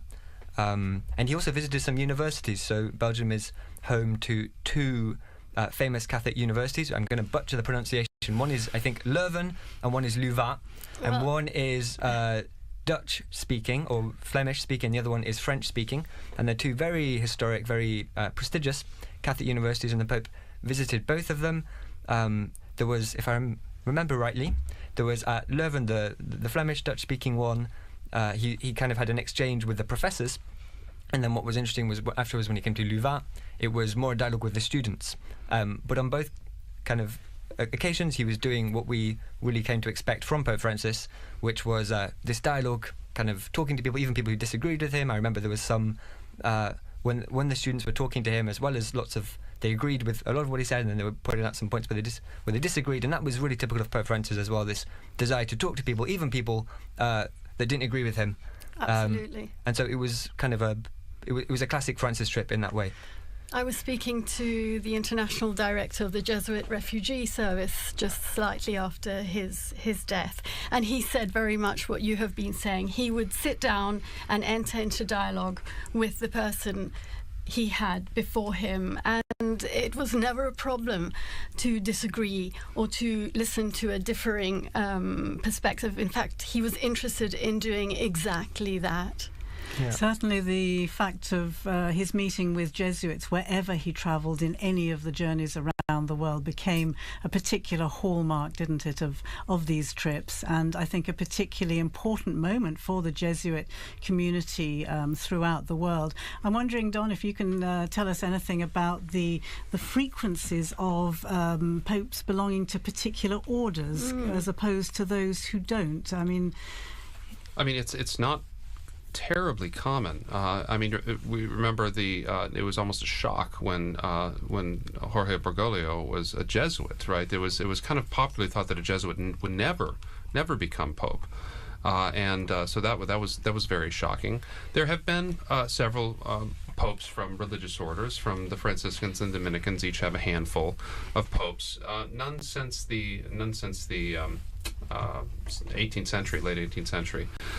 There have been some monk popes, particularly during the period of the monastic revival in the 11th century. But by and large, they have been taken, a lot of them, from the secular clergy. That's been mainly, and they've kind of gone back and forth between the diplomatic corps and between canon lawyers and theologians, and that's been pretty much the case. There hasn't been too much of while there is always, I would say, about 15% of representation in the College of Cardinals come from religious orders. They do not often get elected to the papacy. I don't think it's any particular animus against. It maybe historically have been against Jesuits, but that's not. But I'm talking back from the very foundation of the order. But it's really something that the person has to fit the job too. And very often religious orders are focused on a ministry. They're focused on a particular specialty. And the pastor, the secular priest, the bishop has got to be all things to all people. And that often is better training for the kind of things you'll encounter in the papacy than other forms of religious living. And I'm wondering, is that 15% roughly the same today with the cardinals who are gathered behind the walls of the Sistine Chapel? I'd have to look. I could make a count, but I would suggest it's roughly 15 to 20%. And so after the Pope died, I saw a couple of headlines saying something along the lines of Pope Francis never stopped being a Jesuit. And this idea that as you were saying there, that each of these orders has their own charism and they really mark the members of those orders. I don't know if you have any thoughts about the ways in which Pope Francis never stopped being a Jesuit, the ways in which his Jesuit formation really shaped him and became the Pope that we all knew. I think the Jesuit formation creates such strong individuals. They are able to. Think of the great Jesuit missionaries that are able to operate.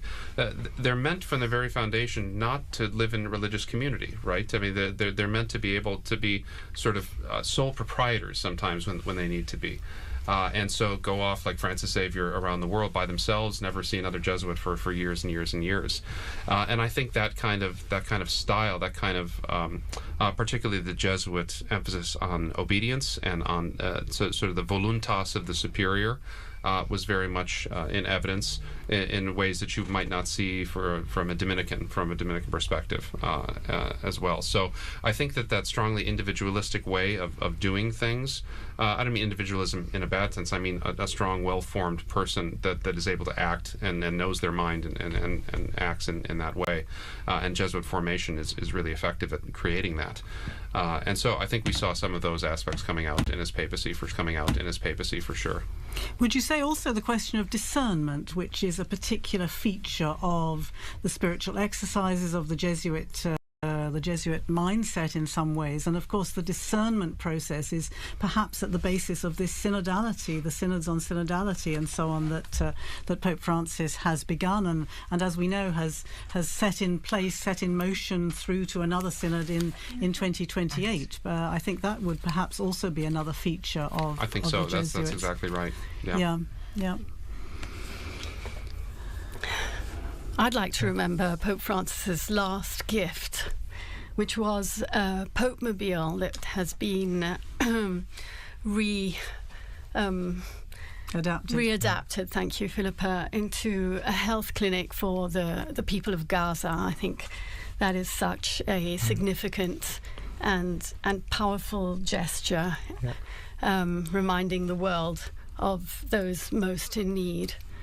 And it came, of course, following the phone calls that he traditionally made so regularly to the parish, the Holy Family Parish in Gaza, which I think you visited. I was able to do so when I went there to the Holy Land some years ago, and was able to go to Gaza with the previous parish priest, and you know how significant it is, how important it is in any situation of conflict like that to know that the world has not forgotten you, to know that people are praying for you, that people are praying for peace. And clearly those phone calls that Pope Francis insisted on making right up until even the previous weekend. From the hospital, when he was in the hospital, when he could, he would call Padre Romanelli and just ask them what they'd had for dinner. Smoke. We have smoke.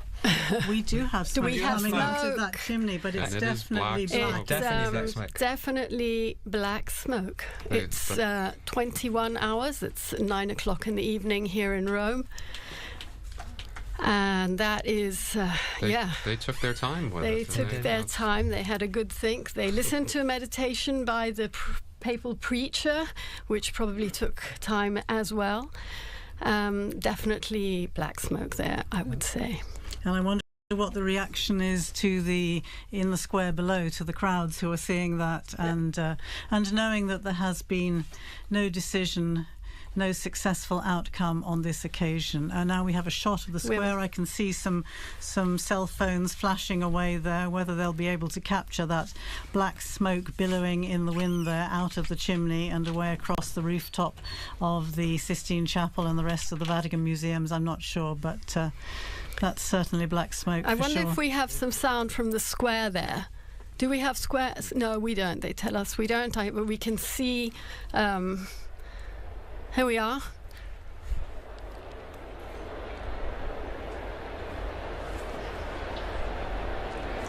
Well, the noise they've made of the crowd. sure of it at least. That's good.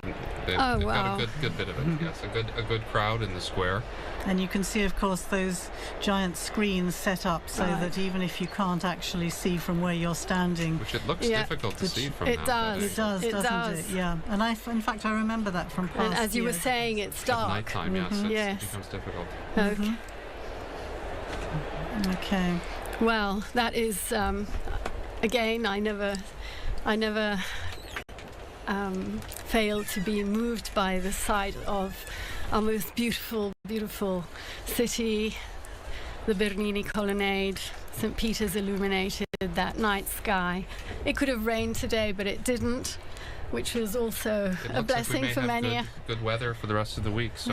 And you can see if you're watching on the television screen, it is now completely dark in Rome. The lights are on, the new illumination of the dome of St. Peter's.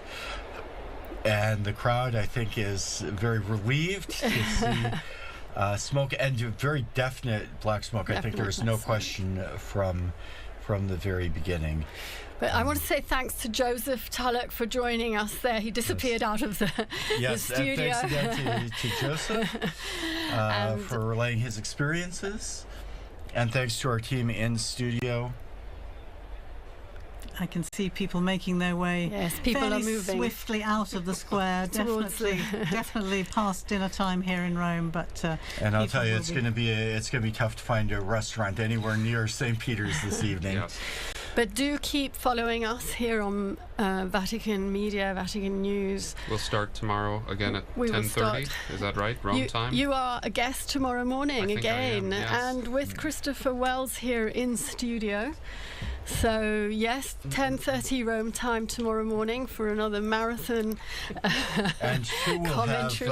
We'll have Devin as well tomorrow in the anchor spot. Yes. He joined us with some great contributions from the square.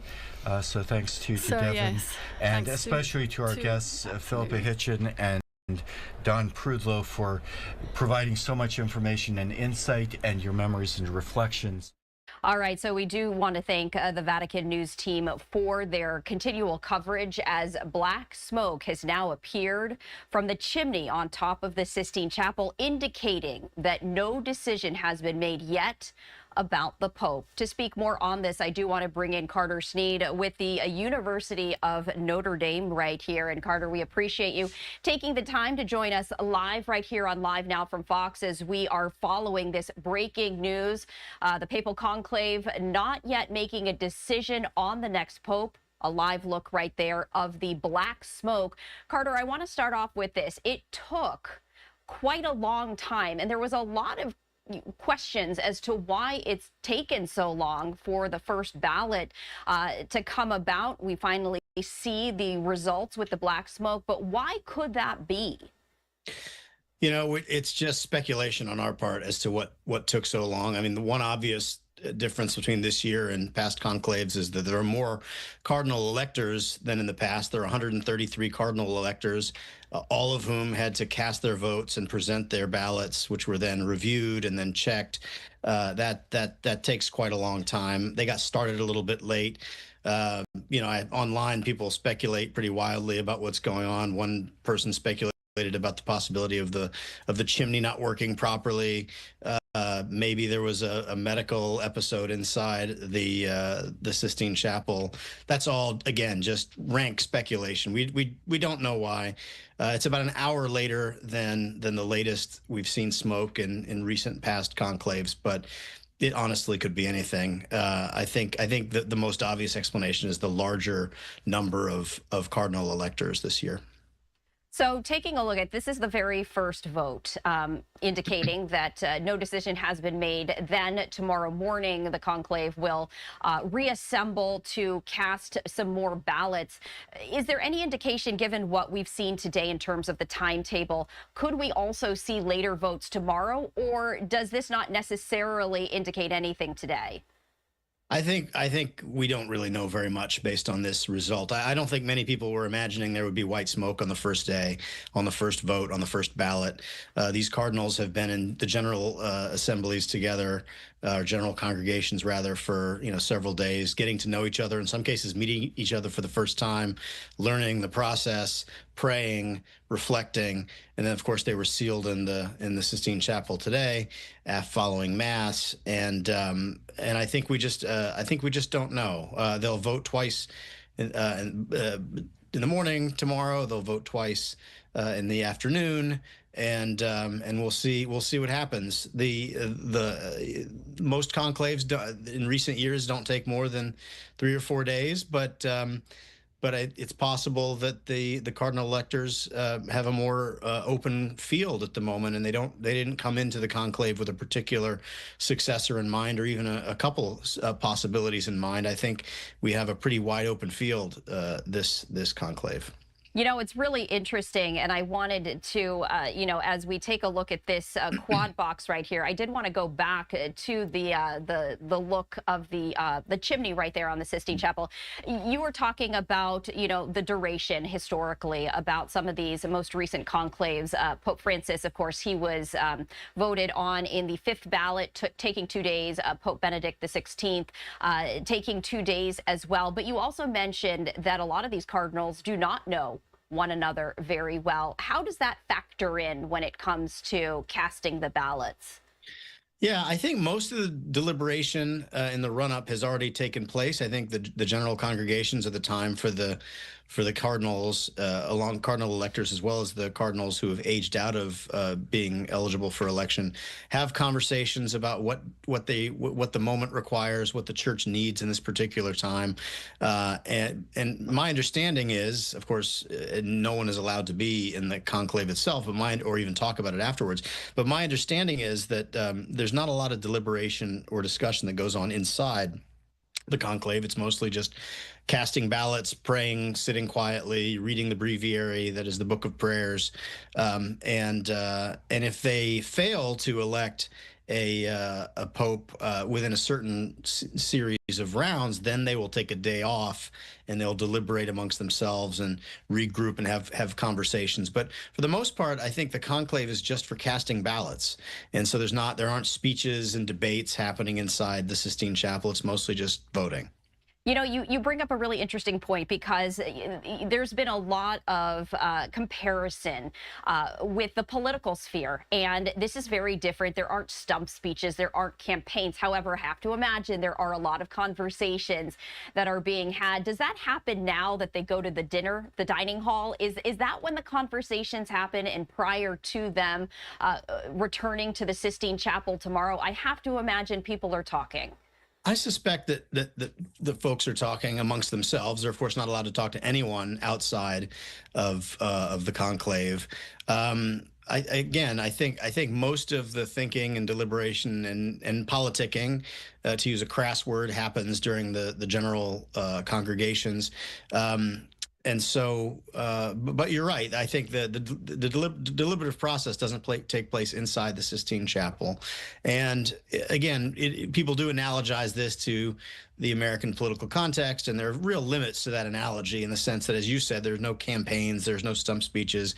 There are obviously cardinals who would very much like to succeed Pope Francis and be the successor of Peter, and believe that they're well qualified to do it. And I think it's a more subtle process of making speeches, giving homilies, having back channel conversations, and you hear various things. Of course, I mean, there was even a kind of you never know whether these are true stories or not. But there's one story about a particular cardinal who's not a cardinal elector storming out, leaving Rome because he was angry that his preferred candidate wasn't receiving the support that he'd hoped that he would.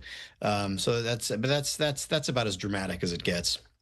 You know, we don't know. Obviously, in order to elect a new pope, in order for there to be white smoke, there has to be a 2/3 majority that vote for a particular individual. We don't know the breakdown of, what those votes were today. But, when it comes to, and I have my notes right here, but there are a couple of favorites. So when you take a look at how to inch closer to the 2/3 majority, how does that work? And, the process behind that. Yeah, I think the voting today, even though it wasn't expected to be conclusive as to electing a new pontiff, was really valuable for the cardinal electors themselves as kind of a straw poll to see what people are thinking about, to see around whom different support is coalescing and who might not have much support. I mean, if you have a strong showing on the first ballot, a natural human reaction to that would be, okay, well, I'm going to take a more serious look at this person, or I'm going to harden my opposition to this person.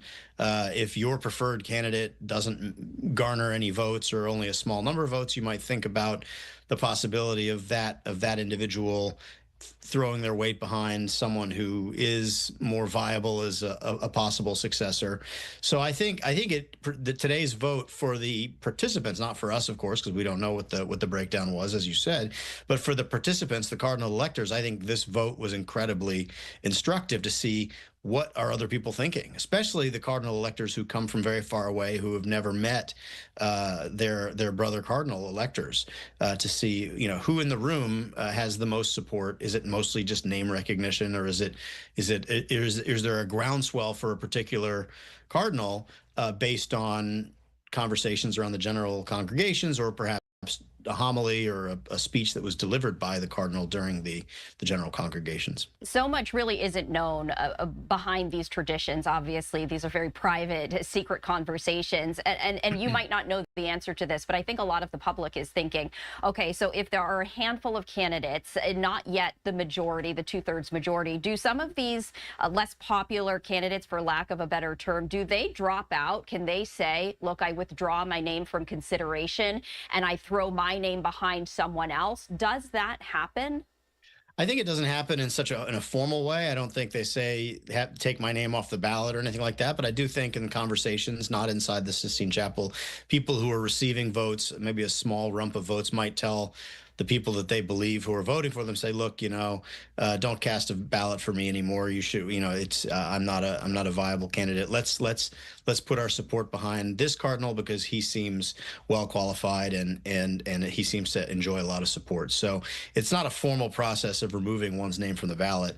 I think it's a more informal process of talking to those brother cardinal electors who one thinks might be supporting them and encouraging them to vote for someone else. I think for today, the very first vote from the conclave, it took people by surprise in terms of the fact that it just took so long to see that black smoke. When we were waiting for this, is there anything in terms of today's proceedings, in terms of the time frame of this, that really stood out to you as unique or different, or was this pretty much standard?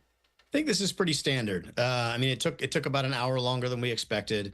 Obviously, there's a lot of tension and anticipation built up around this, so people were hoping and expecting to get, you know, just some evidence of what's going on inside earlier on. But I think for the most part, it is pretty standard. It was late. We don't know why. It could have been something as simple as a malfunction of the furnace, or just getting started late, or it taking longer because there are 133 bishops, you know, who have to cast their ballots by hand.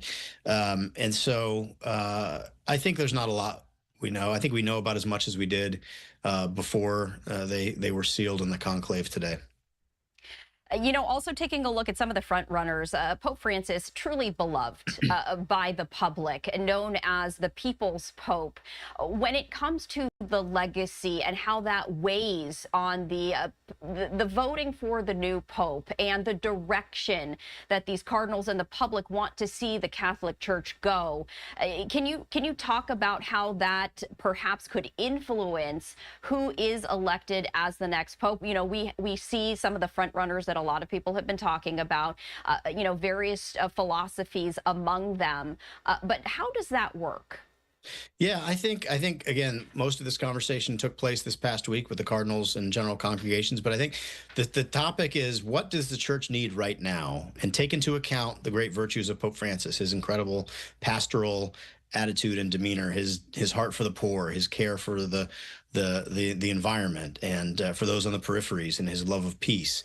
All of the virtues, all of the great benefits of his pontificate. Obviously, I think there's a widely shared view that should be continued. There should be continuity with Pope Francis's excellences in that respect.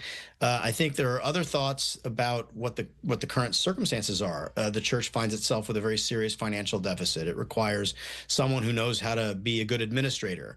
Obviously, it requires someone who it can connect with the public, not just Catholics, but people around the world, who has a sort of charisma, but a deep spiritual resource that they can draw upon and be faithful to the gospel and to be a wonderful role model as well. I think there may be a hope for some theological rigor. So the idea of returning to theological principles in a way that might have been one area of Pope Francis's it was not particularly his greatest gift. And not which isn't a criticism. It's simply to say that different popes have different gifts, and Pope Francis focused more on the virtues that I described a moment ago, and was less oriented towards theological propositions, theological rigor in the way that his predecessor, Benedict XVI, who's probably the greatest theologian of his generation, and John Paul II, who was also a very significant philosopher in his own right. I think there's a kind of possibility of continuing the wonderful benefits of Pope Francis, but also focusing on some areas of crisis right now, finance, administration, and so on. And then on top of that, to restore some of the theological rigor that people, I think, are hungry for as well. Carter, before we let you go, we're taking a live look right there at St. Peter's Square, now empty. There were, about 45,000 people packed just to watch the smoke come from the chimney there on the Sistine Chapel. And, you just get goosebumps because it's just such a powerful image. When you take a look at the square, it's nighttime. They're going to be reconvening tomorrow. What goes through your mind? The images today were incredibly dramatic. Obviously, the St. Peter's Square and the smoke, and also the conclave and the procession of the cardinal electors into the conclave. I mean, it's the Sistine Chapel itself, which is one of the most beautiful spaces on planet Earth. It's an incredible feast for the eyes and the heart. It really does speak to us in a way. It seems to me that resonates with the church's emphasis not just on truth and goodness, but also on beauty and the role that beauty plays in evangelization. This is something that Benedict XVI talked a lot about, as well as Pope Francis. There's something about the ritual and the tradition and the beauty that is not simply pomp and circumstance, but actually speaks to the soul in a way that even words fail to sometimes. Just beautifully summed up right there, Carter. We appreciate you taking the time live there, part of the University of Notre Dame. We have a live clock right there. 4 hours, 49 minutes, 36 seconds that the conclave began, and we will be back tomorrow for that second round of voting. Carter, we appreciate you taking the time to join us here on Live Now from Fox. Thanks so much. And another live look right here of St. Peter's Square, just truly spectacular as the crowds have now dispersed for the evening, but will return when the conclave comes back to the Sistine Chapel for yet another round of voting. I also wanted to, share this with you because one of our Live Now from Fox viewers posed this question. How does the smoke turn white or black? And we wanted to answer that. We appreciate you reaching out, and we like to research those answers for you. So this is what we have. The Vatican does use specific chemical mixtures to turn the smoke a specific color. So back in 2017, McGill University researched this, and they found that the black smoke is made using potassium perchlorate, sulfur, and a compound found in coal tar. White smoke is created with potassium chlorate, lactose, and Greek pitch, pine resin. So we did want to, give that to you as well, and put the information there on the screen. I'm going to punch it up right there. So if you didn't catch exactly what I was sharing, I did want to bring that to you. So live there on your screen is the breakdown about how that smoke turns either white or black. Now, the black indicates that no decision has yet been made by the conclave. They do need a 2/3 majority vote to elect a new pope. White smoke, that is the indication that the conclave has elected a new pope. That is what we are watching for. Today was the very first vote, and it's standard procedure that it takes several rounds of voting for that majority to happen. We here at Live Now from Fox will have you covered around the clock. We have 24/7 coverage right here on our air. We will be broadcasting all of the smoke signals as they happen in real time, and you can count on Live Now from Fox to bring you all of those developments as we have done throughout the day today. We are going to step away for a brief break, continuing our coverage in just a moment. Stay with us.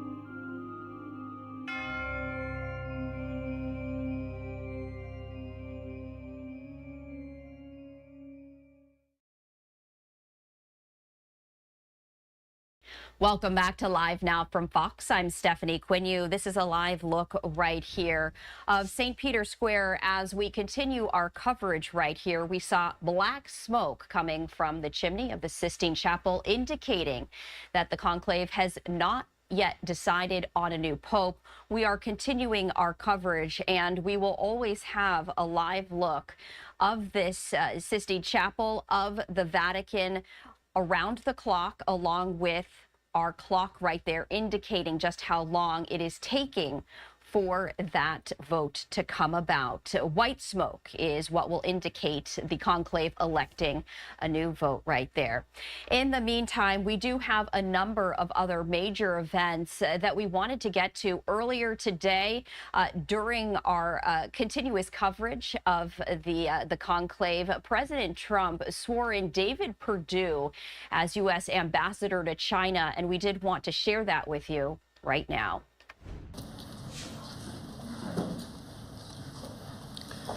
Well, thank you very much. Before we begin, I'm pleased to announce that I've just signed a proclamation officially designating tomorrow, May 8th, as a Victory Day for World War II, commemorating the 80th anniversary of America's victory in the Second World War. All over the globe, our World War II allies are celebrating this week, but the United States has never joined in with the proper celebration of our own, and the victory was mostly accomplished because of us. Whether you like it or not, we came into that war and we won that war, and we had a lot of help from a lot of great people, a lot of great allies. But I think there would be nobody that would say that we were not the dominant force in that war, and we don't celebrate it. And I think that's a great disservice to the people that lost their lives and people that fought so hard in winning World War II, and also a separate Victory Day for World War I, and we're going to be doing that too.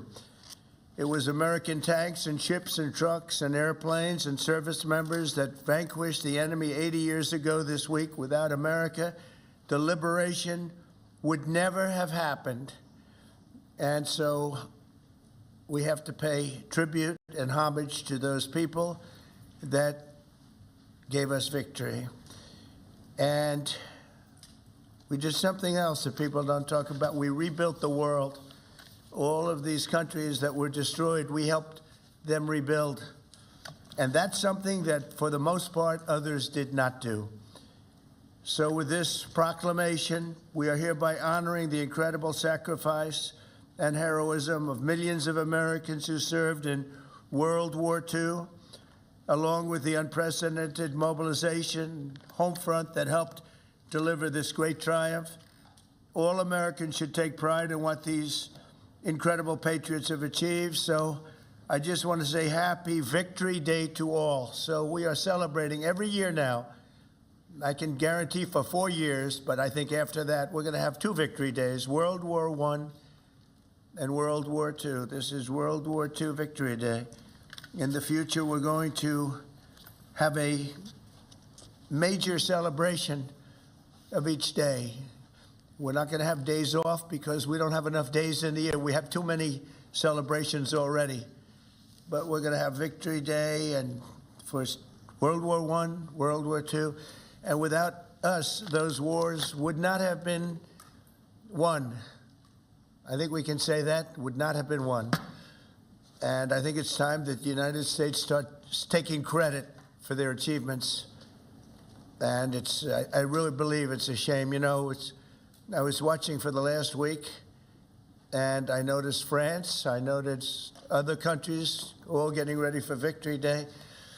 And I said, that's sort of strange, because David just added something. He said, we also rebuilt the world. And I didn't have that, and I should have that. That was a big factor. But I noticed all of the countries, Russia, having a big day tomorrow. And by the way, they lost millions of people, and they were absolutely a major factor. But there was no major factor like us. We won the war, and we won it with the help of others. But everybody was celebrating but the United States of America. And I said, you know, I think it's time that we start celebrating victory. And that's what we're doing. So now for the reason that we're here, but I asked David, would it be appropriate if I did that? He said, absolutely. That's a big thing that we're doing on your swearing in, very big thing. But now for the real reason, and a reason that I'm very proud of because he's been my friend for a long time. We're swearing in our next ambassador to the People's Republic of China. What timing, David, what timing? Only you could have picked this timing. It's your fault. I picked him a long time ago, but it just happened to come due on a pretty important date. But our friend David Perdue, Senator David Perdue, joining David this afternoon are his incredible wife Bonnie, who's been at his side for a long time, their sons David and Blake, their daughter-in-law Danielle and daughter-in-law Charlotte, and their grandsons David, Hudson, and Jack. That's a beautiful family. Congratulations. I didn't think you had it in you, David. That's really something. That's pretty amazing. Look at that. Our new ambassador brings to this position a lifetime of experience at the highest levels of business and politics, and he is at the highest level. Over 4 decades in business, he rose to lead several major American corporations, including as the president and CEO of the footwear giant Reebok, where he did very well, he did a great job, and later CEO of Dollar General. Likewise, he did a great job. David also lived and worked in Singapore and Hong Kong for several years, developing a wealth of experience negotiating and doing tremendous business deals for lots of different leaders that he worked with. Following his tremendous business success as an executive, David stepped forward to serve American government, and as we all know, in 2014, he was elected United States Senate in Georgia, and he was very popular, very respected from day one. He served on the Senate Foreign Relations Committee and was a tremendous partner to our administration during my first term. I dealt with him a lot, and he solved a lot of problems. Now I'm entrusting David to help manage one of America's most complex and consequential foreign relationships, and I know he'll do a fantastic job. As our lead diplomat in Beijing, David will work to promote American interests and stability in the Indo-Pacific, help stop the flood of Chinese fentanyl across our borders, which we have to do. We lost, I believe, 300,000 people last year. Seek fairness and reciprocity for the American worker, ensure the safety of our citizens overseas, and promote peace in the region and in the world. And I'm confident that he will do an exceptional job. He's an exceptional man, and make our country very proud and make our country very safe, too. So, David, I want to congratulate you. This is as big as it gets, and the timing is unbelievable, but it's time that we have somebody like this. This is a very, very extraordinary man, and you're going to do a fantastic job. And say hello to President Xi when you're over there, please, okay? Thank you very much. Marco, would you do the service? Thank you. Put your left hand and raise your right. Raise your right hand. I state your name. I, David Perdue, do solemnly swear do solemnly swear that I will support and defend that I will support and defend the Constitution of the United States the Constitution of the United States against all enemies, against all enemies, foreign and domestic, that I will bear true faith that I will bear true faith and allegiance to the same, that I take this obligation freely without any mental reservation or purpose of evasion, and that I will well and faithfully discharge the duties of the office on which I am about to enter. So help me God. Congratulations, Mr.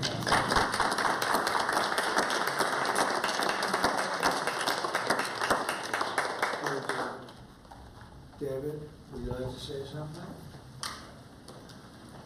Mr. President, I'm humbled to be in this office today. I love what you've done with this office. I like the Declaration of Independence.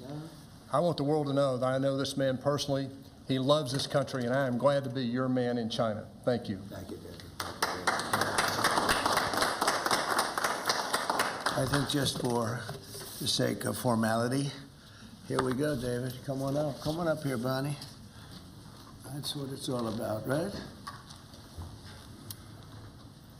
And now we send you on your way. Lots of luck. Yes, sir.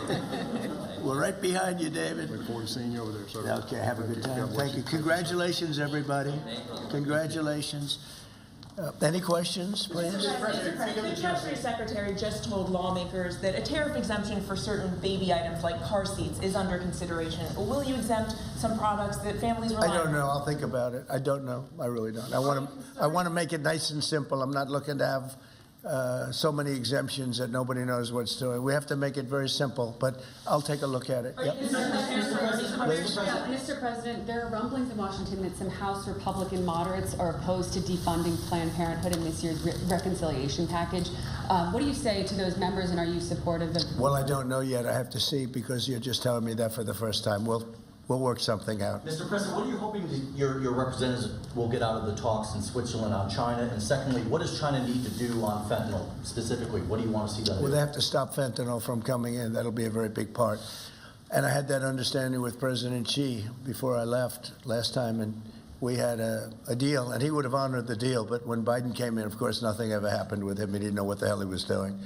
But that would have saved a lot of lives. That election cost us a lot of lives and a lot of heartache. The fact that we went through 4 years of misery, and you look at what's coming through the border, and the job of getting murderers out of our country. So many bad things happened. The wars. You wouldn't have October 7th. You wouldn't have Russia fighting with Ukraine. You wouldn't have had that disaster in Afghanistan. You wouldn't have had inflation. All these things would have not taken place. So sad to see what happened. Any other questions? Is your administration sending migrants to Libya? I don't know. You'll have to ask Homeland Security, please. Would you support sending migrants? Would you support sending migrants? That Russia was asking for too much to end the war. Given that, do you still have confidence that? When did he say that? Earlier this morning. Well, it's possible that's right. He may know some things that, because I've been dealing with this and some other things, but we are getting to a point where some decisions are going to have to be made. I'm not happy about it. Okay. Just to follow up, sir, on the talks in Switzerland, what do you expect? What do you hope to come out of them? We'll see. I mean, look, we were losing $1 trillion a year. Now we're not losing anything, you know? That's the way I look at it. We were losing with China on trade $1 trillion a year. More, actually, 1.1. But let's say $1 trillion. You know what we're losing now? Nothing. That's not bad. Are you planning a new ceasefire and hostage deal proposal for Israel and Hamas before you head over to the region next week? Where? In Gaza. In Gaza. Well, we're going to see what's happening. There's a lot of talk going on about Gaza right now. You know that, right? So you'll be knowing probably in the next 24 hours. Are you taking diplomatic actions between the war in India and Pakistan? What's your position? Oh, it's so terrible. My position is I get along with both. I know both very well, and I want to see them work it out. I want to see them stop. And hopefully they can stop now. They've gone tit for tat, so hopefully they can stop now. But I know both. We get along with both countries very well, good relationships with both, and I want to see it stop. And if I can do anything to help, I will be there. By the way, unrelated, but I guess it's all related when you look at the world nowadays. Rwanda and the Congo, we've made a lot of progress in getting that disaster stopped. We've had a very talented person over there, and we've made a lot of progress with Rwanda and Congo fighting a very violent war, by the way. China says in order to have substantive negotiations, you have to bring down your 145% tariffs. Are you open to pulling back your tariffs in order to get China to the negotiating table? No. Mr. President, Senator Tillis has come out against Ed Martin as U.S. Attorney. Do you have any response to that? Well, it's disappointing because, you know, I know Eddie's very talented. Crime is down in Washington, D.C. Street crime, violent crime by 25%. And people have seen, they've noticed a big difference. So I didn't know that. But if anybody voted against him, I feel very badly about it, only in the sense that in this short period of time that he's been there, crime is down 25% in Washington, D.C. But that's really up to the senators. if they, feel that way, they have to vote the way they vote. They have to follow their heart, and they have to follow their mind. Mr. President, referring to the Persian Gulf as the Arabian Gulf, are you going to make that announcement on your trip? They're going to ask me about that when I get there, and I'll have to make a decision. So you haven't made a decision yet? I don't want to hurt anybody's feelings. I don't know if feelings are going to be hurt. Why have a case right over here? It's called Gulf of America, and I guess a lot of people get ideas from us. But the Gulf of America was something I thought should have been named a long time ago. I'm going to be given a briefing on that. It was just done, and I'll make a decision. Is it the U.S. position that Iran can have an enrichment program as long as it doesn't reach a weapons? We haven't made that decision yet. We will, but we haven't made that decision yet. President, China said the U.S. initiated the trade talks this weekend and that its position hasn't changed. Are you still confident you can reach a deal with China? They said we initiated? Well, I think they ought to go back and study their files. Okay? I do think that. Go ahead. What are you planning to ease chip export restrictions to some of these Gulf countries and then also make announcements regarding... We might be doing that, yeah. And their nuclear programs, civilian nuclear programs? And it'll be announced soon. And you're going to help them develop some nuclear power? Well, we're going to take a look. We're going to take a look. But, we had really a very good, as you know, we had a very good outcome with the Houthis, and we honor their word. I mean, they made a commitment, and we dealt with other countries that were close to them and their surrogates, and we honor all of their words. We'll see what happens, but I think, I believe that hopefully that's over with, and they'll leave the ships alone, just leave those ships alone. But so we do. We take their word for it. It was, we hit them very hard. They had a great capacity to withstand punishment. They took tremendous punishment. And, you could say there's a lot of bravery there. That it was amazing what they took. But we honor their commitment and their word. They gave us their word that they wouldn't be shooting ships anymore, and we honor that. I want to thank you all for being here. I want to congratulate David Perdue and his family. He's going to be really an incredible ambassador to China. I have no doubt about it. And we're going to work together very closely. Thank you all very much. Thank you. So that was President Trump swearing in David Perdue as the U.S. ambassador to China and also answering additional questions from the media. We're going to step away briefly, returning with more headlines in a moment. Stay with us.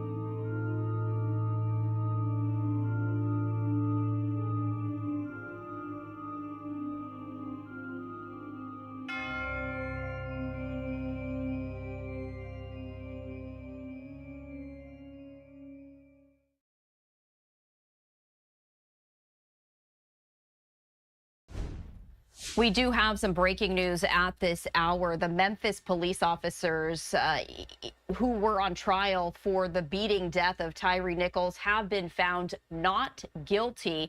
There is a live look right here outside the courtroom. It does look like, however, as we take a look at this live look, just coming into our newsroom, there were some commentary from individuals. It does look like perhaps that commentary has since ended. I'm going to dip into this because it does look like perhaps that one of the reporters is on standby to deliver a report. But we did want to share this breaking news as the former Memphis officers in the death of Tyree Nichols have been found not guilty on all charges in this state trial. This just coming in. A jury from Hamilton County found those 3 former police officers not guilty. Let's listen in. A couple of other interesting things that report had said there, specifically when the district attorney was talking, he was saying that this, of course, not the expected outcome, but he wanted everybody to know that the prosecution did a great job as to his opinion, and just talked more so about all of the evidence that they lined up, and that he thought it was sufficient, substantial enough, but of course did not sway the jury. Also talked about the selection of the jury coming from Chattanooga. All right, so it does appear, it does look like the camera is now on the move. We're just taking a look. We did want to get off of it because we weren't getting any sound right here, but this is a stakeout camera in the hallway, continuing to receive some reaction from individuals. And, I'm going to go back to it a little bit right now because it looks like the camera is trying to follow a number of people. Take a look right here. It does look like there are individuals who did not want to speak with the Fox and Memphis team right there exiting the elevators right here. So this just coming into our newsroom. This is a new shot. You can see obviously the photographer on the move right here as this is breaking news just coming into our live now from Fox Studios. A jury from Hamilton County finding 3 former Memphis police officers not guilty on all charges against them related to the death of Tyree Nichols. They began deliberating on Tuesday, pausing for the night, and then returning with the verdicts just before 2 p.m. today. And so this is the criminal court division. You can see right there. My producer, rather, is sharing with me that we have a live look from Memphis, and we're going to turn to that right now. You can see the skyline. We're gathering more information as this is just coming in. But we did want to let you know, breaking news, 3 former Memphis police officers found not guilty on all charges against them related to the death of Tyree Nichols. So the trial itself lasted 9 days, not including the time that it took to select the jury. And Sunday, when no court was held, the state called 5 witnesses, followed by 17 from 3 different defense attorneys. We are continuing to follow this and we are going to bring you the very latest developments as we receive them. This is a major case, of course, that dominated the headlines, and we did want to share that breaking news with you as we continue to follow the very latest developments. This is a look right here of Tyree Nichols right here as we continue to follow that breaking news. So I'm just weeding through some of the new information that we're getting into our newsroom right here. The Shelby County District Attorney Steve Mulroy quoted on our Fox 13 page saying that, quote, "It's hard for us to imagine how someone could say that none of the defendants were guilty of any of the charges. I think that any fair-minded person who watched the video would come to the conclusion that everyone there had some responsibility for Tyree Nichols' death. What I do know is this: Tyree Nichols is dead and deserves to be alive, and that is a tragedy. It's my hope that the public understands that this is part of the system and that our office will continue to push for accountability for everyone who violates the law, especially those who are sworn to uphold it," end quote. That is a quote directly from the Shelby County District Attorney, that is Steve Mulroy, following the not guilty verdict. And we're continuing to take a look at this. Prosecutors arguing at one point that in the evening the officers may have been able to arrest Nichols lawfully, but the prosecution said that changed the second Emmett Martin kicked Nichols in the head. So we're continuing to comb through all of the details as we are receiving it, but we are following the breaking news at this moment that a jury from Hamilton County found 3 former Memphis police officers not guilty on all charges against them related to the death of Tyree Nichols. We're continuing to monitor that live camera that we dipped into very briefly inside the courtroom, continuing to gather reaction and responses. It's unclear as of now whether the Nichols family will be responding to this decision handed down by the jury really just moments ago. And of course, we will bring you any reaction as it does happen. But this coming in just moments ago, we are bringing all of this to you. We are taking a look from our Fox 13 team as this decision was announced. And we, of course, will bring all of that to you as it happens. Meanwhile, I did want to share this live look with you right here as we continue, of course, to monitor the papal conclave. This is a beautiful evening look of St. Peter's Square there in the Vatican.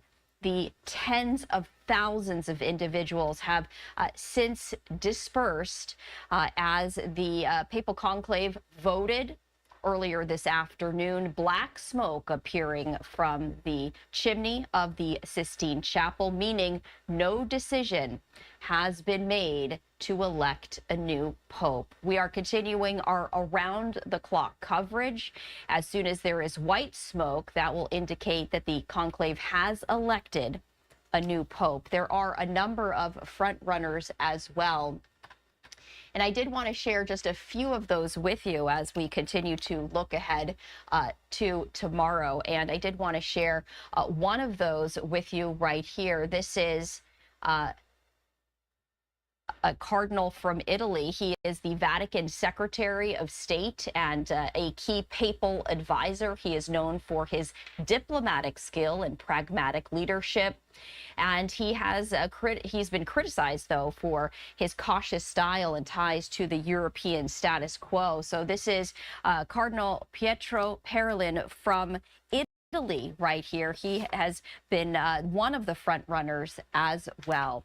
I did also want to share just a few more front runners. There was no 2/3 majority vote today, indicating that no new pope has been elected. It's unclear, though, as to how the votes broke down. That remains secret, only known to nobody, as this is a secret ballot. So it's unclear. We will only know when a new pope has been elected once there is white smoke. This is another front runner right here. This is Luis Antonio Tagle. He is 67 years old.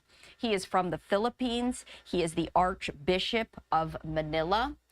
He has been very close with the late Pope Francis in style and priorities, but he could face pushback for his conservative views on some of those issues. He is also considered a moderate in the Catholic Church. Now, when I was speaking with Carter Sneed, who is with the University of Notre Dame, he says that there is a lot of discussion within the conclave in terms of what trajectory the Catholic Church wants to go towards. Is it more conservative or is it a little more moderate, as was the late Pope Francis? And so that, of course, is the key question right there. I also wanted to share one more front runner with you. These are just some of the front runners, but these are the names that really have been dominating the headlines. And this is another one right here. This is Bensugu from the Democratic Republic of Congo. He is 65 years old. So he is a cardinal there. He's an archbishop. And he is very popular in his home country of Africa, but he may not appeal to progressives. And he is very conservative. So again, you have that crossroads right there. But he is one of the most important cardinals from Africa. And this is a continent with 200 181 million Catholics. So it is going to be very interesting to see how all of this breaks down. There could also be perhaps a surprise when it comes to who becomes the next pope. This is a very serious decision that's weighing heavily on all 133 cardinals who are eligible to vote in the conclave. We continue our around-the-clock coverage, and you can count on Live Now from Fox to bring you all of the live looks of when the smoke signals appear from the chimney of the Sistine Chapel. I'm Stephanie Quinu. You are watching Live Now from Fox. We're going to take a quick break, but Andy Mack is going to continue our coverage in just a moment. Stay with us.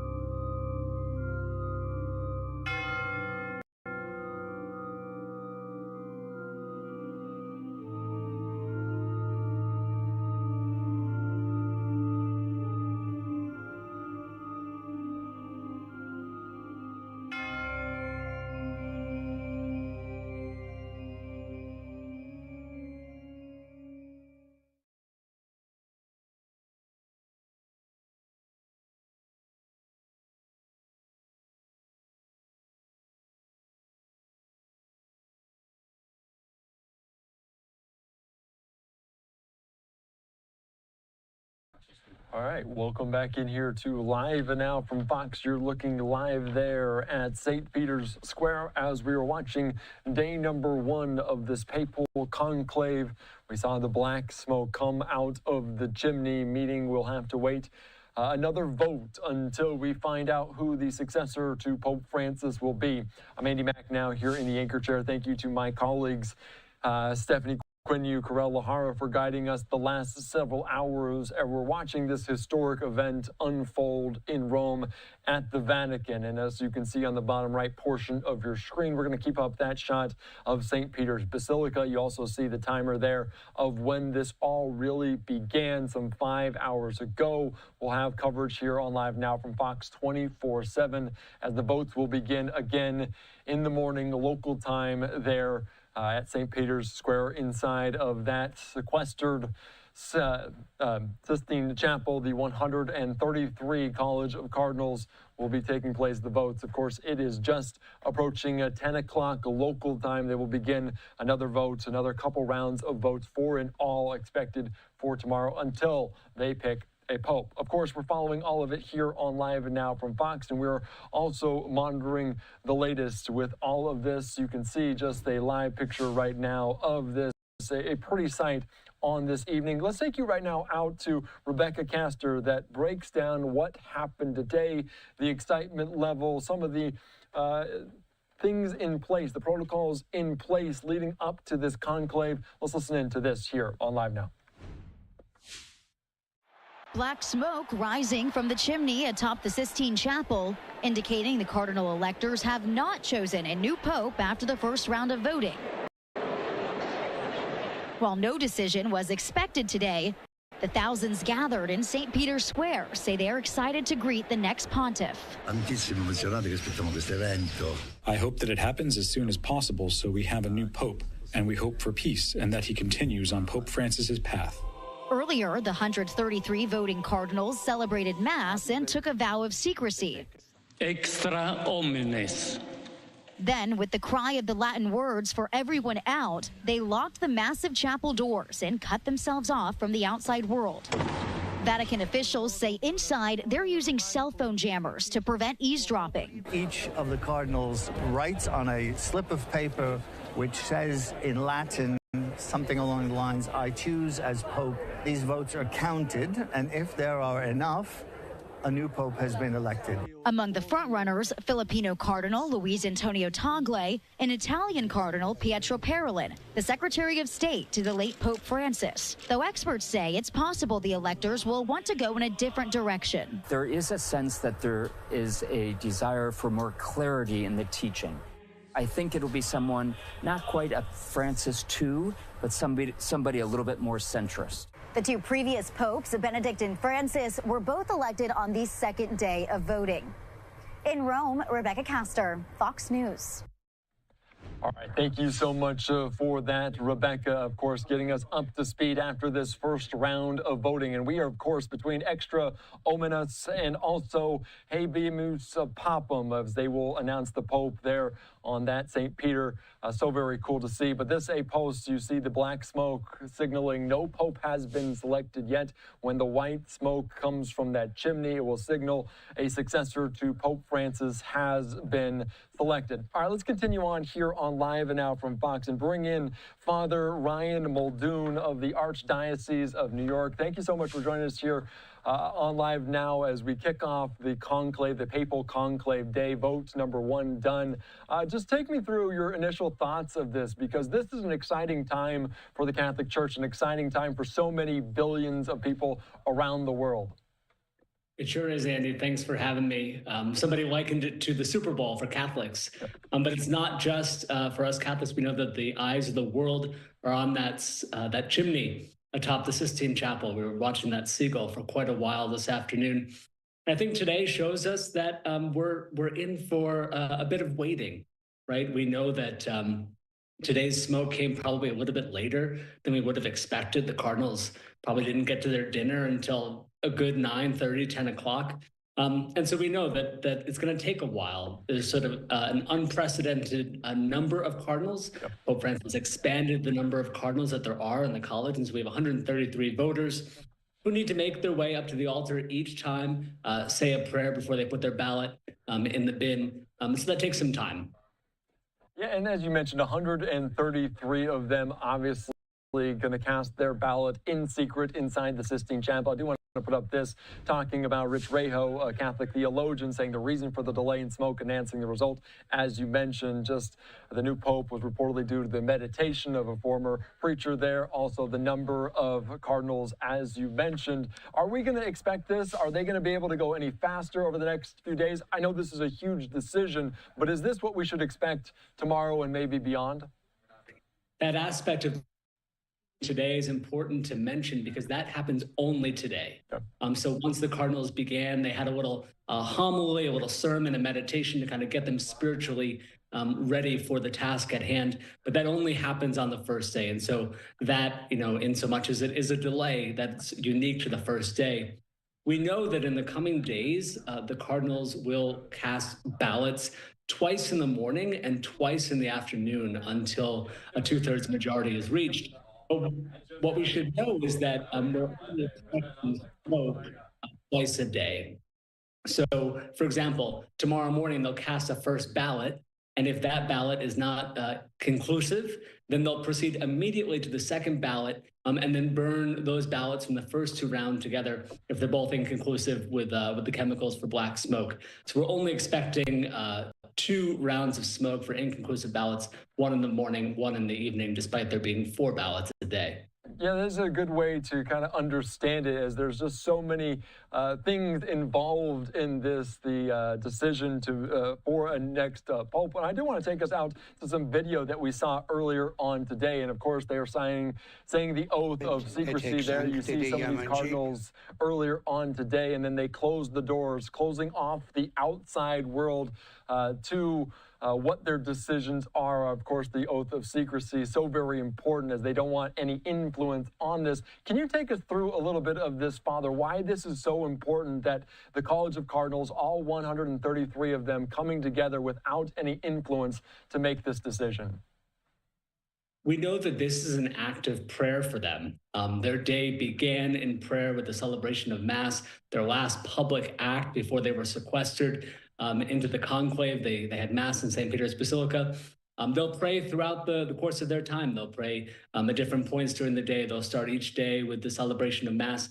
And so because this is an act of prayer, we don't need any outside influence. We don't need journalists or others trying to put thoughts in the Cardinals' minds. This is between them and God.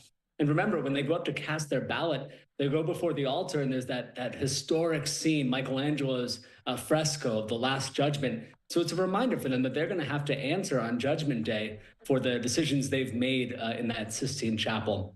And so the Church goes to great lengths to make sure that they're totally free from outside influence, to really listen to the voice of the Lord and asking for who God wants as the next Pope. And Cardinal Ray, this morning, the celebrant at the Mass, he reminded them of that. He said they have to put aside all personal preference and really listen as an act of prayer for who God wants as the next Pope. That is so very interesting. And as we mentioned, we talk about the 133 figure in the College of Cardinals. Some 108 of these cardinals have never presided over something like this. In terms of that, in terms of the magnitude that they will go into this, there will be obviously some veterans, some people that have been there before. But how does that make it different in terms of this? Because we don't typically have a conclave. Obviously, like you mentioned, a Super Bowl is every year. A conclave definitely is not. With the fact that some of these people haven't been in there, some of these cardinals that haven't been in a position like this before, how does that change things? We know it's not so much the fact that there's a learning curve in terms of what they have to do, but it's just a matter of them getting to know one another. And the fact that some of these cardinals are so new to the college, we call it the College of Cardinals, they've had to spend time getting to know one another. That's why they've been meeting for more than a week now to do just that, to meet one another and hear about different ideas about what are the characteristics of a pope, what should we be looking for in the man who's elected the next successor of St. Peter. But that getting to know one another continues. It's interesting that once they're inside the Sistine Chapel, with the exception of the talking that they do to go up and offer their ballot, that's all conducted in silence in the Sistine Chapel. And so they're going to be talking at their meals, at breakfast, lunch, and dinner, to continue getting to know one another, to say, hey, what do you think of the ballot that we cast before? And that's how they're gonna kind of continue their deliberations. And can we get into that? Because some of these cardinals have not met, have not spoken prior to maybe just this week when they came, they congregated there in Rome for this conclave. In terms of what they're learning about each other, in terms of what they're trying to find in the next pope, can you glean any insight into that, what these cardinals are trying to learn about each other? We know that people in different parts of the world have different needs. Right, the pressing issues on the minds of Americans might be different from the pressing issues of the minds of those in the far reaches of Asia, for example. And so the cardinals are listening to one another to say, what are the pressing needs of your church in your area, and how might the next pope be able to address not just the needs of those in one particular place, but the needs of Catholics and indeed all people around the world. And so they want to listen to one another to hear about what are the pressing needs in their part of the church in their country. And as we talk about the different popes that come along, Pope Francis very unique in his just being amongst the people, and he has appointed some 80% of these cardinals that are casting the ballots. Will we see potentially Pope Francis's fingerprints on the next pope and their influence, his influence on what we might see moving forward? Certainly, there's always an aspect of continuity between one pope and the next. But we know that whoever the successor is he's also going to bring his own mark. And so he's certainly going to have been influenced by the leadership of the really historic and defining leadership of Pope Francis. But no doubt he'll be his own man and address the challenges of the church as they come up in the years ahead. That is so very good. And I don't want to get into any speculation about who that might be, because as the Cardinal, the Archbishop of New York, Timothy Dolan, said, it's kind of an open season with all of the members that haven't cast a ballot for a pope before, that haven't been around so many people. So we're not going to get into too many speculation about that. But I do want to ask you, because you were also in Rome most recently. You didn't plan to be there for the funeral of Pope Francis, but you were. These are some images from earlier on today as people were on hand in St. Peter's Square, and you can only imagine what's going through their mind. Can you kind of paint that picture for us? What's going through people's minds on the ground right there? Because like I mentioned, this is a historic day. This is only the third time we've seen this conclave happen in this century. Just based on the fact that you were there recently in Rome, obviously paying your respects, remembering Pope Francis, just being there along so many people. Can you kind of show us what you experienced and what do you imagine today was like? Sure, Andy. You're right that I had just happened to be in Rome. I got back on Monday. I was there for about 2 weeks. We had a pilgrimage group of about 200 individuals from the Archdiocese of New York, led by Cardinal Dolan. That trip was planned for more than a year, but it was an amazing time to be there. Certainly, as we hadn't planned to be there for the papal funeral, but that was a very moving moment. And I would describe the atmosphere in Rome right now as electric. No one was excited to see Pope Francis pass away. But there is an excitement to, first of all, celebrate his life, celebrate his legacy, and now to see this historic moment of the conclave. You're right that being there with Cardinal Dolan was a special add-on. He was supposed to go and come with our pilgrimage group, but he had traded in his one-way ticket, his round-trip ticket for a one-way ticket. He stayed behind, and even he acknowledged that there was an excitement in the air for what is ahead, but also we noted in him a seriousness. The Cardinals have a real heavy burden on their shoulders these days. Yeah, that is so very true. And of course, surrounding all of this, as we're in a Jubilee year, and of course, picking a pope in a year like this is so very special. Can you describe to our audience what that means and just the specialness of it being able to pick a pope, a new pope coming into term this year? I think that's part of what contributes to the fact that there's an atmosphere of joy and hope, even amidst the sadness of Pope Francis's passing. We're in a holy year that happens ordinarily every 25 years in the Catholic Church. And it's a special moment to go on pilgrimage to Rome. And so even despite there being a papal funeral and now a conclave, Rome is already jammed because there were hundreds of thousands of people planning to be there for this holy year. A special time of prayer, a special time of pilgrimage, especially of going to the 4 papal basilicas to pass through the holy doors and ask for prayers for oneself or one's loved ones. So this was already going to be a busy year in Rome, but the current situation has only added to it. That is so very true. And as you mentioned, as Timothy Dolan, the Cardinal there of New York, also said, this is a prayerful exercise. And I know so many of those inside of the Sistine Chapel sequestered in secret, casting their ballot, like you mentioned. It is about prayer as they're making these votes. But there's so many people, so many Catholics around. They're also praying for the next pope, for them to make this. In terms of that, is there anything that you're praying for in particular in terms of this conclave, in terms of a next pope? Just asking that the cardinals are open to the promptings of the Holy Spirit. Like Cardinal Ray mentioned in his homily earlier, that they set aside any personal considerations and just ask, who's the best man for the job? Really, who does God want for this job? And then to ask for the inspiration of the Holy Spirit to help them in casting their votes. All right. Thank you so much, Father Ryan Muldoon. Appreciate your time here on Live Now from Fox. Any parting words, anything that we didn't get to that you want to note before I let you go? We're all going to be looking at that chimney where we might be watching the seagulls for a few more days, but it's amazing to see how the eyes of not just Catholics, but those of folks all around the world. I'll tell you a quick story. My little 3-year-old nephew, my mom was babysitting him, and she put him on the phone, and he said, Uncle Ryan, he said, when's there going to be smoke?